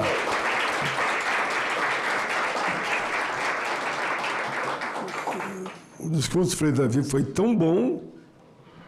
Nesses 30 minutos, foi bom mesmo, sério. Não, falou firme, falou o que o senhor pensa, e isso é democracia, né? Pode alguém não gostar, mas eu vou dizer que nós gostamos. Nós todos aqui gostamos. E só dizer que eu tenho muito orgulho, Frei Davi, que quando eu era presidente dessa comissão, eu fui relator da Convenção Interamericana contra o Racismo. Alguém poderia dizer... O Paim diz que todo projeto aqui no Senado, quando trata de negros e negras, quilombola e pardos, ele foi autor ou relator. Mas também só tem eu de negro aqui, eles vão dar para quem relatar essa matéria? Vão dar para quem? Tem que dar para mim mesmo. Né? Como foi aquele embate que até hoje eu lembro, e tenho orgulho que o senhor estava lá com o do Cafro, que foi no Supremo Tribunal Federal para discutir se o Estatuto da Igualdade Racial, porque queria cotas era incondicional ou não. Lembra? O senhor estava lá com toda a equipe. Aí fui eu e um desembargador, o promotor, aqui que eu não vou dizer o nome, e eles disseram, Paim, vai ter um senador lá e o outro vai ser você. Mas eu digo, mas por que eu? Daí eles disseram, porque só tem você de negro aqui, vai sim. E fui. Vocês lotaram o plenário, fizemos a defesa, não vou contar aqui detalhes, eu contei muitas vezes, está no filme Raça, que Vossa Excelência colocou, no filme Raça, ganhamos de 10-0 e foi considerado condicional nas cotas. Mas foi pela mobilização também de todos nós. Pessoal, claro que eu, por mim, continuaria aqui, mas tem a casa, tem os funcionários, todos que tem também que tem atividades, e tem outras amanhã já. Então, a nossa audiência de hoje, ela atingiu todos os objetivos. Com a fala brilhante agora no encerramento do Frei Davi, né? Que deixou claro o pensamento, eu diria, de 90%, inclusive, dos painelistas, que vão na mesma linha do que o Frei Davi falou. E assim nós vamos encerrar nossa audiência pública. Ela atingiu, de fato, todos os objetivos, só depende agora, naturalmente, dessa pressão continuar, de preferência que a matéria não seja nem votada. Mas eu fico com a sua fala, né? E acredito na força, inclusive, dos nossos advogados, que se essa matéria for votada, poderemos ganhar no Supremo. Mas tem um fato aqui que a assessoria me lembrou, que eu vou informar agora com alegria, e eu espero que as palmas sejam de energia para ela. A assessoria me disse para mim, que chegou aqui agora, que o informe que foi noticiado aqui sobre o falecimento da veterinária no Senado Federal foi um pouco precipitado, vamos dizer, né? O informe que deram aqui. A servidora encontra-se em estado grave na UTI, mas está viva. Essa comissão, e falo em nome da Damares também, porque ela recebeu essa informação, essa comissão deseja a pronta recuperação da nossa querida veterinária e fica aqui também nosso total apoio à família. Vida longa, veterinária, que ela se recupere e a família toda. Com essa notícia boa, e damos encerrado no nosso trabalho. Vida longa à classe trabalhadora do campo e da cidade. Senador. Vida longa ao movimento negro. Vida longa às cotas, em todo o sentido.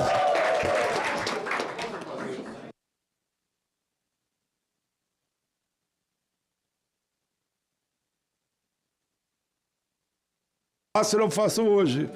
O difícil eu vou trabalhando. E o impossível eu quero atingir. Tem a palavra para quem conquistou o impossível. Vai lá, não está encerrada a reunião. Obrigado, senador. Vai lá, meu amigo. Te identifica aí. A tua fala é um encerramento. Não, perfeito. Tu vai falar em nome de todo esse plenário. Vou falar em nome do plenário aqui, primeiramente agradecer ao nobre senador aqui pela presidência, por conduzir os trabalhos, aos convidados, claro que divergências elas acontecem naturalmente, está tudo certo, ao Frei Davi, que sempre conduz essa galera aqui de uma maneira extraordinária, está sempre se presente, fazendo presente, né, nesses debates. Eu acho que o Brasil era um antes e depois aí do CAFRO, não tenho como questionar isso, né? Acho que o Frei Davi aqui, sou testemunha dessa história. Desculpe aqui se o meu atrevimento no que eu vou falar, mas eu acho que o Frei Davi é a única pessoa que eu conheço que transita no Legislativo, no Judiciário e no Executivo e não tem um banco, né, a favor dele. Então isso mostra o poder que o Frei Davi... Ele, nem o Itaú. Mas a questão aqui, para encerrar, houve uma provocação que foi repetida várias vezes e não foi dado aqui o momento de nós nos manifestarmos, independentemente da discórdia aqui de alguns pontos, da concordância em outros. Por algumas vezes nos fizeram a mesma pergunta, e o último foi o Dr. Caio, nada direcionado a ele, mas aquele foi o último que falou, perguntando para nós se nós pudéssemos escolher passar com um médico que tirou 80 pontos ou um de 60, quem nós escolheríamos. E me trouxe uma reflexão, como que é o critério de avaliação para nós sabermos em que medida que esses pontos são atribuídos. Porque, olha só, eu não vou falar do eu hoje, porque o eu hoje tem acesso a uma medicina que poucos brasileiros têm. Mas o eu de ontem tinha acesso a uma medicina precarizada. E aí que me vem a pergunta. Se me perguntasse para o eu de ontem, uma pessoa que fez 80 pontos com base numa avaliação totalmente empírica, ligada a teorias e mas sem nenhum aperfeiçoamento humanitário, uma pessoa que fez 60 pontos, mas vem de uma origem igual a minha, entende o corpo negro e conhece a comunidade da qual eu vim e as ferramentas que eu vou ter para seguir aquele tratamento, eu prefiro a pessoa que tirou 60 pontos. Pronto, respondeu. Você respondeu. Respondeu ao Brasil. Assim, pessoal, cumprimentando a tua fala, que foi brilhante. Eu vou encerrar agora por motivo de força maior, que são os funcionários do Congresso aqui, mas nós vamos querer tirar uma foto conjunto aqui com todos vocês. Está encerrada a audiência pública de hoje, ok? Vamos tirar uma foto aqui todos.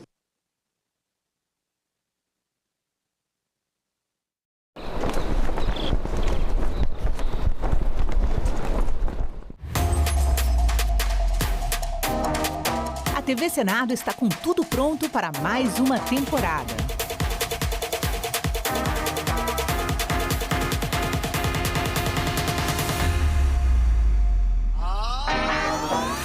História. Em maio de 1933, 3,5% da população vão às urnas. Análise. O grande problema que a gente vive hoje é a falta de entendimento do papel da imprensa. Debate. É difícil realmente fazer chegar o conteúdo de todos os candidatos quando você está numa bolha. Combate à desinformação. Especialista em fact-checking, checagem de fatos e também jornalismo de dados. E a mais completa cobertura de eleições do Legislativo.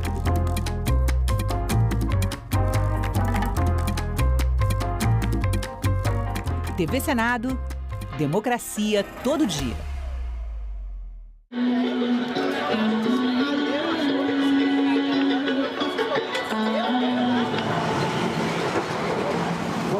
No dia do jogo da seleção brasileira, ele é mais bom do que todos os dias, mas todo dia é bom.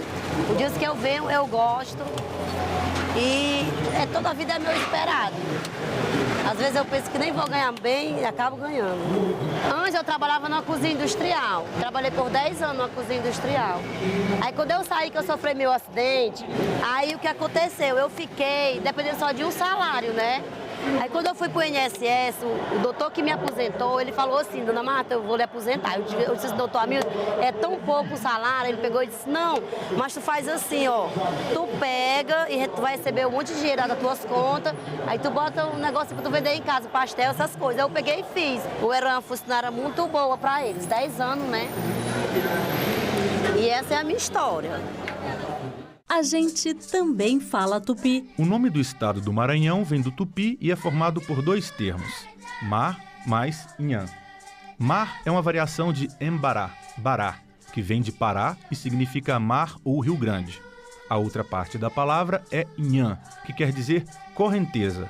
Então Maranhão virou Maranhão, que tem na origem o significado de mar grande ou mar que corre. A gente também fala tupi. Sou Antônia Márcia Vale, eu sou editora e apresentadora do programa Agenda Econômica. Eu trabalho no núcleo de programas que produz o que a gente chama de programas de grade. A elaboração de um programa nunca é uma coisa tão simples. Por trás das câmeras tem uma equipe enorme. A gente tem o iluminador, a gente tem os câmeras, a gente tem o contra-regra, tem um diretor de gravação. TV não é uma brincadeira individual, é uma brincadeira coletiva. O que eu vislumbro para a TV Senado é que a gente consiga fazer produtos que sejam cada vez mais informativos, que mostrem efetivamente o trabalho dos senadores e o que esse trabalho tem de impacto na vida do cidadão diretamente. Eu pude participar de momentos históricos do país e isso para mim é muito rico, é impagável. Agora é lei. A reforma tributária prevê 2 impostos, a Contribuição sobre Bens e Serviços, CBS, que é federal, e o Imposto sobre Bens e Serviços, IBS. De competência dos estados e municípios, a CBS vai substituir 3 impostos atuais, PIS, COFINS e IPI, enquanto o IBS será cobrado no lugar do ICMS e ISS. A nova lei detalha ainda as reduções e isenções dos impostos. O Senado votou, agora é lei. Quando você não tem emprego, você não tem para onde ir, você é obrigado a se manter na violência, que é o que acontece com muita gente.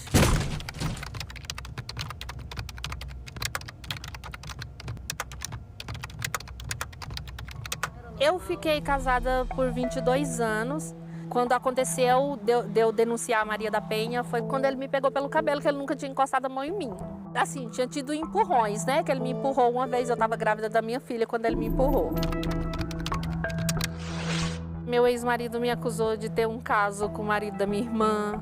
Qualquer homem que se aproximasse de mim, ou até os amigos que eu, na minha casa, quando ia embora, ele virava e falava: você acha que eu não vi você dando trela para fulano?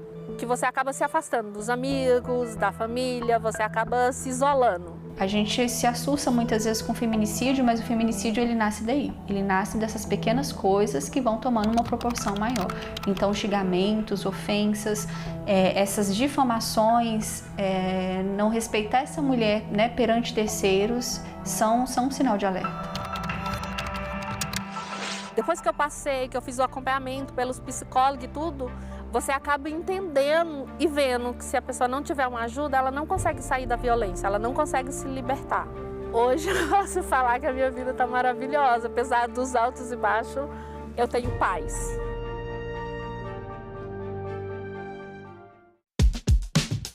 Calendário Eleitoral 2026. No dia 28 de agosto, começa a ser veiculada a propaganda eleitoral gratuita referente ao primeiro turno das eleições nas emissoras de rádio e televisão do país. O horário eleitoral e as inserções de propaganda vão até 1º de outubro.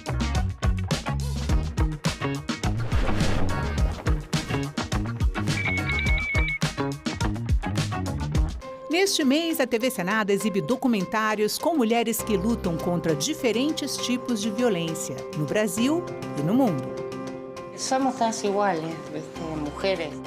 Seguí notando que había todas las mujeres que sufren violencia, uno las reconoce enseguida. Mostra Senadoc.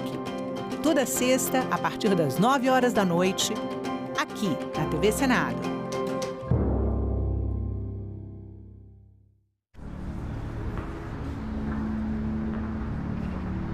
Que a polícia brasileira mata, não tem tribunal no mundo que mate. Então, o brasileiro que pede, que quer pena de morte, ele não sabe o que está acontecendo. Porque a polícia mata aqui com uma celeridade que nenhum tribunal no mundo tem, e numa quantidade que nenhum tribunal no mundo tem. Nós temos uma polícia que mais promove violência, também gera um sentimento maior de violência, né? Um ciclo de violência. Aquilo que a gente chama de direitos humanos, né? É uma conquista de reconhecer que eu, você, todo mundo vale alguma coisa, e não é pouco. Né? Isso que é direitos humanos. Não é isso que se diz na fala corrente que é proteção de bandido. É dizer que aquele que a gente chama de bandido é um ser humano, e por ser humano, vale.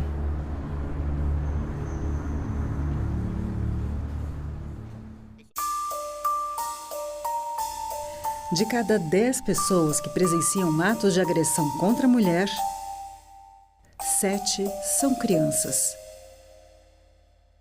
A maioria delas, filhos e filhas da vítima. Essa violência tem que acabar. Acolha, denuncie, ligue 180.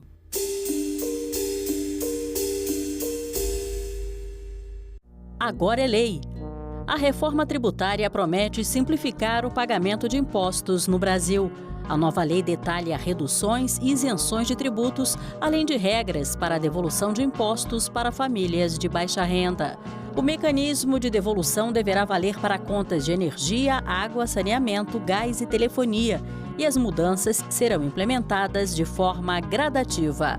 O Senado votou, agora é lei. Por que ouvimos falar pouco sobre as mulheres na ciência?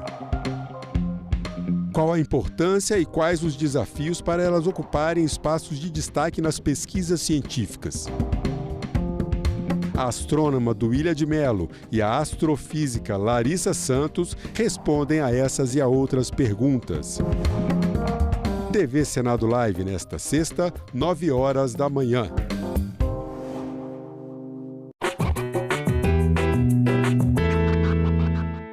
A Lei Áurea acabou com a escravidão no Brasil? Legalmente, sim. Mas na prática, a história é outra. O tráfico negreiro inicia-se em pleno período colonial, quando os portugueses precisam de mão de obra para a produção de açúcar e só é proibido mais de 300 anos depois, em 1850. Durante todo este tempo, cerca de 5 milhões de negros são trazidos da África para o Brasil em condições desumanas e vendidos como mercadoria. Em 1888, o Brasil é o único país das Américas no qual existem escravos e passa a sofrer uma intensa cobrança de outros países. A Lei Áurea, portanto, é, na verdade, uma resposta a pressões internacionais e de lideranças negras expressivas, como André Rebouças, José do Patrocínio e Luiz Gama. O fim da escravidão é bastante comemorado em todo o Brasil, menos pela aristocracia rural, que não fica nada satisfeita com a perda de sua mão de obra gratuita e exige indenizações. O clima de festa, no entanto, só duraria até o momento em que os 700 mil escravos, agora livres, descobrissem uma triste realidade. Não havia nenhum projeto de inclusão econômica e social para eles, que agora estavam sem moradia e com pouquíssimas oportunidades de emprego.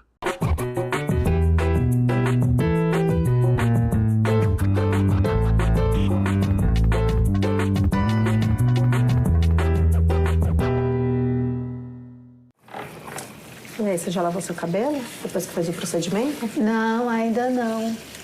Então, na hora que a gente secar, vamos ver se o resultado foi 100%, né? Mas pelo que eu tô vendo aqui, agradou. A raiz estava muito cacheada, né? Tava, e tava com volume, né? É. Não tava acompanhando o comprimento do cabelo. Você sabe, Zuleika, que se eu não tiver de cabelo liso, nem fechar os eventos eu consigo, porque quando eu vou pra conversar com a pessoa, já me olha assim da cabeça aos pés. E aí uma índia de cabelo cacheado, aí tem que estar de cabelo liso, né? Pra atender o padrão que a sociedade impõe. Ainda bem que tem a Zuleika pra deixar lisinho. É, né?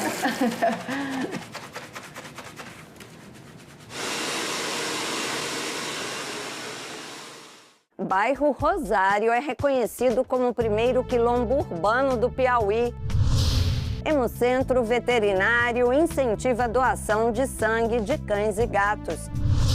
Coletivo Poéticas da Meia-Noite leva teatro para a rodoviária do DF. Tudo isso você vê no Parlamento Brasil. Parlamento Brasil, toda sexta, 8 horas da noite, aqui na TV Senado. Declaro aberta a sessão solene. Se não existe parlamento, não existe democracia. O governo via todos como se fosse comunista. A fila não para de crescer para a passagem da revista lá na esplanada dos ministérios. Deve ser sempre lembrado o que foi dito por Ulisses Guimarães. Traidor da Constituição é traidor da pátria. O homem disse, não, quem fala? Eu disse, Ariano Suassuna.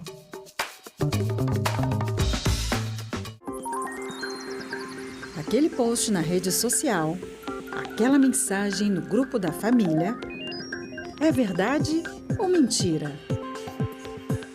Se você receber uma informação duvidosa sobre o Senado, mande para o Senado Verifica, um serviço de checagem que analisa notícias e responde se a informação é falsa, verdadeira ou imprecisa. Ficou na dúvida? Senado Verifica. The Executive Committee has decided unanimously to give the responsibility, not only the right, but the responsibility to organize FIFA's World Cup 2014 to the country Brazil. Senadoc, neste sábado, 9 horas da noite, aqui na TV Senado.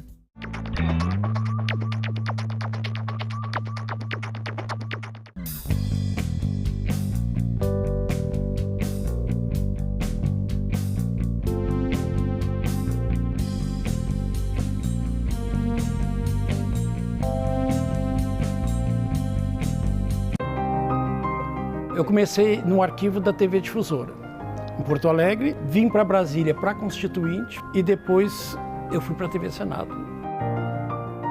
Hoje eu faço a direção do programa Leituras, que é o programa de literatura, e faço o programa de música clássica. A TV Senado é que nem esse concerto. Você chega com palco livre, branco, você só tem um piano no meio. Em volta desse piano você vai ter que montar todo o espetáculo, entendeu? Vai ter que ver a luz, você vai ter que ver a iluminação, vai ter que ver o áudio. Aos poucos você vai montando a estrutura, você vai montando o palco. Você vai montando para que o grande espetáculo aconteça. E a importância da TV Senado é exatamente você chegar a todos os lugares e as pessoas terem a oportunidade de ligar o aparelho e ver o que está acontecendo. E isso é importante para a cultura política das pessoas.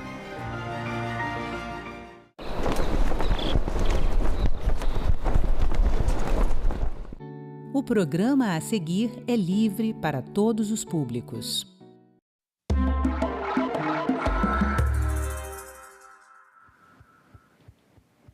A Lei de Acesso à Informação completou 14 anos e é considerada um marco para a transparência pública no Brasil.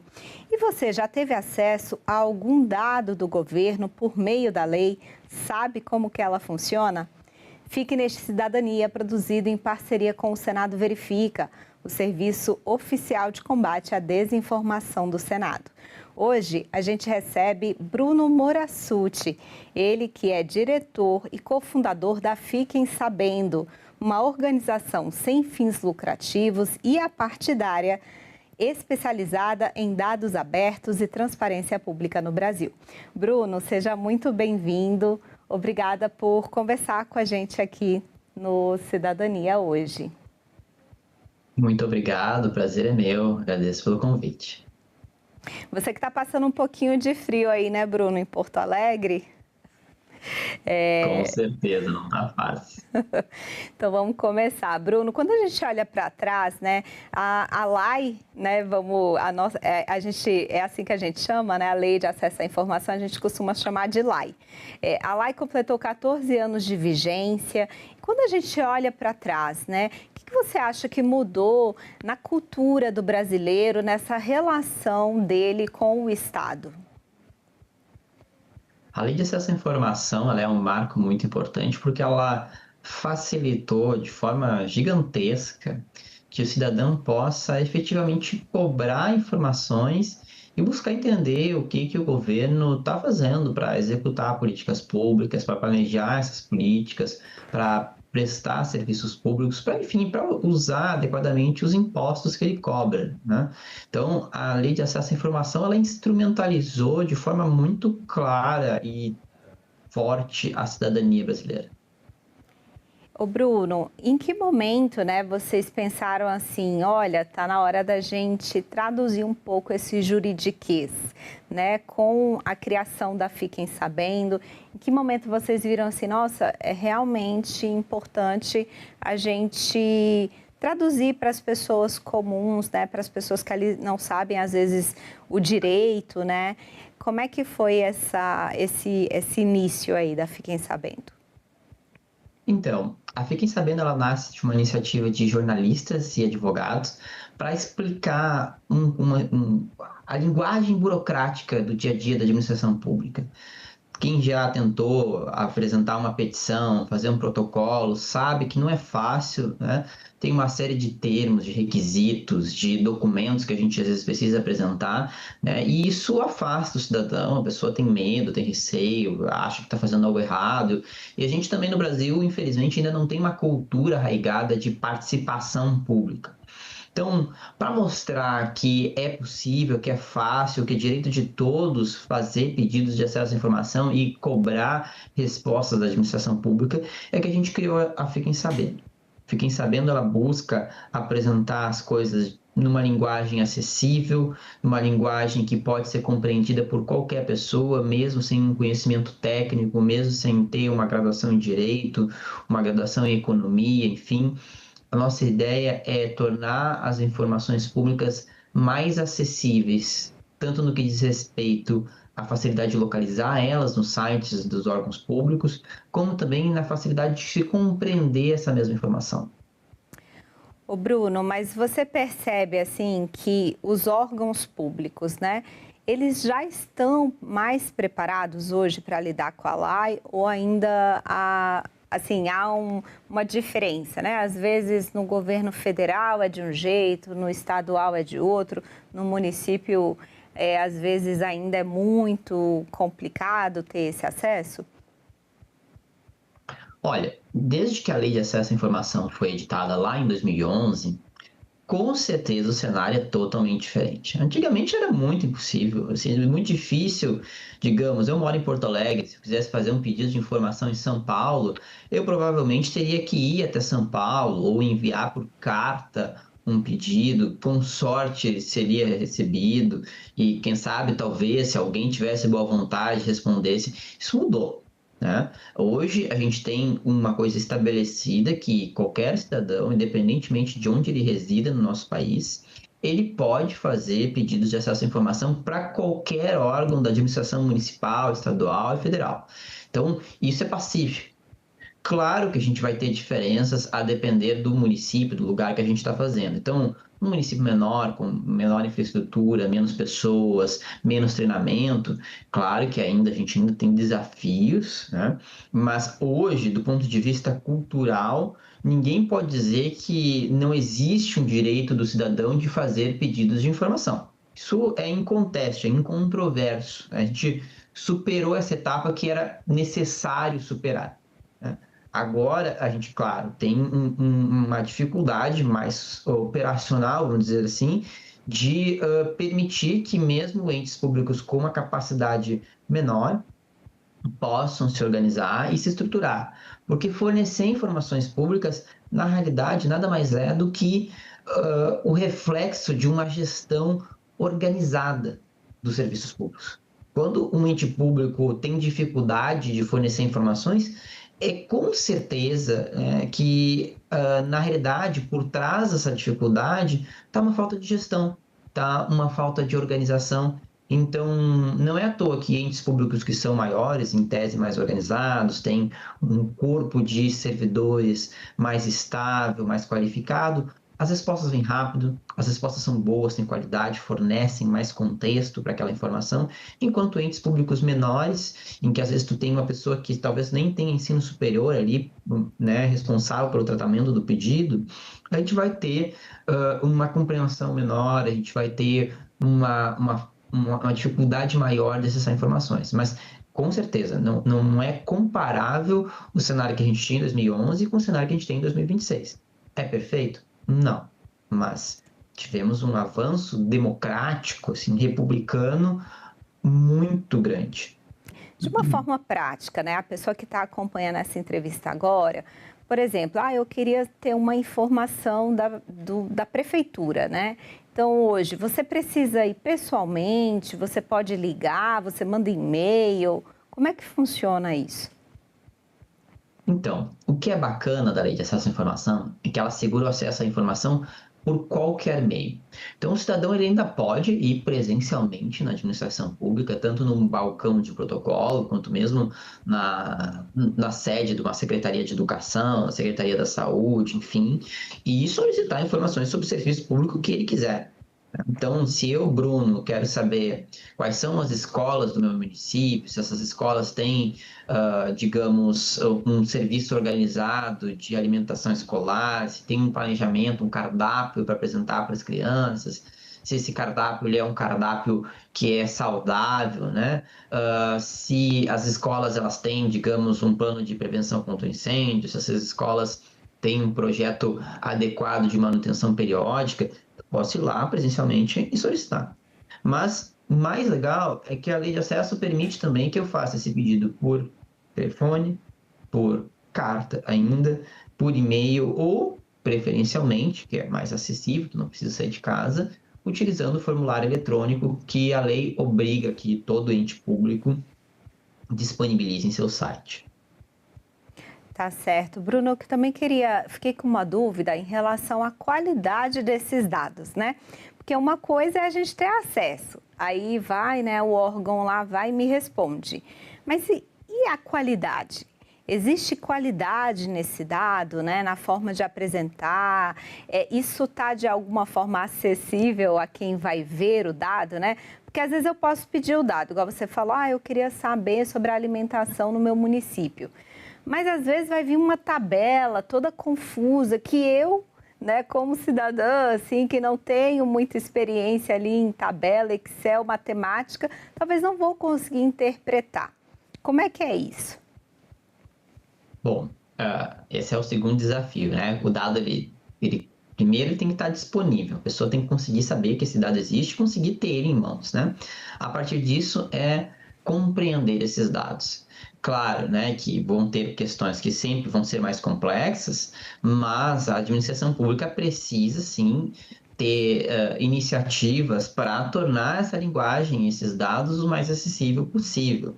Então, em primeiro lugar, esse dado ele tem questões, assim, expressões técnicas, né? Então, ele precisa ter acompanhado de um dicionário, como a gente chama, né, que é, vamos dizer assim, um termo, né, um documento junto com aqueles dados que vai explicar, olha, quando a gente usa aqui a palavra aquisição, o que a gente quer dizer com isso, né? Quando a gente está falando da palavra despesa, o que significa? Essa coluna aqui que vai falar sobre a periodicidade de uma despesa, o que ela está dizendo aqui? Então, esse é o primeiro, é um ponto de partida, né? Um conjunto de dados a ser divulgado, ele precisa ter um dicionário, uma iniciativa que contextualize e dê significado para aquilo, né?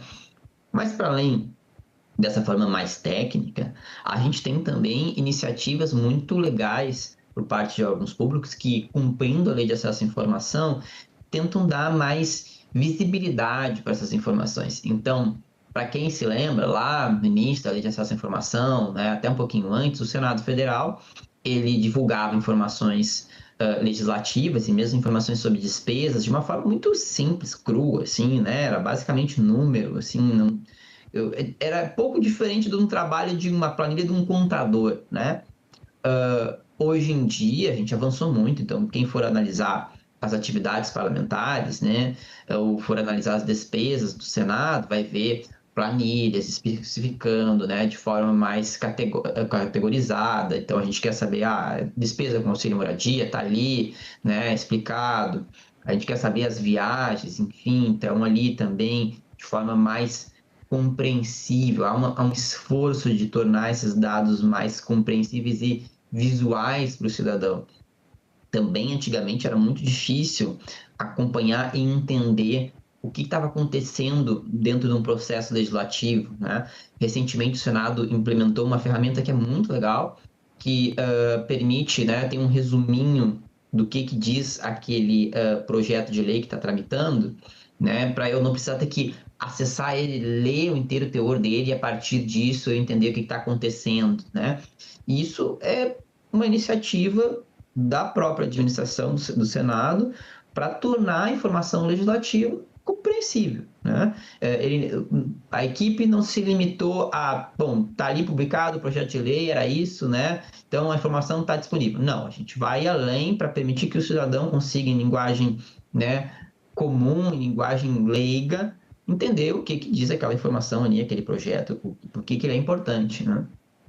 Sim, Bruni, é importante a gente lembrar também, a gente vai deixar aqui na tela, pessoal, o contato, né, se vocês quiserem conhecer o serviço, né, de informação ao cidadão do Senado também, mas o Bruno falou de uma coisa muito importante, que foi também a questão da lei de linguagem simples, né?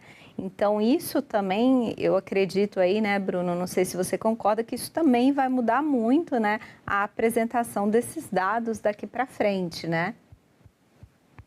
Com toda certeza. A Lei de Acesso à Informação, em 2011, ela já dizia que a informação tinha que ser acessível, né? E acessível a gente pode compreender como sendo, em primeiro lugar, a disponibilidade, né? O dado tem que estar ali, que a pessoa consiga, né, pegar esse dado, mas também acessibilidade do ponto de vista de acessibilidade universal, né? Qualquer pessoa interessada, ela tem que ter a capacidade e os meios disponíveis para compreender o que aquilo diz, né? A lei de linguagem, né, acessível que foi promulgada, ela veio a ampliar, né, explicar mais como é que isso vai ser realizado pela administração pública. Então, ela é uma ótima lei nesse sentido, porque ela obriga os entes públicos a aumentarem seus esforços de acessibilidade, né? Afinal de contas, não adianta a gente ficar falando do juridiquês e a população não está sabendo o que a gente efetivamente quer, o que a gente está pedindo, né? A administração é feita para o povo tem que ter possibilidade de entender o que está acontecendo, né? Quando a gente separa muito, assim, se desloca esse conhecimento, a gente perde um pouco da legitimidade. É importante que a gente mantenha sempre essa preocupação, né? Linguagem sensível, ela torna a administração pública mais legítima, mais republicana. Bruno, em relação, aí falamos de lei de acesso à informação, lei de linguagem simples, mas a gente também tem a LGPD, que é a Lei Geral de Proteção de Dados. Eu queria saber, em que momento você acha que há um conflito, às vezes, entre LGPD e a LAI? Porque, às vezes, eu quero ter acesso ao dado, mas o órgão fala para mim, não, isso aqui não pode porque fere a LGPD.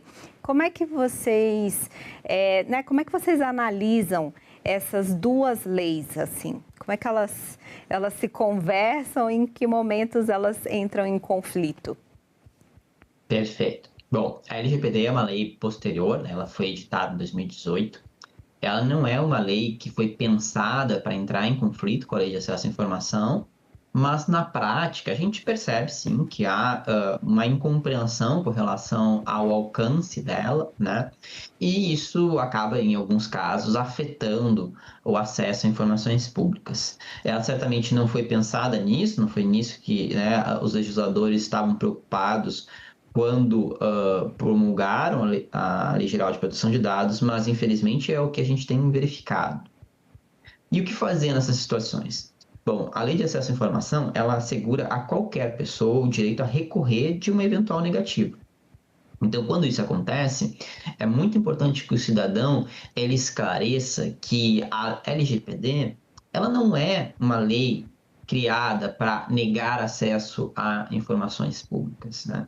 E que quando a gente está falando de informações públicas de interesse geral e coletivo, sobre uso de recursos públicos, sobre prestação de serviços públicos, ou mesmo sobre as atividades de um agente público, a gente não está falando na proteção da esfera privada de alguma pessoa, né? A Lei Geral de Proteção de Dados, ela foi pensada para proteger a intimidade das pessoas, a privacidade das pessoas, para permitir que um indivíduo particular, isso é importante, é particular, ele consiga proteger seus dados contra questões que ele não deseja que sejam usadas os dados dele. Mas quando existe uma interação com o serviço público, com a coisa pública, essa pessoa, porque a gente vive numa sociedade republicana, ela abre mão dessa privacidade para interagir com o serviço público, com a administração. Então, um agente público, ele tem menos expectativa de privacidade, porque, afinal de contas, todo mundo tem direito de saber qual é o currículo dele, né? O que ele está fazendo do tempo dele na administração pública. Então, a gente tem direito a acompanhar agendas, a gente tem direito a saber quais são as propostas dele, qual é a assessoria dessa pessoa, né? Até para saber se essa assessoria é uma assessoria qualificada ou se eventualmente não pode ter algum desvio ali. A gente tem direito a saber a remuneração dele, porque, afinal de contas, se ele está sendo pago com o dinheiro do público, é uma discussão legítima saber, né, o quanto, né, esse dinheiro está sendo bem investido naquele agente público ou poderia estar sendo investido, talvez remunerando um outro agente, né? Enfim, a LGPD ela não foi criada para negar acesso. Então, o que sempre recomendo é, se receberem uma negativa de acesso à informação com relação a essa lei, recorram e sempre reforcem que os dados solicitados possuem interesse público, porque se dizem respeito à coisa pública, né? Algo republicano. Agora, quando você olha para frente, né, o que deveria ainda melhorar? O que às vezes poderia ser aprovado pelo Congresso, na sua avaliação? Bom, eu acho que uma coisa que o Congresso poderia deixar claro, né, é essa questão de conflitos entre práticos, né, entre lei de acesso e LGPD. A gente verifica que existem algumas iniciativas no Congresso Nacional que estão tentando assim esclarecer, por exemplo, que informações sobre pessoas e agentes públicos no exercício de sua função não são sujeitas à restrição, ao menos não com restrição da LGPD. ou informações que digam respeito a despesas, contratações públicas, licitações também não estão, né, cobertas pela LGPD. Isso ajudaria bastante. Mas, além disso, a gente tem várias questões que seguem ainda existentes. Então, para começar, como eu falei anteriormente, gestão de informação, ela é muito importante para a gente ter acesso à informação. E hoje a gente percebe que muitos entes públicos deixaram de cuidar dos seus arquivos, da sua documentação efetivamente. Então, quanto mais informação a gente produz, mais necessário é que a gente organize isso. E a lei de acesso, ela diz que essas informações têm que estar acessíveis, mas ela não diz como tem que estar organizadas necessariamente, né? Então, a gente precisaria de esforços melhores nisso, né? Outra coisa importante é que cada vez mais a gente tem serviços públicos prestados de forma digital, eletrônica. E isso é ótimo, porque isso torna os serviços públicos mais ágeis, eles tornam eles mais baratos, em alguns casos eles tornam eles, inclusive, assim, imediatos, né? Hoje em dia, a gente quer fazer uma transação bancária, é automático, né? A gente quer, às vezes, até abrir uma empresa. Antigamente isso levava meses, tinha que apresentar um protocolo físico na junta comercial, e tem estados que isso acontece da noite para o dia, né? O que é ótimo. Mas a lei de acesso à informação, ela foi pensada para serviços públicos prestados de forma física, principalmente. E quando a gente tem serviços públicos prestados de forma digital, a gente tem que pensar em como é a transparência desses serviços públicos digitais. Por exemplo, antigamente, a gente tinha direito a acessar aos critérios, né, segurados no INSS. Quando ele tinha lá um benefício negado, o advogado dele podia solicitar, né, esse processo administrativo. Mas, cada vez mais, etapas dessa análise têm sido realizadas por inteligência artificial, por softwares, né? E se esse software ele é opaco, ele é uma caixa preta, né? Quem é que garante que, eventualmente, ele não pode estar cometendo erros, né? Por mais que a gente confie na administração pública para prestar um serviço, a administração pública é formada por pessoas. Pessoas erram, é normal, é humano, né? Então, a gente tem que ter, como sociedade, essa possibilidade de acessar esse tipo de informação, saber como esses sistemas funcionam, né? Recentemente, a Suprema Corte da Espanha assegurou para uma sociedade, para uma associação da sociedade civil, o acesso ao sistema que, digamos assim, seria do mesmo INSS deles lá, né? Para poder entender, bom, quais são os critérios que esse sistema eletrônico usa para negar ou deferir, né? Ou mesmo assim, fiscalizar a concessão de benefícios da Previdência Social. Isso é muito importante, porque a gente sabe que um software, embora ele preste serviço mais rápido, ele erra muito mais rápido, né? Então, quando era prestado de forma física, a gente conseguiria eventualmente descobrir, aquele fiscal lá, ele está fazendo de uma forma errada, mas a gente consegue impedir que aquilo afete muitas pessoas antes de, né, se tornar um grande problema. Hoje em dia não. Hoje em dia, se um serviço é digital e ele começa errado, ele já vai, desde o primeiro dia, causar danos e prejuízos a várias pessoas. Então, a gente tem que pensar na lei de acesso à informação para serviços digitais. Bruno, para finalizar, eu queria só que você deixasse aí, né, contato da Fiquem Sabendo e que tipo de serviço, né, as pessoas podem acessar aí por meio dessa organização de vocês, quais canais, o que a gente, né, que tipo de site, de rede social vocês têm, como é que a gente pode acessar o que vocês estão fazendo? Perfeito. A Fiquem Sabendo é encontrada em todas as redes sociais grandes. A gente está no Instagram, no LinkedIn, no Blue Sky, estávamos no X até pouco tempo atrás, né? Temos um site também. Se nos procurarem Fiquem Sabendo, vocês vão nos localizar, @Fiquem Sabendo ou www.fiquemsabendo.com.br. Nós hoje prestamos um serviço de protocolo de pedidos de acesso à informação para pessoas que têm receio de fazer pedidos em seus municípios por qualquer motivo. Então, esse serviço é chamado Queremos Saber, onde a gente faz o pedido de acesso à informação de forma anônima para vocês. Então, a Fiquem Sabendo faz esse serviço. Nós temos a Wikilai, que é uma Wikipédia só sobre explicação de como usar a lei de acesso à informação. Então, nós lá traduzimos o juridiquês para que qualquer pessoa possa entender de forma mais fácil quais são os seus direitos, como buscar uma informação específica, né, como recorrer de uma negativa, como entender um documento público, está tudo lá na Wikiline. Nós também temos uma newsletter quinzenal, onde a gente publica os conjuntos de dados e informações mais relevantes que a gente entende dos pedidos de acesso à informação mais recentes que a gente realizou. Então, lá a gente está lá disponível gratuitamente para qualquer pessoa que tenha interesse em assinar.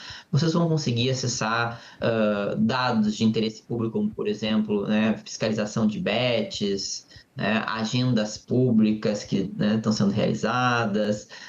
A gente está sempre procurando informações que possam interessar jornalistas, pesquisadores e cidadãos e disponibilizar gratuitamente para qualquer pessoa. Tá ótimo, Bruno. Muito obrigada pela sua presença aqui no Cidadania. Parabéns pelo trabalho, né? Porque é isso, às vezes a lei existe, mas a gente não sabe muito bem, né, como acessar a lei. E obrigada por ter aceitado o nosso convite.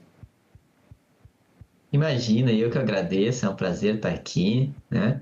Sempre que necessário, fiquem sabendo, está totalmente à disposição para poder contribuir com discussões sobre acesso à informação e transparência pública. Muito obrigado novamente. Bom, e obrigada a você também pela companhia. Este Cidadania é produzido em parceria com o Senado Verifica, o Serviço Oficial de Combate à Desinformação do Senado. Qualquer dúvida sobre uma postagem que você vê aí na rede social, acha estranho, será que isso é verdade ou não? Fale com a nossa equipe. Até a próxima.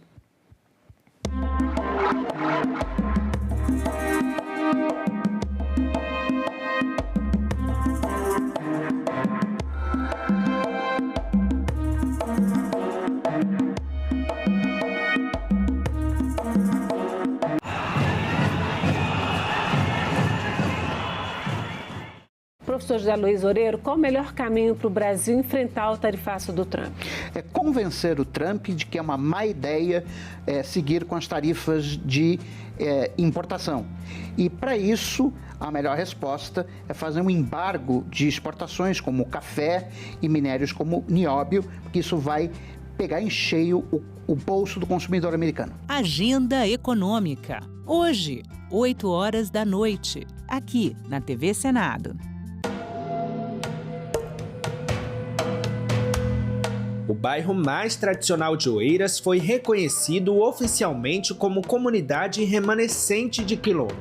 Com a certificação, o Rosário se torna o primeiro quilombo urbano do Piauí. Vai nos ajudar a resguardar a nossa história, a nossa cultura e a nossa ancestralidade. Na prática, o reconhecimento abre caminho para o acesso a mais políticas públicas. Há direitos especiais para essas comunidades que visam preservar a identidade e a origem, porque são povos que foram excluídos ao longo da história do Brasil e que precisam ser reparados na falta de acesso a políticas públicas, principalmente. Quando você conhece a história, você dá mais valor a você mesmo, sabendo da história de onde nasceu.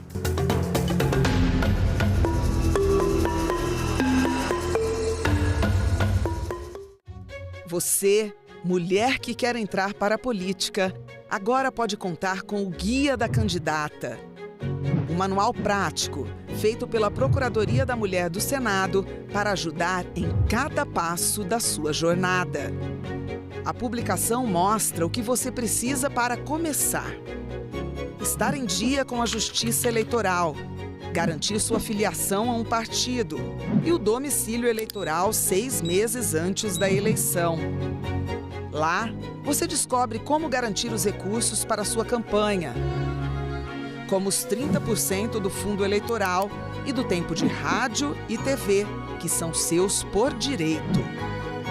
O material também ensina a organizar a campanha, cuidar da segurança na internet e o que fazer em casos de violência política. Acesse o guia na página da Procuradoria do Senado na internet. Basta clicar em Publicações, no alto da página, e selecionar o guia da candidata.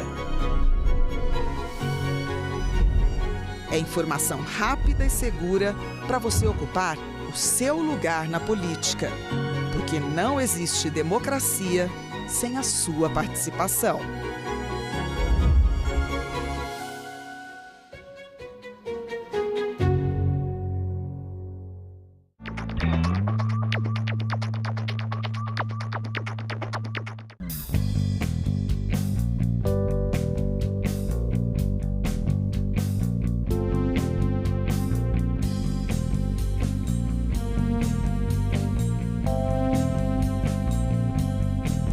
A gente também fala tupi. O nome do estado do Maranhão vem do tupi e é formado por dois termos, mar mais nhan. Mar é uma variação de embará, bará, que vem de Pará e significa mar ou Rio Grande. A outra parte da palavra é nhan, que quer dizer correnteza.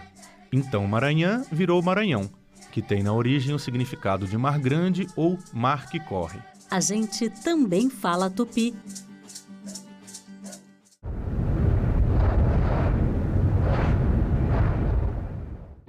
O programa a seguir é livre para todos os públicos. Nunca doei sangue, mas eu penso sim em doar sangue. Eu nunca parei assim para pensar nisso, mas se precisar, com certeza eu doaria.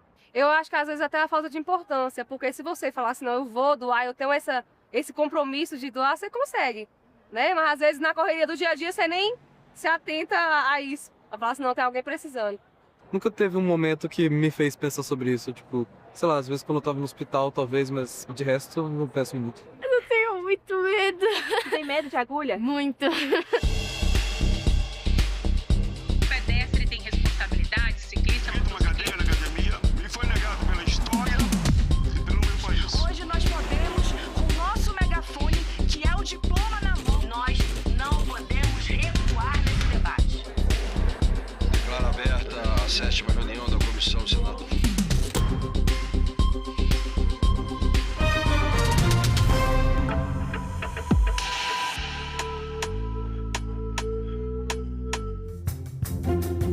Do sangue doado, temos as hemácias, o plasma, plaquetas e o crio. Daí por que dizer que uma bolsa de sangue pode salvar 4 vidas. Kelly, me fala um pouquinho sobre a importância do Hemocentro. O que vocês fazem aqui?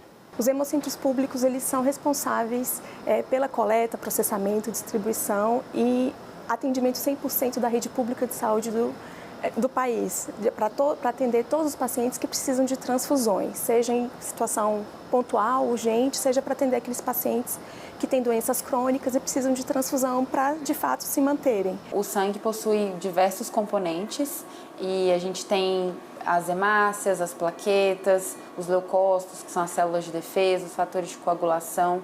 Então, a gente tem circulando diversos componentes que são muito importantes para as funções vitais.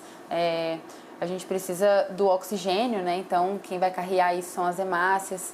E quando a gente tem uma hemoglobina baixa, a gente tem uma anemia. Quando a gente tem uma plaqueta baixa, a gente tem a necessidade de transfusão de plaquetas. Então, a depender da necessidade, a gente precisa de um componente e aí que entra a doação de sangue. Por parte das estratégias da captação, esse trabalho junto aos multiplicadores para que a gente consiga organizar grupos. Então, se você, dentro da sua realidade, do seu meio, dos seus contatos, se você conseguir reunir pelo menos 10 pessoas interessadas em doação, nós conseguimos disponibilizar transporte para o deslocamento desses grupos e também, se for um grupo mais pujante, com pelo menos 100 candidatos, conseguimos organizar nossa coleta externa. É a segunda vez que eu vou doar, estive aqui em 2018 e também no movimento também social, da igreja, enfim, viemos coletivamente.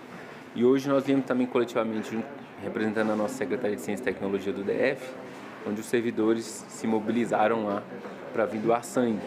E aí veio uma turma hoje e vai vir uma turma amanhã também. É a primeira vez que estamos doando sangue, sempre tive que ter essa experiência, hoje estou tendo e estou satisfeito. É essa busca que às vezes a gente faz para doadores específicos, né? Aquela busca ativa de doadores específicos pro tipo de sangue que aquele paciente específico precisa receber, né? Considerando esses outros antígenos além, né, do ABO, que é o A, o B e o O, e o positivo e o negativo. Eu dou sangue, acho que já doei umas 3 vezes desde que eu fiz 18 anos. Eu sou O negativo, né? Então pra mim é particularmente importante. É porque o O negativo, ele é o doador universal, né? Então quando você não consegue fazer a tipagem sanguínea da pessoa no local que ela tá mais necessitando, você usa o O negativo, que é como se fosse o coringa da situação. Você não pode colocar um outro tipo sanguíneo errado naquela pessoa porque ela vai morrer. Então, na dúvida, você tem que sempre usar o O negativo. Um amigo que estava internado e estava necessitado de uma certa quantidade de sangue, e aí reunimos alguns amigos e fizemos uma doação para ele. É o sentimento de poder contribuir de alguma forma, né? Para um colega, na verdade, a gente não conhecia, mas foi um amigo de um amigo que estava necessitando, ele contou a situação e nós fizemos um grupo e fomos até o hospital e um grupo bom doamos sangue para ele.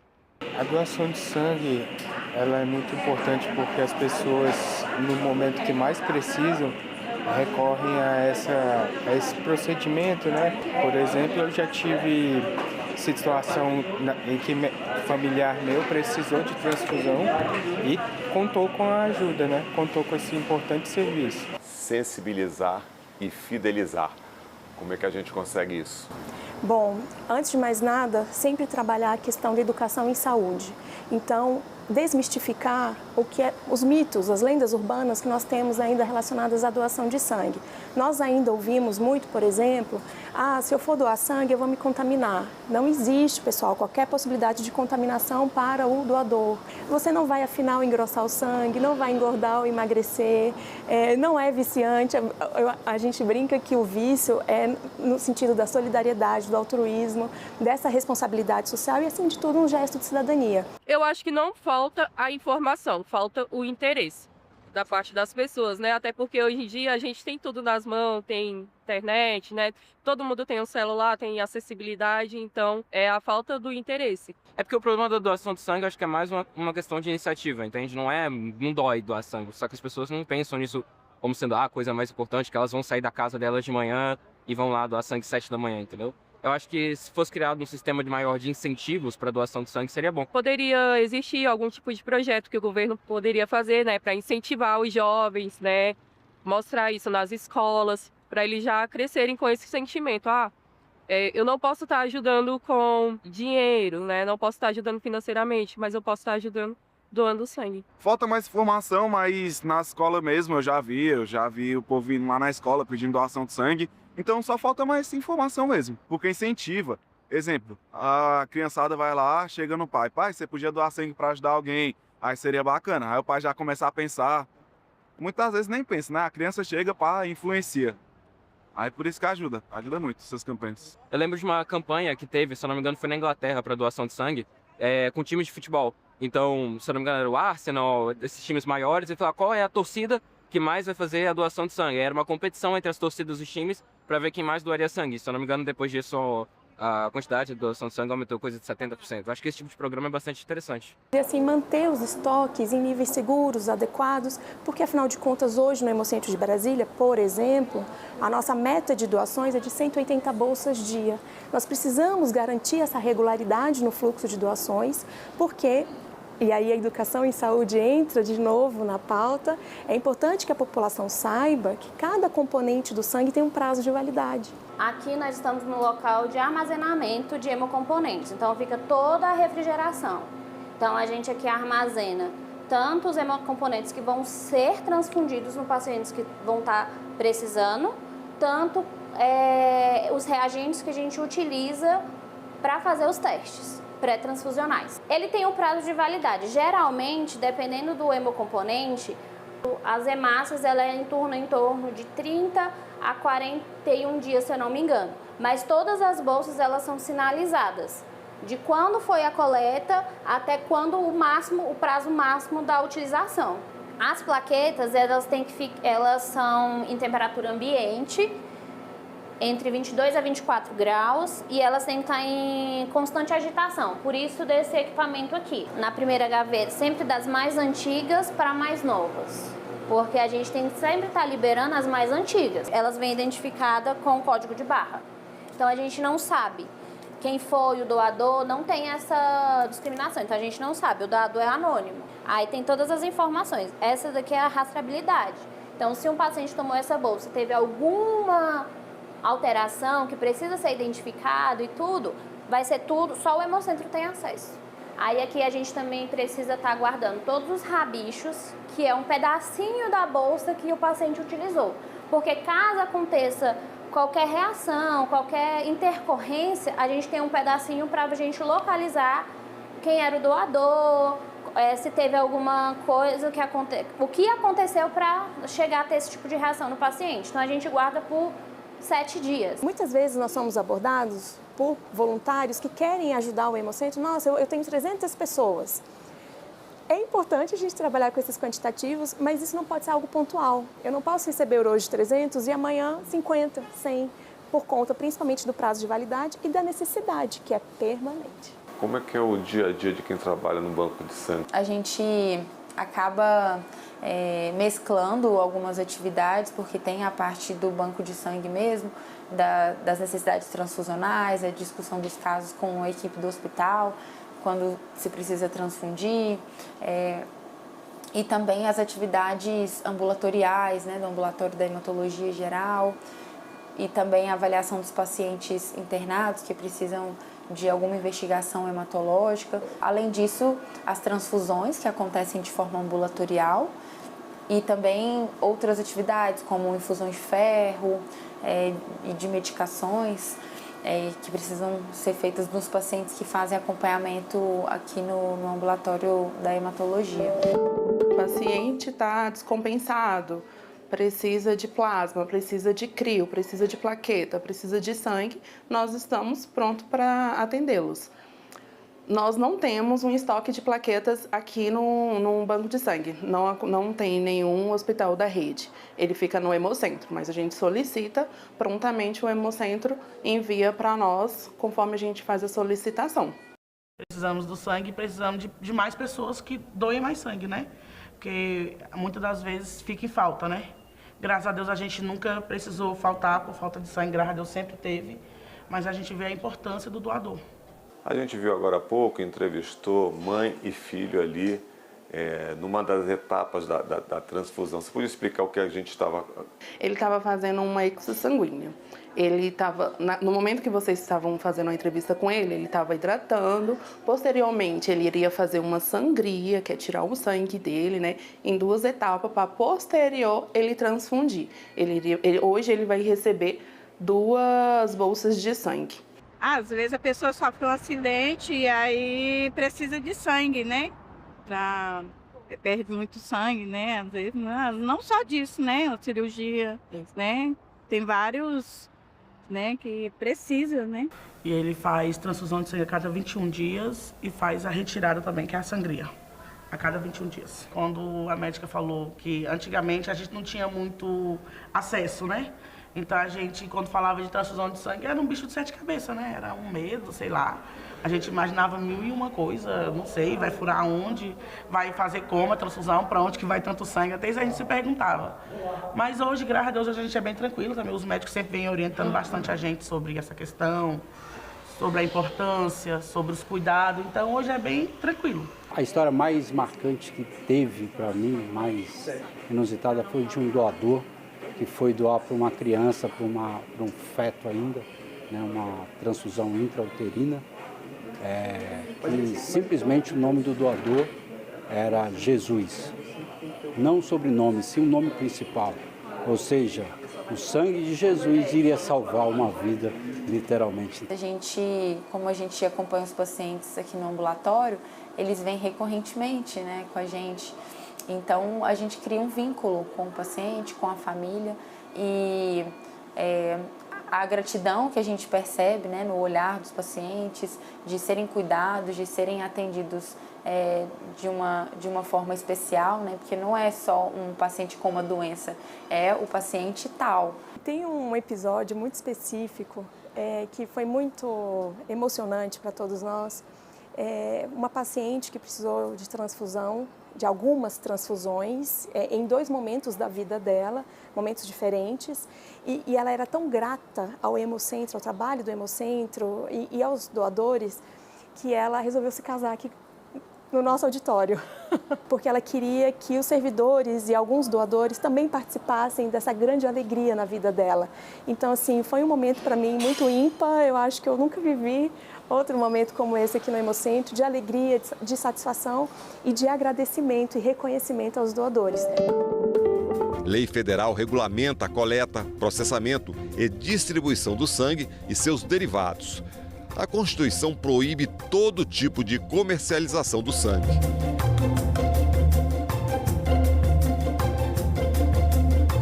Está previsto em projeto de lei o Junho Vermelho, uma campanha de saúde pública para estimular a doação. 14 de junho é o Dia Mundial do Doador de Sangue. Em 2023, o Sistema Único de Saúde coletou mais de 3 milhões de bolsas de sangue, ou seja, participação de 1,6% da população brasileira. Eu acho de boa, mas eu entendo que tem gente que tem medo de agulha, né? Para essas pessoas é compreensível não quererem doar.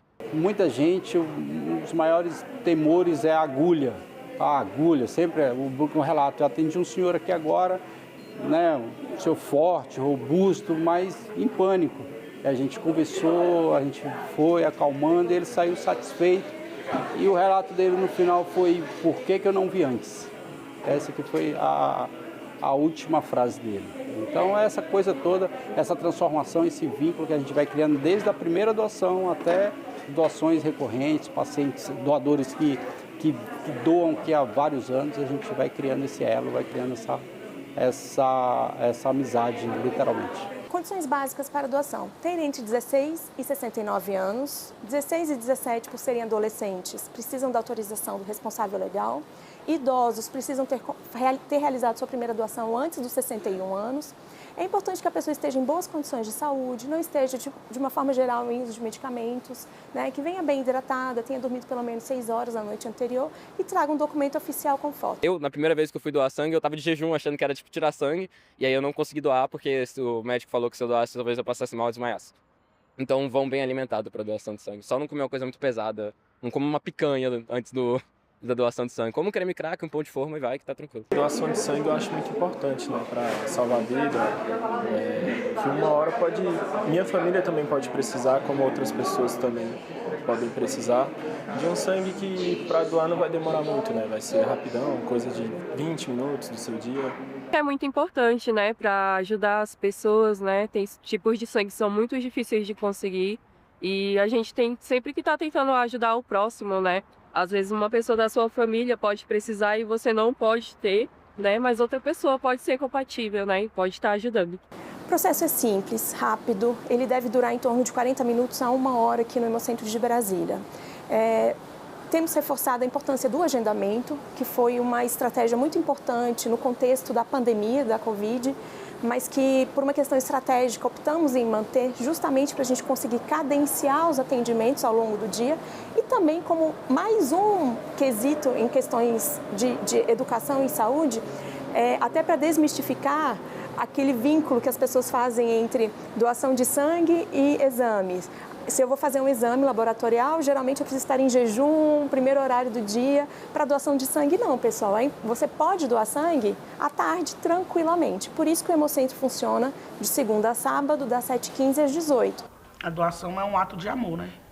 Porque a doação de sangue, ela salva vidas.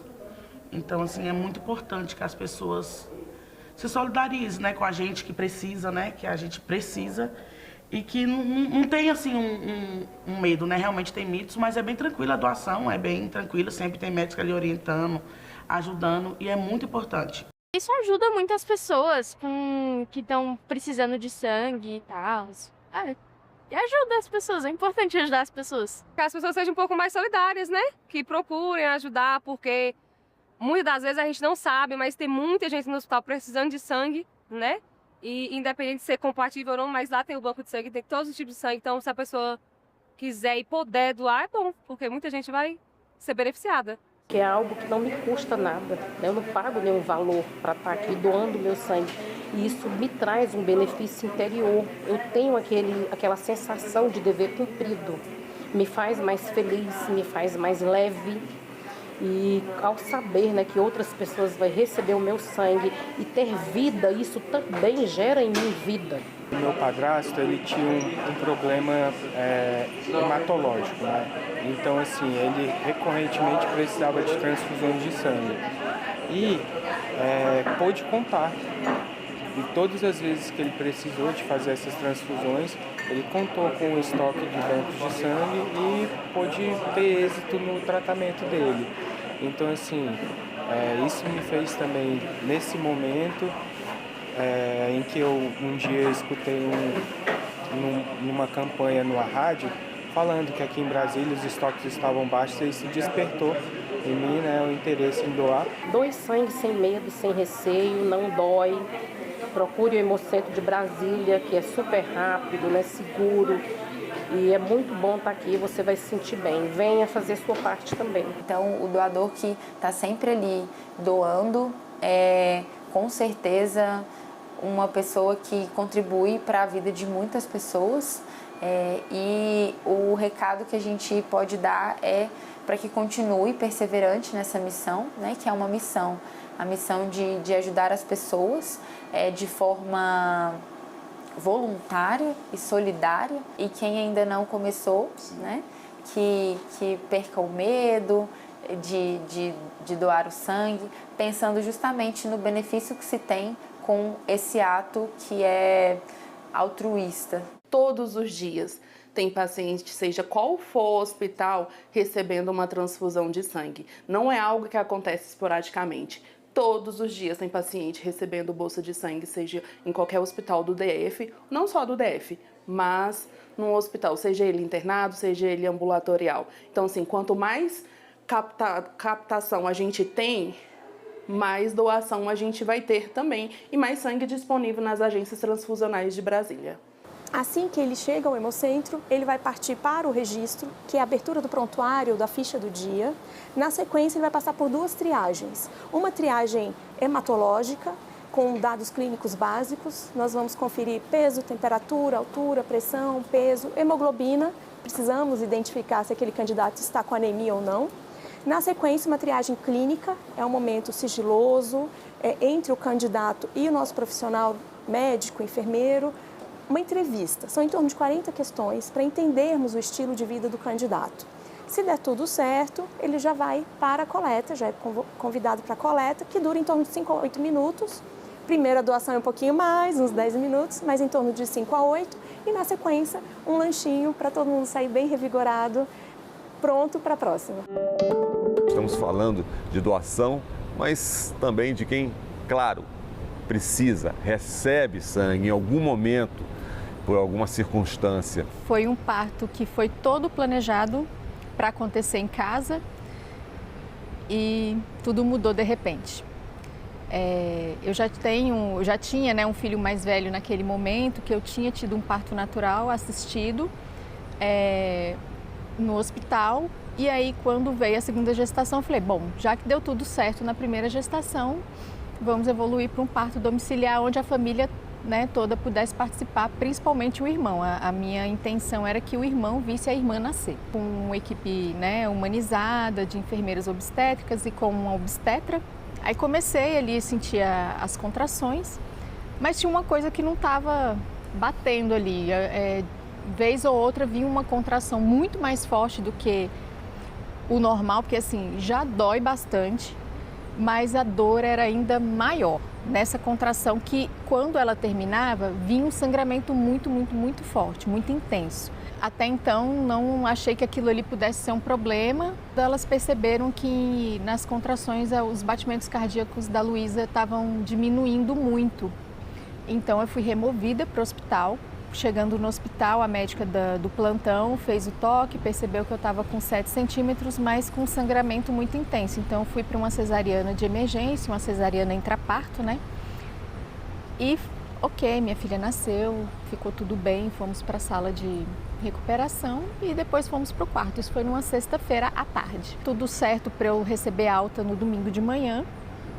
Quando a médica do plantão, que não foi a mesma que fez a cesariana, veio para me dar alta, ela percebeu que tinha alguma coisa errada. Ela falou, você está muito branca. A minha irmã já, olha, ela está muito fraca, ela não está conseguindo ficar em pé direito. Aí eu pensei que ela ia passar um ferro, alguma coisa. Ela falou, não, você não está entendendo. O seu caso é grave, você precisa de bolsa de sangue, você precisa de doação de sangue. Né, recebi doação de sangue, foi fantástico, assim, à medida que o sangue ia entrando dentro do meu corpo, era como se eu estivesse ressurgindo dos mortos, assim. Eu fui recuperando a cor, fui recuperando a renascida.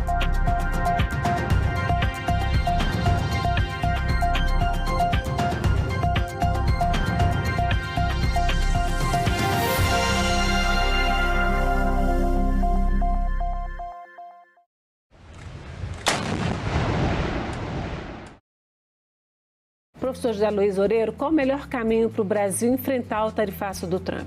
É convencer o Trump de que é uma má ideia seguir com as tarifas de importação.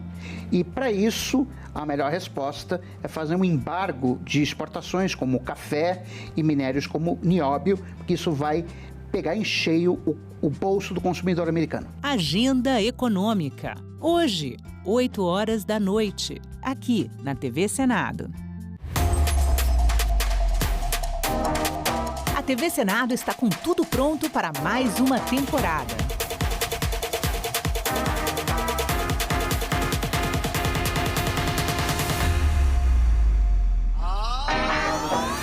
História. Em maio de 1933, 3,5% da população vão às urnas. Análise. O grande problema que a gente vive hoje é a falta de entendimento do papel da imprensa. Debate. É difícil realmente fazer chegar o conteúdo de todos os candidatos quando você está numa bolha. Combate à desinformação. Especialista em fact-checking, checagem de fatos e também jornalismo de dados. E a mais completa cobertura de eleições do Legislativo.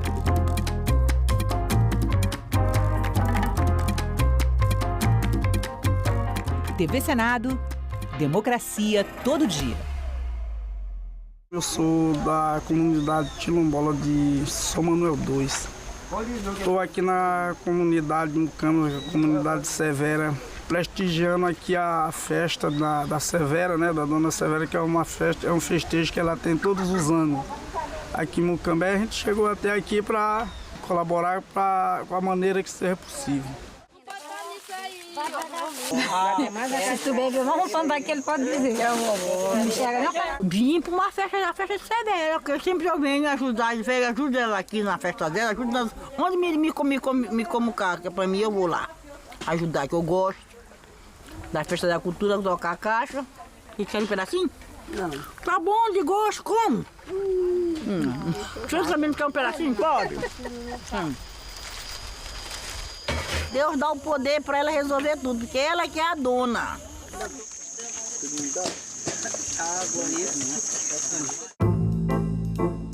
Até 30% da chuva no Brasil depende da Amazônia e dessa interface da Amazônia com o Cerrado. Quais são hoje os maiores desafios considerados ambientais para o Brasil? O desmatamento, por exemplo, tem impacto direto sobre a qualidade do ambiente e a qualidade da nossa vida, né? Que Brasil é este? Nesta quarta, 20h, aqui na TV Senado. A TV Senado foi a primeira emissora legislativa nacional. A TV Senado foi lá, sem nenhuma discriminação. A TV Senado confere transparência, legitimidade. A TV Senado também valoriza a cultura, a memória. Vida longa, TV Senado! A TV Senado está fazendo 30 anos com os olhos no futuro, na TV 3.0. A partir de junho, o Brasil inaugura o novo padrão de televisão. A rede pública e a rede legislativa iniciam suas transmissões experimentais da TV 3.0 simultaneamente com toda a TV aberta brasileira. A TV Senado é, ao mesmo tempo, janela para a democracia e espelho para o país se ver e pensar. 30 anos da TV Senado. Democracia todo dia, em todas as telas, ao vivo e 3.0. Agora é lei. Foi aprovada a norma que permite ao governo adotar contramedidas quando as exportações brasileiras sofrerem restrições ou retaliações. A Lei da Reciprocidade Econômica contempla situações como o aumento de tarifas de importação decretados pelos Estados Unidos. O Senado votou. Agora é lei.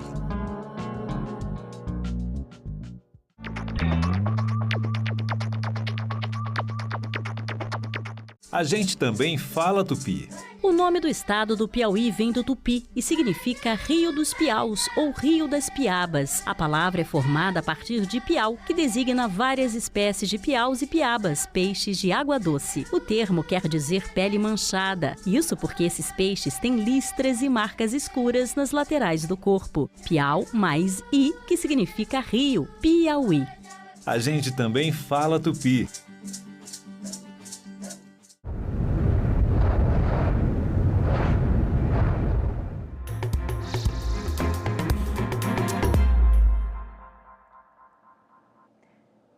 Boa noite. Hoje é terça-feira, 18 de agosto, e o Senado Notícias está no ar. E o projeto de lei que proíbe a reserva de vagas, cotas raciais ou sociais em programas de residência médica foi debatido hoje na Comissão de Direitos Humanos. A proposta foi defendida pelo Conselho Federal de Medicina, contrariando a posição de representantes do governo federal presentes à audiência pública.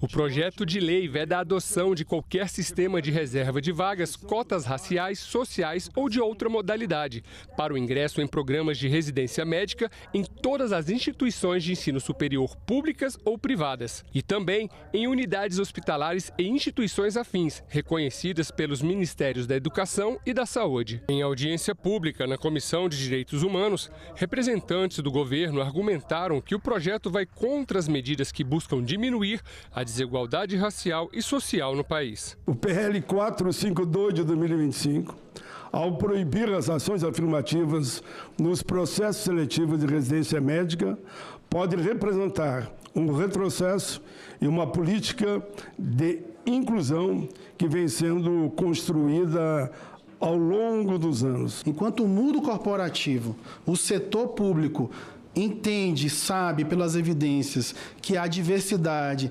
fortalece a qualidade da assistência, a gente não pode ir na contramão desse movimento mundial. Residência médica é a principal porta de entrada para a especialização, é a etapa decisiva das trajetórias profissionais, acesso à especialidade de maior reconhecimento e a formação de corpo médico especializado. Retirar as ações afirmativas nessa etapa significa intervir em um ponto estratégico da trajetória profissional. A proposta também estabelece que a seleção para o ingresso nos programas de residência médica será realizada exclusivamente por meio de critérios meritocráticos, sendo proibida a inclusão de qualquer tipo de pontuação adicional, bonificação ou reserva de vagas por critérios de cotas. Posição defendida principalmente por representantes da academia e do Conselho Federal de Medicina. Eu defendi e eu apoiei a ampliação para 30%, mas para residência, com todo o respeito que eu tenho a vocês, eu não consigo apoiar. Nós não podemos utilizar a residência para corrigir um problema que foi criado pela abertura indiscriminada de cursos de medicina justamente pela iniciativa privada. E, aliás, quem toca a iniciativa privada é o próprio governo através dos fiéis. Se o indivíduo tem a chance de fazer uma boa faculdade ou uma faculdade de medicina, ele precisa aproveitar essa chance, essa oportunidade, para se preparar para disputar depois, em condições de igualdade, com todos aqueles que querem fazer uma determinada residência médica. A oportunidade já lhe foi oferecida. Residência médica é para médicos já formados. Já houve uma política de acesso na graduação, que a gente logicamente é favorável, mas então até onde vai a política de cotas? Ela presente na graduação, na especialização, na subespecialização, no mestrado, no doutorado? Em audiência pública na Comissão de Educação, especialistas alertaram para a desigualdade em todo o país da oferta de escolas em tempo integral. O programa Escola em Tempo Integral apoia estados e municípios na criação de matrículas em tempo integral, igual ou superior a 7 horas diárias ou 35 horas semanais em todas as etapas da educação básica. Para avaliar o programa e assegurar que mais tempo na escola resulte em ensino de qualidade, a Comissão de Educação realizou uma audiência pública. Essa discussão é especialmente importante porque ampliar o número de matrículas em tempo integral por si só não garante que os objetivos da política sejam alcançados. A educação integral pressupõe muito mais do que o aumento da carga horária. Ela exige reorganização curricular, integração entre diferentes experiências de aprendizagem, formação adequada dos profissionais da educação, fortalecimento da gestão escolar e capacidade das redes de ensino de oferecer uma proposta pedagógica coerente com o desenvolvimento integral dos estudantes. A implementação da educação em tempo integral ainda passa por desafios. Os convidados destacaram que ainda falta capacitação dos professores, além de conscientização sobre desigualdades entre os estudantes. Quais são os desafios para que a gente possa assegurar uma educação pública, integral e de qualidade? É garantir, que essa educação integral, a qualidade, a gente falou muito aqui, sobre a equidade da educação básica, para promover principalmente o desenvolvimento integral dessas crianças e jovens. Não há educação de qualidade sem que haja no Brasil, em qualquer lugar do mundo, profissionais da educação qualificados, com uma carreira que seja realmente estimulante, justa e com remuneração adequada. A gente observa uma coisa bem interessante em que a creche, os alunos de cor branca na creche têm uma participação em tempo integral maior do que os alunos de cor preto e pardo. A gente tem quase 70% da população branca sendo atendida em tempo integral e a população preta e parda com atendimento de 55,7% das matrículas. Quando eu olho para os demais etapas do ensino fundamental e do ensino médio, a gente inverte. A gente tem uma maior participação do tempo integral na matrícula das pessoas pretas e pardas. Tá? E as pessoas brancas têm um percentual menor de matrículas de tempo integral. E na quinta-feira, a Comissão de Educação vai fazer uma audiência pública com jovens senadores e senadoras sobre o tema Democracia nas redes sociais, como construir um debate saudável. A evidência é incontestável. As redes sociais se consolidaram como espaço central para a participação e o debate público. Só que essa mudança de ambiente e a velocidade do tráfego das informações trouxe também a disseminação de fake news, discursos de ódio, intolerância e diferentes formas de violência digital. Tudo isso ameaça a convivência democrática e nos coloca diante de um enorme desafio. O que fazer para garantir ambientes digitais mais seguros, respeitando o pensamento crítico e promovendo uma cultura de respeito às diferenças? Para debater o tema Democracia nas redes sociais, a Comissão de Educação e Cultura promove uma audiência pública com a participação de autoridades, representantes de entidades e especialistas. Nesta quinta-feira, 20 de agosto, 10 da manhã, a TV Senado transmite um debate sobre democracia nas redes sociais, promovido pela Comissão de Educação e Cultura. Você acompanha ao vivo aqui, senado.leg.br/TV ou pelo nosso canal no YouTube. Esse debate é um debate muito propositivo, muito afirmativo, eu diria até muito libertador, muito educador, porque esse debate é que nós queremos um debate nas redes sociais limpo, claro, decente, numa política que fale de solidariedade, de direitos humanos, mas não de ódio, de espancamento, de violência, de coisas absurdas como o feminicídio, Então, as redes sociais cumprem um papel fundamental. A Comissão Mista de Orçamento debateu hoje a situação do quadro de pessoal do Tribunal Regional do Trabalho da 2ª Região, que atende ao estado de São Paulo. O TRT2 recebe 1 em cada 5 processos trabalhistas no Brasil. Por isso, tem quase o dobro de juízes, se comparado aos outros TRTs. Mas o número de funcionários é somente um pouco superior. A gente teria que ter, no mínimo, também essa mesma proporcionalidade, ou seja, o dobro de corpo técnicos para poder acompanhar a execução desses processos. Não é possível a gente ter garantia de acesso à justiça sem a recomposição desses servidores. A sociedade ela precisa de um Estado, como muito bem posicionou a professora, que responda com eficiência quando demandado. E não é o que nós observamos atualmente e não é o que tem se demonstrado no cenário futuro. O que vemos hoje é um estrangulamento do TRT2. Uma medida efetiva para a recomposição dos servidores é garantir recursos no orçamento da União. A sustentação do maior tribunal trabalhista do país exige orçamento compreensível, participação informada e prioridade institucional à recomposição do quadro. Transparência ativa, divulgação acessível de lotação, vacâncias, aposentadorias, nomeações e execução orçamentária, demonstrando a necessidade desse orçamento desse ano, a gente ter previsões orçamentárias não apenas mais efetivas para a recomposição dos servidores, mas de que, de fato, cheguem até o corpo do andar de baixo do TRT, aos auxiliares, aos analistas, aos técnicos. Então não se trata de uma discussão corporativista, né? E sim de uma discussão sobre o funcionamento da justiça e sobre a proteção de um direito que é fundamental. E aqui nós chegamos no ponto central, que é o orçamento. As 300 vagas autorizadas na Lei Orçamentária de 2026, desde janeiro, não foram distribuídas.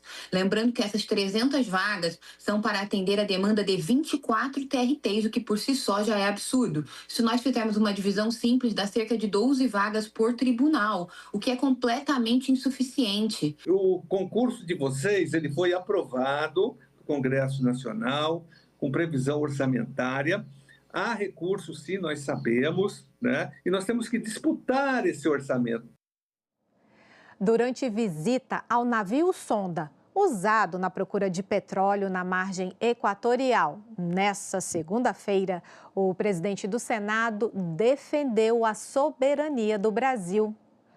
Davi Alcolumbre disse ainda que a exploração do recurso é importante para o desenvolvimento social do estado do Amapá e do país. Deixem que nós, brasileiros, que lutamos pela defesa do nosso Brasil, que nós decidamos o que nós queremos do Brasil.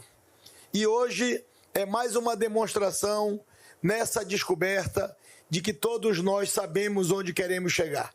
Nós sabemos o que a riqueza do petróleo é transformada para a vida das pessoas, sobretudo com os recursos do Fundo Social que vão para a educação pública brasileira e para a saúde pública brasileira. Viva o petróleo, viva a Petrobras, viva o futuro do Brasil. E nas eleições deste ano, o Senado vai passar por uma renovação de 2/3, ou seja, 54 das 81 vagas. O eleitor deverá escolher 2 candidatos em outubro. Conheça agora um pouco do perfil de quem busca uma cadeira no Senado. 314 candidatos de todo o país vão disputar as 54 vagas disponíveis para o Senado nas eleições deste ano, em relação a 2018. Última eleição em que o Senado renovou 2/3 das cadeiras, o número de candidaturas caiu cerca de 10,8%.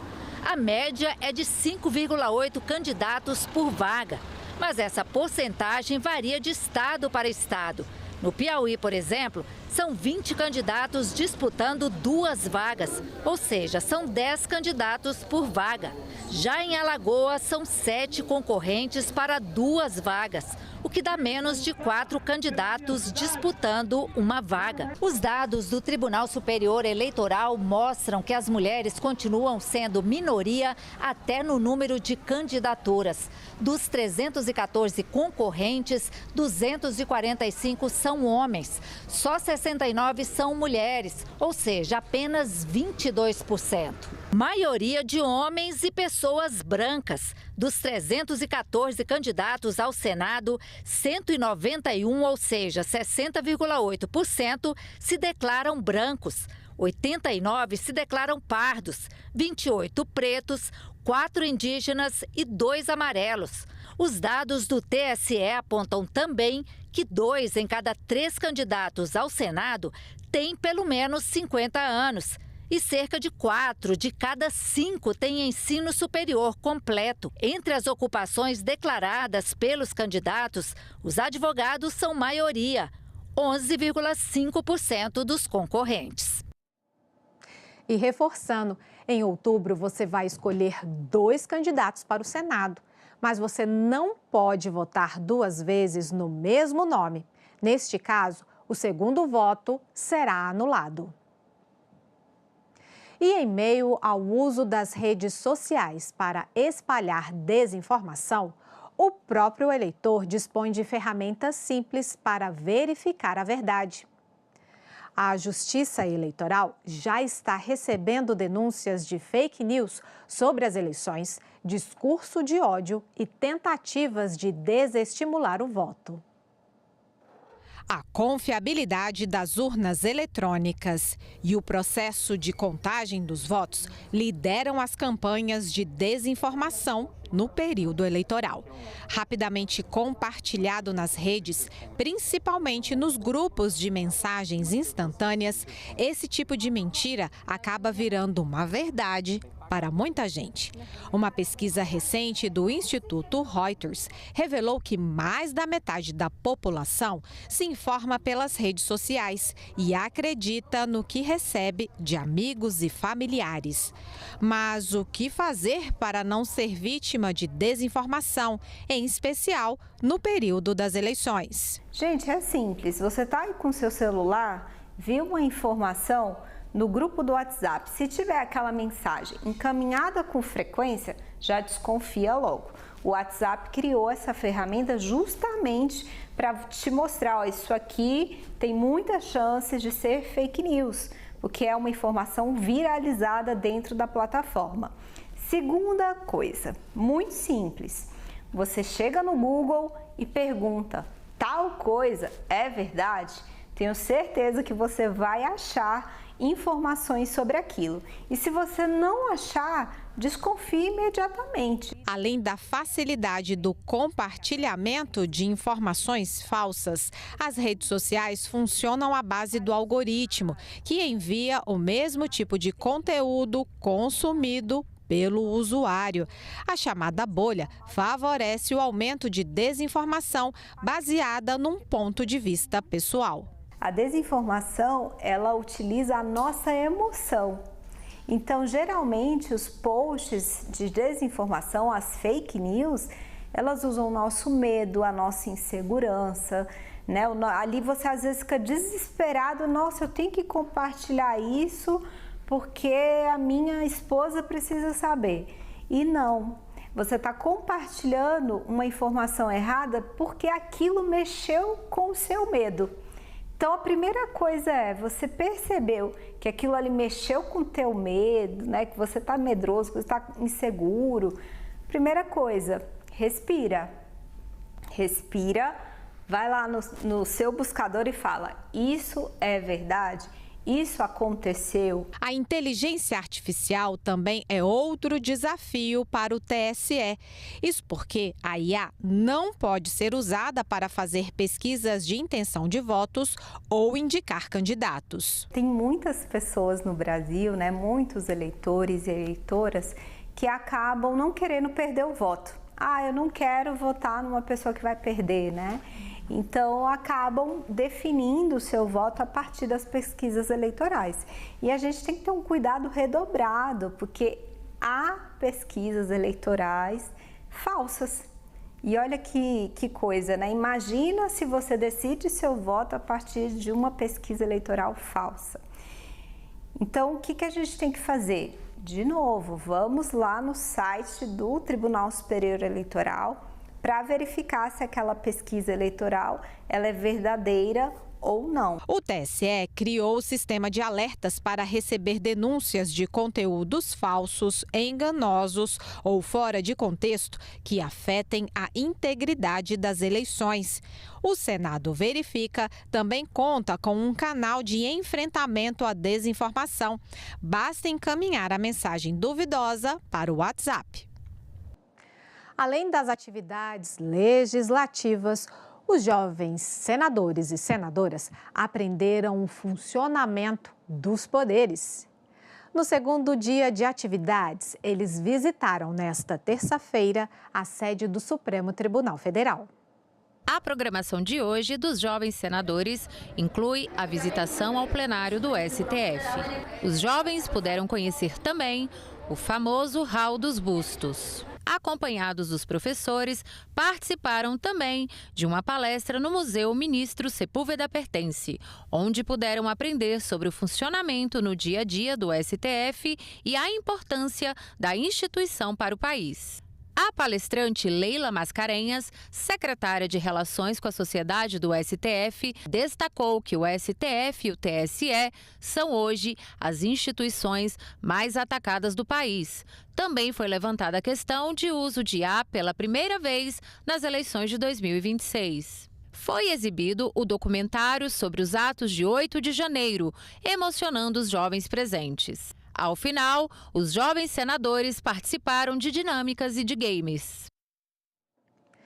Ficamos por aqui. Você pode rever as reportagens desta edição na nossa página na internet, senado.leg.br/tv.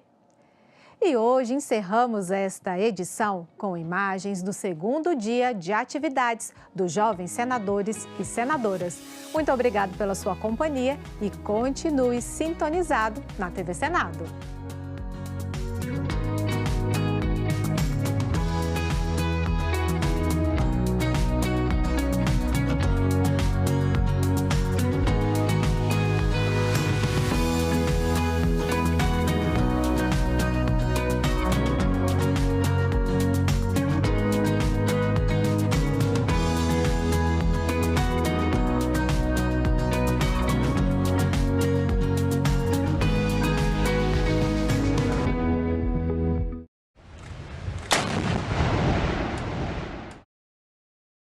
Professor José Luiz Oreiro, qual o melhor caminho para o Brasil enfrentar o tarifaço do Trump? É convencer o Trump de que é uma má ideia seguir com as tarifas de importação. E, para isso, a melhor resposta é fazer um embargo de exportações como café e minérios como nióbio, porque isso vai pegar em cheio o bolso do consumidor americano. Agenda Econômica. Hoje, 20h, aqui na TV Senado.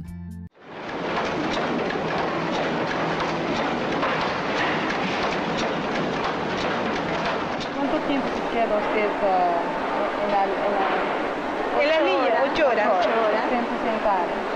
Claro. 20 minutos de comedor y después nos turnan 2 veces o 3 para el baño. Para el baño.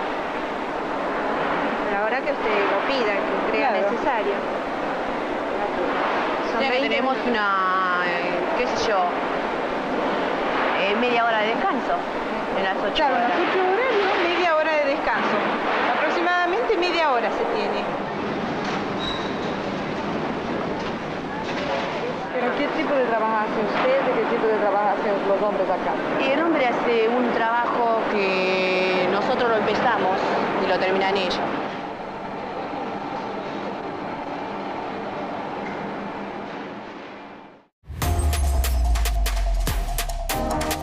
A TV Senado está com tudo pronto para mais uma temporada.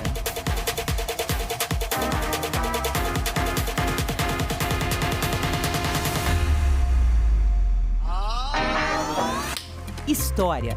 Em maio de 1933, 3,5% da população vão às urnas. Análise. O grande problema que a gente vive hoje é a falta de entendimento do papel da imprensa. Debate. É difícil realmente fazer chegar o conteúdo de todos os candidatos quando você está numa bolha. Combate à desinformação. Especialista em fact-checking, checagem de fatos e também jornalismo de dados. E a mais completa cobertura de eleições do Legislativo.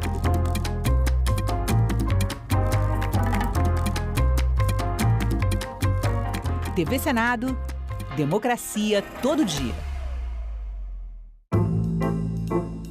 Até 30% da chuva no Brasil depende da Amazônia e dessa interface da Amazônia com o Cerrado. Quais são hoje os maiores desafios considerados ambientais para o Brasil?